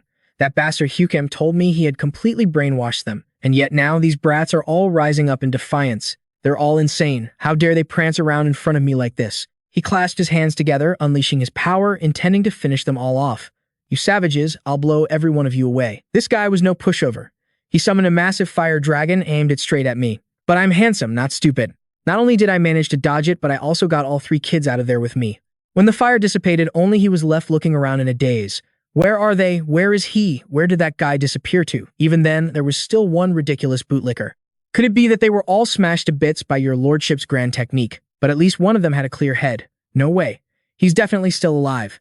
He roared, "Find him for me. I must capture and kill him no matter what. Go after them." And indeed, I was fleeing with the three kids, leaving a trail of blood on the ground, seemingly on purpose. Haobun's group arrived right where I had lured them. "It's this way. The blood trail leads here. Perhaps they were injured by the Lord's attack. I've already sent the vanguard ahead. They should be here soon." But Hyobun had gotten smarter. He went in himself. "I'll check it out personally." The dark demon, who had somehow survived, followed behind and asked, "Is this the Hall of 10,000 Laws underneath the Hall of 10,000 Laws? Could it be?" The moment the thought crossed his mind, a chill ran down his spine and he shouted, "No, don't. This place is extremely dangerous. This is the Poison King's and his disciples' research lab." But it was too late. He was right, but not in time. Poison gas billowed out from within and everyone who inhaled the toxic fumes died on the spot. Only Hyobun didn't need to cover his nose. But as for the others, he ordered, "All of you stop breathing now." The old man, even more enraged after being tricked, furiously circulated his internal energy and attacked wildly. My lord, wait until his lordship has completely blocked the poison gas before you breathe again. The old man couldn't even fight his enemy and had to absorb the poison for his men. He was so exhausted, his hands were shaking. Just then, dark red streaks flashed past the old man in an instant. He froze in shock. What? The three children appeared together, smiling smugly. It's just like he said. The kid grinned from ear to ear. Although the wait had been a little long, on the way here he had been asking impatiently, Big bro, hey big bro, when can we kill them? Pyo-wol calmly reminded him, just listen to me. They will definitely follow the blood trail thinking it's mine, but they'll never expect that it will be their graveyard. I won't let them die so easily. I'll lure them into a trap and use poison to kill them slowly. Hearing this, the kid got angry and yelled, but then I won't be the one killing them. I had to coax him again. The poison isn't enough to kill all of them. Besides, I don't need to waste my energy dealing with the remaining lackeys. You said you've been waiting for this moment for a long time, right? Don't worry, just do as I say. Wait just a little longer and you'll get to enjoy that feeling. Only then did the kid stop grumbling, his eyes shining with pure joy. Awesome. Now the little devil stood there and declared, as long as I can get my revenge, I don't care if I die. What about you two? The other two children immediately said in unison, me too. The kid grinned so wide he couldn't close his mouth. Good. Haha. He let his own violent power erupt, going berserk. Time to fight. The group of kids charged toward Heo-bun like hungry tigers. He was trapped between a rock and a hard place. He ground his teeth and cursed. Just you wait. Once I break through this poison gas, all of you are finished. As soon as I use my Samadhi true fire, you'll all. He held a large fireball in his hand and roared vanish. But the little devils were fearless. Not a single one of them retreated even a step. The kids were determined to die today as long as they could drag him down with them. The old man tilted his head to the sky, his entire body radiating killing intent as he roared, all of you just die for me. He thrust both hands toward the sky and flames instantly erupted, burning a massive hole in the entire area. That damn dark demon was still alive, looking down from above. What was that? What in the world just happened below? Oesteo-bun was left standing. He realized it immediately. The Lord is truly the Lord. All of you go down and assist him. The whole group rushed over. My lord, are you all right? It seems you've annihilated all of them. Even he thought he had succeeded. I poured all of my power into that last attack. They should have all been turned to ash. His underlings even dared to suggest, leave the rest to us, my lord. Please go and rest. But he still felt uneasy. Everything's over, so why do I still feel this nagging pain? Just then, the little devil charged straight at him to attack. He didn't even have time to react. The children were still alive and well, and what's more, they were fighting fiercely. The little devil alone killed a whole bunch of his cowardly minions. The kids were even fighting over kills. He's mine. There are plenty more to go around, model. Only then did this jealous little brat stop grinning from ear to ear. Things had to get this chaotic. That old pig was so mad he could have torn those kids to shreds. You failures. Just as he was at his most furious, a swarm of white threads flew out of nowhere, wrapping around his neck. But he just snapped them with one hand. Easy. But once Pyo-wol made his move, it was hard to escape. A barrage of throwing knives materialized in midair, aimed right for him. At first, he managed to dodge them all. You bastard, you think these cheap tricks will work on me? The pig-faced bastard was searching for him everywhere. I know you're hiding there, he was right. Pyo-wol appeared right above his head, but he showed no fear, calmly blocking the incoming attack. A volley of short daggers flew towards the man's face, but he was still able to dodge these basic moves. The bastard taunted him. Your attacks are so pathetic. Every move Pyo-wol made was blocked, and his opponent just grinned sinisterly. It's useless. Pyo-wol stood in the darkness, radiating killing intent. He suddenly remembered when Jiang Xiaoyu gave him something saying, you should keep this. I had it specially made for you. Even though you never said it, I'll always remember your words. This cloak in his hands was no ordinary item. It was lined with countless threads. It was time to use it. He forcefully threw the cloak into the air. Hidden inside was a volley of daggers that shot towards his opponent, followed by a powerful horizontal slash. The old man's face filled with horror. If he couldn't dodge this, he'd lose his head. But this guy was no pushover. He countered with a barehanded chop, and a brilliant flash of red and blue light lit up the sky. But Pyo-wol still had a weapon he hadn't used yet, a sturdy white cord. He unleashed his secret technique, the supersonic 72 breaking swords. A torrent of white threads surged forward like a tidal wave. Even at death's door, the pig-faced bastard was still running his mouth screaming. Let's see. He just kept using the same move over and over, punching wildly into Pyo-wol's sea of white. By the time he broke through the technique, not even a scrap of clothing was left on him. Dark, ominous veins appeared all over the pig-faced bastard's body. Radiating killing intent and gritting his teeth, he actually looked quite formidable. Behind Pyo-wol, the form of a giant white serpent appeared. The two evenly matched fighters charged at each other, neither one willing to back down. Heo-bun is the most difficult master I've ever faced. To deal with experts like him, I need to change my tactics. That's why I trained so hard to develop a new fighting style for an assassin. What he had been planning was the deceptive strike and attack that lures the opponent in. Predict the opponent's attack and simultaneously dodge it by a hair's breadth. I will use the deceptive strike to force the enemy into a position that benefits me. Danger is always lurking. The closer you are to the enemy, the more dangerous it gets. He calculated everything. If he got hit, his bones would likely break and his flesh would surely be torn apart. If I fight him conventionally, it'll be hard to injure him. Dragging this out is the best strategy. Use the Death Soul to obscure his vision and simultaneously shock him. Pretend to be injured to lower his guard, but tricking him into the trap won't be easy. He's not an idiot after all.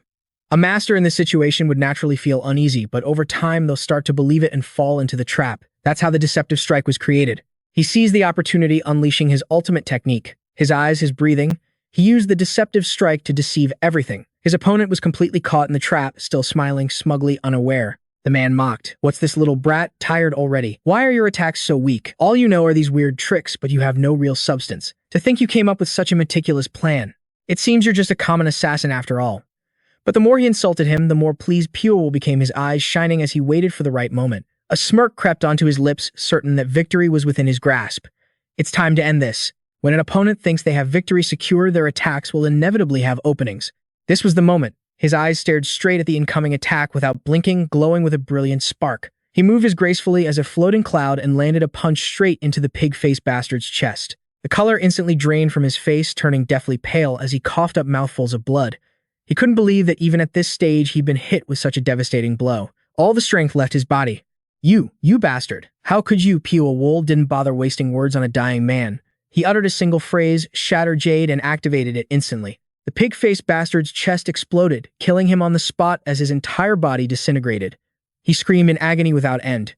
Pyo-wol watched on coldly. It doesn't matter if you protect your exterior with internal energy. If your internal organs are destroyed, how can you possibly stop it? After the screams died down, all that was left of him was a blackened, shriveled corpse. Pyo-wol turned and walked away. So satisfying. It was over. Seeing the corpse burnt black as a roasted dog, the disciples screamed in terror. Venerable one, he's been killed. The whole mob rushed forward like moths to a flame, running to see the unbelievable sight with their own eyes. But they still held out hope. That guy must be seriously injured too. We can't miss this opportunity. Somo was in the middle of a good fight when all her opponents ran off. She stomped her foot in anger and cursed. Where are you all going? What about me? Suddenly, a few of the kids froze and looked up.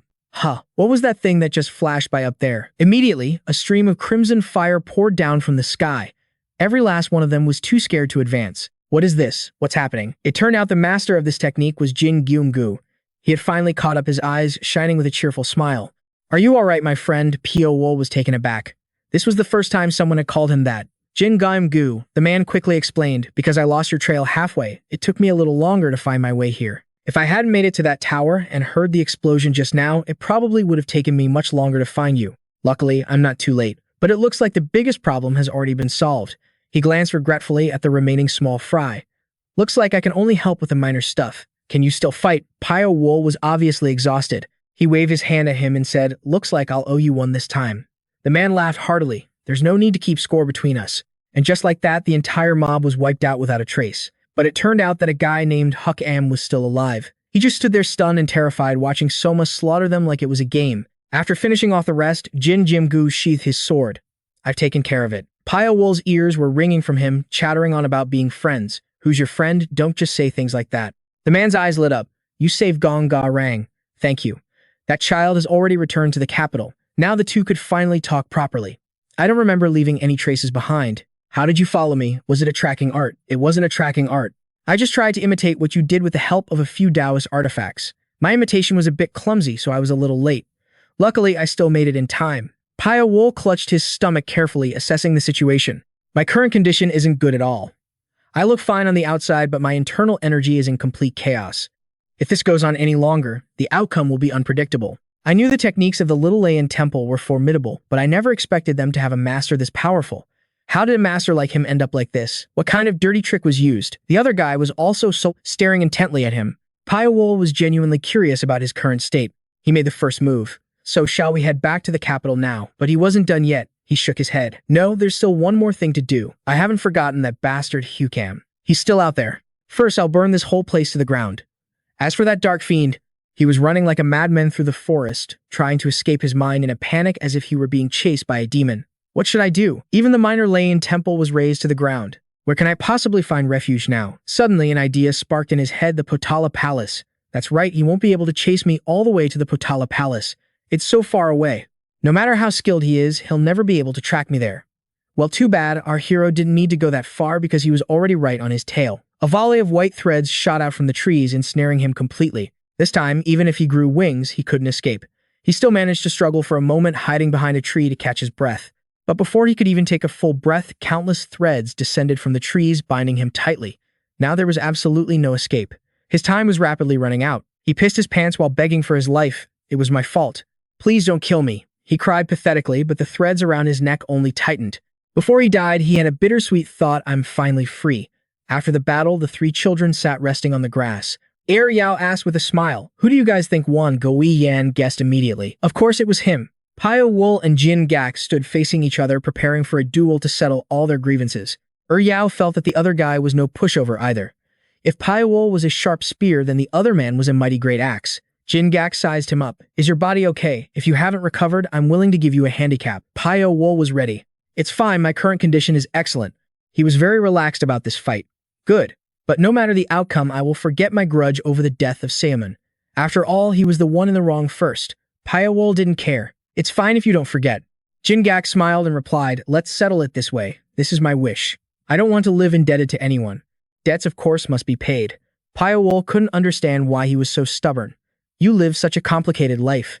Jin Gak's face was beaming, filled with fighting spirit. Thank you for agreeing to my wish to settle this score. Jin Gak's eyes lit up and his white hair turned black. It seems he was taking this very seriously.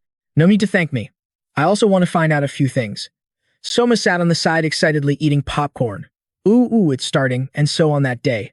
The two of them fought back and forth, evenly matched. Time passed and the scene shifted to another location. Two old pawnbrokers were talking.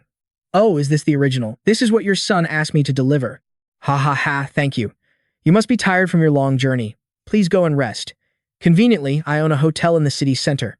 Oh, there's no need for that. Their short conversation was overheard by a man standing nearby who looked on with disdain. How boring. They're like a bunch of gossiping women chattering on and on. After saying that, he waved his hand and left. I'd have more fun at a brothel. As he walked, he thought I should find some interesting places to visit in the capital. Suddenly, a graceful figure with long flowing white hair passed before him. It was none other than Pyo-wol, but to someone seeing him for the first time, they would surely mistake him for a woman.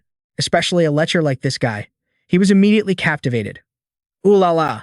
He began to follow the beautiful woman relentlessly. After walking until his legs ached, he still hadn't seen Pyo-wol stop and he was getting impatient. Why do you keep walking? Finally, Pyo-wol arrived home. The man followed him all the way there. Of course, he didn't dare go inside, only peeking from the outside, sizing up the mansion. So this is where you live. Pretty impressive. But whatever. Blinded by beauty, the creep actually dared to climb over the wall. It's so quiet. Are there no guards here? Just then, Soma appeared right behind him. Who are you? The man jumped, his whole body trembling, getting caught while snooping around. How could he not be scared? He couldn't figure out where the kid had come from. What the hell? There was clearly no one here a second ago. Forcing himself to stay calm, he managed to ask, Hey kid, do you live here? The little boy nodded curtly. Yeah, I live here. The man still had the nerve to look around searching. So the girl who just went in. He didn't notice Soma's eyes glowing a hungry crimson red. The boy pretty much understood the situation. Honestly, every time Big Brother goes out, a swarm of flies like this follows him. As he finished his thought, his killing intent intensified. Time to send him on his way. Send him straight to hell. After taking care of business, the kid still smiling brightly went to find Pyo-wol. Brother, I'm hungry. When his dinner. Behind him, the servants were carrying a bloody corpse away to dispose of it. Pyo-wol was sitting at a tea table. Dinner is being prepared. Just wait a bit. How have you been lately? The kid couldn't stop smiling. It's very comfortable here. Besides, Unjo and Gui and have nowhere else to go. And it would be hard for me to reintegrate with my family now, so staying here is good. Plus, Butler Go is really nice too. Taking care of the children like this was fine. Pyo-wol nodded. That's a relief. Suddenly, the kid noticed what was in his hand.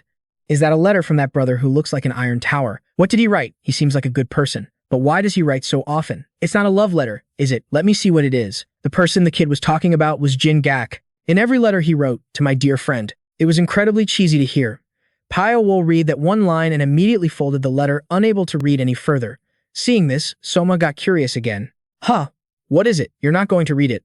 A vein popped on Pyo-wol's forehead as he snapped. I'm not reading it anymore. I heard that Iron Tower's home is on Cheonjung Mountain. He's probably arrived by now. Do you want to go visit? Why would I go see him? He snapped again, wanting to get the kid to leave. For dinner tonight, Butler Go is preparing carp for you all. Don't be shy, eat as much as you want. The boy grinned from ear to ear. If you're offering, I won't refuse. He then ran off just as Pyo-wol wanted. I'll go get Gui, Ann, and Unjo then. Suddenly, he stopped in his tracks. Oh, right, brother. Pyo-wol glanced over his brow furrowed, wondering what new trick he was up to. It turned out the kid was smiling sincerely. Thank you for getting us out of there. I know why that Iron Tower brother likes you now. Pyo-wol said nothing, just lowered his head and looked at the letter on the table. Why does he always say such meaningless things? This was something people often said. What is the martial world without winds of conflict and rains of swords? In the martial world, people getting stabbed to death on the street was a daily occurrence. The only thing that made people talk was who died and who did the killing. Time passed and Pyo-wol was now at Beechoo Manor, his expression unchanging. Today, like any other day, Pyo-wol received a letter from that guy Jin Gam-gu. To my dearest friend. He could never get used to this guy's style. The first sentence alone always gave him goosebumps. Doesn't this guy's hand ever get tired? Who wants to be your friend? Just then, Soma pushed the door open. Brother, did you call for me? The kid saw what was in his hand and immediately got excited. Ah, another letter. The Tower Master has been sending letters quite often lately, huh? Pyo-wol didn't bother reading any further, placed the letter on the table and stood up. I was about to head to the workshop. Do you want to come? Of course, the little guy agreed right away. Of course I'm coming. As the two walked down the street, Soma chattered excitedly beside him the entire way. Oh right, I just ran into Gui Yan and Jiao earlier. Gui Yan is in that stinky basement burying himself in a pile of magic books organizing something. I think I heard him mumbling about some new merchant guilds that just entered the capital. As for An Jiao, she's still practicing the zither today. You're lucky you didn't hear it, brother, because it was a total disaster. Just thinking about it made the boy shiver. Maybe that's why he had no one to play with and preferred following his brother. Hearing this, Pyo-wol realized that both of them seemed to have found something they wanted to pursue. Suddenly, he sensed something. His sharp eyes narrowed as he looked up and around. What's wrong? The kid who was eating a candied haw also noticed. Humph. It seemed there was an illusionary barrier in front of them. Looks like Jiang Xiaoyu's workshop was in trouble. An assassin had him by the throat, pinning him to the wall. Hand over the Tang clan's secret manual. Even while being choked, Tang Xiaozhou didn't give up and questioned him. Who sent you to do this? Who hired you? The assassin's eyes glared as a warning. You don't have the right to ask. Just then, a sharp needle pierced straight through his eardrum. It was Pyo-wol. He stared back and asked, I'm curious to see how long you can stay silent. And just like that, the fool Jiang Xiaoyu's life was saved by him. He was overjoyed. Sorry to have troubled you, brother. Pyo-wol could only sigh at him. Your workshop is never peaceful, is it? He was at a loss too. What can I do? In any case, please stay here for a while. He nodded dejectedly. Thank you. I can't believe the Tang clan would hire someone to kill me. And they even went to the 100 Ghosts Alliance. I broke away to form my own sect a long time ago, so we're not even related by blood anymore. His head felt like it was about to explode from the frustrating situation. If the 100 Ghosts Alliance finds out about this failure, they'll definitely send another assassin. Oh God, why is my life so hard? Just when things started looking up, I became a target for the 100 Ghosts Alliance, but little Soma felt differently. I'm actually glad you came here, brother, because now I can play with you more easily. Pyo-wol reassured him. Don't worry, just wait for me. Jiang Xiaoyu's eyes widened. What are you planning to do? Pyo-wol didn't elaborate, just smiled mysteriously. You'll see. How curious. He racked his brain but couldn't figure out what Pyo-wol was planning. Just then, he saw Gui Yan push the door open and run in screaming frantically. Brother, you should go see An Jiao. Hearing that he knew something was wrong. One thing after another, Pyo-wol couldn't feel at ease. At Thien Hung Tower, he and Soma arrived and immediately asked, Where is An Jiao? A servant replied, She is in the VIP room. The little boy tilted his head in confusion. Why isn't An Jiao in her own courtyard instead of a VIP room? Just then, they heard his sister An Jiao's weak voice call out, Brother. He looked at her, puzzled. Why are you calling me at this hour? What's wrong? Soma saw her and waved with a bright smile. An Jiao, hi. The girl's face was pale and she looked troubled. There's a distinguished guest from Henan in the next room. A moment ago, I overheard some news. That a prodigy highly anticipated by the martial world has died under mysterious circumstances. As soon as he heard this, Pyo-wol immediately thought of Jin Gam-gu. He was too stunned. His sister added, His name was Zhen Jianyu. So it really was him. Pyo-wol was in utter disbelief. Zhen Jianyu. Are you saying Zhen Jianyu is dead? Soma looked at him in alarm. Brother. As for Pyo-wol, he hurriedly turned and left, heading straight for the room next door. When they saw him enter, the group of people discussing the incident jumped in surprise. Who? Who are you? How rude. He didn't waste words and got straight to the point. Answer my question. The whole group fell silent, their eyes wide as they listened. He only wanted to confirm one thing. Is the man named Zhen Jianyu really dead? It seemed it was true. That night, he took out the letters he had written and read them. To my dearest friend, it has been 2 months since our trip to Tibet. During this time, I have roamed far and wide, including Yunnan, but I still haven't seen the dragon's head. I haven't even caught a glimpse of its shadow. Their movements are truly bizarre, not easy to track at all. I haven't found anything. I wonder if I'm just chasing an illusion. I'm growing tired. How I wish I could see you right now. If I ever retire from the martial world, I wish to cross the western plains with my children, sparring to our heart's content with no more worries holding us back. Free to roam the world. Soma, Guyan, and Jiao. Those children must have grown up by now. I really want to see them. The more he read, the more his heart ached. And yet, you died. In such a meaningless way. I once thought that maybe one day we would truly understand each other. I hope that one day not too far in the future I could call you friend. You say those heartfelt words so easily, don't you, dearest friend?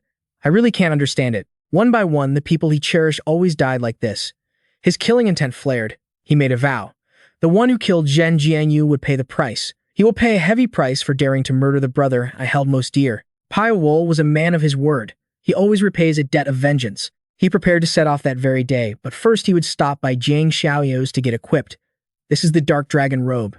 It's dyed with a special dye. Just channel your internal energy into it and you can change its color. I've also hidden a few types of secret weapons inside. Pyo-wol was very satisfied with the robe. Thank you. But Soma was so jealous. He was about to cry, looking at him resentfully. What about me? Don't I get anything? Jiang Xiaoyu laughed. Look inside. I filled your dark dragon robe with the dried meat you love. Head steward Gu prepared the best kind. You like it more than weapons, right? The little guy immediately opened his robe to look, his eyes lit up, and he threw his head back, laughing, unable to close his mouth. This is awesome. The boy looked at the 4 people standing there to see them off and shouted, Head steward. Gu, thank you so much. Jiang Xiaoyao looked at Pyo-wol. Making you carry such heavy burdens all the time. I feel guilty. Pyo-wol reassured him, it's fine.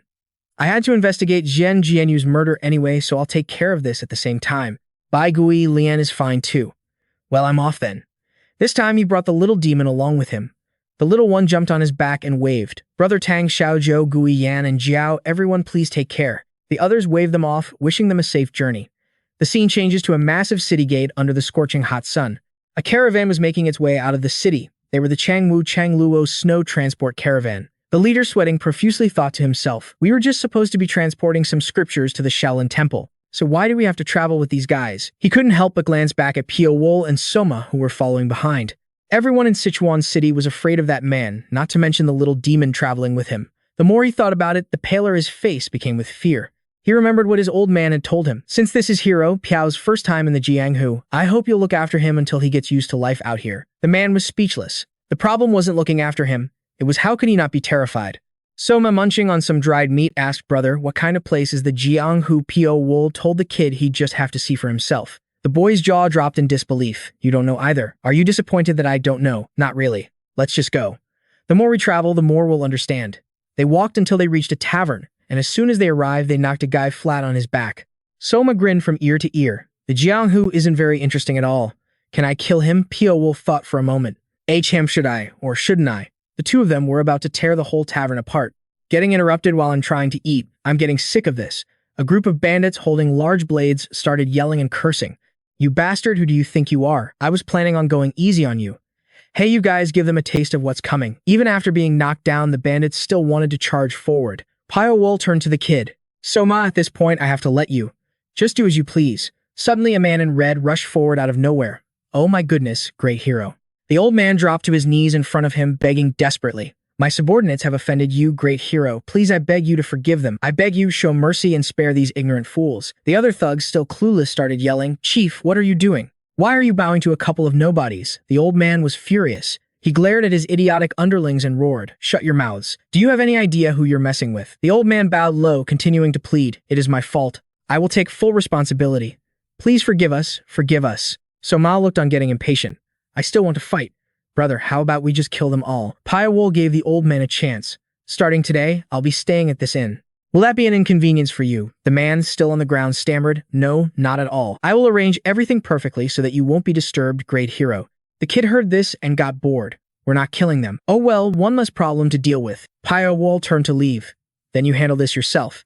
The old man was ecstatic to have kept his life. Thank you, great hero. Thank you, great hero. The kid followed Pyo-wol, still looking annoyed and grumbling under his breath, but he left with his brother all the same. Unseen, a girl was watching from the second floor. She had witnessed the entire explosive fight. She let out a long sigh. How terrifying. Why is the Jianghu so chaotic? With her was a young man. They were Shin Mu-jeom and Mu-jeong-ok. The girl frowned with worry. Will we get dragged into some kind of trouble? The young man placed a hand on her shoulder to comfort her. Don't worry, I'll protect you. How could I let my bride-to-be get into any danger? She was touched by his words. Brother Wu Jian. As night fell, she was on the rooftop washing clothes, her mind still on Brother Wu Jian. She looked at her reflection in the bucket of water and wondered, is he really okay with taking me to Tiananmen Manor himself? When he sees me get into the bridal sedan, will he be sad? Just as she was lost in thought, Soma also came up to the roof. Seeing her, the boy froze with his mouth agape. Oh. When she turned around, she was just as shocked.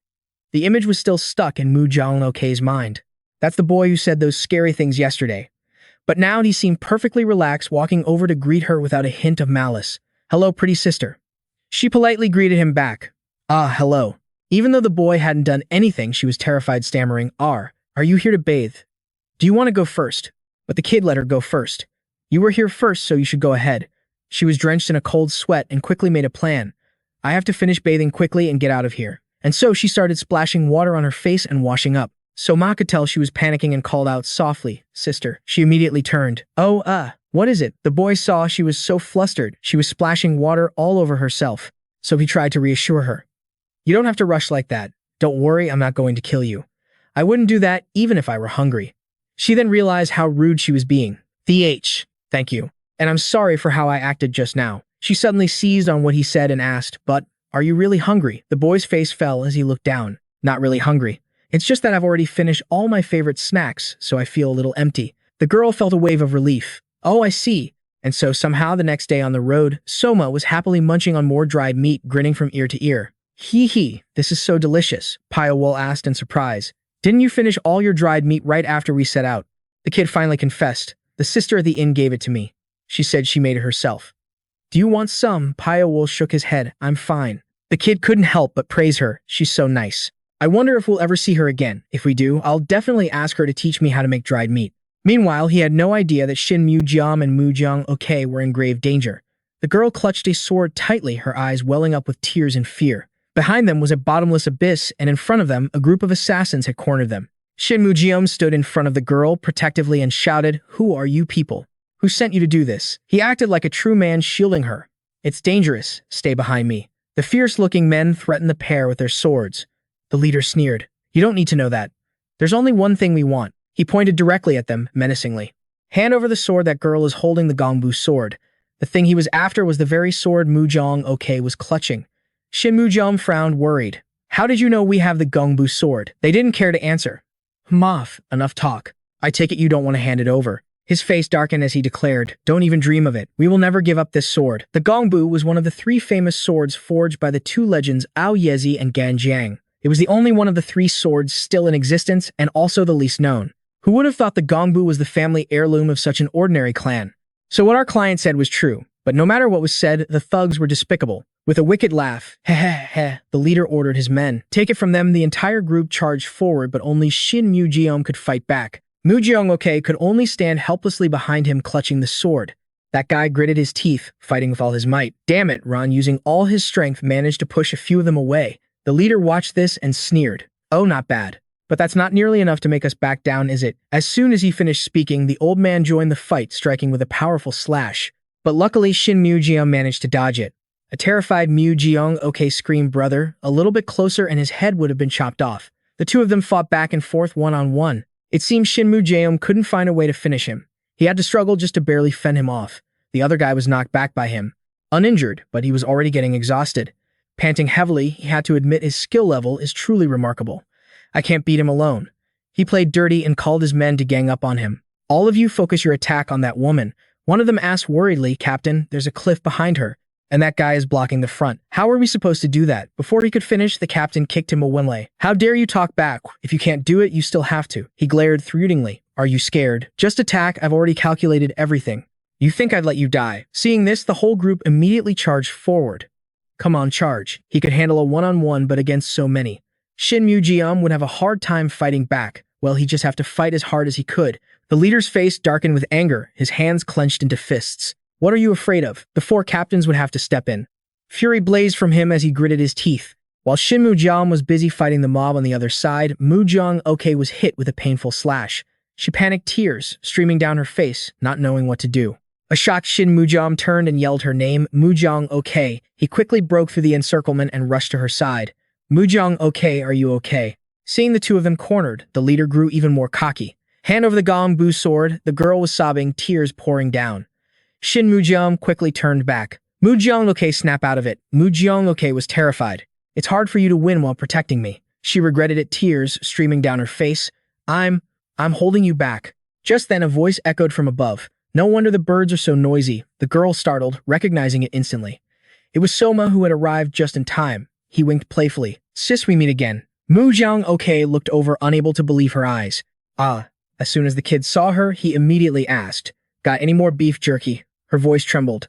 Trying to stay calm as she replied, I gave it all away. I didn't make that much so. Before she could finish, the kid's face froze. Oh, what a shame. The girl's face flushed bright red and she quickly shouted, but I'll make more for you. As long as you save us, I'll make beef jerky for you. Her mind was racing. Just then, one of the men approached and threatened Soma. Hey kid, go play somewhere else. The adults are talking. But the kid only cared about what Mujong okay said, his eyes sparkling. You promised. The man curled his lip in a disdainful sneer, but it was too late. With a flick, the round chain on the kid's neck came loose. The kid threw the iron ring and the man's head flew right off.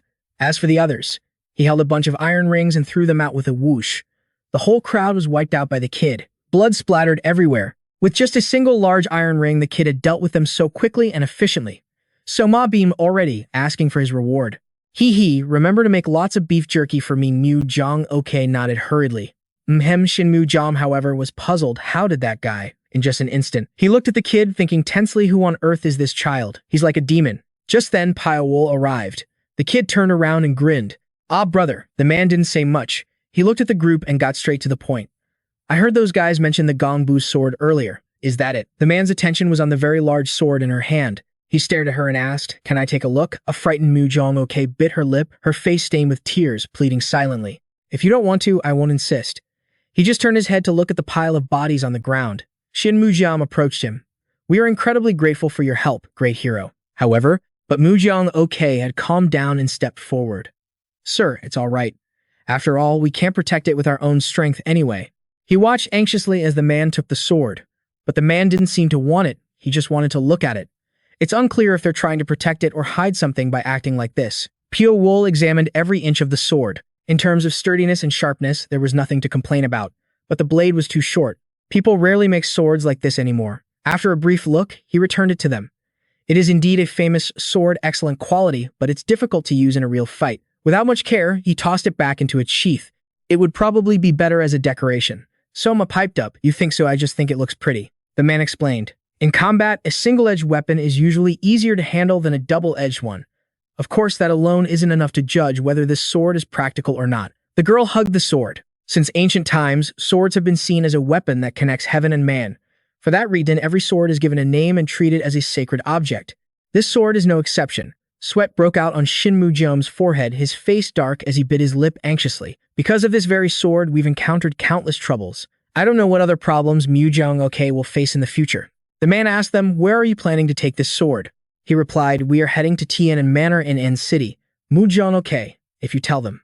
At this point, Mujong okay shared, This sword is my dowry. I am on my way to my wedding with Hua Yuqin, the master of Tian'an Manor. At the pier, an old man clasped his hands, smiling and bowing. I am the Outer Hall Master of Tian'an Manor. Feng Lushan. My name is Feng Lushan, Outer Hall Master of Tian'an Manor. May I ask if you are Lady Mujong okay? The girl frowned worriedly. Yes, I am Mujong okay. The old man sighed in relief. It's a blessing that you've all arrived safely. Upon hearing that Lady Mu was attacked, the manor master immediately sent us to escort you. We should have been protecting you from the start. We are truly ashamed. He was only interested in the sword. But the gongbu is still safe, isn't it? Could you hand it over to me for safekeeping? The girl refused immediately. No. The gongbu is my clan's heirloom. I must be responsible for it until the very end. The old man inquired, Haha, as you wish, my lady. I heard that you were saved by someone when you were attacked. Since he already knew, she confirmed it. That's right. If it weren't for them, we would have been in grave danger.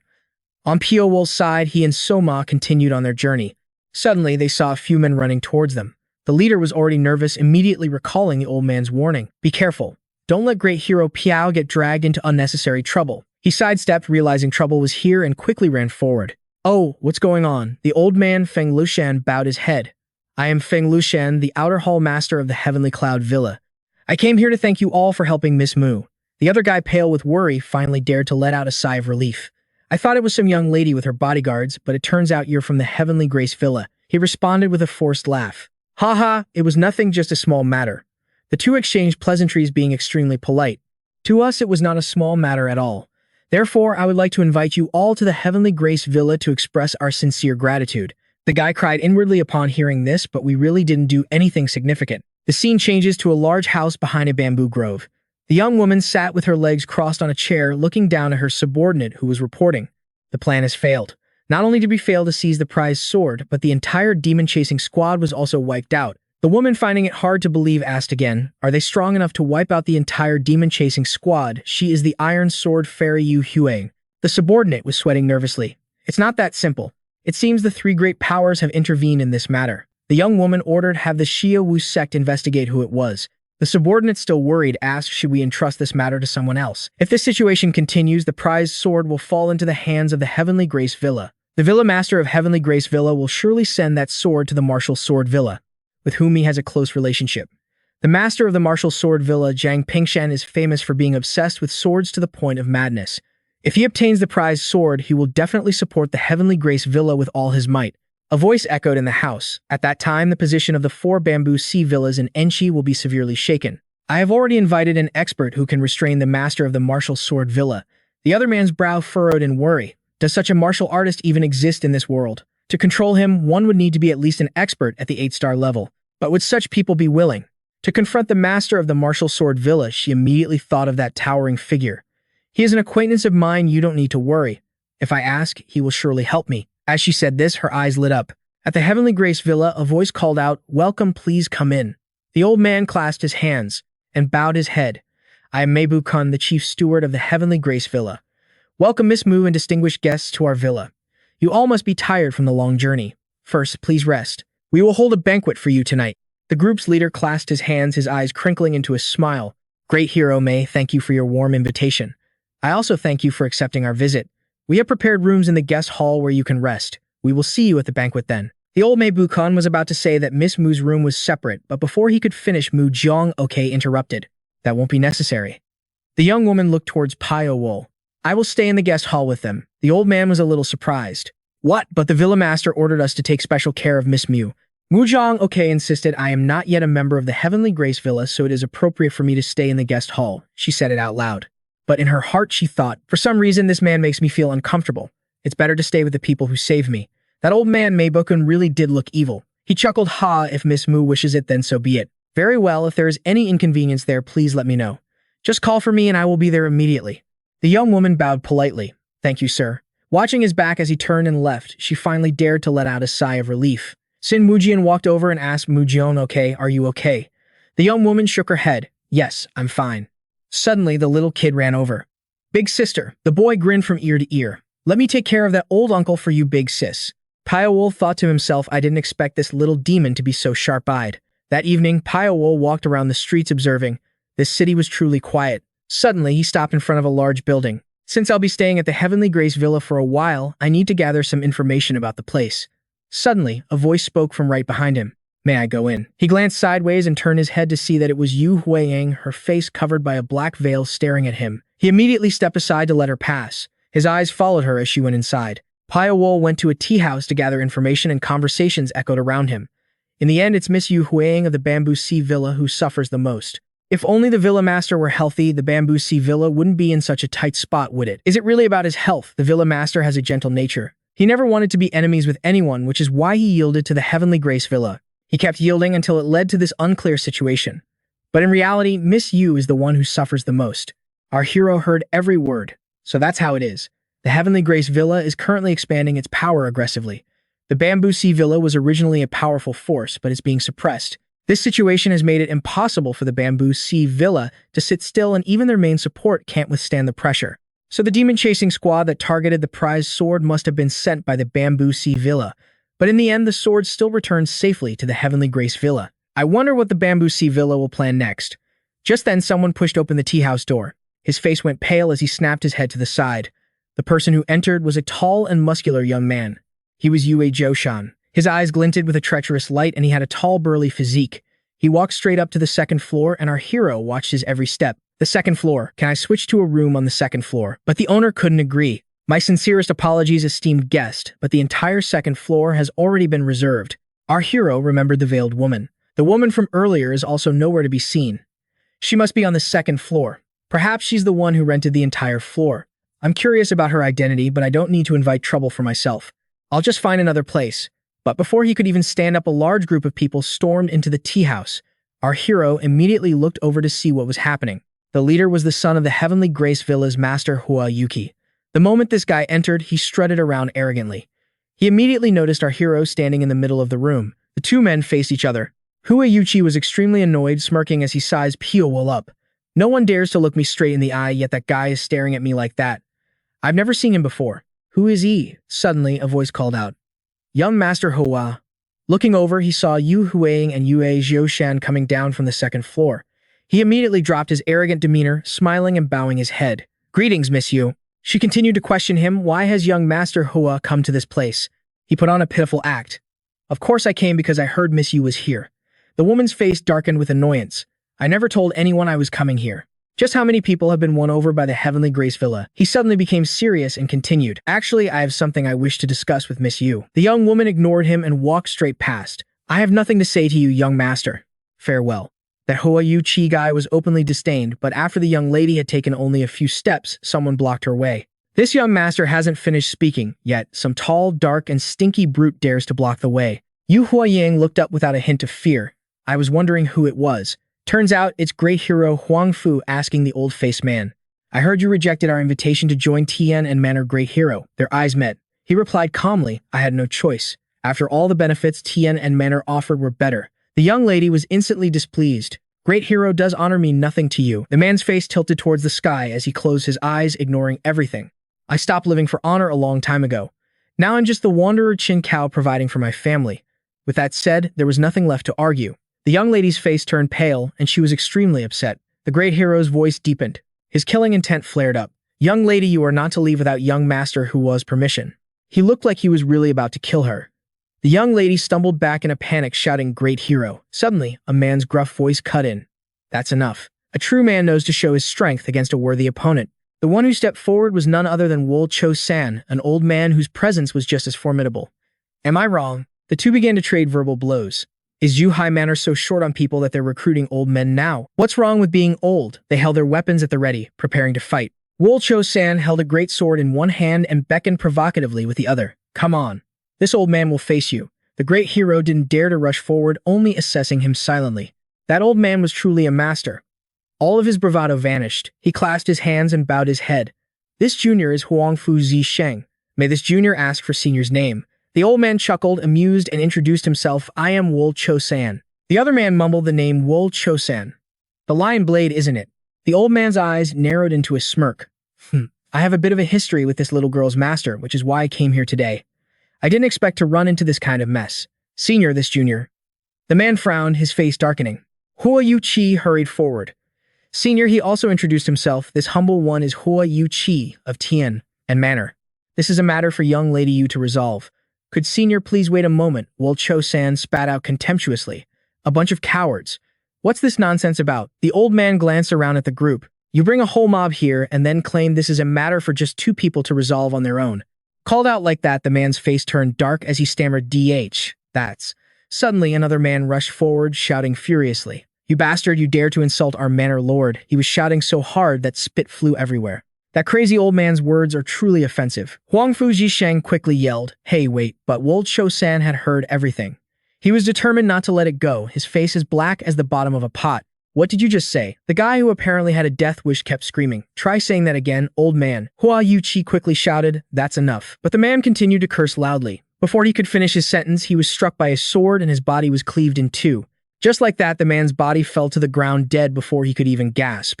Everyone who witnessed this gritted their teeth in fear. Yu Huaying's eyes widened in horror. That crazy old man. From a distance, another person watched the scene. The one who struck the blow was the old man Wol Cho-san. After killing the man, Wol Cho-san glared fiercely at the remaining men. Huang Fu Zisheng frowned deeply and told the other man, Young master, please head back first. He realized that great hero Yue was now enraged. The old man was determined not to let them off the hook, blocking their path. Where do you think you're going? A subordinate's mistake is the master's mistake. You must stay and take responsibility, mustn't you? Hearing this, Yu-chi trembled with fear, sweat pouring down like rain, but he still stood his ground in front.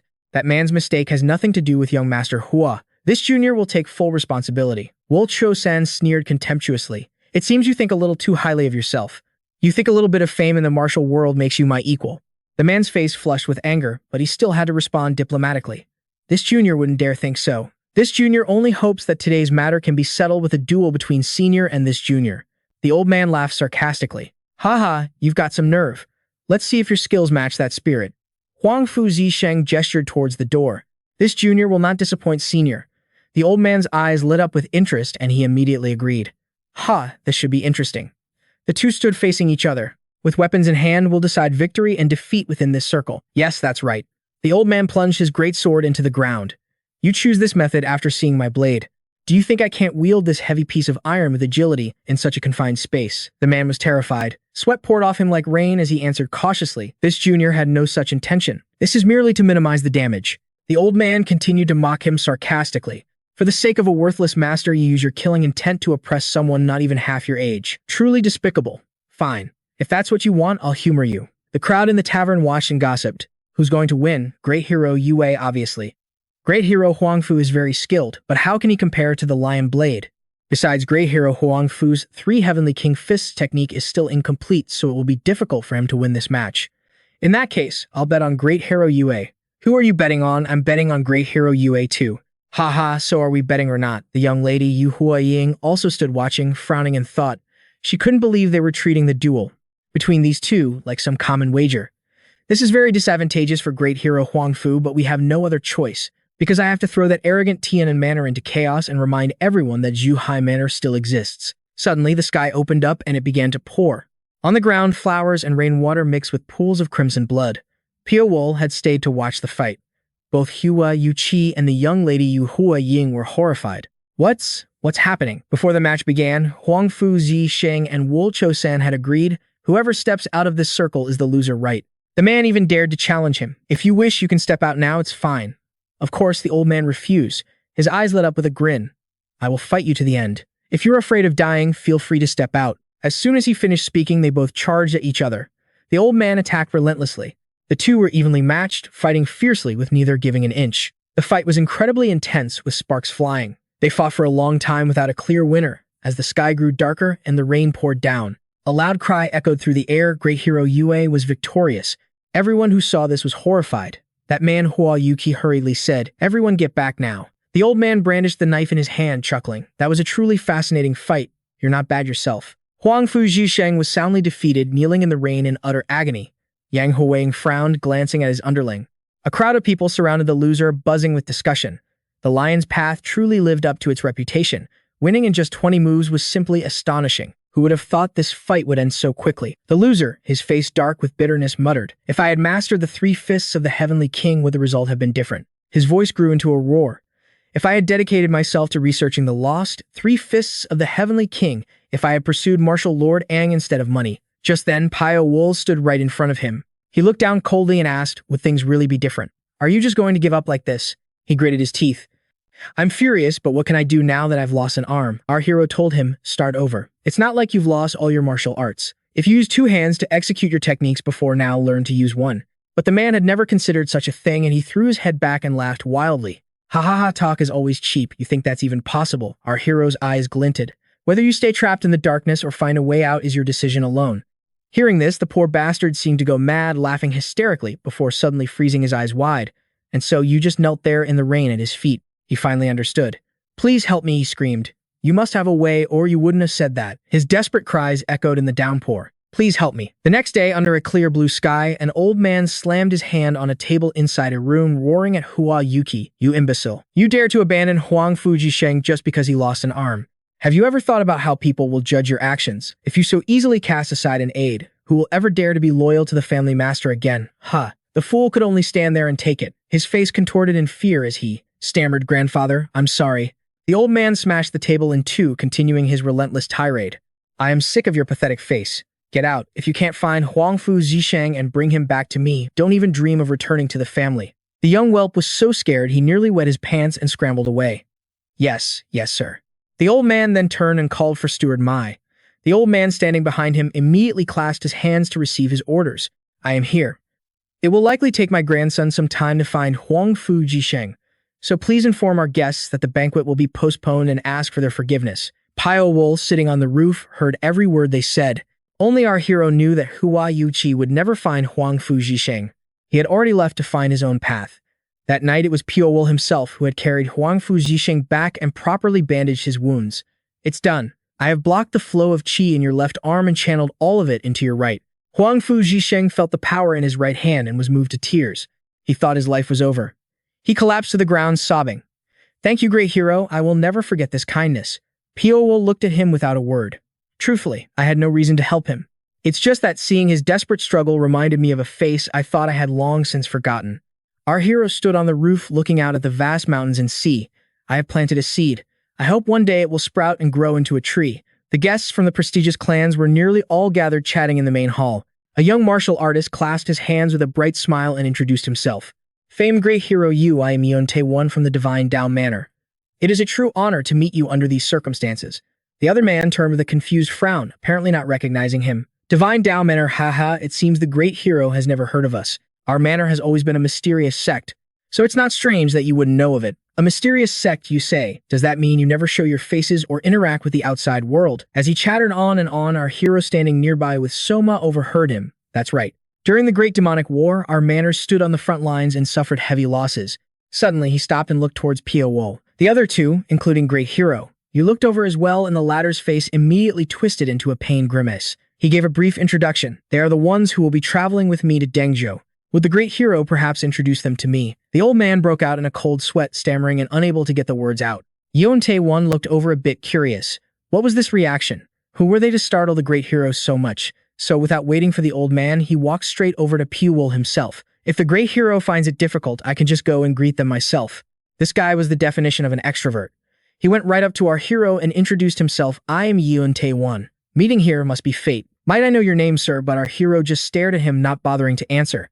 The guy was confused, resting a hand on his face as he wondered, why are you silent? Is it that you don't wish to speak with me? The old hero standing far off nearly jumped out of his skin. Hearing this, he was panicked to the point of tears and rushed over to intervene. Young Master Ren. Unexpectedly, Pyo-wol didn't take offense and said his own name. Pyo-wol. His attitude change was as fast as his spinning top, leaving the other guy unable to process it. Huh. Our hero had to add, that's my name. The guy, still feeling bold, began to mock him. Ha, so you're not mute or deaf after all. Seeing you keep your mouth shut so tight, I thought your tongue had been cut out. Just then, a loud announcement echoed through the room. The manor lord has arrived. The old man walked straight into the crowded room, followed by two servants. The entire crowd bowed their heads in greeting. Greetings to the manor lord. He waved his hand with a beaming smile. Haha, everyone please be seated. After teasing our hero, Yeon-tae moved to stand elsewhere. His face still looked a bit dissatisfied that our hero hadn't continued the conversation. Meanwhile, great hero, you clutched his chest and let out a huge sigh of relief, his very soul still intact. Thank goodness the manor lord arrived. I almost got into trouble because of some nobody. I think he's a friend of that Hua Yuqi guy. With an attitude like that, it's hard to live long. Just as he thought this, Soma standing nearby couldn't help but whisper to our hero, should I kill him? The two whispered right behind the old man. Later, if there's an opportunity. Really, the old man heard them and was so terrified he couldn't even cry.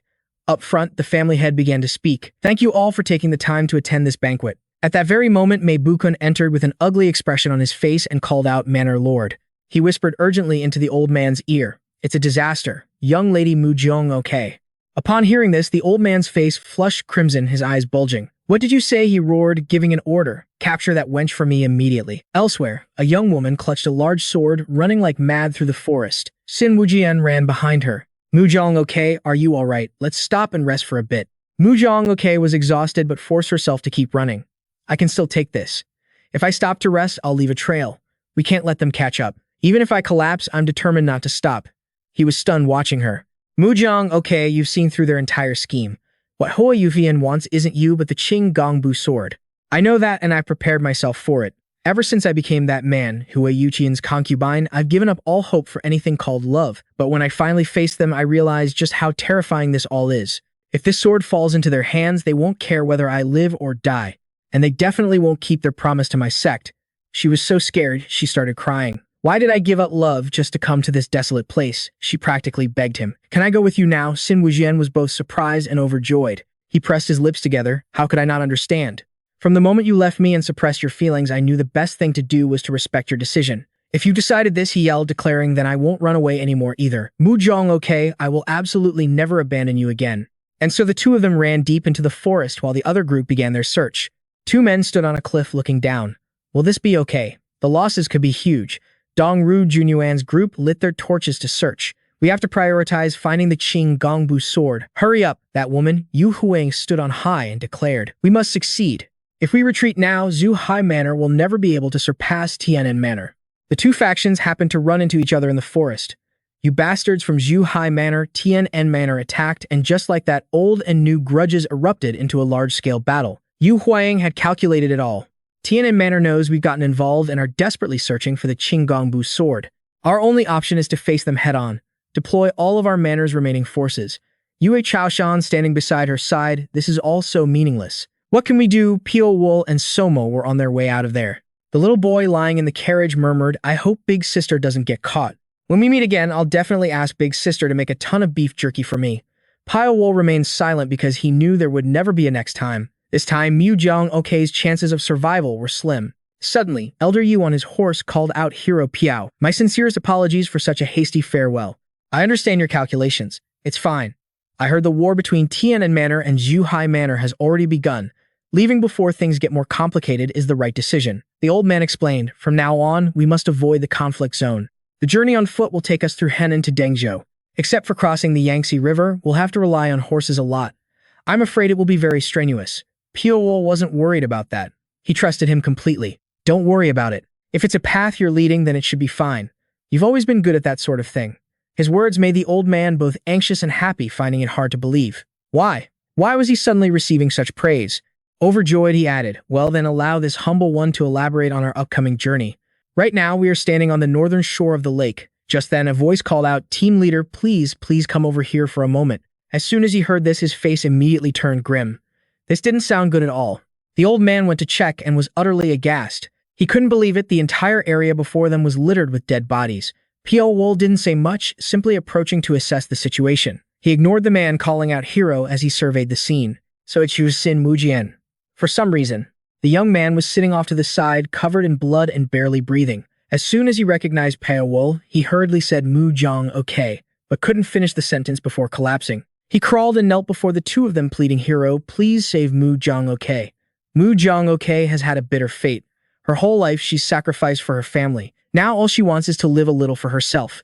As he said this, he coughed up blood in agony, his hands gripping Pyo-wol's ankle, begging the hero, please. Pyo-wol understood. He stated coldly, I am an assassin. I cannot protect anyone. The man was stunned but refused to give up. Then I will hire you, hero. Hire me. What will you pay me with? He struggled to look up, tears streaming down his face as he cried out, please eliminate all those who threaten Mujong okay. After that, I will give you the Gongbu sword. That was the best thing they had, and it seemed to pique Pyo-wol's interest. The Gongbu sword, huh? It seems you know how to use your head. Isn't it because of the Gongbu sword that this forest has become a forest of death? You're giving it to me to eliminate all the threats to Mujong okay. Very clever. He knew all of the man's calculations, yet he still agreed. Fine, I accept. Elsewhere, Mujong okay was still running like the wind, clutching the sword to her chest, crying in anguish. Brother Wujian, please rest assured, I will definitely save you. Though she had no idea how. She had only run a few steps when a blade flashed past, nearly taking her life. She had been caught. Horrified, she whipped her head around to look behind her. Miss Mu, please excuse my rudeness. The one who had arrived was none other than Hua Yuchi. He gave a vile, wicked smile. I called for you many times, miss, but received no response, so I had to resort to this method to get your attention. Now please come back with us. She, of course, resisted, glaring and shouting, I will absolutely not go. Even if I die here, I will not go back to that place. A vicious killing intent flashed in his eyes. Ah, then I'm afraid we'll have to do this the hard way. All they care about is that sword anyway.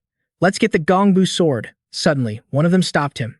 Wait, it was Yontae One. He was here too, smiling as he stepped forward himself. Leave that to me. I'll bring the Gongbu sword back. As soon as he finished speaking, he shot like an arrow straight towards Mujong okay. She barely managed to draw her sword and block his attack. The more he fought, the more excited he became. Miss Mu, you're as stubborn as they say. Let's see how long you can hold on to it. Her hands trembled violently. her face as pale as a sheet of paper. What do I do? The wound on my hip is draining my strength. Her body ached, but her will remained fierce. It's no use. I have to hold on as long as I can. She was praying to all the gods. Isn't there anyone? Please someone save me. Just then, from a nearby tree branch, someone's voice rang out. Should I kill him? Both of them flinched and looked up. The moment Mu Jong-ok saw him, her eyes lit up like stars with absolute joy. The little boy waved his eyes, crinkling into a smile.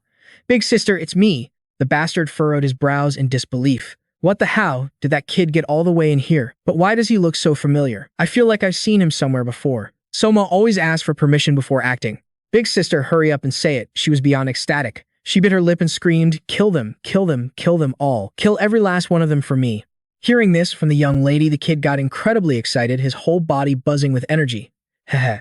The entire forest shook and birds scattered in every direction. Even Yu Hua Ying's group standing far away could sense something was wrong. This forest. The old man turned to look.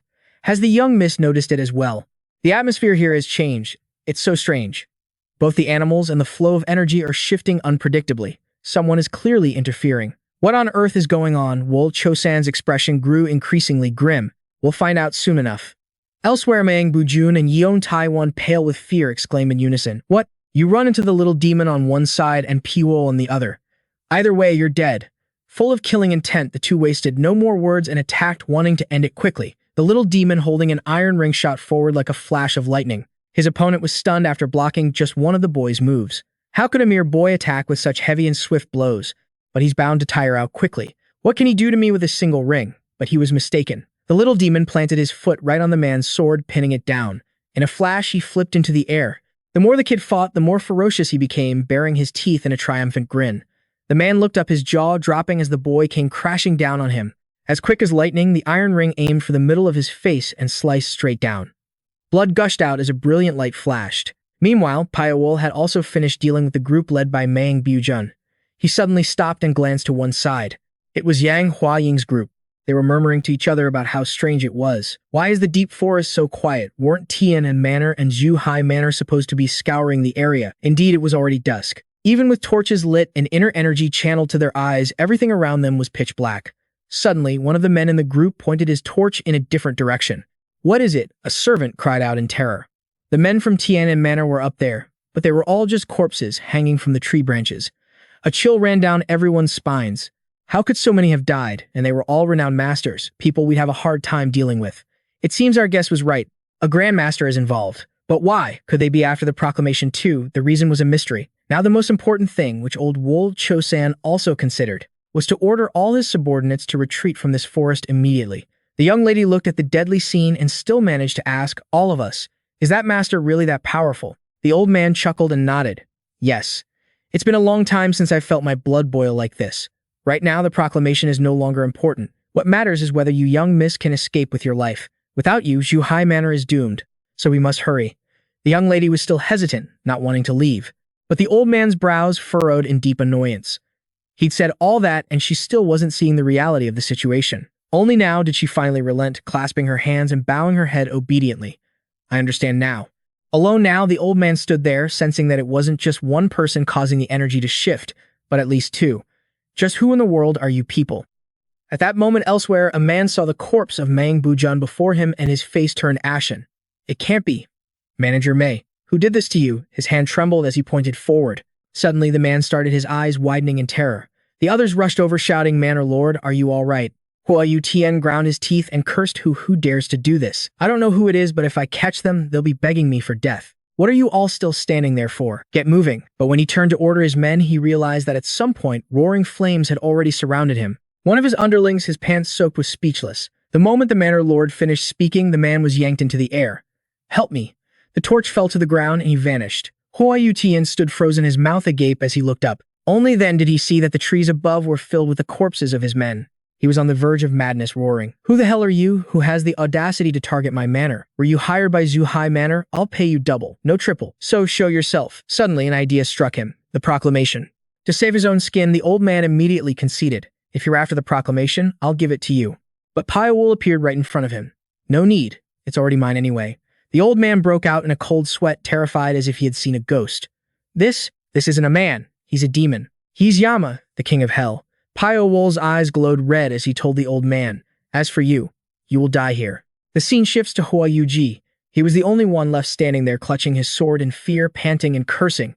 "You bastard." The little demon grinned, mocking him. "Did you really think you could do all this and live peacefully?" After finishing off the others, he looked over at Mu Jia Hui. "Let's go, sister. Brother Wu Jian is waiting for you." The young woman finally snapped out of it, so moved she began to cry. "Brother is still alive, thank goodness. What a relief." But before she could celebrate, the kid quickly added, "But in exchange, you have to give that sword to us. Brother Wu Jian already promised it to my big brother." Her face clearly showed her reluctance, but at least she understood her obligation and handed the sword to the kid. "As long as Brother Wu Jian and I can leave here safely, that's all that matters. This Gengjin sword, you can use it however you want." Meanwhile, Hua Yuji seemed to take offense that the kid hadn't killed him yet and dared to charge forward with his sword. "How dare you pull these tricks right in front of me?" He swung his sword fiercely at the two of them. The young woman cried out in fear. The little demon. Of course, the kid wasn't going to let him get away. In an instant, he teleported right in front of the man. The kid smiled and asked him, "You want to die too?" After that last swing, the man was already terrified. He'd been spared and didn't even appreciate it. The fool just kept spinning around and cursing, "You wretched rat, I'll tear you to pieces." The little demon sat on a tree branch chuckling as he watched the man like a monkey performing tricks. Just then, a wave of killing intent erupted. Both the little demon and Hua Yuji were startled and looked over. Without a word, both of them darted away like lightning. Boom! From the depths of the forest, a blinding blast of fire shot out like an explosion. The little demon managed to escape, but was still caught in the blast, crying out in pain. Erji Hua Yuji wasn't in much better shape. He stared petrified at the figure approaching him. "You? Who are you?" He never expected to see old Wol Cho-san here. The old man scoffed mockingly, "Not bad. You actually know how to dodge. I thought you were completely useless." This guy owed the old man from a previous encounter, and seeing him, now his face went pale with fear. "Damn it, why is Wol Cho-san here? I was so close to taking down those bastards and getting the proclamation." But he knew he couldn't beat the old man, so he tucked his tail and ran. "Just you wait," the old man, thoroughly annoyed, cursed at him sarcastically. "Leaving your own men behind to flee, and you still have the nerve to act tough. You coward." The little demon sitting beside Mu Jia Hui looked at the old man and asked, "Who are you? Why did you butt in?" The old man turned and glared at him. The kid stubbornly stared right back. The two locked eyes, and suddenly the old man threw his head back and let out a wild laugh. "Ha ha ha, you're a lot better than that other guy." The kid, showing his disgust, immediately retorted, "I don't need your praise. Your eyes are as venomous as a viper's." The old man hadn't been so bluntly disrespected in a long time. He froze stiff. His smile vanished. "You little brat, does a bit of talent make you this cocky?" His eyes flashed as he ordered, "Bring him out." Soma growled in confusion. "Who?" The old man said plainly, "The one pulling your strings, causing this mess. I have business to settle with him." Soma is just being stubborn. He narrowed his eyes defiantly. "And what if I don't call him?" The brat's response was just what the old man expected, and he immediately made his move. "I had my suspicions, but I didn't think I'd be right. If I chop that wench to pieces, will you talk then?" In a flash, the old man vanished from right in front of them. Soma was clearly no match for him. He looked up in horror, seeing the old man like a floating fireball in the air, preparing to strike down. The kid had no other choice but to save the girl. The boy grinned from ear to ear and pushed Mu Jong-ok aside, taking the full force of the blow himself. The old man's attack was like a massive waterfall of fire. The girl cried a river of tears, screaming in terror, but it was too late. The kid's entire body was sent flying, crashing straight to the ground. He'd probably lose a few teeth after that hit. Soma was knocked out cold. Mu Jong-ok completely ignored the sword and rushed to his side, sobbing as she cupped the boy's cheek. "Why? Why would you do that?" The kid was still conscious and giggled, "Because I accepted the job. I have to protect you, big sis." Yue Chu-shan was also a bit stunned. "Your actions were futile, but the evil is already bone deep in me. I don't plan on sparing anyone now. I'll kill you all, and he'll come find me himself." Mu Jong-ok defiantly held Soma tight, glaring at him. Just as the old man predicted, it seemed someone had indeed arrived. A flash of light appeared behind him, and he sensed it immediately. He bared his teeth in a smug grin. "He's here." Something was thrown forcefully from behind the old man. The girl watched this scene in horror, frozen on the spot as blood splattered through the air. The old man chuckled and turned around, but even he was startled by the sight before him. The corpse thrown at his feet was none other than Hua Yuki, the one who had fled earlier. There was no telling what had happened to him. The old man stared blankly. "Yuchi, how did he end up here?" Before the old man could even process what was happening, a series of massive whirlwinds erupted around them. Trees were flung into the air, crashing down as if hit by a Category 100 hurricane. Hidden within this hazy scene were the glowing red eyes of Pyo-wol. He had really come. The old man, battered and bruised, still grinned.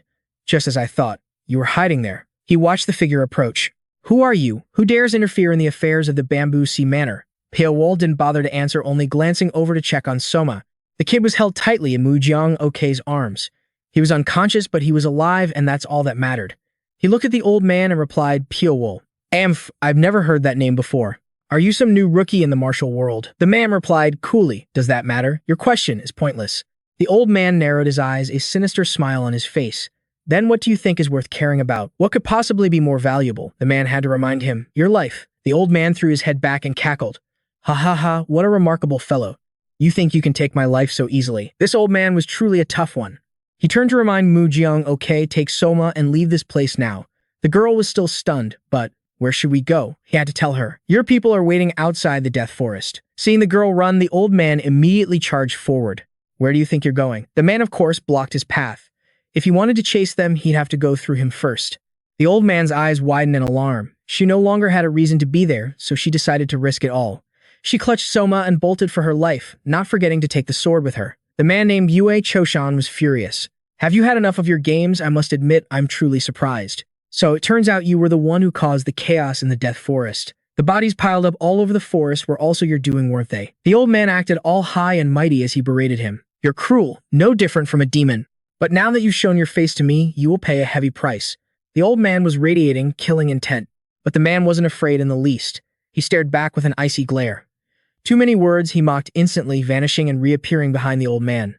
The bigger the mouth, the bigger the coward. The old man tried to counterattack, but it was useless. Anyone who fought Pyo-wol shared the same frustrating fate. It seems I just struck an afterimage. He keeps dodging. It's really getting on my nerves. The old man's eyes gleamed as he smirked. Let's see how long you can hide. He unleashed all his strongest techniques, frantically attacking the man without pause. But the more he attacked without landing a hit, the more furious he became. He cursed as he slashed. This hateful little rat, no matter how hard I try, how fast I swing my sword, or how powerful my techniques are, I still can't hit him. He gritted his teeth. Why can't I land a single blow on him? Why? Rage welled up in the old man's throat and his whole body burst into flames. This attack of his was indeed powerful, sending pebbles and rocks flying everywhere, but the crucial thing was that it still couldn't touch a single hair on the man's body. Pyo-wol charged right through the formation. The moment he transformed, his hair turning black, Yue Chaoshan's life was about to end. The corners of the old man's mouth bled as he turned his head and chuckled. Not bad at all. After saying that, he collapsed on the spot, dying with his eyes wide open. The next morning, Soma's eyes were shining brightly, wide awake and chirping. Really, are you really giving this to me, sis? Ok grinned and nodded. The kid held his new sword, jumping up and down with joy.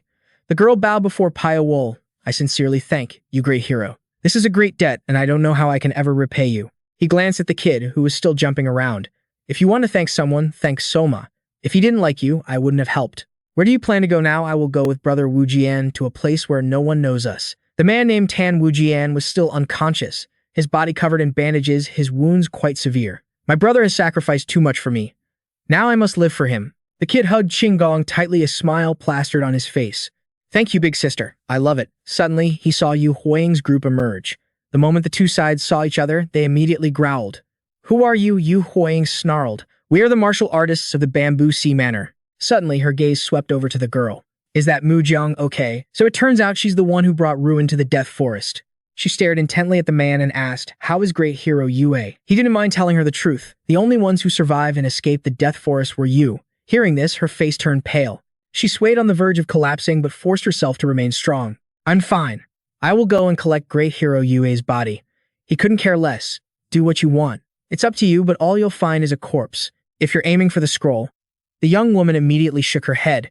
Sir, as long as the scroll doesn't fall into the hands of Wujian Mountain Manor or Tian'an Manor, we'll be satisfied. I will compensate Miss Mu and her guard. This matter originally had nothing to do with you two, but we pushed you into a corner. Great hero Zhang Pingshan of Wujian Mountain Manor will not give up on the scroll. You should be careful. It seems she wasn't so bad after all. He nodded. I understand. Then I'll take my leave. With that, she turned and walked into the forest, and from then on news spread throughout the area. Have you heard? In a single night, Tian'an Manor was completely wiped out. What on earth happened? In just one night, Zhuhai Manor regained its position as the overlord of An City, but for such a major event to happen in Wangzi Forest without anyone knowing the details, isn't that incredibly strange? There's been no word from Zhuhai Manor, and with no one left at Tian'an Manor to forbid discussion, people can talk freely. But just mentioning that night, the martial artists of Tian'an Manor become terrified. It's so strange. What in the world happened? Did the tavern owner not overhear anything? Actually, there is one suspicious point. Coincidentally, on that day, the group from Suiyun Manor staying at this very inn headed towards Wangzi Forest. One of the men in the gossiping crowd, after listening in, walked out, muttering to himself, Suiyun Manor. So it was them. I must send a letter immediately. He scurried away as if a ghost was chasing him. The group from Suiyun Manor, led by Zi Chengtu Siuchuan, had passed through Wangzi Forest around that same time, requesting identity verification for each member. Xia of the Xia sect. The conversation echoed from the large building, truly dull. I think I'll go for a drink to liven things up. Zhang Pingshan was sitting cross-legged meditating by the lake when suddenly two birds in the lake started fighting. He was startled and his brows furrowed tightly. Humph. He put his brush down on the paper, but before he could draw anything, his face darkened and he turned to glare at the person behind him. Madam, I've told you not to disturb me when I am drawing. This beautiful, provocatively dressed woman was none other than Zhang Pingshan's second wife, Hua Jingquan. She was crying her eyes out. Spit it out, he roared in frustration. What is it? Did something happen to Tian'an Manor? Her tears flowed like rain as she shrieked. A great disaster has befallen Tian'an Manor. My older brother, Yu Qi, they're all dead. How can I go on living? He frowned deeply and looked over at the old butler. Ting Shui, what is the meaning of this? The old man clasped his hands and bowed. An urgent report has arrived from In City. The specific details are still under investigation, but it is generally as you have just heard. Zhuhai Manor wasn't strong enough to do something like this. A third party must have been involved. His face darkened, his only concern being, what about the scroll? The old butler's face was as tense as a drum. The intruder took it. I have already assigned the Xia Wu sect to investigate their identities. The man's eyes immediately widened in fury. He pursed his lips and angrily commanded, give the White Tiger Sword Squad to the second young master. Tell him to bring me that scroll using the excuse of avenging his maternal family. The butler hurriedly complied. Yes, sir. The man hugged the beautiful woman, muttering to himself, I wonder who has appeared now to stir up trouble in the martial world. Elsewhere, Pyo-wol had just returned to see Soma waving and shouting for him. I wonder who has appeared to stir up trouble in the martial world. The kid came bouncing up to him. Are you going for a walk in the city? Can I come with you? Uncle Mei at Suiyun Manor only knows how to drink, it's so boring.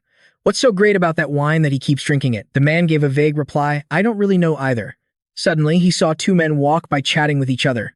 This little brat asked to meet at a cheap tavern. Turns out it was just to have a drink. Who does he take after being so cunning?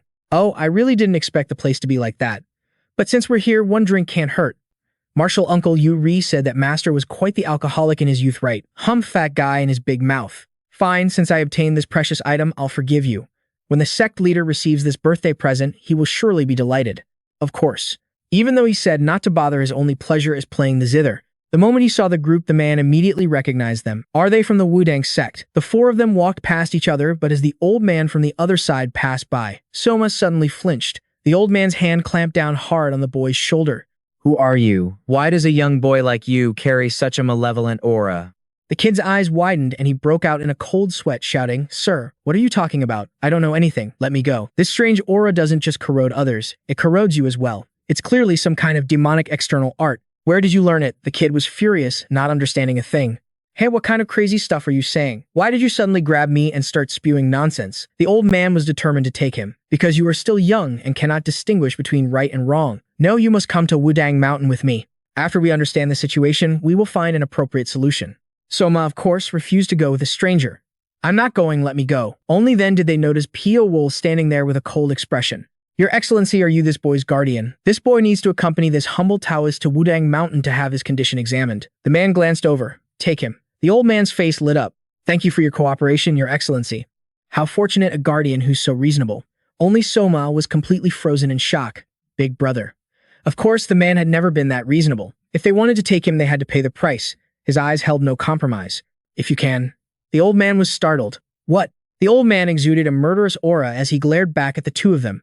Are you threatening me? The man, of course, wasn't one to be overpowered, and his own powerful aura flared up. The old man's face paled in fear, his heart pounding in his chest. He broke my supreme purity, heart, art, and disrupted my breathing. He clearly doesn't even look 30. How can such a young man know how to wield such profound internal energy? Knowing when to back down, the old man didn't dare utter another word. His attitude became as meek as a puppy's. It seems this humble Taoist had eyes but couldn't see standing before a master without realizing it. I am Opiong. May I have the honor of knowing Your Excellency's esteemed name? Now was the man's turn to teach him a lesson. Your attitude changes quite quickly. Do you people from the Wudang sect think you can do whatever you want and expect others to just yield? Is that what you call a great sect? The old man's face turned beet red with embarrassment as he stammered an explanation. You. No. I apologize for that. It was because I was in a hurry, so. The more he talked, the more childish he sounded. Before the man could even get annoyed, the young man beside the old one burst out laughing as if he'd just heard the greatest joke. Some problem. Who told you to step forward so boldly? He even took the initiative to step forward, clasping his hands in a sincere gesture. My deepest apologies, great hero. My master has only ever lived on the mountain, so he doesn't understand some of the common courtesies of the world. Allow me to reintroduce us. This is Pyong, a first-generation disciple of the Wudang sect, and I am Guang, a second-generation disciple. May I be so bold as to ask for the great hero's name? Only then did the man finally give his name. Pyo-wol. Beside him, Soma clung tightly to his leg. That guy at least had the decency to speak to the little one. You must have been very scared, right? I apologize on my master's behalf. His bark is worse than his bite. He's not a bad person. This old man is at least reasonable, clasping his hands to apologize to little demon. I sincerely apologize. This child has a strange evil aura, so I acted a bit hastily.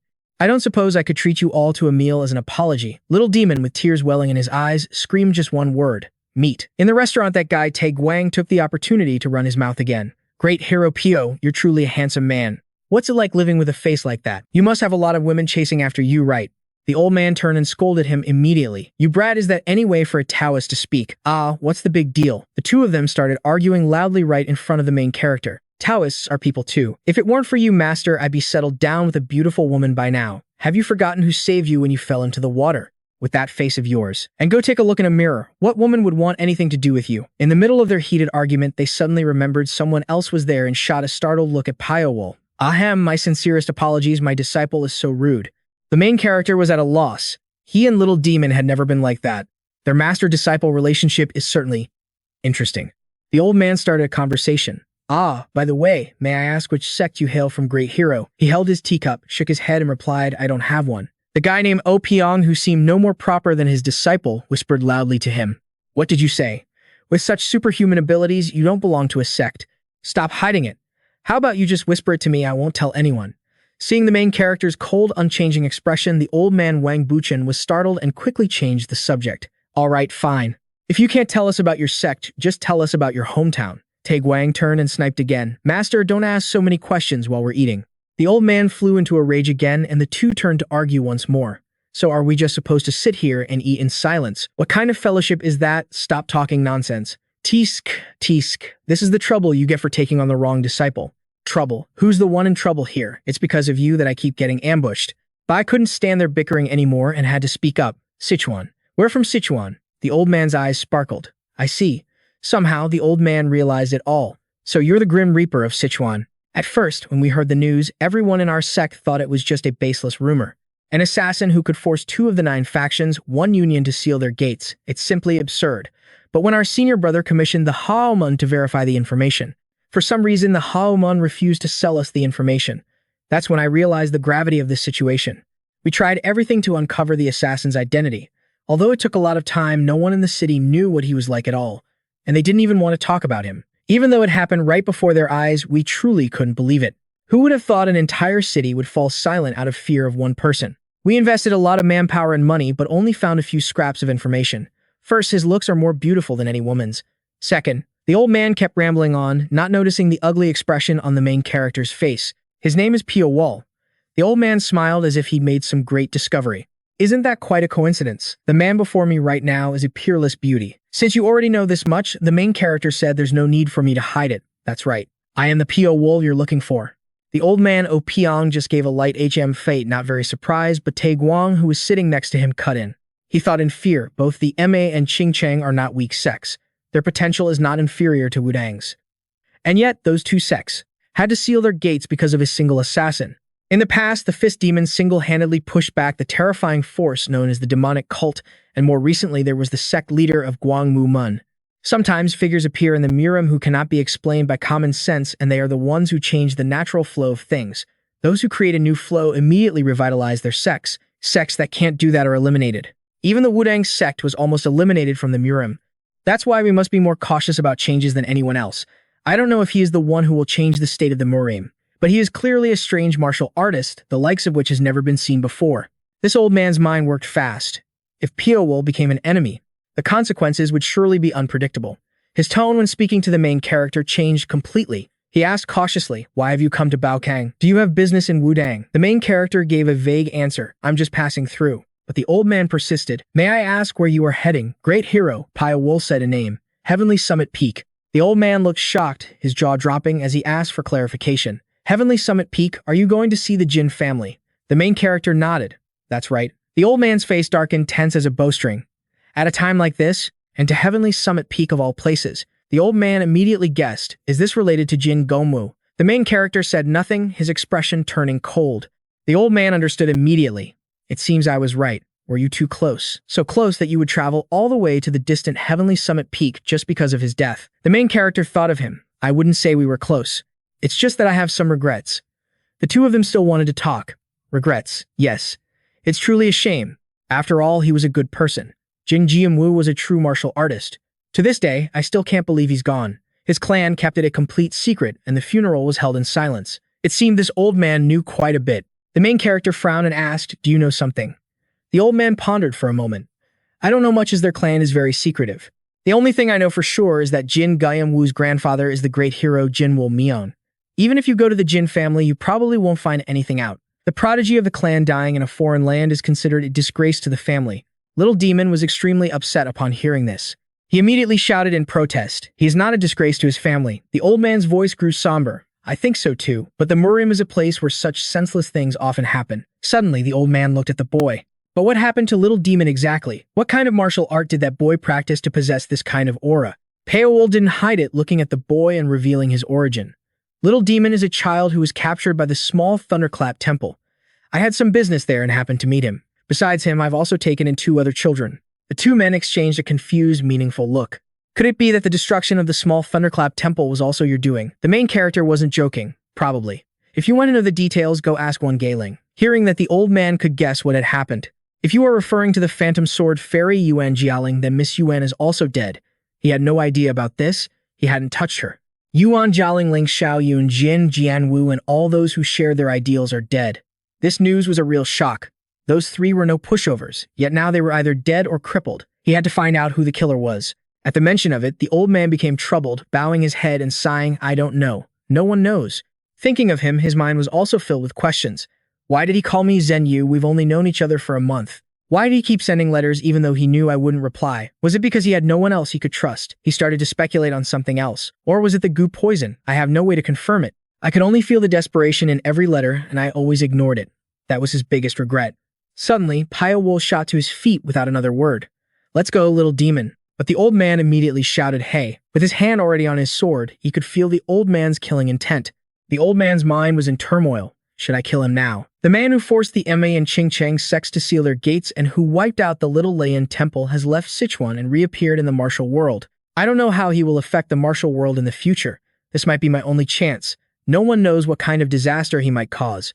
The old man drew his sword, but a hand suddenly blocked it. It was the young man Tai Guang.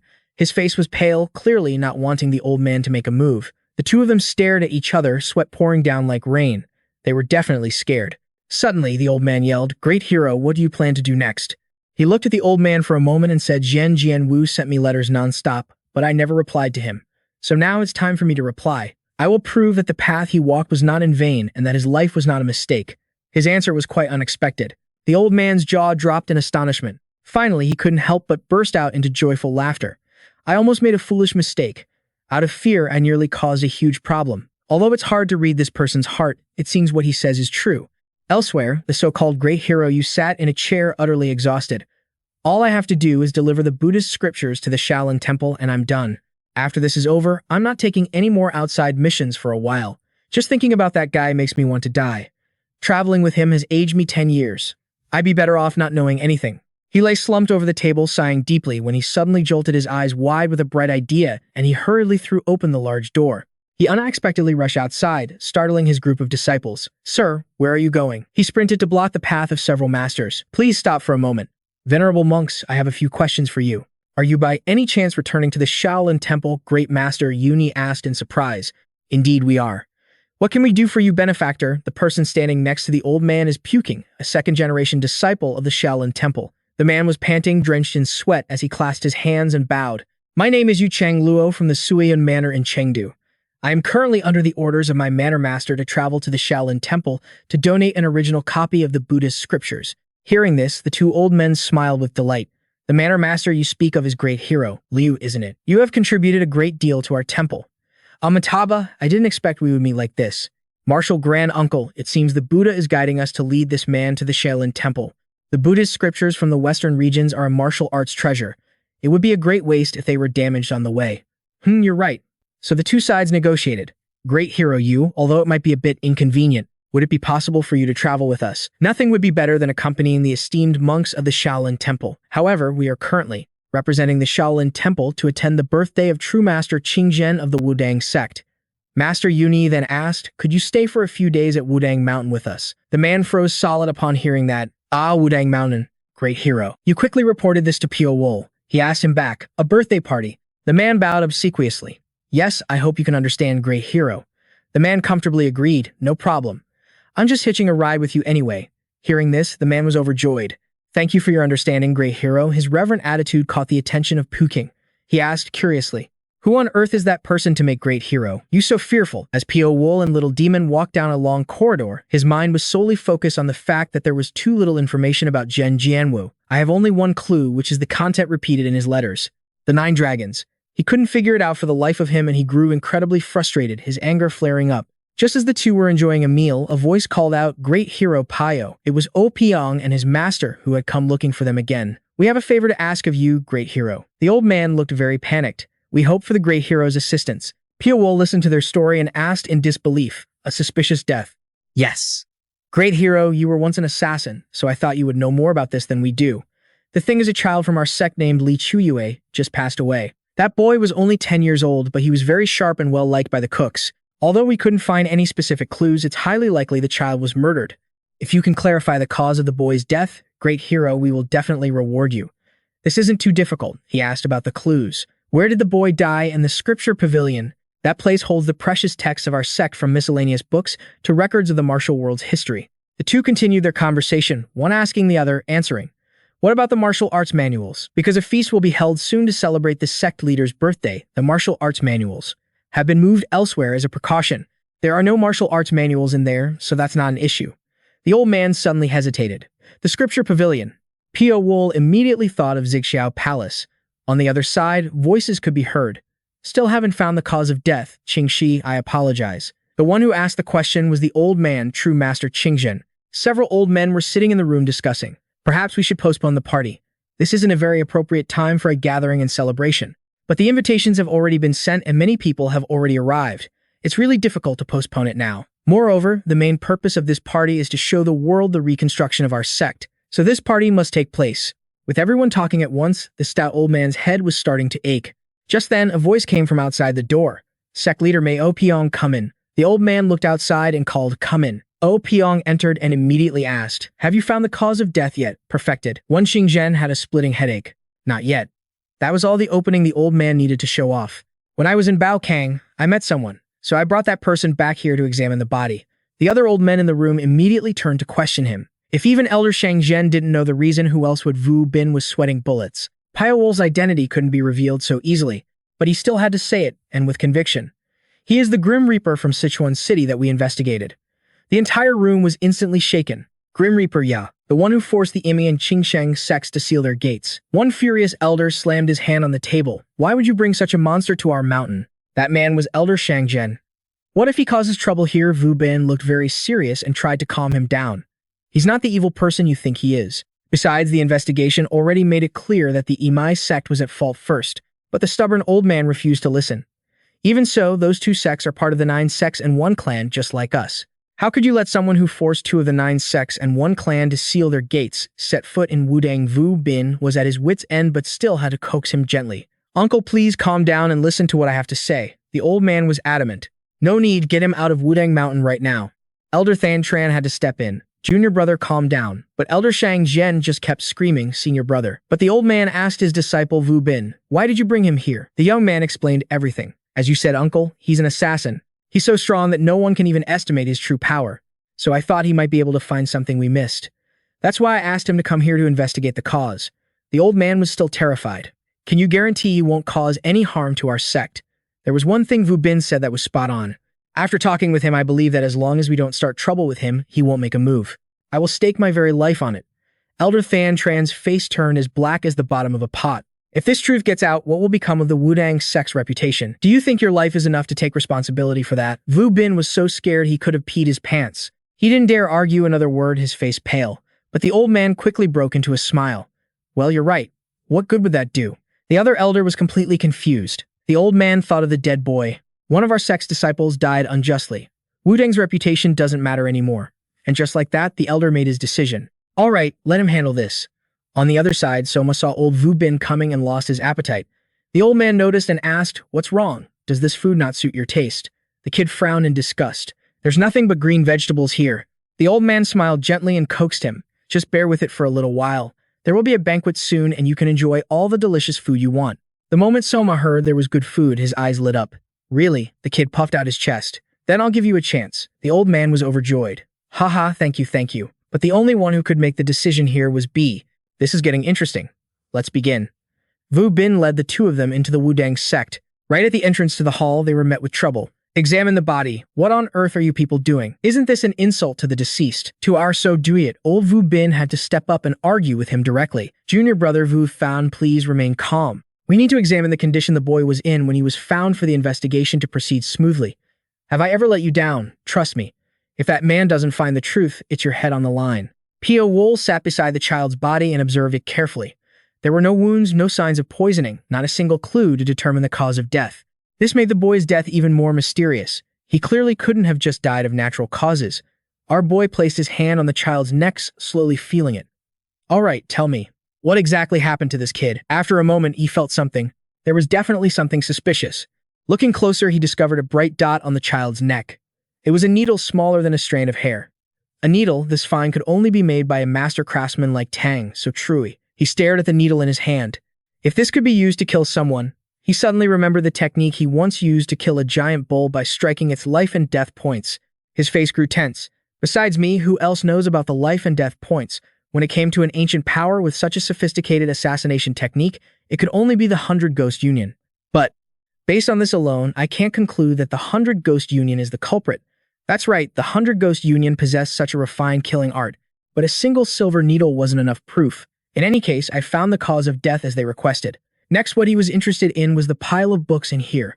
Let's see if he could swipe anything. The men standing outside were getting anxious. "Senior brother, isn't it taking too long? Who knows what he's doing in there?" Vu Bin had to keep holding them back. Hey, junior brothers, calm down." Just then he felt something terrifying. This aura. He looked toward the blazing fire. It was Uncle Shang Zhen. That damn old man arrived and immediately started shouting, "Where is that demon-slaying bastard?" Vu Bin, his face pale, was trying to explain Uncle Great Hero Piao when our boy opened the door and walked out. But this old man was unreasonable with a temper as hot as fire. He rushed forward and attacked immediately. "You bastard B!" watched the roaring flames come straight for his face without a shred of fear. The old man cursed him out of nowhere. "You damn demon slayer, you should know you're lucky. If it weren't for So Duit's matter, the moment you set foot in Wudang, I would have torn you into 100 pieces." This fool didn't understand. If it weren't for that matter, he wouldn't have bothered stepping foot in here either. He couldn't be bothered with these guys and directly told Vu Bin, "I've found the cause." The other guy excitedly turned to him at once. "Oh really?" Elder Shang Zhen, having been ignored, got even angrier. "You dare ignore me? An assassin like you dares to look down on the Wudang sect?" He was so sick of this guy he just had to put him in his place. "The Wudang sect, I'm only looking down on you, not the Wudang sect." Standing nearby, Vu Bin was caught between a rock and a hard place. He covered his face and looked up at the sky, not knowing what to do. How could the old man swallow this insult? "What did you say?" B replied coldly. "Whatever you think of me, I am still a guest invited by the Wudang sect, and yet you treat a guest with such disrespect. If you act like this, who would ever trust the Wudang sect again?" A murderous aura emanated from him. "A barking dog doesn't bite." He pointed at the man challenging him instead of just screaming. "Why don't you just rush in and attack me? Of course, I'll dodge your attack and leave Wudang. And Wudang will get the reputation of an ungrateful sect that asks for help and then attacks its benefactor." He was so right. How the hell could the old man argue with that? He was grinding his teeth so hard they might crack. The old man was about to have an aneurysm from fury, but he had to hold back his mouth spewing filth. The old man's hand was on his sword, itching to draw it, but with his personal pride on one side and the entire sect's reputation on the other, what choice did he have? That guy Wu Bing finally snapped out of it, hurriedly kneeling and grabbing the man's leg. Martial uncle, please calm down. Wasn't this the sect leader's order? Great hero, Piao has already found Chu Yue's cause of death, giving us an honorable excuse to leave. The old man seized the opportunity, and without another word, he put away his robes and left, but not before arrogantly adding, thanks to Wu Bing's pleading, I'll spare you today, but don't forget I'm always watching you. If you dare pull any tricks, be prepared to lose your head. Only then did Wu Bing clutch his chest and let out a sigh of relief. That was way too close. He quickly turned to our hero, with an apologetic look, feeling as if the ordeal had taken a few years off his life. My sincerest apologies, great hero. I invited you here only to have you endure such insults. The situation in our sect is a bit sensitive right now. Please forgive us. Now he finally had a moment to ask, so what was the cause? Our hero took out the tiny needle. I found this in his body. Someone murdered him with this silver needle. The old man took the needle, horrified. Good heavens, is this for real? You can kill that kid with just this tiny silver needle. Pyo-wol confirmed it himself. I can do it, and it seems someone else can too. Now that he knew, the old man became even more afraid of him. He can kill someone with this thing. Then there's no longer any doubt. We've troubled you, great hero. He then gave an order to the people present. The great hero has found evidence proving this was a murder. Therefore, absolutely no one is allowed to be disrespectful to him. Anyone who violates this will not be forgiven. Outside the main gate, a thunderous roar of voices could be heard. Please form a line. Those with invitations over here, those without stay over there. The crowd was in an uproar. How could they discriminate between guests who came to offer their congratulations, but they had no choice? With so many people, there wasn't enough space. Everyone look, isn't that the young hero Sangguan Hayo from the Quanma Manor? The leader of the Great Dragon Gang, Zhu Shan, is here too. All such famous figures. Humph. A formidable-looking group marched straight forward, but no one knew who they were. The gatekeeper clasped his hands and bowed. May I ask where you gentlemen are from? The leader stepped forward, his hands clasped in front of him with a cunning smile. I was just passing through. I heard the Wudang sect was celebrating the sect leader's birthday, so I took the liberty of visiting without an invitation. I am Zhang Wuyan of the Martial Sword Manor, here to pay my respects to the Taoist master. The banquet was clearly a grand affair with lion dances, fire breathing, and even a beautiful woman playing an instrument. This young lady was heart-stirringly beautiful, a skilled musician with an enchanting voice. Everyone was completely captivated. The crowd roared with cheers. What a heavenly sound. What an amazing voice. Who is that lady? A few recognized her with astonishment. Ah, that's Lady Hong Yeso, the beauty from Hunan. Soma was also lifted up high by our hero to get a better view, excitedly praising her. Wow, that big sister sings so well. But he watched her with intensely cold eyes. Suddenly, she looked up. Her aquamarine eyes swept mournfully over to where he was. The moment she saw Pyo-wol, she immediately realized he was no ordinary martial artist. Just like that, their eyes met in a stare down. Just then, someone came over calling for great hero Chu Yue. Why are you here, this great hero? You looked at him as if he'd seen a ghost approaching timidly. He whispered in a low voice, please be careful. The second young master of the Martial Sword Manor, Zhang Wuyan, is currently at the Wudang sect. The master of Tian'an Manor, Hua Yu Tian, is his uncle. He's probably here because of that incident. This meeting probably won't be pleasant. Our hero understood the situation immediately. I see. I understand. Suddenly, from within the crowd, old man Wu Bing was waving his hands frantically, calling them over. Great hero Chu Yue. The three parties immediately greeted each other. It's a great pleasure to meet you. Great hero Wu is also here. I'll have to borrow great hero Pyo-wol for a moment. He informed our hero, great hero Pyo-wol, the sect leader wishes to speak with you privately. Could you come to the Sanking Palace for a moment? Our hero had to agree. Soma, stay with Steward Wu. He immediately followed the old man. Great hero Yu was left bewildered, thinking back on his calm demeanor. He heard about the Martial Sword Manor, and his mood didn't change at all. I can't figure out what he's thinking. Elsewhere, Taoist Master Qing Zhen sat waiting in his room. Suddenly, he looked up with a start. He saw Wu Bing and Pyo-wol already standing there. When did you all get here? You should have announced yourselves. The old man quickly put on an awkward smile. Hee, we saw the sect leader was deeply focused, so we only dared to watch. It seems this sect leader is quite interested in the new musical score, eh? The old man let out a sigh. It's my first time trying this score, so I'm a bit rusty. I can't quite grasp it. I keep getting stuck on one part, and I don't know why. Unexpectedly, our hero standing nearby knew just by looking. Your hand is open too wide. A spread like that will lack power, making the sound unsteady. The old man was dumbfounded. Oh, the great hero's knowledge of music is truly profound. Our hero proactively took the instrument. Allow me for a moment. Just like that, standing on one leg, he began a performance that left the old man speechless. The entire room filled with magical music. It was indeed a powerful and raw piece, as heavy as Mount Tai, yet as light as a fleeting breeze. The old man was completely immersed in the music. People often say the music changes with the player's mood, but no matter how fierce it gets, I don't feel a hint of cruelty in it. even long after he had stopped playing. Both old men just stood there stunned in amazement. Taoist Master Qing Zhen couldn't help but look up to the heavens and praise brilliant, truly brilliant. He also gave the old man a few pointers on his technique. You must extend your hand decisively. So that's how it is. Great hero, you can just leave the instrument there. Wu Bing's face was beaming like a flower. It's been a long time since I've seen the sect leader smile so freely. After all the political affairs of the martial world and that murder case, he hasn't smiled once. And now he's smiling at an assassin. However, this fat old man unexpectedly got straight to the point. Great hero, you must have already read the records in the Sutra Pavilion, correct? That one sentence sent both Pyo-wol and Wu Bing's minds reeling. Seeing he didn't answer, the old man continued, I can only think of one reason why you would request to bring that boy's body back to the Sutra Pavilion. Is there some information in there that you needed? To this our hero answered honestly, no, there isn't. The old man froze in his tracks. He thought he had him all figured out but ended up looking like a fool. Our hero didn't seem to be lying, even took a sip from his teacup. The old man changed the subject. What a pity. I've heard the report on the investigation's results, but can a needle that small really kill a person? For our hero, it was as easy as pie, but whether someone else could do it, he didn't know. That's a difficult question to answer precisely. Unexpectedly, the old man threw another line at him. So that's the great hero's secret technique. I truly wish to ask for your help.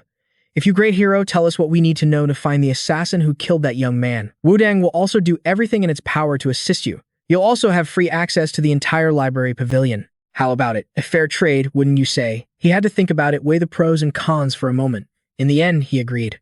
Very well. There is a vital point on the body that I call the life and death point.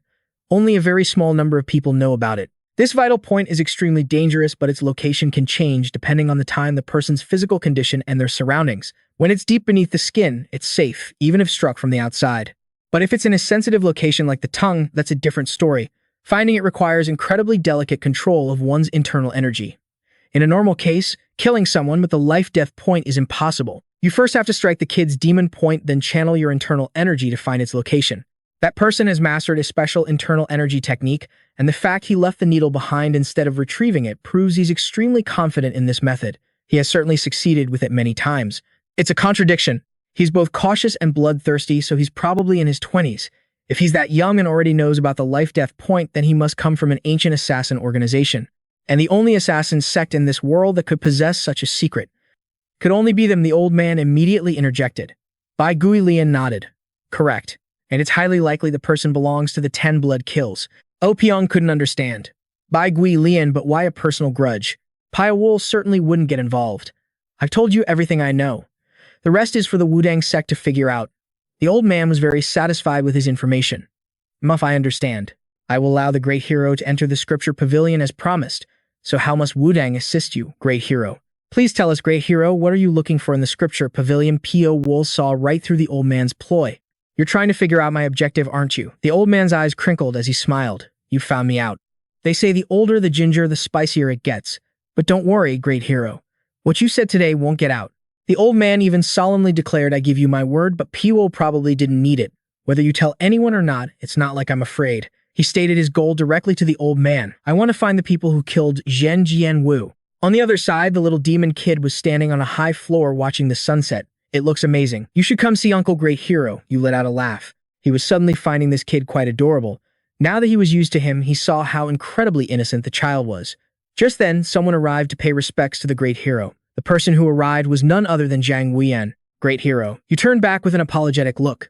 My apologies, but perhaps my memory is failing in my old age. Have we met before? The man shook his head. Not yet. It's just that I know of great hero you. Ah, I see. May I have your name, young hero? I am Zhang Wuyan of the Sword Villa. The moment he heard that name, the man's entire body jolted and his face turned pale as he stammered Zhang Wuyan. This guy looked incredibly treacherous, and he even smirked as he glanced over at Soma. The two of them locked eyes. Soma was certain he'd never met him before, but for some reason the man just kept staring at the kid and smiling creepily. Honestly, to have this connection is a great fortune. I hope that in the future the bond between us will continue for a long, long time. Great hero you was terrified but had to remain calm and reply politely. I also pray for that to happen. Before leaving, the man added with a hidden meaning. In that case, please relax and enjoy the rest of this birthday banquet. An opportunity to attend a grand feast of this scale is a rare thing in one's life. After he left, the old man just stood there stunned. The Sword Villa. He cried internally. They finally tracked us down and found us here. Meanwhile, little demon Wuji didn't understand a thing. He called out, Uncle, let's go. I'm hungry. Zhang Wuyan returned to his group and told them finding him was easier than I expected. I thought it would take quite a bit of time. These men discussed their despicable plans. Should we deal with her right now? Have you forgotten where we are? Even with the reputation of the Sword Villa causing trouble here won't be easy to resolve. Besides, there's definitely someone backing him. Yu Shanglei doesn't have the skill to assassinate my maternal uncle, nor does he have the decisiveness. Prepare thoroughly. We will launch an all-out attack when they leave Mount Wudang. We will also kill a chicken to scare the monkeys. The goal is to make sure no one ever dares to encroach on the Sword Villa's assets again. As he said this, his eyes burned blood red. Red lanterns hung everywhere as guests bustled about chatting. The young lady Hongni Shui glanced around as if searching for something. Suddenly, she spotted Pyo-wol and his brother in the crowd, and a smile blossomed on her face. Found you. A crowd of rich young masters surrounded her, but they never imagined she only had eyes for Pyo-wol, even approaching him to start a conversation. Greetings, great hero. This humble girl would like to introduce herself. I am Hongni Shu. Might I ask for your esteemed name, great hero? The moment she saw the girl, Soma shouted, "Ah, it's the big sister with the beautiful singing voice from yesterday." Pyo-wol stated his name plainly. Pyo-wol. The girl looked surprised, tilting her head and blinking. Pyo-wol. Did something I said surprise you? Oh no. I just feel that it's a name that perfectly suits your aura, great hero.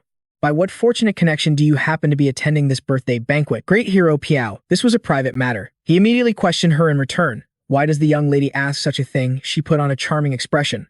Only out of curiosity. The fact that we coincidentally met at this birthday banquet. I feel as though it must be a special fated encounter. Pyo-wol immediately shot her down, throwing a bucket of cold water on her. There is no special connection whatsoever. I wonder where the young lady learned to sing. Why does the great hero ask this? I was thinking maybe I'd go there to study myself. But the more they talked, the closer and bolder the girl got. She sidled up next to him, lightly brushing his clothes and so on. If that's the case, this humble girl could teach you herself, great hero. What do you think? The moment she finished speaking, her delicate ladle-like hand was mercilessly flung away. He gripped her hand tightly to push it away, glaring at her as a warning. I refuse. And yet she still didn't give up asking. For what reason? He chuckled and glanced to the side. Because I don't want to die just yet. It was the jealous young masters. They dared to threaten him. Are you going to let go of her hand or not, Miss Hong? Are you all right? But to their great embarrassment, the girl showed no gratitude at all. She turned and asked, and who are you? The man clasped his hands and bowed. I am Sangguan Hasso, master of the Jumma Manor. I will protect you, milady, from this scoundrel, so please rest assured. To dare grab a woman's hand like that, he is truly a man without shame. Soma was just waiting for someone to pick a fight with him, his eyes sparkling like stars as he approached. Brother, should I kill him? The furious bastard glared, turning to scold the kid. What? You're such an insolent brat. How dare you interrupt when adults are talking? Scram if you don't want a beating. If you keep being impudent, I'll teach you a lesson. Just then, the old man, O Pyong, appeared right behind him. Teach him a lesson. He jumped in surprise the moment he saw the old man. Taoist O Pyong. Oh, this is just a misunderstanding.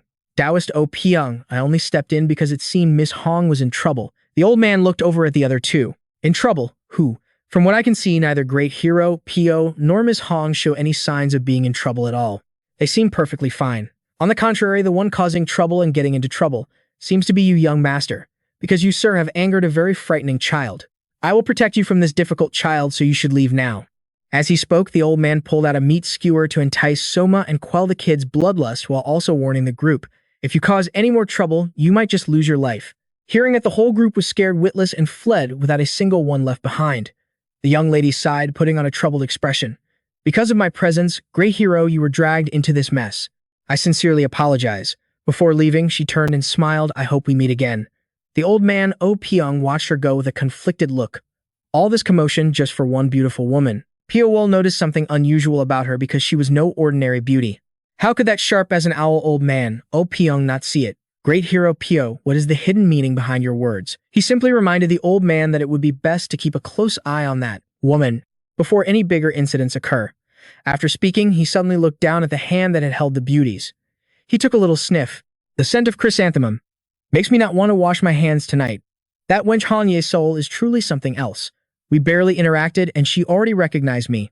Pyo-wol, why is the Reaper of Sichuan here? I better finish my work quickly and get out of here. Or maybe I should use his presence here to get a few things done. A group of men who had been partying all night gathered to gossip. Tisk, everyone seems so eager to work. I don't see that brat or that weak-looking scholar anywhere. Anyway, let's just wait at the gate of Mount Wudang. We'll definitely run into him. When that happens, we'll take care of that disrespectful brat too, and it'll be over. In reality, they were nervous. Are you sure about this?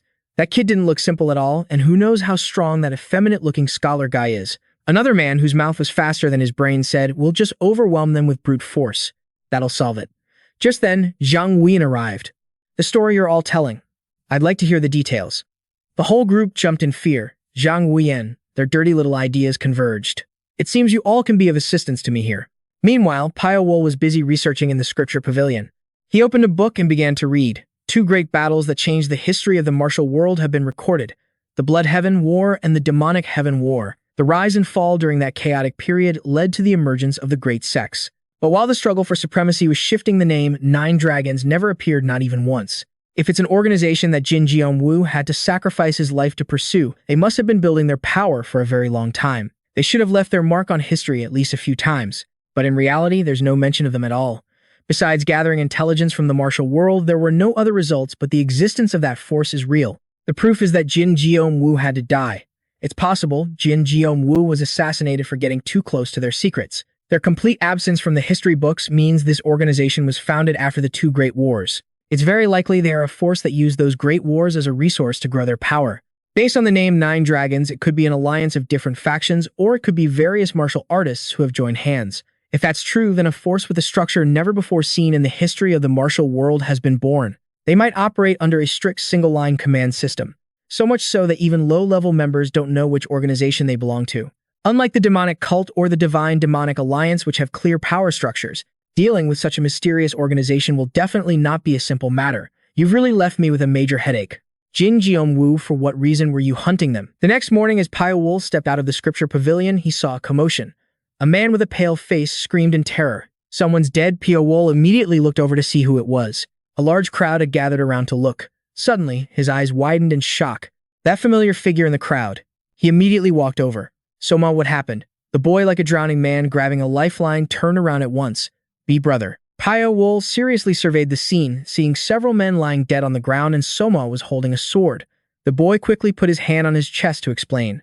I didn't do it, I admit. I fought with them, but I didn't kill them, I swear." Panicking in this situation would be a mistake. He immediately stepped in front of the boy, reassuring him. "Soma, I believe you. Calm down." Suddenly, a provocative voice rang out from the crowd. "Then who was it that killed them?" It was none other than Zhang Wuyan, deliberately cornering him. "You fought with them, and you're holding the swords stained with their blood. So tell me who killed them." Soma was stunned by the question, unable to explain. Just then, people from the Wudang sect arrived. "What's all this noise about? Why has a murder occurred in this solemn temple?" Zhang Wuyan was just waiting for this, pointing his finger to accuse him. The little demon standing behind that man committed the crime. Pyo-wol knew immediately that they were deliberately targeting Soma. The boy kept denying it. "It wasn't me, but they all ganged up on him."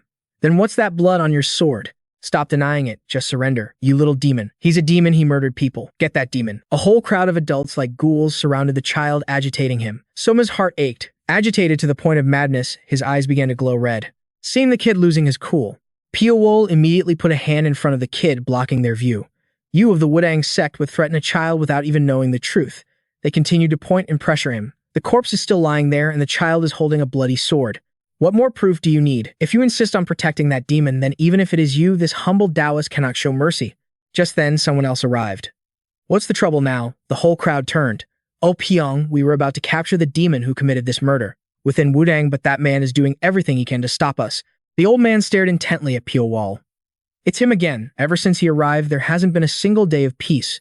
Without hesitation, the elder tried to shut him down. "This is an internal matter of our sect. Even if you have the approval of O Pyong, if you still insist on interfering and getting in our way, this humble Taoist will not be lenient." Pyo-wol said it right to the old man's face. "Soma's business is my business. Of course, I have the right to intervene. Besides, you all are the ones who refuse to see the truth and just stubbornly insist on your own views. Or are all the Taoists of the Wudang sect fools who can't distinguish between right and wrong?" The old man was furious. A murderous aura flared up around him. How could he stand such a humiliating loss of face? How dare they insult the Wudang sect? But our hero wasn't afraid of any of his crazy antics. Instead, he flashed in front of the old man, ready for a fight, which startled the elder, leaving him completely bewildered. So fast. How could I have let my guard down so easily? The hero turned to look at the corpses. "If you still have eyes, then look carefully. These men didn't die at Little Devil's hands. Although there are sword marks, none of the wounds are deep enough to be fatal. They're just shallow cuts, yet they bled from all 7 orifices. Their internal organs were crushed by some immense pressure, which is what killed them. The shallow sword wounds on their bodies couldn't possibly." be the reason for the bleeding from the 7 orifices. You all just rush to accuse Little Devil of being the murderer, focusing only on what you wanted to believe. If we perform an autopsy and open up these corpses, you'll see their organs have been turned to mush. I'll show you exactly what I mean." After saying that, he pulled a knife from his sleeve. Suddenly, someone interrupted. "That won't be necessary." Everyone recognized the man. It was Physician Shen, the most famous doctor in this district. Physician Shen he. Master Gong Jian finally relented. "Humph, if it's Physician Shen, fine. Go on, examine the bodies yourself." The old man squatted down and inspected the corpses one by one. The sword wounds were deep, but they weren't the cause of death. It was just as this young hero had said. All their internal organs had been destroyed. In particular, the deceased livers. The liver is the organ that reacts most violently to toxins. For the liver to be damaged to this extent meant Pyo-wol finished his thought, death by poisoning. The old man nodded. Precisely. Poisons that can instantly unleash a person's potential often have such side effects. It probably also makes them lose their minds, preventing them from thinking clearly. But that stubborn fool still wanted to blame Little Devil. "Didn't that kid use the internal heavy hand technique?" The old physician replied immediately. The internal heavy hand technique usually damages the stomach or small intestine, but it doesn't have a strong effect on the liver. Most importantly, the blood on their bodies is still fresh, but the blood from their orifices has already dried. This indicates that the blood in their organs was contaminated by another substance. This potent poison doesn't have a major effect in a resting state, but it activates the moment the user engages in strenuous activity. Master Gong Jian was speechless. Embarrassment turned to anger as he shouted, "Who on earth would be so bold as to use poison here? At the Wudang sect, I will find them and make them pay for their crimes." Of course, our hero wouldn't let him off that easily. "Before you do that, shouldn't you apologize to Little Devil first?" The kid stood there, frowning and staring intently at the old master. The old man broke into a cold sweat. He knew he was in the wrong and finally had to bow his head. "This foolish old Taoist rashly accused you of being the murderer. On behalf of the Wudang sect, I apologize to you. I hope you can forgive me." The kid shot back, "Don't let it happen again. I'll let it slide this one time." A man named Zhang Wuyan stood in the crowd seething. Damn it. The plan to have those idiots drink the black cavity pills was going so smoothly. I can't believe it failed at the most crucial moment. He was the mastermind. Suddenly, he jumped startled. When had our hero appeared right in front of him without a sound, he was terrified that Pyo-wol had discovered something and he would be finished. But unexpectedly, this man reminded Pyo-wol of that woman Hong Ye-sol. The scent of wild chrysanthemums. His nose could never be wrong. So he asked directly, "You've been near Hong Ye-sol. Where is that woman?" The man immediately denied it. What nonsense are you talking about? How would I know?" Pyo-wol understood. "A feint to the east while attacking the west, huh? A warning to the Wudang sect. You better run to the secret vault right now." The old master panicked when he heard that. A feint to the east attacking the west. Could it be? He didn't dare doubt Pyo-wol any longer and immediately gave an order. "All of you hurry to the secret vault. I will go to the 3 Purities Palace." After dealing with them, Pyo-wol turned to the boy, "Little Devil, are you okay?" The kid wasn't upset anymore and immediately gave a thumbs up to show he was fine. "That's good. This whole ordeal must have been terrifying for you." He couldn't bring himself to leave the boy. "Let's go. We have a score to settle and I'll make them pay back everything they put us through." That night at the Taihua Palace, the entire room was in ruins filled with dead bodies. What in the world happened here? The men who arrived stared in horror at the treasure vault. "You two report this to the sect master immediately. The rest of you check to see if anything is missing. If even a single secret manual from this vault gets out, it will be enough to throw the world into chaos." It's unbelievable. A place like this was infiltrated and completely cleaned out. His face was pale as a ghost and he trembled in fear. There's nothing left." Just then, Master Qing Jian and a few other elders arrived. "What in the world happened?" The man looked over, terrified, and stammered, "Sect. Sect Master, the demonic mirror chi art has been stolen." The news was a massive shock. The sect master began his investigation. So they used the incident at the Qingliu Palace as a diversion to sneak into the library archives. The man nodded. "Yes, that seems to be the case." The sect master knew of the demonic mirror chi art. It was the most fearsome of all demonic arts, rumored to have been practiced by the demon king Qi Jing, one of the greatest masters of the old demonic alliance. If the demonic mirror chi art were to spread throughout the martial world, I fear it would plunge us into an age of great suffering. He suddenly remembered something. Before this incident, Pyo-wol warned us to be wary of a female entertainer, didn't he? Oh, Pyong nodded. "Yes, an entertainer named Hong Ye-sol." The old master recalled again that he had been warned to be careful of the white ghost lotus. Realizing something, he turned and gave an order. "Shangzhen, take the 7 swords of Wudang and pursue Hong Ye-sol immediately." It seems she is indeed an assassin from the white ghost lotus. Gongzhen was the first person to threaten Soma, that young Master Zhang from the Wu Jian Mountain Manor. Yep, he's already rushed down the mountain. The old man pieces everything together, realizing that if Hong Ye-sol had already getting involved, he's definitely the one playing the part of a diversion. What so should we capture him now? But the old man didn't make a move, just let him be. Someone else is already taking care of that young fellow. A man like Pyo-wol would never forget his deep-seated grudge against him. We have no reason to make an enemy of the martial sword Villa. That Zhang Wuyan is really losing it. Veins were bulging on his face. His eyes were bloodshot. Damn it. That wench. How dare she use me? He remembered how that girl had come to seduce him. Pyo-wol has humiliated me, and I want my revenge. You want the sword they're holding, don't you? It was that witch Hong Ye-sol who gave him the pill. You'll help me with this, won't you, my love? Looking back now, he realized just how stupid he'd been. To think I was so easily bewitched by that woman. At this rate, father will be utterly disappointed, and I'll be completely removed from the line of succession, he roared, ordering the immediate assembly of the White Tiger Sword Squad. He had to get that fabled sword. It was the only way to salvage this situation. The bastard stood on high ground looking down at his troops below. The target was that little demon brat ambushing them on this road. As soon as he appears, seize the fabled sword immediately. One of his men spoke up. This is the Wudang sect's territory. He's doing this really okay, but he was adamant, unafraid. The villa would handle any consequences.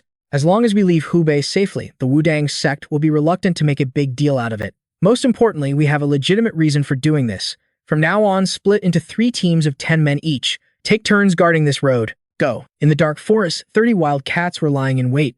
The lead cat was insidious, its minions grim. The first man's throat was slit. The second was suffocated. The third, they just kept dying so fast they didn't even know how they were killed. The little demon hidden behind the bushes took them down one by one. Big Bro was right.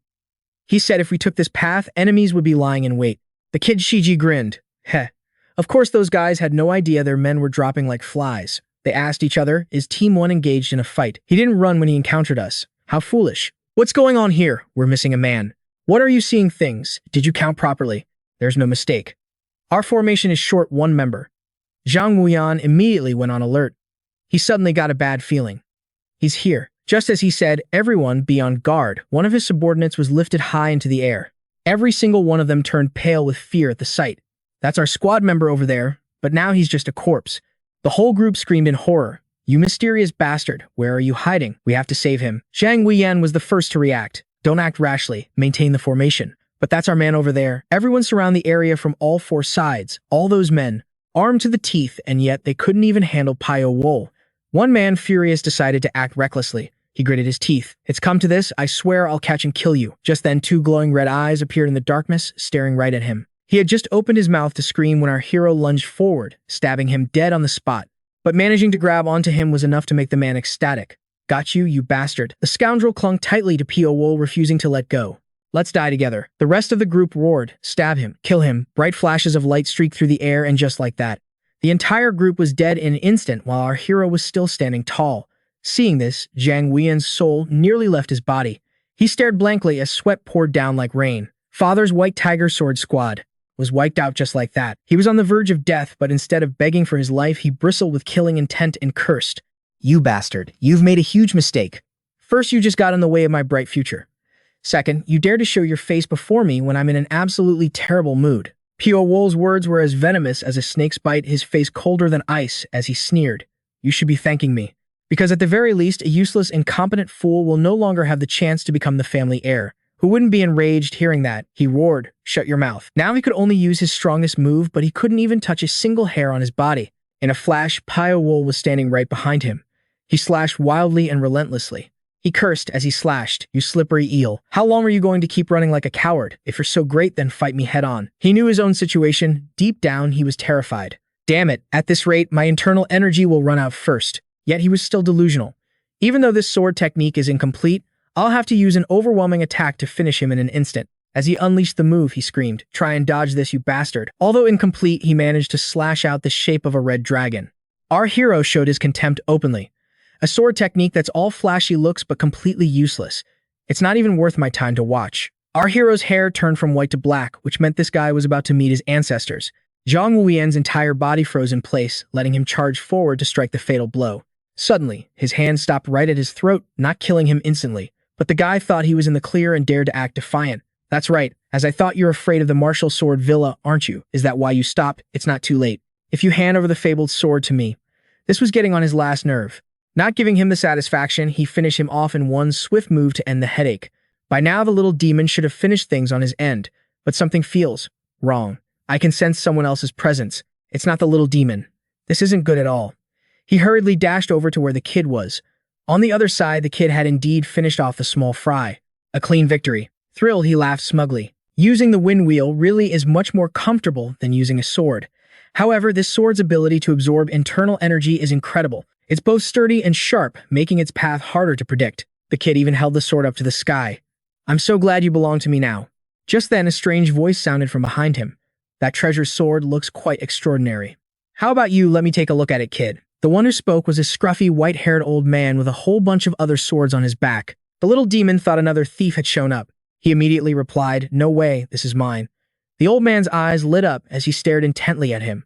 "I can see your swordsmanship is nothing special. Does that sword really belong to you?" The little demon was getting a little scared now, but he wasn't about to give up his prize so easily. "This sword is mine. But the more the kid holds on to it, the more I want to take it.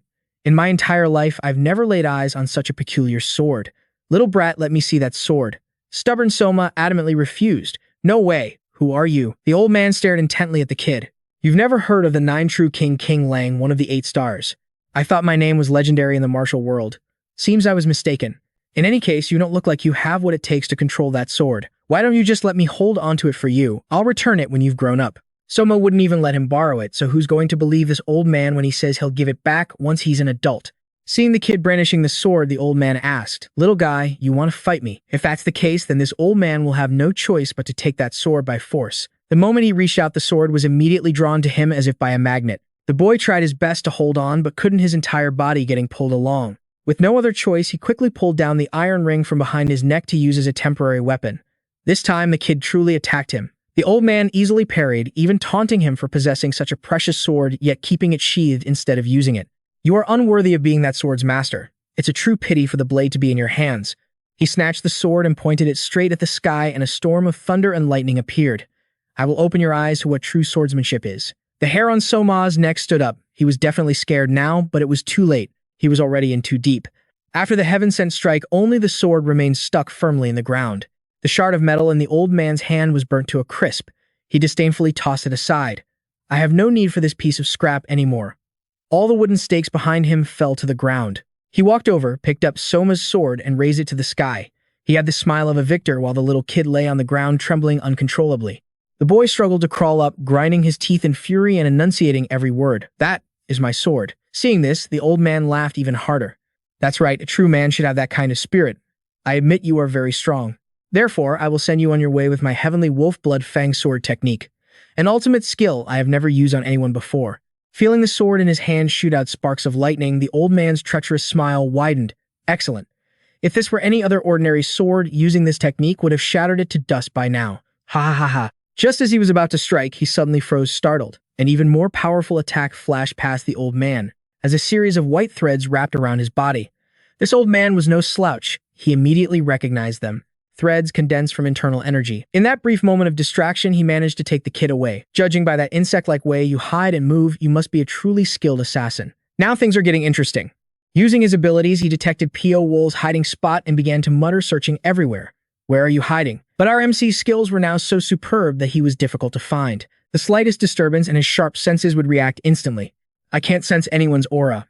Could it be that he's already escaped?" Just then, a pale white hand holding a short blade struck the old man's waist with lightning speed. It was the classic case of looking for something far and wide only to find it, right under his nose. He would have never guessed, not even in death, that our MC was so close without him realizing. But even with such a surprise attack, the old man still managed to react in time. Our MC was knocked far away. "This old man is too strong. He's not an opponent I can fight while protecting Soma." Wait, where did Soma run off to just now? No, I have to focus on this battle. Knowing Soma, the kid has definitely escaped to safety. King Lang looked at the blood in his palm. "It's been so many years since I've been injured in a fight. You're an assassin from the White Ghost Alliance, aren't you?" Our MC didn't bother to answer him, and frankly, there was no need to. The old man coiled and lunged forward. "Doesn't matter who you are. Once I capture you, a little interrogation will reveal everything." The two were evenly matched, clashing relentlessly, but the old man couldn't land a single hit. "Your movement technique is quite refined." His words reminded our hero of the time he was locked in a dark cellar with a horde of snakes. "It's been a long time since I've felt this chill down my spine during a fight." Clearly fighting, the old man was taking a toll on him. The man stood there cackling. "So you finally decided to fight seriously, have you?" Pyo-wol couldn't stop recalling the image of hundreds of white snakes slithering around him, trying to muster all his strength. It transformed into a giant white serpent as the old man's eyes glowed, shooting out blue lightning. I can't lose this fight. If I lose, Soma will be in danger. They fought on until suddenly the old man turned and fled into the deep forest. Just as he was about to give chase, Pyo-wol suddenly saw little Soma lying face down on the grass. I thought the kid had escaped. Our MC was shocked and horrified, deciding to forget about the old man and check on Soma first. The kid was unconscious and wouldn't wake up no matter how much he called. At that moment, the space around them shifted once again and a hazy figure appeared right in front of him. I could have sworn I smelled that ferocious wolf in this area. Was it you who drove that tyrant away? Not bad. Our MC held Soma tightly. He knew at a glance this old man was no ordinary person. He had to be careful, so he began. May I ask for your honorable name, sir? This old man is Yi Jian and I reside on this Wudang mountain. And you are? This humble one is Pyo-wol. The old man took one look and realized, I'm afraid this child isn't going to last much longer. Put him on your back and follow me. After saying that without waiting for an answer, he zipped away. After a few steps, he impatiently turned back and urged, what are you standing there gawking for? Are you just going to stand there and watch this child die? Of course not. Panicked, our hero immediately followed him. After all, where there's life, there's hope. It was better than nothing, right? This old man's movement is extraordinary. It's like he's walking on air. Yi Jian. Wudang's first sword. The enlightened Yi Jian. The Grandmaster recorded in the scriptures of the Sutra Pavilion. His oppressive aura felt like standing before the great Mount Tai itself. The next morning on the high mountain peak, Pyo-wol asked the old man in surprise, so you mean you want to take him in as a Taoist priest? The old man choked on his saliva. Cough, cough. You think just anyone can become a Taoist priest? Everything depends on fate. For now, I'll keep him by my side to teach him how to cultivate his mind and character. As for whether he becomes a priest or not, he can decide that for himself later. But there's no such thing as a free lunch. He had to ask clearly, but why would you grant us such a great favor? The old man let out a knowing laugh. Live to be my age, and you'll understand. There are things you don't want to see, but they force themselves into your sight. And so your worries pile up and you end up becoming a meddler. It's strange, I know, but you can't argue with it. Pyo-wol nodded. Understood. All right, you may go. And so Pyo-wol set off alone, leaving little devil behind for the time being. Just then, a voice spoke up from behind the old man. I'm so incredibly jealous. The old swordsman chuckled and scolded affectionately. You damn rascal, what is there to be jealous of? The old man from the town guard walked over and teased. Your junior brother begged for a single sip, and you wouldn't give it to him, yet you generously gifted that boy an entire jug of wine. The old man let out a hearty laugh and took a big gulp. Giving it to someone who doesn't even know its purpose would be a waste, wouldn't it? A treasure will always find its destined owner. He has a very high aptitude, so he is completely worthy of receiving it. Is he really on that level? Let's drop it. Is that kid going to become my junior brother? Humph. If those wolves hear about this, they'll surely go insane. The swordsman let out a sigh. Junior brother, what nonsense. I only taught him a few techniques, don't pay it any mind. That child is a monster the likes of which are rarely seen in this world. The existence of a child like that means the flow of destiny has been disrupted. Then, is that other person a monster too? Pyo-wol reached the foot of the mountain, then suddenly and seriously clasped his hands, bowing deeply as a sign of gratitude. The two old men looked down from above, the old swordsman's eyes twinkling. That person, you ask? He is something that surpasses even a monster. The scene shifts to the district's horse market filled with the sounds of merchants hawking their wares. This is a genuine Lai-Shuan-ju breed, a famous type of steed from the western regions. For just 10 taels of gold, you can own a war horse famed throughout the land. Hey, come take a look. You'll just get swindled anywhere else. I'll give you an extremely friendly price. Suddenly, a voice from the crowd asked, where can I find Sangguan Hyo? A man in the crowd turned his face smug and asked, who are you to be looking for me? I am Sangguan Hyo. He said this with a disgusting smirk. Hearing this, our hero's face turned as cold as ice with contempt. When the other man saw his expression, he was so scared he nearly wet himself and his smile vanished. Just then, another man came over pointing and cursing. Which son of a bitch dares to cause trouble here? Hurry up and show some respect. The first man, of course, couldn't let that stand. He rushed over and slapped his underling hard across the mouth. You bastard, are you trying to get me killed with that talk? That's the man who annihilated the entire White Tiger Sword squad of the Martial Sword Manor. He fawningly rubbed his hands together and rushed in front of our hero, groveling. Sir, is there anything this horse ranch can do for you? Great hero, our hero said to him directly, are there any decent horses here? This place is full of swindlers selling useless nags for a quick buck. I'll pay a fair price down to the last coin. However, as he said this, his killing intent radiated for miles. In the end, he rode away on a horse, without paying a single coin. The other men only breathed a sigh of relief after he left. They couldn't believe he really just stopped by to buy a horse. But regardless, there's no way the Martial Sword Manor would ever let this slide. Will things really be settled so easily? That night, inside a cave, a voice rang out. How was I supposed to know it would suddenly start pouring rain like this? A few fellow travelers started up a conversation. It's a good thing we found this place. Thanks, brother. You certainly picked a great spot. One by one, they flattered Pyo-wol. Meeting here must be fate. How about we get to know each other? This humble one is called Yang Tihoan. And this is my daughter, Han Furong. My apologies for disturbing you so suddenly. Our hero didn't even bother to glance at them and said, the name's Pyo-wol. The number of people keeps growing, but this fire seems a bit small. Let me add some firewood I just gathered to warm us up. Hey brother, are you on your way to Runan? If you're heading there because of the Zhen family's issues, I sincerely advise you to turn back because the fall of the Zhen family is surely not far off. Only now did our hero show interest in talking with the old man. The Zhen family is about to collapse. How can that be? Because the true masters of the Tianjiang mountain region, the Snowblade Manor, have returned. Could it be that you haven't heard anything about it, brother? Since we're indebted to you for this shelter, allow me to tell you the story from the beginning. Originally, the Zhen family's territory in the Tianjiang mountains was the former residence of the Snowblade Manor, but the Zhen family forcibly drove them out to seize it for themselves. After being exiled, the Snowblade Manor secretly accumulated power and rebuilt their influence. And recently, they have re-emerged, constantly pressuring the Zhen family to return their former lands. Although the Zhen family is struggling to hold on, I fear they can't last much longer. Hearing this, our hero also felt the tension. Has some calamity befallen the Zhen family? Suddenly, he noticed thick black smoke rising from the firewood they had just added. Every single one of these men was smirking wickedly at our hero, looking at him like he was prey. He understood the situation immediately. Poisonous incense. The rain was still pouring down. Pyo-wol rested his head on his arms while the entire group gathered around him sneering.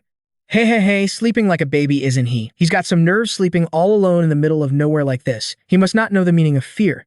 Is this guy completely lost in dreamland yet? We use the dream soul incense, even a ferocious beast would collapse instantly. How could this pretty boy swordsman possibly resist my dream soul incense? The bald man's daughter moved in closer. Even so, to kill someone this handsome, I feel a little reluctant. The others chimed in, stop with the nonsense. Hurry up and finish him so we can see what valuables he has on him. The girl got annoyed. Why are you always in such a rush? If you had moved this fast when it started to rain, you wouldn't have gotten soaked and annoyed everyone with your complaining. As she was speaking, she suddenly froze, her eyes widening as she stared straight ahead. The bald man noticed her staring at him and was surprised. What is it? What's wrong? Before he could figure it out, a series of corpses behind him were sliced apart by white threads, blood splattering everywhere. A gust of wind blew out the fire in the cave. She looked around in terror, failing to notice our hero's glowing red eyes in the darkness staring at her. Her head suddenly snapped to one side, her limbs were bent and twisted into unnatural shapes, and her entire body was hoisted up by the threads, contorting like a boneless puppet. The bald man saw this and panicked, screaming Han Mai, but she was already dead, her eyes still open. He spun around frantically in the darkness, cursing, "You bastard, you got some nerve. Come out here right now, I'm going to tear you to shreds." Suddenly, a pair of glowing red eyes appeared in the space right behind him. Before he could even understand what was happening, his entire body was dragged to the ground. In the blink of an eye, a white thread sliced his head clean off his neck. Right now, the only thing on his mind was the Snowblade Manor. The next morning, Pyo-wol arrived in town, sitting in a tea house drinking tea, when a voice suddenly spoke. "We meet again, don't we? May I join you? It's that woman, Hong Ye-sol." He replied nonchalantly, "Be my guest." The two sat facing each other when she suddenly spoke. "Thanks to the blessing you bestowed upon me, I've endured no small amount of hardship recently." Pyo-wol was a bit surprised. "Did Marshal Uncle Shangzhen say something to you?" He did. "That old man couldn't believe everything happened exactly as you predicted. Luckily, you still managed to escape with your life." The woman smirked triumphantly. "Those people may have high-level martial arts, but their tracking skills are pathetic. For the two of us to meet again in this remote mountain valley. Could it be that fate brought us together?" He poured another cup of tea, his disgust for her obvious. "It's more like we're enemies destined to cross paths." "Oh, I think we could be a perfect match, don't you? A nation-toppling female assassin and the Grim Reaper of Sichuan. The White Ghost Lotus certainly has a sharp intelligence network. They seem to know everything. Only they possess such assassination techniques. That's just how advanced your stealth techniques and intelligence network are." He was right, and she couldn't argue, so she could only grin and admit that he was indeed as perceptive as the rumors claimed. "I used to think those reports were just exaggerations, but now I'm a complete believer." Suddenly, she stood up once again, leaning in close to his face. "Do you want to become a part of the White Demon Alliance? With your abilities, you would surely enjoy unprecedented privileges within the organization." Pyo-wol refused without a second thought. "I'm not interested." "Did you travel all the way down south just to talk about that? Our meeting here was a complete coincidence. That invitation will always be open. You can take your time to consider it. It's not exactly comfortable for two people in the same line of work to be this close. So I'll be on my way. I have a small gift for you." With that, she tossed a book onto the table. "I went through a lot of trouble to get this, but the client has gone completely silent. He recognized it with a single glance. This is the item you stole from the Wudang sect, isn't it? Why not keep it and cultivate it yourself instead of giving it to me? After some playful banter, his hand naturally reached out to take the book. Why would I be foolish enough to learn this demonic art? Just a single glance is enough to throw your mind into chaos and drive you completely insane. Are you saying it's okay if I'm the one who goes insane? Before leaving, she placed 2 fingers on her lips and blew him a kiss. Who knows? It might be incredibly compatible with the martial arts you're currently practicing. As the Reaper of Sichuan, is there any martial art you can't master? If it's a bother, just return it to the Wudang sect. In any case, it's my gift to you. Until we meet again. Pyo-wol immediately opened the book to look. It seemed to be quite a handful. Even he had to admit it was a truly bizarre martial art. Suddenly, he detected a strange scent in the book. Is that the thousandly tracking incense in this book? He knew this gift from her wouldn't be so simple. He knew that once you were marked by this scent, you could be tracked from 1,000 miles away, and it was nearly impossible to wash away the trace. Moreover, without possessing special skills, there was no way to detect the scent. Is she trying to monitor my movements? Just the kind of thing an assassin would do. The scene shifts to Mount Cheongjong. Pyo-wol was walking alone through a dense forest. It was indeed a famous mountain no less renowned than Mount Wudang. He also detected more than 10 little rats hiding here. The closer he got to the Jin clan's estate, the denser their security network became. Suddenly, a voice rang out, "Halt!" They stopped hiding and came right out. A group of people surrounded his horse. A kid about the same age as the little demon shot forward and yelled, "Who are you?" Looking at the kid, he suddenly felt a sense of familiarity. He looked just like Jin Mu-kyum. It seemed he had come to the right place. The kid continued to shout, "This territory belongs to the Jin clan. Outsiders are forbidden from entering." He was about to introduce himself, "I am Pyo-wol, and with Jin Gakwu." He trailed off, feeling a bit awkward. It took him a moment to force out the one word he hated most. "We're friends." The kid asked in disbelief, "You're friends with that fool?" Calling him names like that. Surprised, he asked, "A fool? Is your relationship with Jin Gakwu not very good?" The girl was clearly annoyed. "I don't want to hear that idiot's name again. He abandoned his family, probably died somewhere unknown, and brought nothing but shame to our clan." Just then someone else arrived. "Step back. Sil-hee, I told you, he's Brother Gakwu's honored guest. You need to show some restraint." This kid was much more sensible, clasping his hands in front of his chest. "I am Jin Siwoo, Brother Gakwu's younger brother." He mentioned before that he had made a very special friend in Sichuan. He added more information. "Actually, he and I have only known each other for exactly 1 month." The young man smiled back. "In friendship, the length of time you've known someone isn't always the most important thing. I sincerely hope you can forgive her disrespectful attitude. This is my younger sister, Jin Sil-hee. She was the one who loved our big brother the most, so she's been hit very hard by this." The kid's face turned bright red, but she still stubbornly argued. "Who cares about him? Nobody likes someone who makes empty promises like he did. I never had any feelings for that idiot." With that, she angrily turned and stormed off. Jin Siwoo gave a forced smile. "My sincere apologies. I hope you can overlook my little sister's lack of manners. Why would he get upset over a child? Don't worry about it." He was even more grateful for his understanding. "Please come inside the manor first." "Ah, since you're a close friend of Brother Gakwu, may I take the liberty of calling you Big Brother? Do as you wish." In a large room, a loud shout echoed, "Senior brother, if this continues, I truly won't be able to forgive myself." The old man, Elder Sangjin, was kneeling on the ground, wailing. The mission was a failure. "Please punish me." Chang Jin showed no anger, glancing at the old man and thinking to himself. Just as he was about to speak, the other man roared again, "I'm begging you, please, just punish me, senior brother." The old man's head throbbed. "So noisy. You won't be satisfied unless you're punished, will you?" Although failing to retrieve the demonic mirror arts was a bit regrettable, it wasn't serious enough to warrant formal punishment. Sangjin's martial arts had been stagnant for years. It would be better to give him a period of quiet reflection to cultivate his mind for the future. With that thought, the old man acted. "Very well. Elder Sangjin is sentenced to 1 year of wall-gazing meditation to repent. Immediately escort him to the wall-gazing hall." The man prostrated himself on the floor. "This disciple obeys the sect leader's command, senior brother." The old man finally let out a sigh of relief. Just then, a disciple came in to report, "Sect leader, a guest from the Blade Sword Manor has arrived to visit." Chang Jin's expression changed instantly. The visitor entered, clasped his hands, and bowed. This humble one from the Blade Sword Manor pays his respects to Chang Yobjin. It's an honor. It's quite a surprise that the young master of the View Kiem Mountain Villa has come here in person. I apologize for troubling the esteemed Wudang sect with my younger brother's affairs. Thank you all for your help in cleaning up the sea of bodies. And one more thing, if I may be so bold as to ask. I need to know the whereabouts of the one who harmed Wu Dian." The old man never expected him to ask so directly, and was a little startled, staring at the bastard in front of him.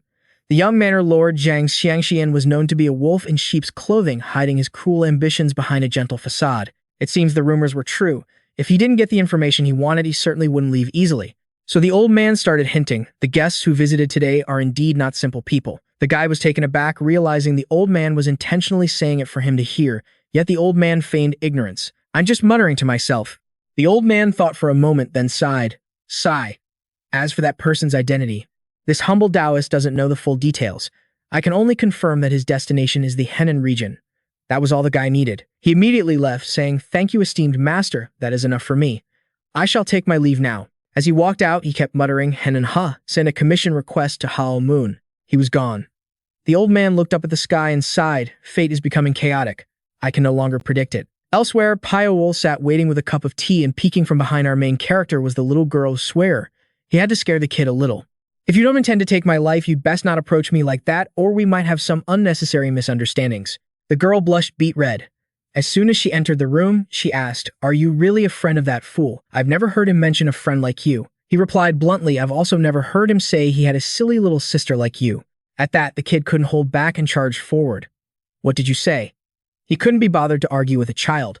If that's all you came to say, you better go back to your martial arts practice. Don't stand there blocking my sunlight. The girl was provoked to tears, too upset to argue back. You.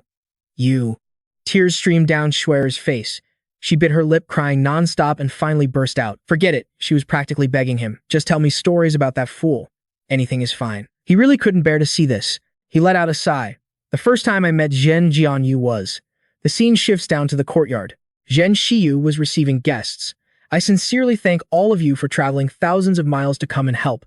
The Zhen family is in peril. How could we just stand by and watch? Even though we are from the branch families, we still carry the blood of the Jians. Don't say such formal words. Members from all the branches of the Zhen family have gathered. With this, we can put up a proper fight, right? But he didn't know what to do, sighing heavily. Suddenly, he heard Shue'er's laughing voice, rumble, rumble. Ha ha, and then what? He looked up startled and discovered the little girl was in Pyo-wol's room, and he couldn't understand it at all. Shue'er. I never expected Shue'er to laugh so heartily. This kid was truly laughing her head off. He couldn't help but go in and ask, What are you two talking about that's so fun? The girl replied with a smile, Stories about that fool. Zhen Shiyu's eyes lit up. Big brother, huh, he couldn't miss this. Can I join and listen too? And so the two of them sat attentively on either side of our main character, listening to his stories. He recounted all their memories together, from their first meeting to their first battle to the time they crossed the bone-chilling white snowfields. He truly told them everything. It was so captivating that the other two listened without blinking. The next morning, voices could already be heard. I hear that military forces are heading towards the Zhen family, is that right? Reporting, yes, many people have already entered the Zhen family's territory. The fat manor lord of Suidao Manor, Sail Gangyun, lay on a platform huffing. It's just a final desperate struggle.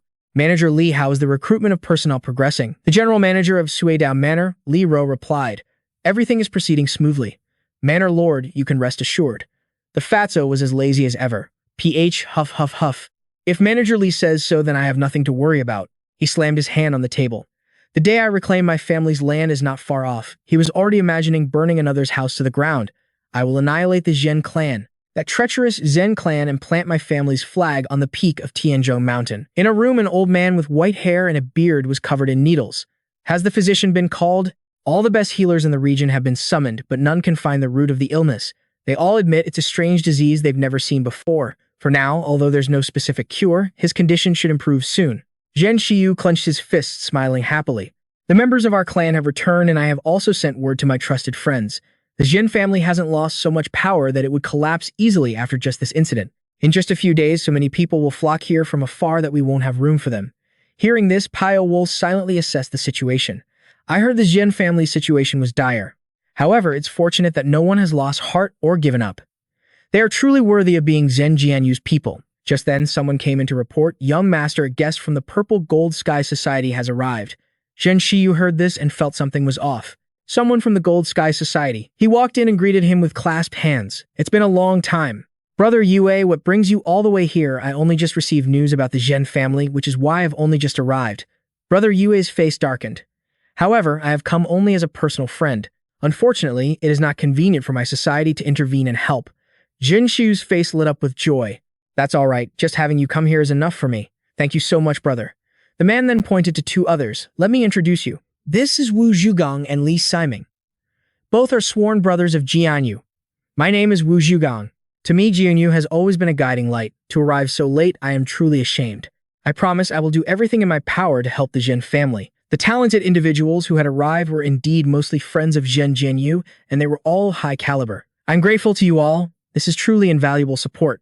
Suddenly, they stopped and stared in one direction. Shiyu immediately introduced the person they were looking at. This is Brother Pyo-wol. Brother Pyo-wol, this is Brother Nanggong Yue from the Purple Gold Sky Society. I am Pyo-wol from Chengdu. A pleasure. I am Nanggong Yue. The moment he saw him, he froze, slightly startled. This man. He had a good eye and could tell that this person was definitely no ordinary martial artist. That night elsewhere, a man was taking a stroll when a voice suddenly sounded from behind him. Could you spare a moment to talk? I have a few matters concerning my manor that I need to discuss. The one who had come to find him was Gao Guangho. Please go ahead. On the list of new members who joined our manor this time, there is a young lady named Gu Jusan, model. Can she be transferred to the secret shadow division that I manage? Hearing this, the man named Li Ro's face went as cold as ice. His eyes glared, startling the fat man who suddenly felt intimidated. What? What are you looking at? That Jinx is just some general manager. My father trusts a little, and he dares to put on airs and threaten me. Li Ro watched for a moment, then sighed in frustration.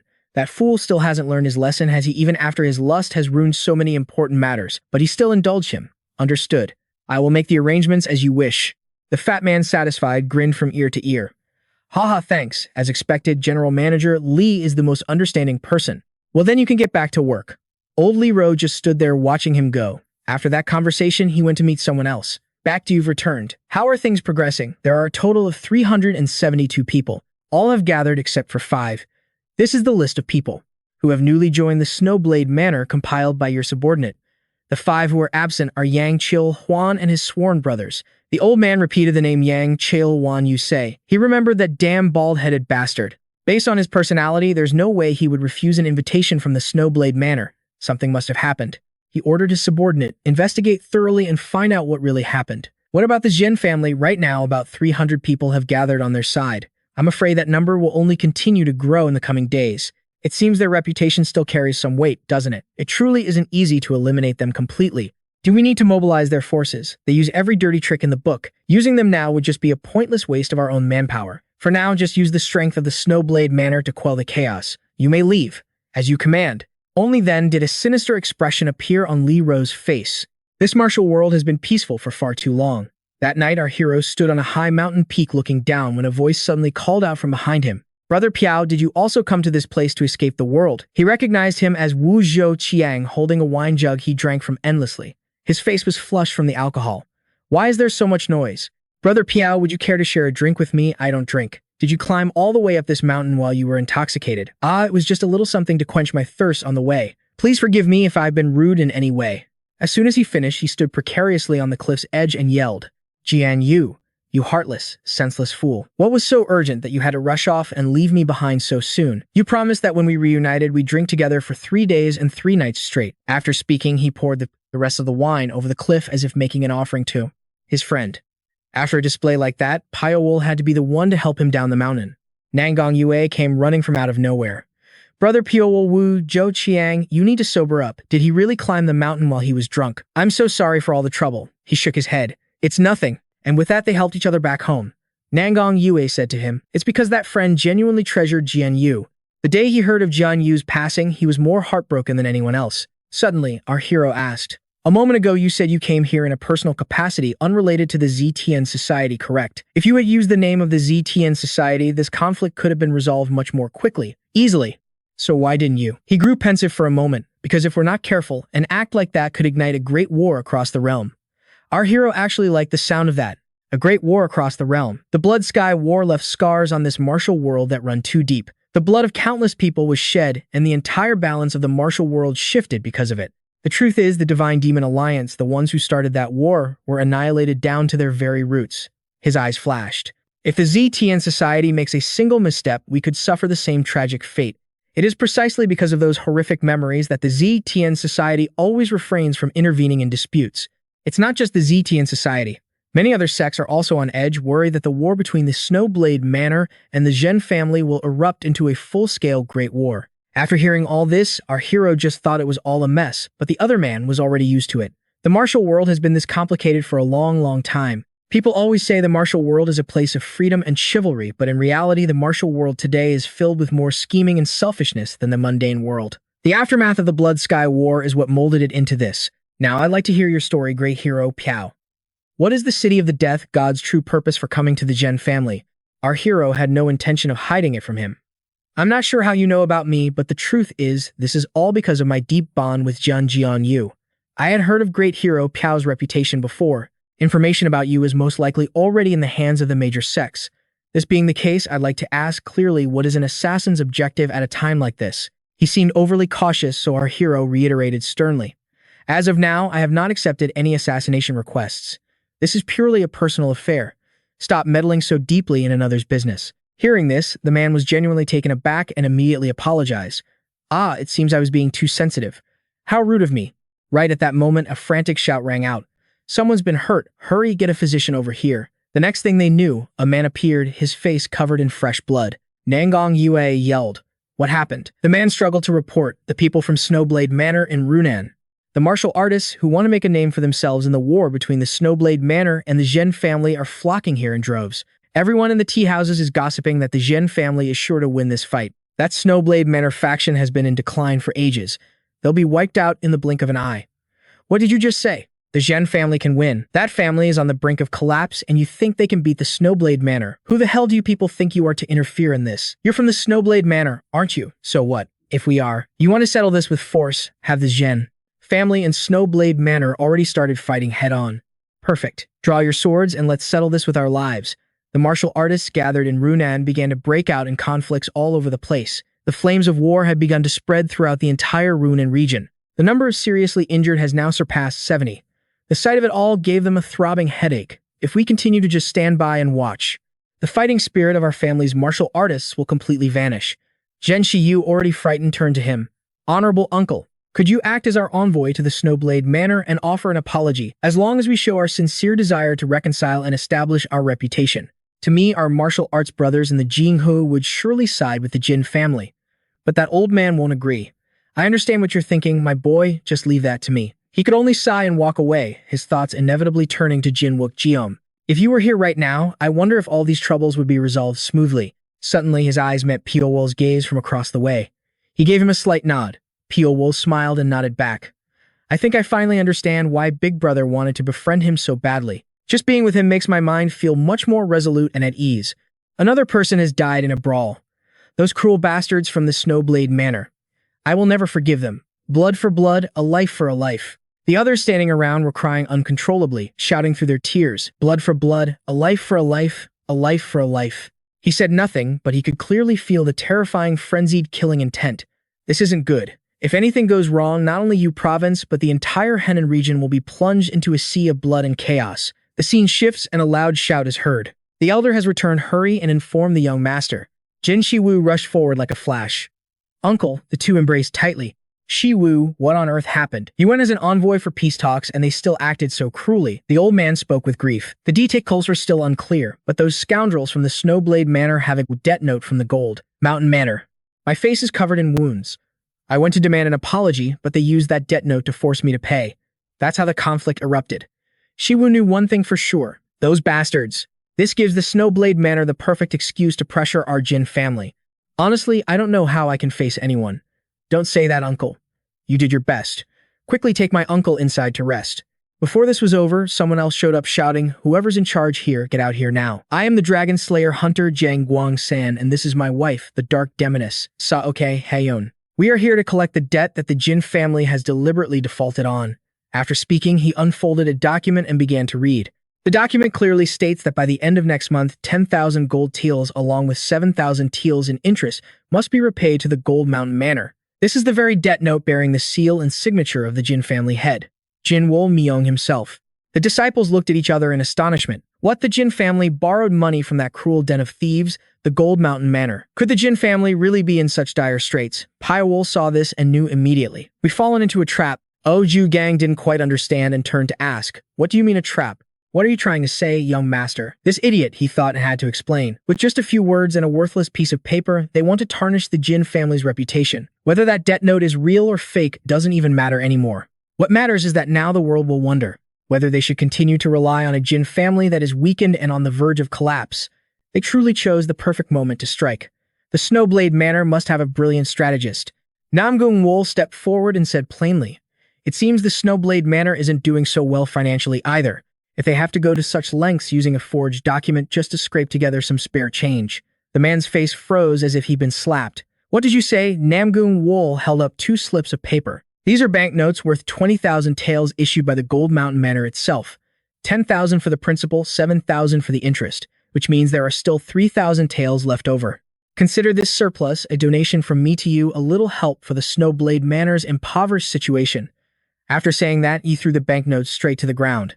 The man's eyes bulged with rage. Humph! He was truly caught between a rock and a hard place. The crowd from the Jin family behind them immediately erupted in cheers. Shiwu, relieved, looked over gratefully. "Big brother, is that guy really going to bend over and pick it up?" He glared up angrily only to meet Namgung-wol's razor-sharp gaze. The two of them took the money and scurried away. This trip was a bitter defeat. Damn it, I can't believe we had to suffer this humiliation. How are we going to explain this to the commander? We've completely lost face. Neither of them noticed that our man was following right on their heels. He tailed them all the way to their hideout, took off his cloak, and began to disguise himself to infiltrate the place. He transformed into a smiling young man. He walked up to the gate. "I am Pyo-wol, a subordinate from the Gold Mountain Manor. The manor lord ordered me to deliver a misplaced banknote." The 2 guards looked at each other completely clueless, but in the end, they still opened the gate and let him in. Pyo-wol observed the place as he walked. The atmosphere here wasn't much different from other places, with dead bodies scattered everywhere on the ground. Suddenly, a strange scent caught his attention. It smelled of blood, road dust, medicinal herbs, and a faint trace of powder and cosmetics. "It's Sao-K-yoon. Is she in the inner courtyard?" Our man continued straight into the enemy's den. It was chaotic outside, but incredibly quiet inside. "Perhaps it's time to withdraw my turtle breathing technique." Just as he was about to slip away, something shot past him. Pyo-wol quickly turned to dodge the series of attacks. He clearly sensed killing intent and from someone like him. The person appeared right behind him in an instant. The two immediately clashed. They were evenly matched, neither giving an inch. Finally, their hands met directly. The other person flinched in shock, staring wide-eyed. "You can block the Taeyum hand, who on earth are you?" What was even more surprising was that the person asking was none other than Hong Ye-sol. Our man recognized her immediately. Hong Ye-sol. Was the Snowblade Manor behind this? He had figured it out. The one who schemed to use Jang Guang-san and his wife to cause trouble for the Jin family was definitely the Snowblade Manor. They were the masterminds. This whole affair is starting to get interesting. That woman was sharp too. She recognized his gaze instantly. That look. Could it be? Just then, a series of tentacles shot up from the ground towards the sky. These bright red tentacles writhed in the air. She immediately screamed to stop them. "Red Lotus. Wait, I'll handle this myself, don't interfere." But they still struck, leaving a deep red cross-shaped mark on the ground. 4 identical figures wearing red masks appeared, staring at our man who stood there completely unharmed. The earth-shaking commotion drew people over. Who is it? There's an intruder. Surround him immediately. Naturally, our man had to vanish right then and there. The whole crowd couldn't react in time, but that woman only grew more certain in her heart. When he disappeared, split up and find him. While the crowd was in chaos, she quietly slipped away. As he walked past Li Ro, he taunted, "You came here and brought a tail with you. How foolish." She immediately retorted, "What tail? I should have been the one to catch him. It seems there's another assassin besides me who was hired for this job. That's a breach of our agreement." The old man lied without blinking and argued back. That was just a backup plan to be safe. She warned him, "If you keep doing business like this, I'm not participating anymore." He wouldn't back down either. "Is this how the White Ghost Union always conducts its transactions? What I mean is you do as you please, and if you don't like it, you just break the deal." She didn't leave him any room to argue because your side violated the terms of the agreement first. "That's an insult to me. I am one of the 10 blood lords of the White Ghost Union, which has granted me this level of autonomy." The old man was speechless and had to concede. "Fine, have it your way." She decisively jumped over the wall and left. The old man waited until she was gone before he dared to curse. "Just a lowly assassin, and you dare to be so arrogant and look down on me. You'll pay for this." She ran swiftly through the forest, her mind constantly on the image of Pyo-wol. That man was not an opponent the Red Lotus demon could handle, and besides, his eyes held the thunder flash blood scent. Using that just once would paralyze my sense of smell for 10 days, so I didn't want to touch it. But to find the traces of the 1,000-mile tracking scent arrow, the woman opened the vial and took a deep sniff. Her sharp eyes scanned the forest before her, and she immediately caught the scent she had left. She gasped in surprise. Found it. Just as she had predicted, Pyo-wol was sitting by a fire in an abandoned house waiting for her. As soon as she arrived, she heard him speak. Isn't it about time you showed yourself? Only now did she realize who was the hunter and who was the prey, sweating profusely and gritting her teeth in fury. When did you discover me and decide to lure me here? It's been a long time since I've been this angry. Ignoring her rage, he simply replied, I have a few things to ask you. She glared and smirked. You really think I'm going to tell you what you want to know? With that, she threw a paper ball straight into the fire. It immediately exploded like a bomb and black smoke billowed up, obscuring everything. But he wasn't the least bit angry, smiling as he watched her hide behind a wall. On the contrary, she's the one who's lost track of me. He's disappeared, however, he knows I'm still around here. Is this his way of wanting to see who's the better assassin? She leaped out, and with a flick of her hand spread a spiderweb-like net across the room. Try hiding now. With the slightest movement you make, my silver web threads will sense it instantly. With that thought, she sat down and hugged her knees, waiting. Has he already left? There's no vibration at all. It's been too long, and he doesn't seem like the type to give up on a target easily. But why would he leave? Just then, one of her threads vibrated slightly. Her eyes lit up with excitement. Here you come. I'll give you a taste of what I can do. But there was nothing in front of her. Instead, Pyo-wol appeared right behind her, and with a single strike, she was captured on the spot. How could she escape now? The woman had been struck by his dagger. How could she possibly get away? But she still managed to release a cloud of thick black smoke. She even thought smugly, good. Once he's exposed to the poison web, his internal organs will soon dissolve. But before he died, she felt a thin wire wrapped tightly around her ankle. With a sharp tug, she was pulled down, tumbling to the ground. What is this? How can this be? Can he still sense my presence? But why isn't my poison having any effect on him? Seeing him about to charge at her, she quickly begged for mercy. Wait, hold on a second, I'll talk. I'll tell you everything. An assassin who reveals information so easily. What are you plotting? What plot? It's not like it's some huge secret. I'll tell you everything. Just don't do anything reckless. She even put on a seductive face. It hurts so much. He said immediately, who's the one pulling your strings? Teased so much for my feminine wiles. It's Li Ro, the general manager of the Sui Dao Manor. All of Sui Dao Manor's recent territorial expansion and their strong comeback are thanks to his influence. Although his true identity is still unclear, he's an extremely cunning man who acts with cold precision. His identity is unclear. You're telling me the White Ghost Union doesn't have information on him? We're still investigating, but there are no clear results yet. However, he's a frequent client of the White Ghost Union, and he always hires assassins of my caliber. This is the first time he spent money to hire a top-tier expert like me. That proves that what's happening here is extremely important to him. Because he requested the most reliable assassin. Naturally, he didn't believe her so quickly. Something so important and you're just spilling everything so easily. It's because he was the one who broke the contract first. He violated the unwritten rules of our world and secretly hired another assassin behind my back. I've told you everything I know. If you have no more questions, I'm leaving. Pyo-wol listened, getting a headache. You've talked a lot, but I haven't gathered any key information. She gave him one last piece of advice, but don't let your guard down because of that. Knowing his personality, he will definitely send others here to find you. That's it then. Farewell, and I hope we don't meet again. And with that, she just up and left. He watched her go, thinking to himself, the White Ghost Union. Even though they gather for profit, the members of that organization seem to act quite impulsively. I'll just have to catch a few more of them to question and everything will become clear. The scene shifts to Li Ro's room. He frowned and asked his subordinate, how is the situation progressing? All four masked men replied, we're still unclear about his assassination skills, but in terms of stealth and movement techniques, he is far superior to us. The old man looked at them in disbelief. You're usually so arrogant, yet you're praising him. It seems there's no shortage of assassins of that caliber outside of the White Ghost Union. One of them stepped forward and replied, that's absolutely not the case. We still need to find out more about him. The old man's eyes glinted. All right, you are all dismissed. He picked up a brush, starting to feel a bit nervous himself. Indeed, he is no simple man. How did the Jin family manage to recruit an assassin of that level? If the Jin family has truly managed to recruit such a figure, then my side will need to recalculate our plans. He wrote a letter and gave it to a bird to deliver. To eliminate an assassin, using another assassin is the most effective way. The list of members joining the Jin family has increased by more than 100 people. A large mysterious group has just appeared in Xingyang. It's said that their target is Runan. The Zhengzhou Henan headquarters has officially given the order to act. Countless martial arts masters are gathering in Din Than, all heading toward the south. Leading them is the Grand Master Li Guiyang. The old man's brows were furrowed tightly. He thought to himself. It seems the main clan is also paying extremely close attention to the showdown between the Snowblade Manor and the Jin family. It's so unexpected, for the supervising Grand Master himself to come all the way down here. Could there be some kind of special order? Hong Dushin held the paper in his hand, racking his brain. Both the Snowblade Manor and the Martial Sword Villa, along with a host of other clients, were all desperately hunting for the same person, Pyo-wol. The guy had just appeared on Wudang Mountain not too long ago. So how could he have immediately fallen onto the radar of both the Snowblade and Martial Sword factions? He turned to ask the old man what motivated him to join the Jin family. In terms of money, the Snowblade Manor was clearly the more promising choice unless they had some kind of special personal relationship. This Hong Dushin knew, Jin Jiaomyu. In the past, Jin Jiaomyu had spent some time wandering in Sichuan. Their bond must have been forged during that time. Although the man had died recently, it was strange that the news was completely suppressed. Not a single detail of the internal situation leaked out. He couldn't help it.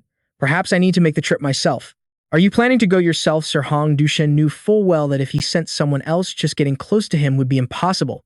Only I have the best chance of success. Just then, one of the subordinates standing there turned pale and exclaimed. Li Guiyang immediately asked, what happened? The man replied, the Shaolin Temple has begun to mobilize. I hear they've sent the martial monks down the mountain. There's been so much shocking news in the martial world lately. What? Where is their target? Even without him saying it, Hong Dushin could guess. At such a sensitive time, there was only one place they would dispatch their martial monks to. The old man quickly asked Runan right. That is an incredibly brilliant move. Shaolin's intervention will make the other two great sects hesitate. But Hong Dushin was still worried. But will everything really go that smoothly? So Shaolin has entered the fray as well. That lumbering giant has finally decided to move. The scene changes to our main character who has just woken up and stepped into the courtyard when someone comes up to ask. Brother Pio, why are you up so early? It was Oju Gang who approached with a wide grin. Were you also too restless to sleep like me? What happened before? You must think I'm a joke. I was so rude. Haha, our hero asked, confused. It's the crack of dawn and you're already drinking. He beamed the very picture of a drunkard. Wine tastes best at sunrise. Don't you feel it? Even if I were to die tomorrow, I couldn't skip this drink today. Suddenly, a massive shout echoed from beyond the wall. He looked out and immediately guessed, making such a racket this early in the morning. Some big shot must have just appeared. Want to go check it out with me? Of course he's here for the drama. He couldn't possibly miss it. From a distance, a crowd of people was gathered, but Pyo-wol could still feel an aura shooting straight up into the sky. It was an old man who even just standing still was clearly no ordinary person. Our hero couldn't help but exclaim in awe. That man's power is absolutely terrifying. The people around them cheered with joy. The Sword Saint is here. Great Master Han has come to help the Jin family. This old man was none other than the Sword Saint Han Yu-chan. As his gaze swept over the crowd, he suddenly froze in shock. His eyes locked onto our hero, standing there, a look of fascination on his face. Ho, let's test this out. A killing intent like blue fire erupted from his body, scorching the people nearby. Everyone's face went pale with fear. Whoa, what the hell just happened? Everyone get back. Only our hero remained, his face cold and unfazed. In less than half a second, his entire body vanished. The old man was also taken aback. He disappeared right before my very eyes. To think the Jin family was hiding a master of this caliber. Just then, Shiwu ran out. Greetings, Great Master Han. Why did you arrive without a word of notice? If we had been informed, we would have prepared a formal reception for you from afar. He glanced at him disdainfully. Don't get the wrong idea. I didn't come here to aid the Jin family. Shiwu's face froze solid. Sir, he asked. But the man was mocking him right at the Jin family's front gate. My purpose is to witness the fall of the Jin family with my own two eyes. Shiwu's face turned black as thunder, but he was powerless to do anything. That night, Pyo-wol walked down a long corridor, killing every guard he passed. A large man blocked his path and threatened him. What's this? You think dressing up in a big frame can hide the fact that you're a woman? I don't deal with women. Get lost. This idiot just kept rambling on and on. Hey, are you deaf or something? Didn't you hear what I said? Pyo-wol didn't bother arguing, killing him in a single move without needing to get his hands dirty. In a gambling den, a crowd was shouting, son of a bitch, there it is, damn it, I lost everything. Hand over the money now. Just then, someone walked up and dropped a heavy money bag right on the table. Two of the guys turned to warn him. What's this? Want to try your luck? The stakes at this table aren't small, you know. Pyo-wol disdainfully poured an entire bag of gold onto the table. Seeing the gold, the other guys agreed immediately. Well, looks like our benefactor has arrived. Let's begin. Time to give this young brother a little lesson. And just like that, the whole group fell for our hero's trap. Meanwhile, in a deserted alley, Hong Ye-seol was also there. She had only taken a few steps before someone blocked her path. Going somewhere, Hong Ye-seol. The girl's eyes flew open in shock, her heart pounding. Hyuk-beom. He smirked and greeted her. Long time no see. What brings you here? Could it be you've come to take my place? That's exactly right. Do you know that the 4 Red Lotus demons are also present here? Hyuk-beom nodded. I know. And I also know that it's because of their presence that you've given up on this commission. You knew that and you still dared to get involved. I'm not the only one. The Ice Killers and the Shadow Demons have also started to move. The girl was unaware of this. She shouted. What's so special about this commission that you all have to go to such lengths? He answered softly.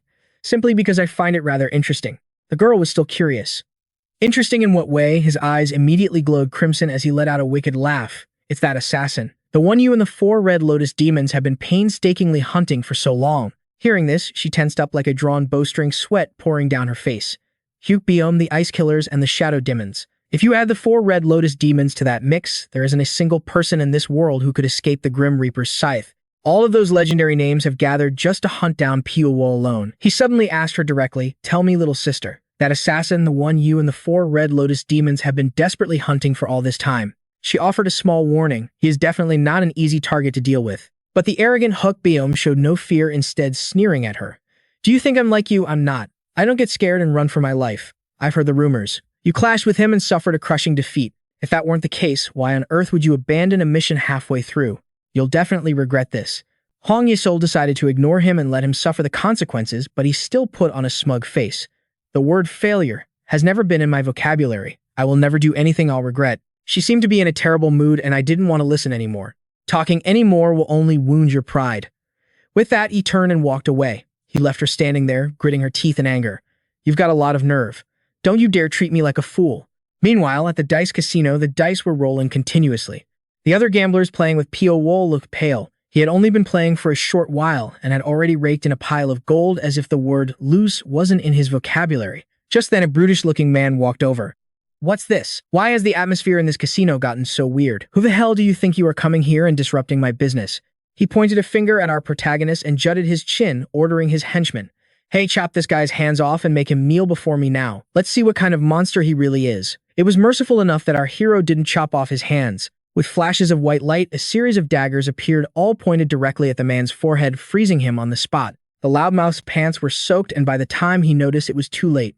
"Is that sword control technique?" He scrambled to his knees and began to beg. This lowly one had eyes but failed to see Mount Tai. "I failed to recognize you, great master. I deserve death 1,000 times over." Our hero interrogated him menacingly. "Spill everything you know about the Shui Dao Manor and the Zhen family. Ever since they started settling in this Tian Shan Mountain region."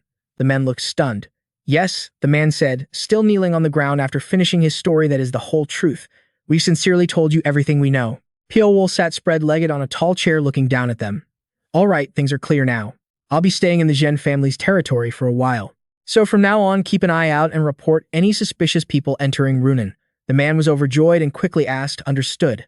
And what should be done with the money you won?" "Great master, convert 10% of it into a banknote for me. You can keep the rest." The entire group was so happy they could cry. "Ah, really? Thank you so much, great master." Then our hero's body radiated a murderous aura, his eyes glowing red. "You'd all better know to keep your mouths shut about what happened today." As if they would dare refuse. They all shouted in unison, "Of course, sir." Elsewhere, a group of monks were walking and talking amongst themselves. "Amitabha, we have finally reached the lands of Henan. I have toiled to guide us the whole way." "Martial Uncle Baojing, please don't say that, Martial Uncle." The lead old monk in the group observed the area with a grim, silent expression. He calculated for a moment. The conflict between the Zhen family and the Shui Dao Manor could very well be the spark that ignites a great war across the realm. "I hope both sides will agree to the reconciliation plan that Shaolin has proposed." My heart feels heavy. When they arrived, a man clasped his hands in greeting. "I am Gong Yan Yi, the head of the outer hall of the Shui Dao Manor. I warmly welcome the esteemed monks of the Shaolin Temple for gracing us with your presence." "Amitabha, thank you for the warm welcome. This humble monk is Qing Yun, a first-generation disciple of the Shaolin sect. I wish to request an audience with the master of your manor." The old monk spoke softly, just loud enough for the two of them to hear. "There is an urgent matter to discuss. Could I trouble you, benefactor, to please go and inform him?" "Of course. Please, everyone, wait here for a moment." Meanwhile, Li Ro's group had already received news that the first-generation disciple of the Shaolin Temple had arrived and was in a private meeting with the Manor Lord. He didn't seem surprised in the least. "Everything is proceeding exactly as we've planned. After their secret meeting with the Manor Lord concludes, be sure to entertain them with the utmost formality. You have to do whatever it takes to make them feel pressured." The underling nodded. This subordinate understands. "Also, the guests have arrived. They're the ones Steward Song requested before." "Is that so? Let them in." From ChuYenVIP.com. "I can't believe these guys are here." Leader of the Black Cloud Mercenary Corps Wu Liang pays his respects to you, my lord. The scene changes to a tea house. Pyo-wol was sitting and drinking some water when he suddenly heard a familiar voice. "You've all had a long and difficult journey to get here. Rest well until your leader returns. And be careful not to drink too much, all right." The faces of that pig, Jiandu, and Taoist Go loomed before him. Just then she glanced over and saw him. "Huh." The men with him jumped up with a shout. Taoist Go immediately raised a hand signaling everyone stay right where you are. Both of them then walked over to our hero to greet him. I can't believe we'd run into you here of all places. We meet again, don't we? Our protagonist gave a casual reply. Looks like you two are on a job here as well. A job? We were just passing through and decided to stop in for a visit. What about you? What brings you here? I was just passing by myself, so I thought I'd take a look around. Haha, wow, what an unexpected coincidence indeed. Even after their last fight, that pig Jian-du was still trying her best to seduce him. It must be destiny for us to meet again like this. Don't you think Taoist Go shot her a furious glare? This idiot is about to get mesmerized by his looks and screw up the entire mission, just watch. The moment the words left her mouth, she realized her slip up and her face flushed bright red. Damn it, every time I see him, my heart just can't stay calm. Why did we have to run into each other right here in Runan? I deliberately brought fewer people to avoid attracting attention. If we slip up, will the entire group's movements be exposed? Just as I suspected, it would probably be better for us to just eliminate him now. But instead of acting, she leaned in close to his face. Brother, I mean it. You should leave this place immediately. That way there won't be any more trouble between us later on. I don't know what you're plotting, but just abandon it and get out of here. Pyo-wol said bluntly to her face. It's obvious you're all in Runan on official business. Her eyes flashed and her brow tightened. And aren't you the exact same? An assassin like you would never stay put in one place without a reason. So, who's your client? Sui Dao Manor or the Zen family? Naturally, he didn't answer. I told you I'm just passing through. When he didn't answer, she shouted, You really think I'm going to believe that Taoist? Go quickly grabbed her shoulder and pulled her back. Calm down. Why are you losing your temper? You're acting like you just caught your husband having an affair. What did you say, you damn Taoist? Suddenly, a high-pitched female voice called out from behind him. Oh, my dear, I kept waiting and waiting, but you never showed up. What are you doing over here? The newcomer was none other than the beautiful Hong Ye-sol. She swayed her hips gracefully as she approached. Did you forget about our dinner date, my dear? I waited and waited, but you were nowhere to be seen. Jian-du stood with her hands planted on the table, practically bursting with jealousy. Hong Ye-tu sneered. So he was enjoying himself with another woman. Did he even understand? She deliberately pressed her face close to his cheek, looking at Xu Jiayu with a challenge in her eyes. A person must associate with their equals for their status to rise. The young woman's face flushed with anger when she heard that. Who are you, Hong Ye-tu burst out laughing. Me, I am this man's lover. The young woman broke out in a cold sweat, terrified by her words. She stammered lover. She leaned in, staring stubbornly at him. What is this kind of woman the reason you've lingered in Nanlo for so long? Hong Ye-tu chuckled. What's so strange about it? It's only natural for a man to be drawn to beauty. But then again, a lowly person like you would never understand that. Xu Jianyu's eyes blazed with jealousy. You witch. You look like a common courtesan. How dare you look down on me? She shot to her feet, seething with rage, and screamed. Lanzhu sees her for me. Everyone stop, let me go. The next time you fall into my hands, you better be prepared to de-axo. Hong Ye-tu watched as the woman was restrained by her own people and laughed until her stomach hurt. After they were all gone, Kang So-yue turned to her. What are you plotting? Haha, I just found it a little interesting. The one who will replace me has already arrived in Runan. But his target isn't the Zhen family. It's you. Since when were you so kind telling me this? He didn't know. She didn't say much, but suddenly planted a loud kiss on his cheek. Because if you die at his hands, I'll be very sad. So take care of yourself. I've given you your warning. After saying that, she simply left. He completely believed her and began to calculate in his mind. If that person could replace Hong Ye-tu, they must be a member of the 10 Blood Assassins. They probably didn't hire just one. The deployment of the Black Cloud Legion was also directed by the person behind the Shui Dao Manor. That person doesn't just want to regain control of Tianshan and Runan. He's definitely plotting something much bigger. Kang So-yue returned to the Zhen family residence and was surprised to find a man named Handu Tian already waiting for him. The moment he saw him, his eyes narrowed. So it was you, the one who was secretly watching me from the crowd. As soon as the words left his mouth without waiting for a reply, the old man lunged forward. Attack.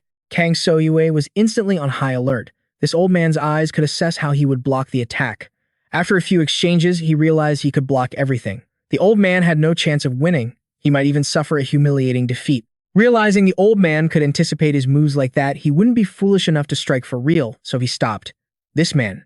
I can't believe he could follow my presence all the way here. What is your identity, Kang So-yue? You're really Kang So-yue. You're just as arrogant as Jialing described. At the sudden mention of that name, his eyebrows furrowed. Jialing Yuan, Jialing. The old man nodded. That's right. I am her master of the sword Saint Han Gutian. You came here because of their deaths, didn't you? He nodded. That's right. I always reminded Jialing that if she kept following someone like Jian Yu, she would meet an early end and needed to be careful. But that foolish little disciple of mine didn't listen to her master's words in the slightest, and in the end, she returned as a cold corpse. He asked the old man what was the cause of death. There was a sword wound on her forehead no bigger than a fingernail. A terrifying wave of internal energy passed through that wound and into her brain. It felt just like a type of heavy internal energy technique. My beloved disciple died in such a painful way. I can never forgive that Zhen Jianyu for luring her into the dangers of the martial world. Hearing this, he got annoyed. Those were just excuses. You're belittling your own disciple by suggesting she was just dragged along. However, going with Zhen Jianyu was entirely her own choice. You just need a target for your anger, so you're pinning all the blame on Zhen Jianyu's head. The old man knew he was being unreasonable, but remained stubborn. Perhaps so. But even if the whole world spits on me, I wouldn't care. My heart was never meant to be forgiving or generous. Have you found any leads? Although there's no concrete proof yet, I've found a clue. The truth will be revealed soon. The old man's eyes widened in surprise. Is that true? If you can find the villain who killed her and help me get my revenge, then even if the entire martial world sees you as an enemy, I will stand by your side and fight to the death. He looked dead serious. I swear this on my honor as a sword saint. Elsewhere, two bald old men stood on a mountaintop looking down. Amitabha. The spiritual energy of Tianzhong Mountain is better than this humble monk imagined. It is indeed true. Recalling the words of that fat man, Shuigang Yuan, everything now depended on the Zhen family's decision.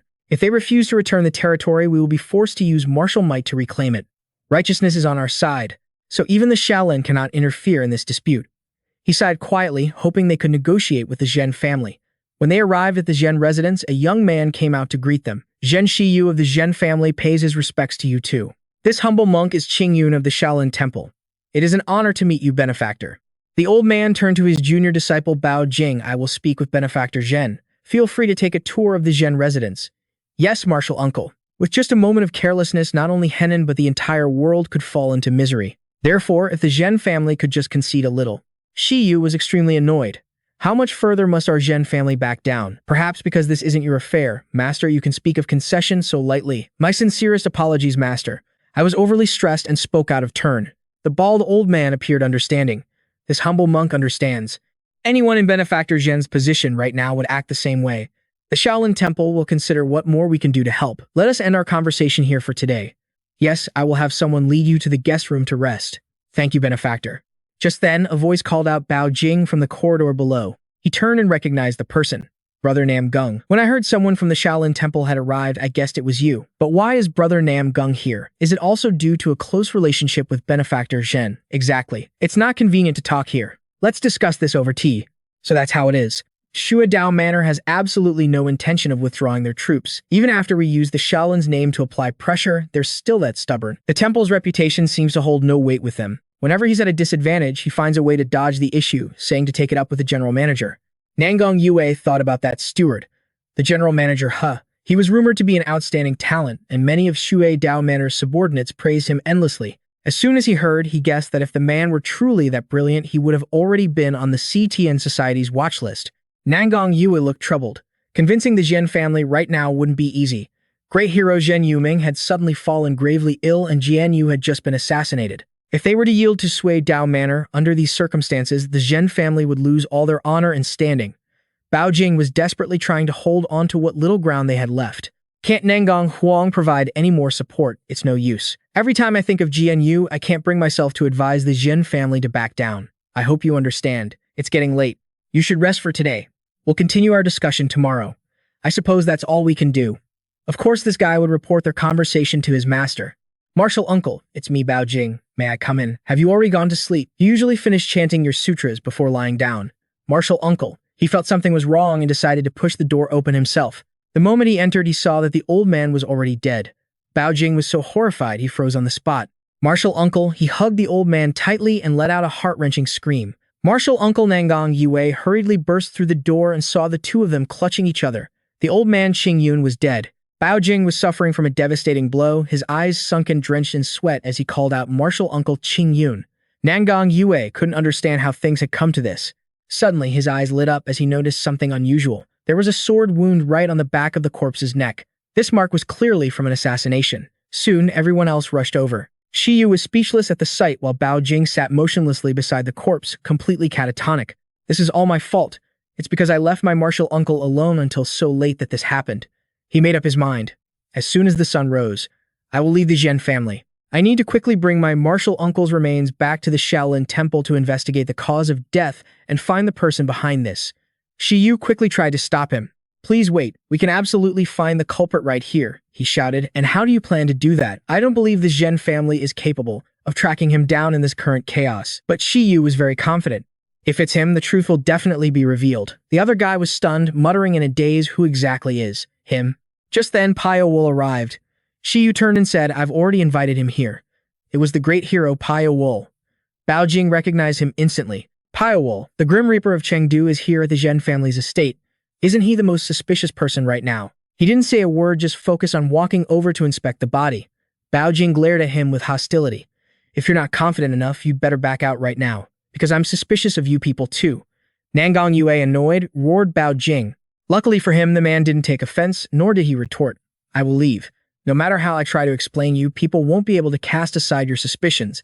So what's the point of finding the culprit anymore? Or is it that you don't really care if I find the mastermind? Or perhaps you just want to shift the responsibility for having failed to protect your martial uncle onto someone else. He hit a nerve. Bao Jing's face instantly darkened as he gritted his teeth and cursed, You bastard. Turning shame into anger, he shot to his feet. As expected, I can't entrust this matter to someone like you. He stood up abruptly. I will use a carrier pigeon to send a message back to the temple and summon more people.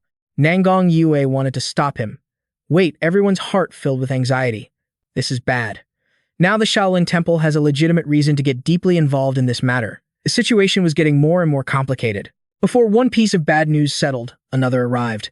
A man ran in to report. Young Master, the patrol team sent to scout Shui Dao Manor has been completely wiped out. Shi Yu was staggered. What, the young man had to bear too much. It was a massive headache. We absolutely cannot stand by and do nothing. If we're attacked and don't retaliate, the martial artists who came to help us will soon abandon us. If I leave, the others will get restless too. We must immediately dispatch troops to punish them. Shi Yu tried to remain calm and gave an order. Quickly summon the Iron Sword Squad for me. Yes, young master. Nangang Yue silently calculated, why is everything happening at this exact moment? If the Shaolin Temple matter isn't handled delicately, the consequences will be immeasurable. But only our main character said it outright. This is no coincidence. Everything from start to finish is part of a meticulously arranged plan. He couldn't help but ask, who is the mastermind behind all this? But Pyo-wol didn't answer directly. You don't need to look too closely to recognize the work of an assassin. Here in Runan, those who have reached this level can be counted on one hand. He knew the assassins of the White Ghost Union had already begun to act. They used someone else's hand to murder Qing Yun, all to drag the Shaolin Temple into this vortex. This game of chess is much larger and more complex than I ever imagined. Their goal isn't just to seize control of Runan. The Zhen family's Iron Sword Squad set out for revenge. For the patrol team, the brutal massacre. Shui Dao Manor immediately retaliated, causing the cycle of hatred to pile up endlessly. The constant bloody skirmishes quickly drained Runan of its usual vitality. There were fears that the incident's influence would spread throughout the martial world. Many sects began to turn their attention towards Runan. The war grew increasingly fierce, with martial artists on both sides completely dominated by their emotions. Now, this was no longer a conflict just between the Zhen family and Shui Dao Manor. It was at this time that famous figures from the martial world also began to join the Zhen family's side. The Huanshan Tower Master and the Qiankan merchant both appeared. Old man Qing Yun's body had been placed in a coffin. Bao Jing kept a vigil by its side day after day. Nangang Yue regularly brought him food. Eat something, Bao Jing. But he refused every time without a word. Not taking it personally, Gong Yue still set the plate of food down. I'll just leave it here, okay? Remember to eat properly. He was endlessly troubled. When did everything start becoming so chaotic? I really want to have a frank conversation with Hero Piao, but he hasn't stepped out of his room for several days. It's understandable, though, since he's being treated as a murder suspect, but Pyo-wol didn't seem to care. However, today, while observing from a high vantage point, he was suddenly startled. Something was crawling up from below. Looking closely, it was a rather frightening red-haired puppet. But this puppet could talk. Your appearance is indeed as outstanding as the rumors say. Our main character immediately understood. So it was you. He let out a hearty laugh. Ho, you recognized me immediately, and you're not even flinching. I'll give you that. Ha ha ha, this is the first time I've seen something so bizarre. I've heard tales in the martial world about all sorts of strange demonic arts and techniques, but this is truly weird. His eyes glanced to the side where he spotted a man hiding behind some nearby bushes. It was the Heihu that Hong Ye's soul had mentioned. He calmly struck up a conversation with him. What's your name? He knew he'd been exposed. This guy was no ordinary person. He's looking right at me to talk, he thought, and replied, Heihu. It seems my little creation is giving you quite a headache, doesn't it? If you're feeling overwhelmed, why not join the White Ghost Union? The man scoffed and immediately rejected the offer. He grinned to himself, a murderous aura emanating from his hands. This is how it should be. It's been a while since I've had such an interesting case. If we became allies, how could I bring myself to kill you? He asked him curiously. Why did you kill Qing Yun? You know the consequences will be severe. Ha ha ha, I'm curious about that myself. He was well aware the Shaolin Temple wouldn't just sit back and do nothing, but at worst the White Ghost Union would just retreat deep into the shadows, and that would be that. In any case, since we finally met, I'll give you a little welcoming gift. As soon as he finished speaking, the puppet spat something out. Pyo-wol was startled and immediately on guard. It turned out the puppet's eyes were actually a bomb. Just as he backed away, the bomb blew to smithereens. But that was nothing. Our guy naturally leaped high into the air to dodge it. Still, it was quite a surprise. This is the first time I've had this much fun. You've really piqued my interest. The scene shifts. A few men are talking amongst themselves. What's the status of our losses? Is it like the old saying, a skinny camel is still bigger than a fat horse? Even though their family has declined, the prestige they've built up over generations is nothing to scoff at. That's why people from all over are rushing to support the Zhen family. That so-called prestige. The portly Shui Gang Yuan roared, his face flushing red with anger. Ever since our business was stolen, the Shuidao Manor has suffered every kind of humiliation. How can people like that be worthy of the respect of the martial world? The old fox Li Ro warned him. Even though they're fighting back fiercely right now, they can't maintain this state for long. If the steward says so, then I'll put my trust in you. But were you the one who ordered the assassination of the monk from the Shaolin Temple? The old man vehemently denied it. Absolutely not. I have no reason to drag the Shaolin Temple into this storm. Please rest assured, clan leader. I have arranged our countermeasures meticulously so that no one can suspect our Shui Dao manner. He grinned with satisfaction, his eyes crinkling. As expected of Steward Li. You're the only one I can truly rely on. You may leave. Just as Li Rose stepped out the door, he heard a voice. Oh, you just finished seeing my father and are on your way out. It was the young master, his face tilted up arrogantly. Seeing him carrying his weapons, the old man asked, Are you planning to take your men out to battle again? My hands have been itching lately. I really can't sit still. Don't worry so much. I am Sue Guang Hao, the Hell of the Blood Palace. In this land of Runan, do you really think there's anyone who's a match for me? The old man watched his retreating back and offered a few words of caution. Even so, I hope you will take care of yourself, sir. If the clan leader finds out, he will be very worried. Of course, the arrogant young man didn't listen, casually tossing back a comment. As long as the steward keeps his mouth shut, everything will be fine. I'm off. The old man watched his back, fuming. Although his womanizing is a fatal flaw, it's true that no one in the entire Sue Dao Manor can match him. I just hope he doesn't cause some irreparable disaster. Irreparable. The old man returned to his room with a grim expression. Just as he pushed open the door, he saw a young punk sitting in his chair with his feet propped up on his desk. Li Ro's expression changed instantly. Who gave you permission to sit so brazenly in my chair? Get up now. And this arrogant punk was none other. He did indeed stand up, mumbling. Why do you have to be so strict? The old man asked him, Where have you just been? Don't tell me you've already tangled with that guy. I haven't confronted him directly, so you don't need to worry. I just borrowed a little human disguise technique to send him a little greeting, that's all. The old man was not pleased at all. I already warned you to restrain yourself during this time. Being told off, Hey Hugh looked visibly annoyed. Why are you always so irritable? Did the clan leader just give you an earful or something? The old man ignored him and changed the subject. Where are the others right now? He replied. They are all holding their breath and staying hidden just as you ordered. That guy named Pyo-wol. Why do we have to deal with him in such a roundabout and complicated way? He frowned, a wicked grin on his face.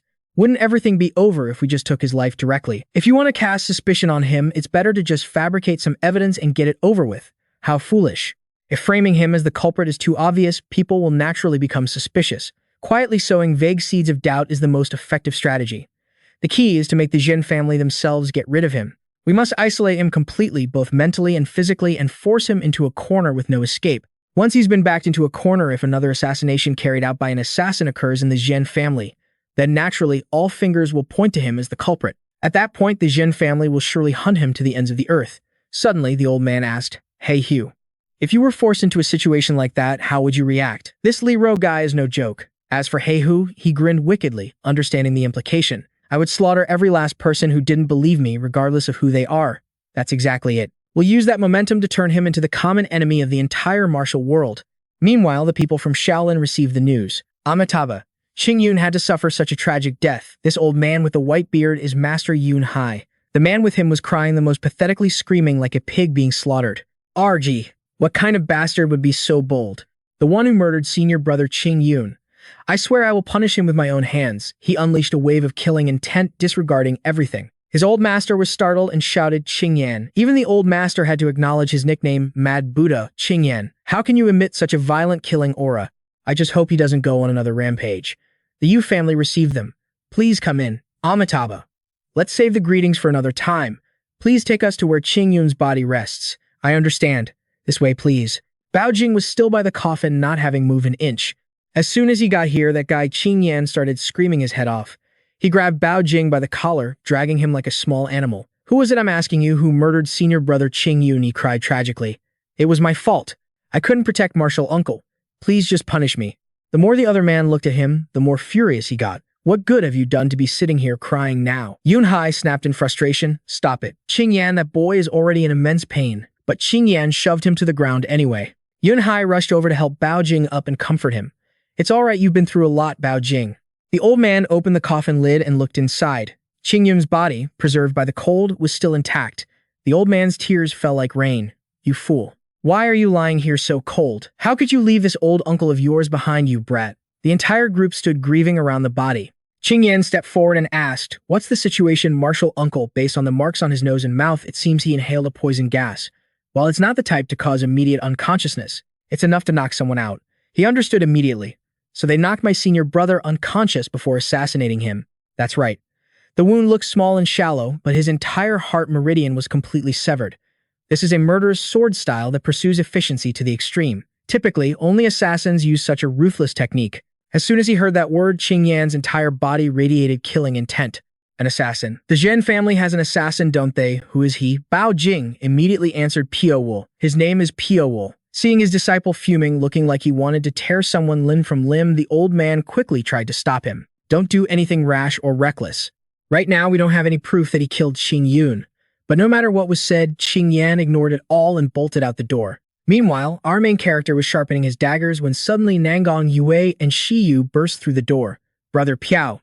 The people from the Shaolin Temple are here. The atmosphere is incredibly tense. You need to find a place to hide quickly. This was nothing new to Pyo-wol. He just asked coolly, have they already decided I'm the killer? Shiyu said nervously. Even if you try to explain it's a misunderstanding, they won't even listen. The two of them wanted him to just let time pass, believing the truth would eventually come out. For now, just find a place to lay low. But he could already feel the killing intent. It's too late to leave. Qingyan, seething with rage, smashed through the door with the old man Yunhai chasing behind him.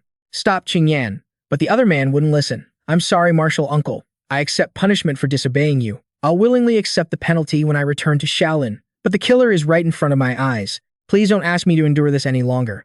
The old man's attempt to stop him was half-hearted. He was basically letting him run wild as he pointed a finger at our hero. You there, assassin, I hear. You're the one who did this to my senior brother, Qingyun. Prove your innocence to me right here and now. If you can't, then get on your knees and surrender. I'll take you back to the temple for a transparent trial. Pyo-wol calmly replied, Are you really a monk? The man's face went blank, his brain unable to process it. What are you trying to say? Because you're radiating an incredibly frenzied killing intent. Looking at you, I finally understand why the Shaolin Temple had to close its gates for so long. He went berserk with rage. How dare you? The force of his attack was so strong the entire house seemed about to collapse, ultimately blowing a massive hole open. If that blow had landed on our main character, it would have been bad news. He then dared to order his followers, surround him. Pyo-wol saw right through the scheme of the person behind all this. Smirking. So you want to make me the common enemy of the entire martial world, do you? If that's the case, then I'm more than willing to stand against every single one of you. Qingyan leaped high with his staff and brought it down, but no matter how hard he tried, he couldn't hit our hero. Can't land a hit, so you resort to insults. You're nothing but a lowly assassin who's only good at running away. Let's see you dodge this next move. Of course, he dodged it all. After 7 rounds, realizing he couldn't win alone, he called on several of his disciples. Pyo-wol was trapped by the group inside a yin-yang formation. Qingyan stood outside gloating. No matter how famous an assassin you are, you'll never break Shaolin's 18 Arhat formation. But the old man Yunhai, standing to the side, was extremely worried. The others who were being swayed started whispering amongst themselves. I heard he's the one who killed Master Qingyun. They say he's a notorious assassin, so it all makes perfect sense, doesn't it? Old man Yunhai still couldn't quite believe it. Could it be true? Is he really the one who killed Qingyun? Our main character stood there and began to use his skills, completely dismantling the pitiful formation. The old man realized that it wasn't just the high-ranking Shaolin monks, but even the martial heroes who came to aid. The Zhen family were also subtly showing hostility and wariness towards him. The fact that he was an assassin was something only a few people in the martial world knew. Yet somehow, the rumor had spread like wildfire within the Zhen family. Someone must have deliberately spread that information. But even the old man realized how strange this was. Why would he choose to provoke them by touching upon Xiaolin's pain? It was truly baffling. The old man recalled our hero's words when he provoked Qingyan. Looking at you, I understand why Xiaolin had to close its gates for so long. Pyo-wol now knew I can feel the waves of hostility surrounding me. It's not just the Shaolin monks, even the heroes of the Zhen family are against me. Indeed, was his goal to turn me into a target for everyone to attack? He must have put a lot of effort into setting up this trap. It's time to end things here. His hair turned from white to black and he launched a punch straight at Qingyan. But before striking, he warned him, block it. That big-headed pea-brain fool didn't understand a thing. But by the time he realized it, his staff had already cracked and shattered. His entire body was thrown back with no strength to fight back at all. Our hero's palm struck him right in the center of his chest. The pain was immediate and excruciating, and blood gushed everywhere. The crowd watching was petrified. Martial Uncle, save him. Of course, our hero didn't give anyone a chance to rush forward, unleashing a flurry of daggers. With those moves, he could have easily killed every single one of the pathetic Shaolin members, but in the end, he only knocked them unconscious. Old man Yunhai stood frozen, his eyebrows furrowed tightly. Shiyu and Nangang Yu were also gaping in awe, their faces pale as they exclaimed. The Grim Reaper of Sichuan, a man named Qingyan whom he had spared, was still screaming. You bastard, I swear I won't let you get away with this. The old monk Yunhai hurriedly looked over and shouted. Are you okay, Qingyan? The old monk's other disciples also began to groan in pain. It was then that the old monk realized, in all this chaos, no one had actually died. If he was really the one who killed Qingyun, would he have shown mercy to everyone when he was cornered like that? Chen Yu realized it too. Master Yunhai, Patron Chen, please take Master Qingyun's body and leave the Chen residence at once. The old monk understood and quickly clasped his hands. Amitabha, perhaps this was all a misunderstanding on our part. But before the old monk could finish, an enraged Chen Yu roared, I saw with my own eyes how you people attacked my honored guest right here in my own residence without any permission. How can you call that a misunderstanding? Even if Shaolin is the Mount Tai and Big Dipper of the martial world, you cannot look down on the Chen family like this. Although our Chen family has been greatly weakened after the battle with the Snowblade Manor, that is no reason for us to endure this humiliation. I invite you all to leave. Yunhai hastily tried to placate him. Patron Chen, please calm down. But another monk interrupted. A puny little Chen family dares to disrespect Shaolin. This made the master of the house furious, and he let out a helpless laugh. Haha. Chen Yu's face darkened considerably as he glared at the one who had spoken. It was Qingyan. Just then, Nangang Yue stepped forward. Stop. That's enough. What? Qingyan turned and threatened him. You dare? Nangang Yue didn't back down either. I've had enough of your so-called daring attitude. If you want to act like a pack of mad dogs, don't do it under the name of Shaolin. By doing so, you'll only tarnish Shaolin's 1,000-year-old reputation with your own hands. If my words displease you, feel free to attack me at any time. I will face you as the martial artist Nangang Yue, not as Nangang Yue of the ZT and Hui. Qingyan's face turned red with anger, ready to fly into a rage again.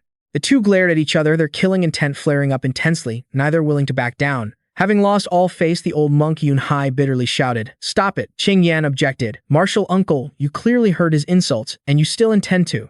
But this time the old monk didn't let him have his way. His eyes blazed. Do you intend to disregard my words as well? Qingyan finally knew fear and didn't dare cause any more trouble. The old monk turned his back. We are leaving. Chen Yu let out a long sigh. They had finally managed to make them leave. Nangang Yue replied, There's definitely something more to this that we don't understand. It feels like someone is setting a trap to target Hero Piao. Who on earth is the mastermind behind this, I don't know either. But perhaps we don't need to be too anxious.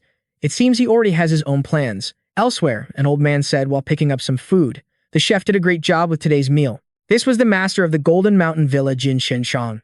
A blonde-haired young woman smiled cheerfully. I told you he's the best chef in this Henan region. Now do you see why I was willing to spend a fortune to hire him, Father Humph? Even so, if it were up to me, I would have haggled his price down to just 2 taels of silver a month. The young woman, Jin So Ryan, listened with dissatisfaction. Father, to get talented people, you have to pay a worthy price. The old man sighed and put down his chopsticks. Aren't you eating any more, Father? It took a lot of effort to get this chef to show off his skills. The loan document from the Snowblade Manor is about to become a worthless piece of scrap paper. How can I have the appetite to eat? The young woman's eyes widened in surprise. How can that be? Didn't we already collect both the principal and the interest? Do you think I used that precious loan document just to earn some petty interest money? Then why did you lend them the money? I really don't understand. Why you returned that loan document so easily? And on top of that, you gave it to some general manager instead of the Snowblade Manor Lord himself. Xiu Lian, you've always been knowledgeable, intelligent, and very perceptive. However, you've overlooked one extremely crucial thing. The young woman grew more confused. What is it, Father? Engrave this in your memory. In the Jianghu, the things that are hidden and unseen are 10,000 times more treacherous than what is right in front of your eyes. Later, when you sit in my position, you will understand the meaning of my words. The young woman immediately understood, a chill running down her spine as she thought of someone. Just what kind of person is that Li Ro? That night, Hong Du-sheng held a piece of paper reading in disbelief. The Shaolin Temple would actually stoop so low as to attack the Grim Reaper of Chengdu. This is insane. Although Pyo-wol can't face the entire Shaolin Temple head-on by himself if he wanted to, he's more than capable of inflicting terrifying losses upon them. He's the kind of person that, if not eliminated completely, will surely leave behind immeasurable trouble for the future. If those people from Shaolin had bothered to research him a little, they wouldn't have acted so rashly, but that's Shaolin's private affair. That's where the problem lies. Rumors are spreading everywhere now. Did you hear the assassin who took the life of Shaolin Temple's Master Qingyun? News about the brutal assassin from Sichuan has already spread to every nook and cranny, and there are even rumors that his appearance is exceptionally handsome. He was starting to feel that something was very wrong here. Information about Pyo-wol not only leaked from within the Chen family but also spread throughout the streets of Runan. And this was the kind of news that the Xia Wu men had always tried to keep top secret. Clearly, someone is intentionally spreading these rumors to isolate him. The Snowblade Manor Lord Shui Gangxuan isn't someone with the deep cunning to devise such a scheme. His son Shui Guanghao is just a carbon copy of him. So as expected is the mastermind, that General Manager Li Ro, a man who appeared out of nowhere and helped the Snowblade Manor expand its power at lightning speed. He's the one truly holding the reins now, yet absolutely no one knows anything about his background, his sect, or his martial arts.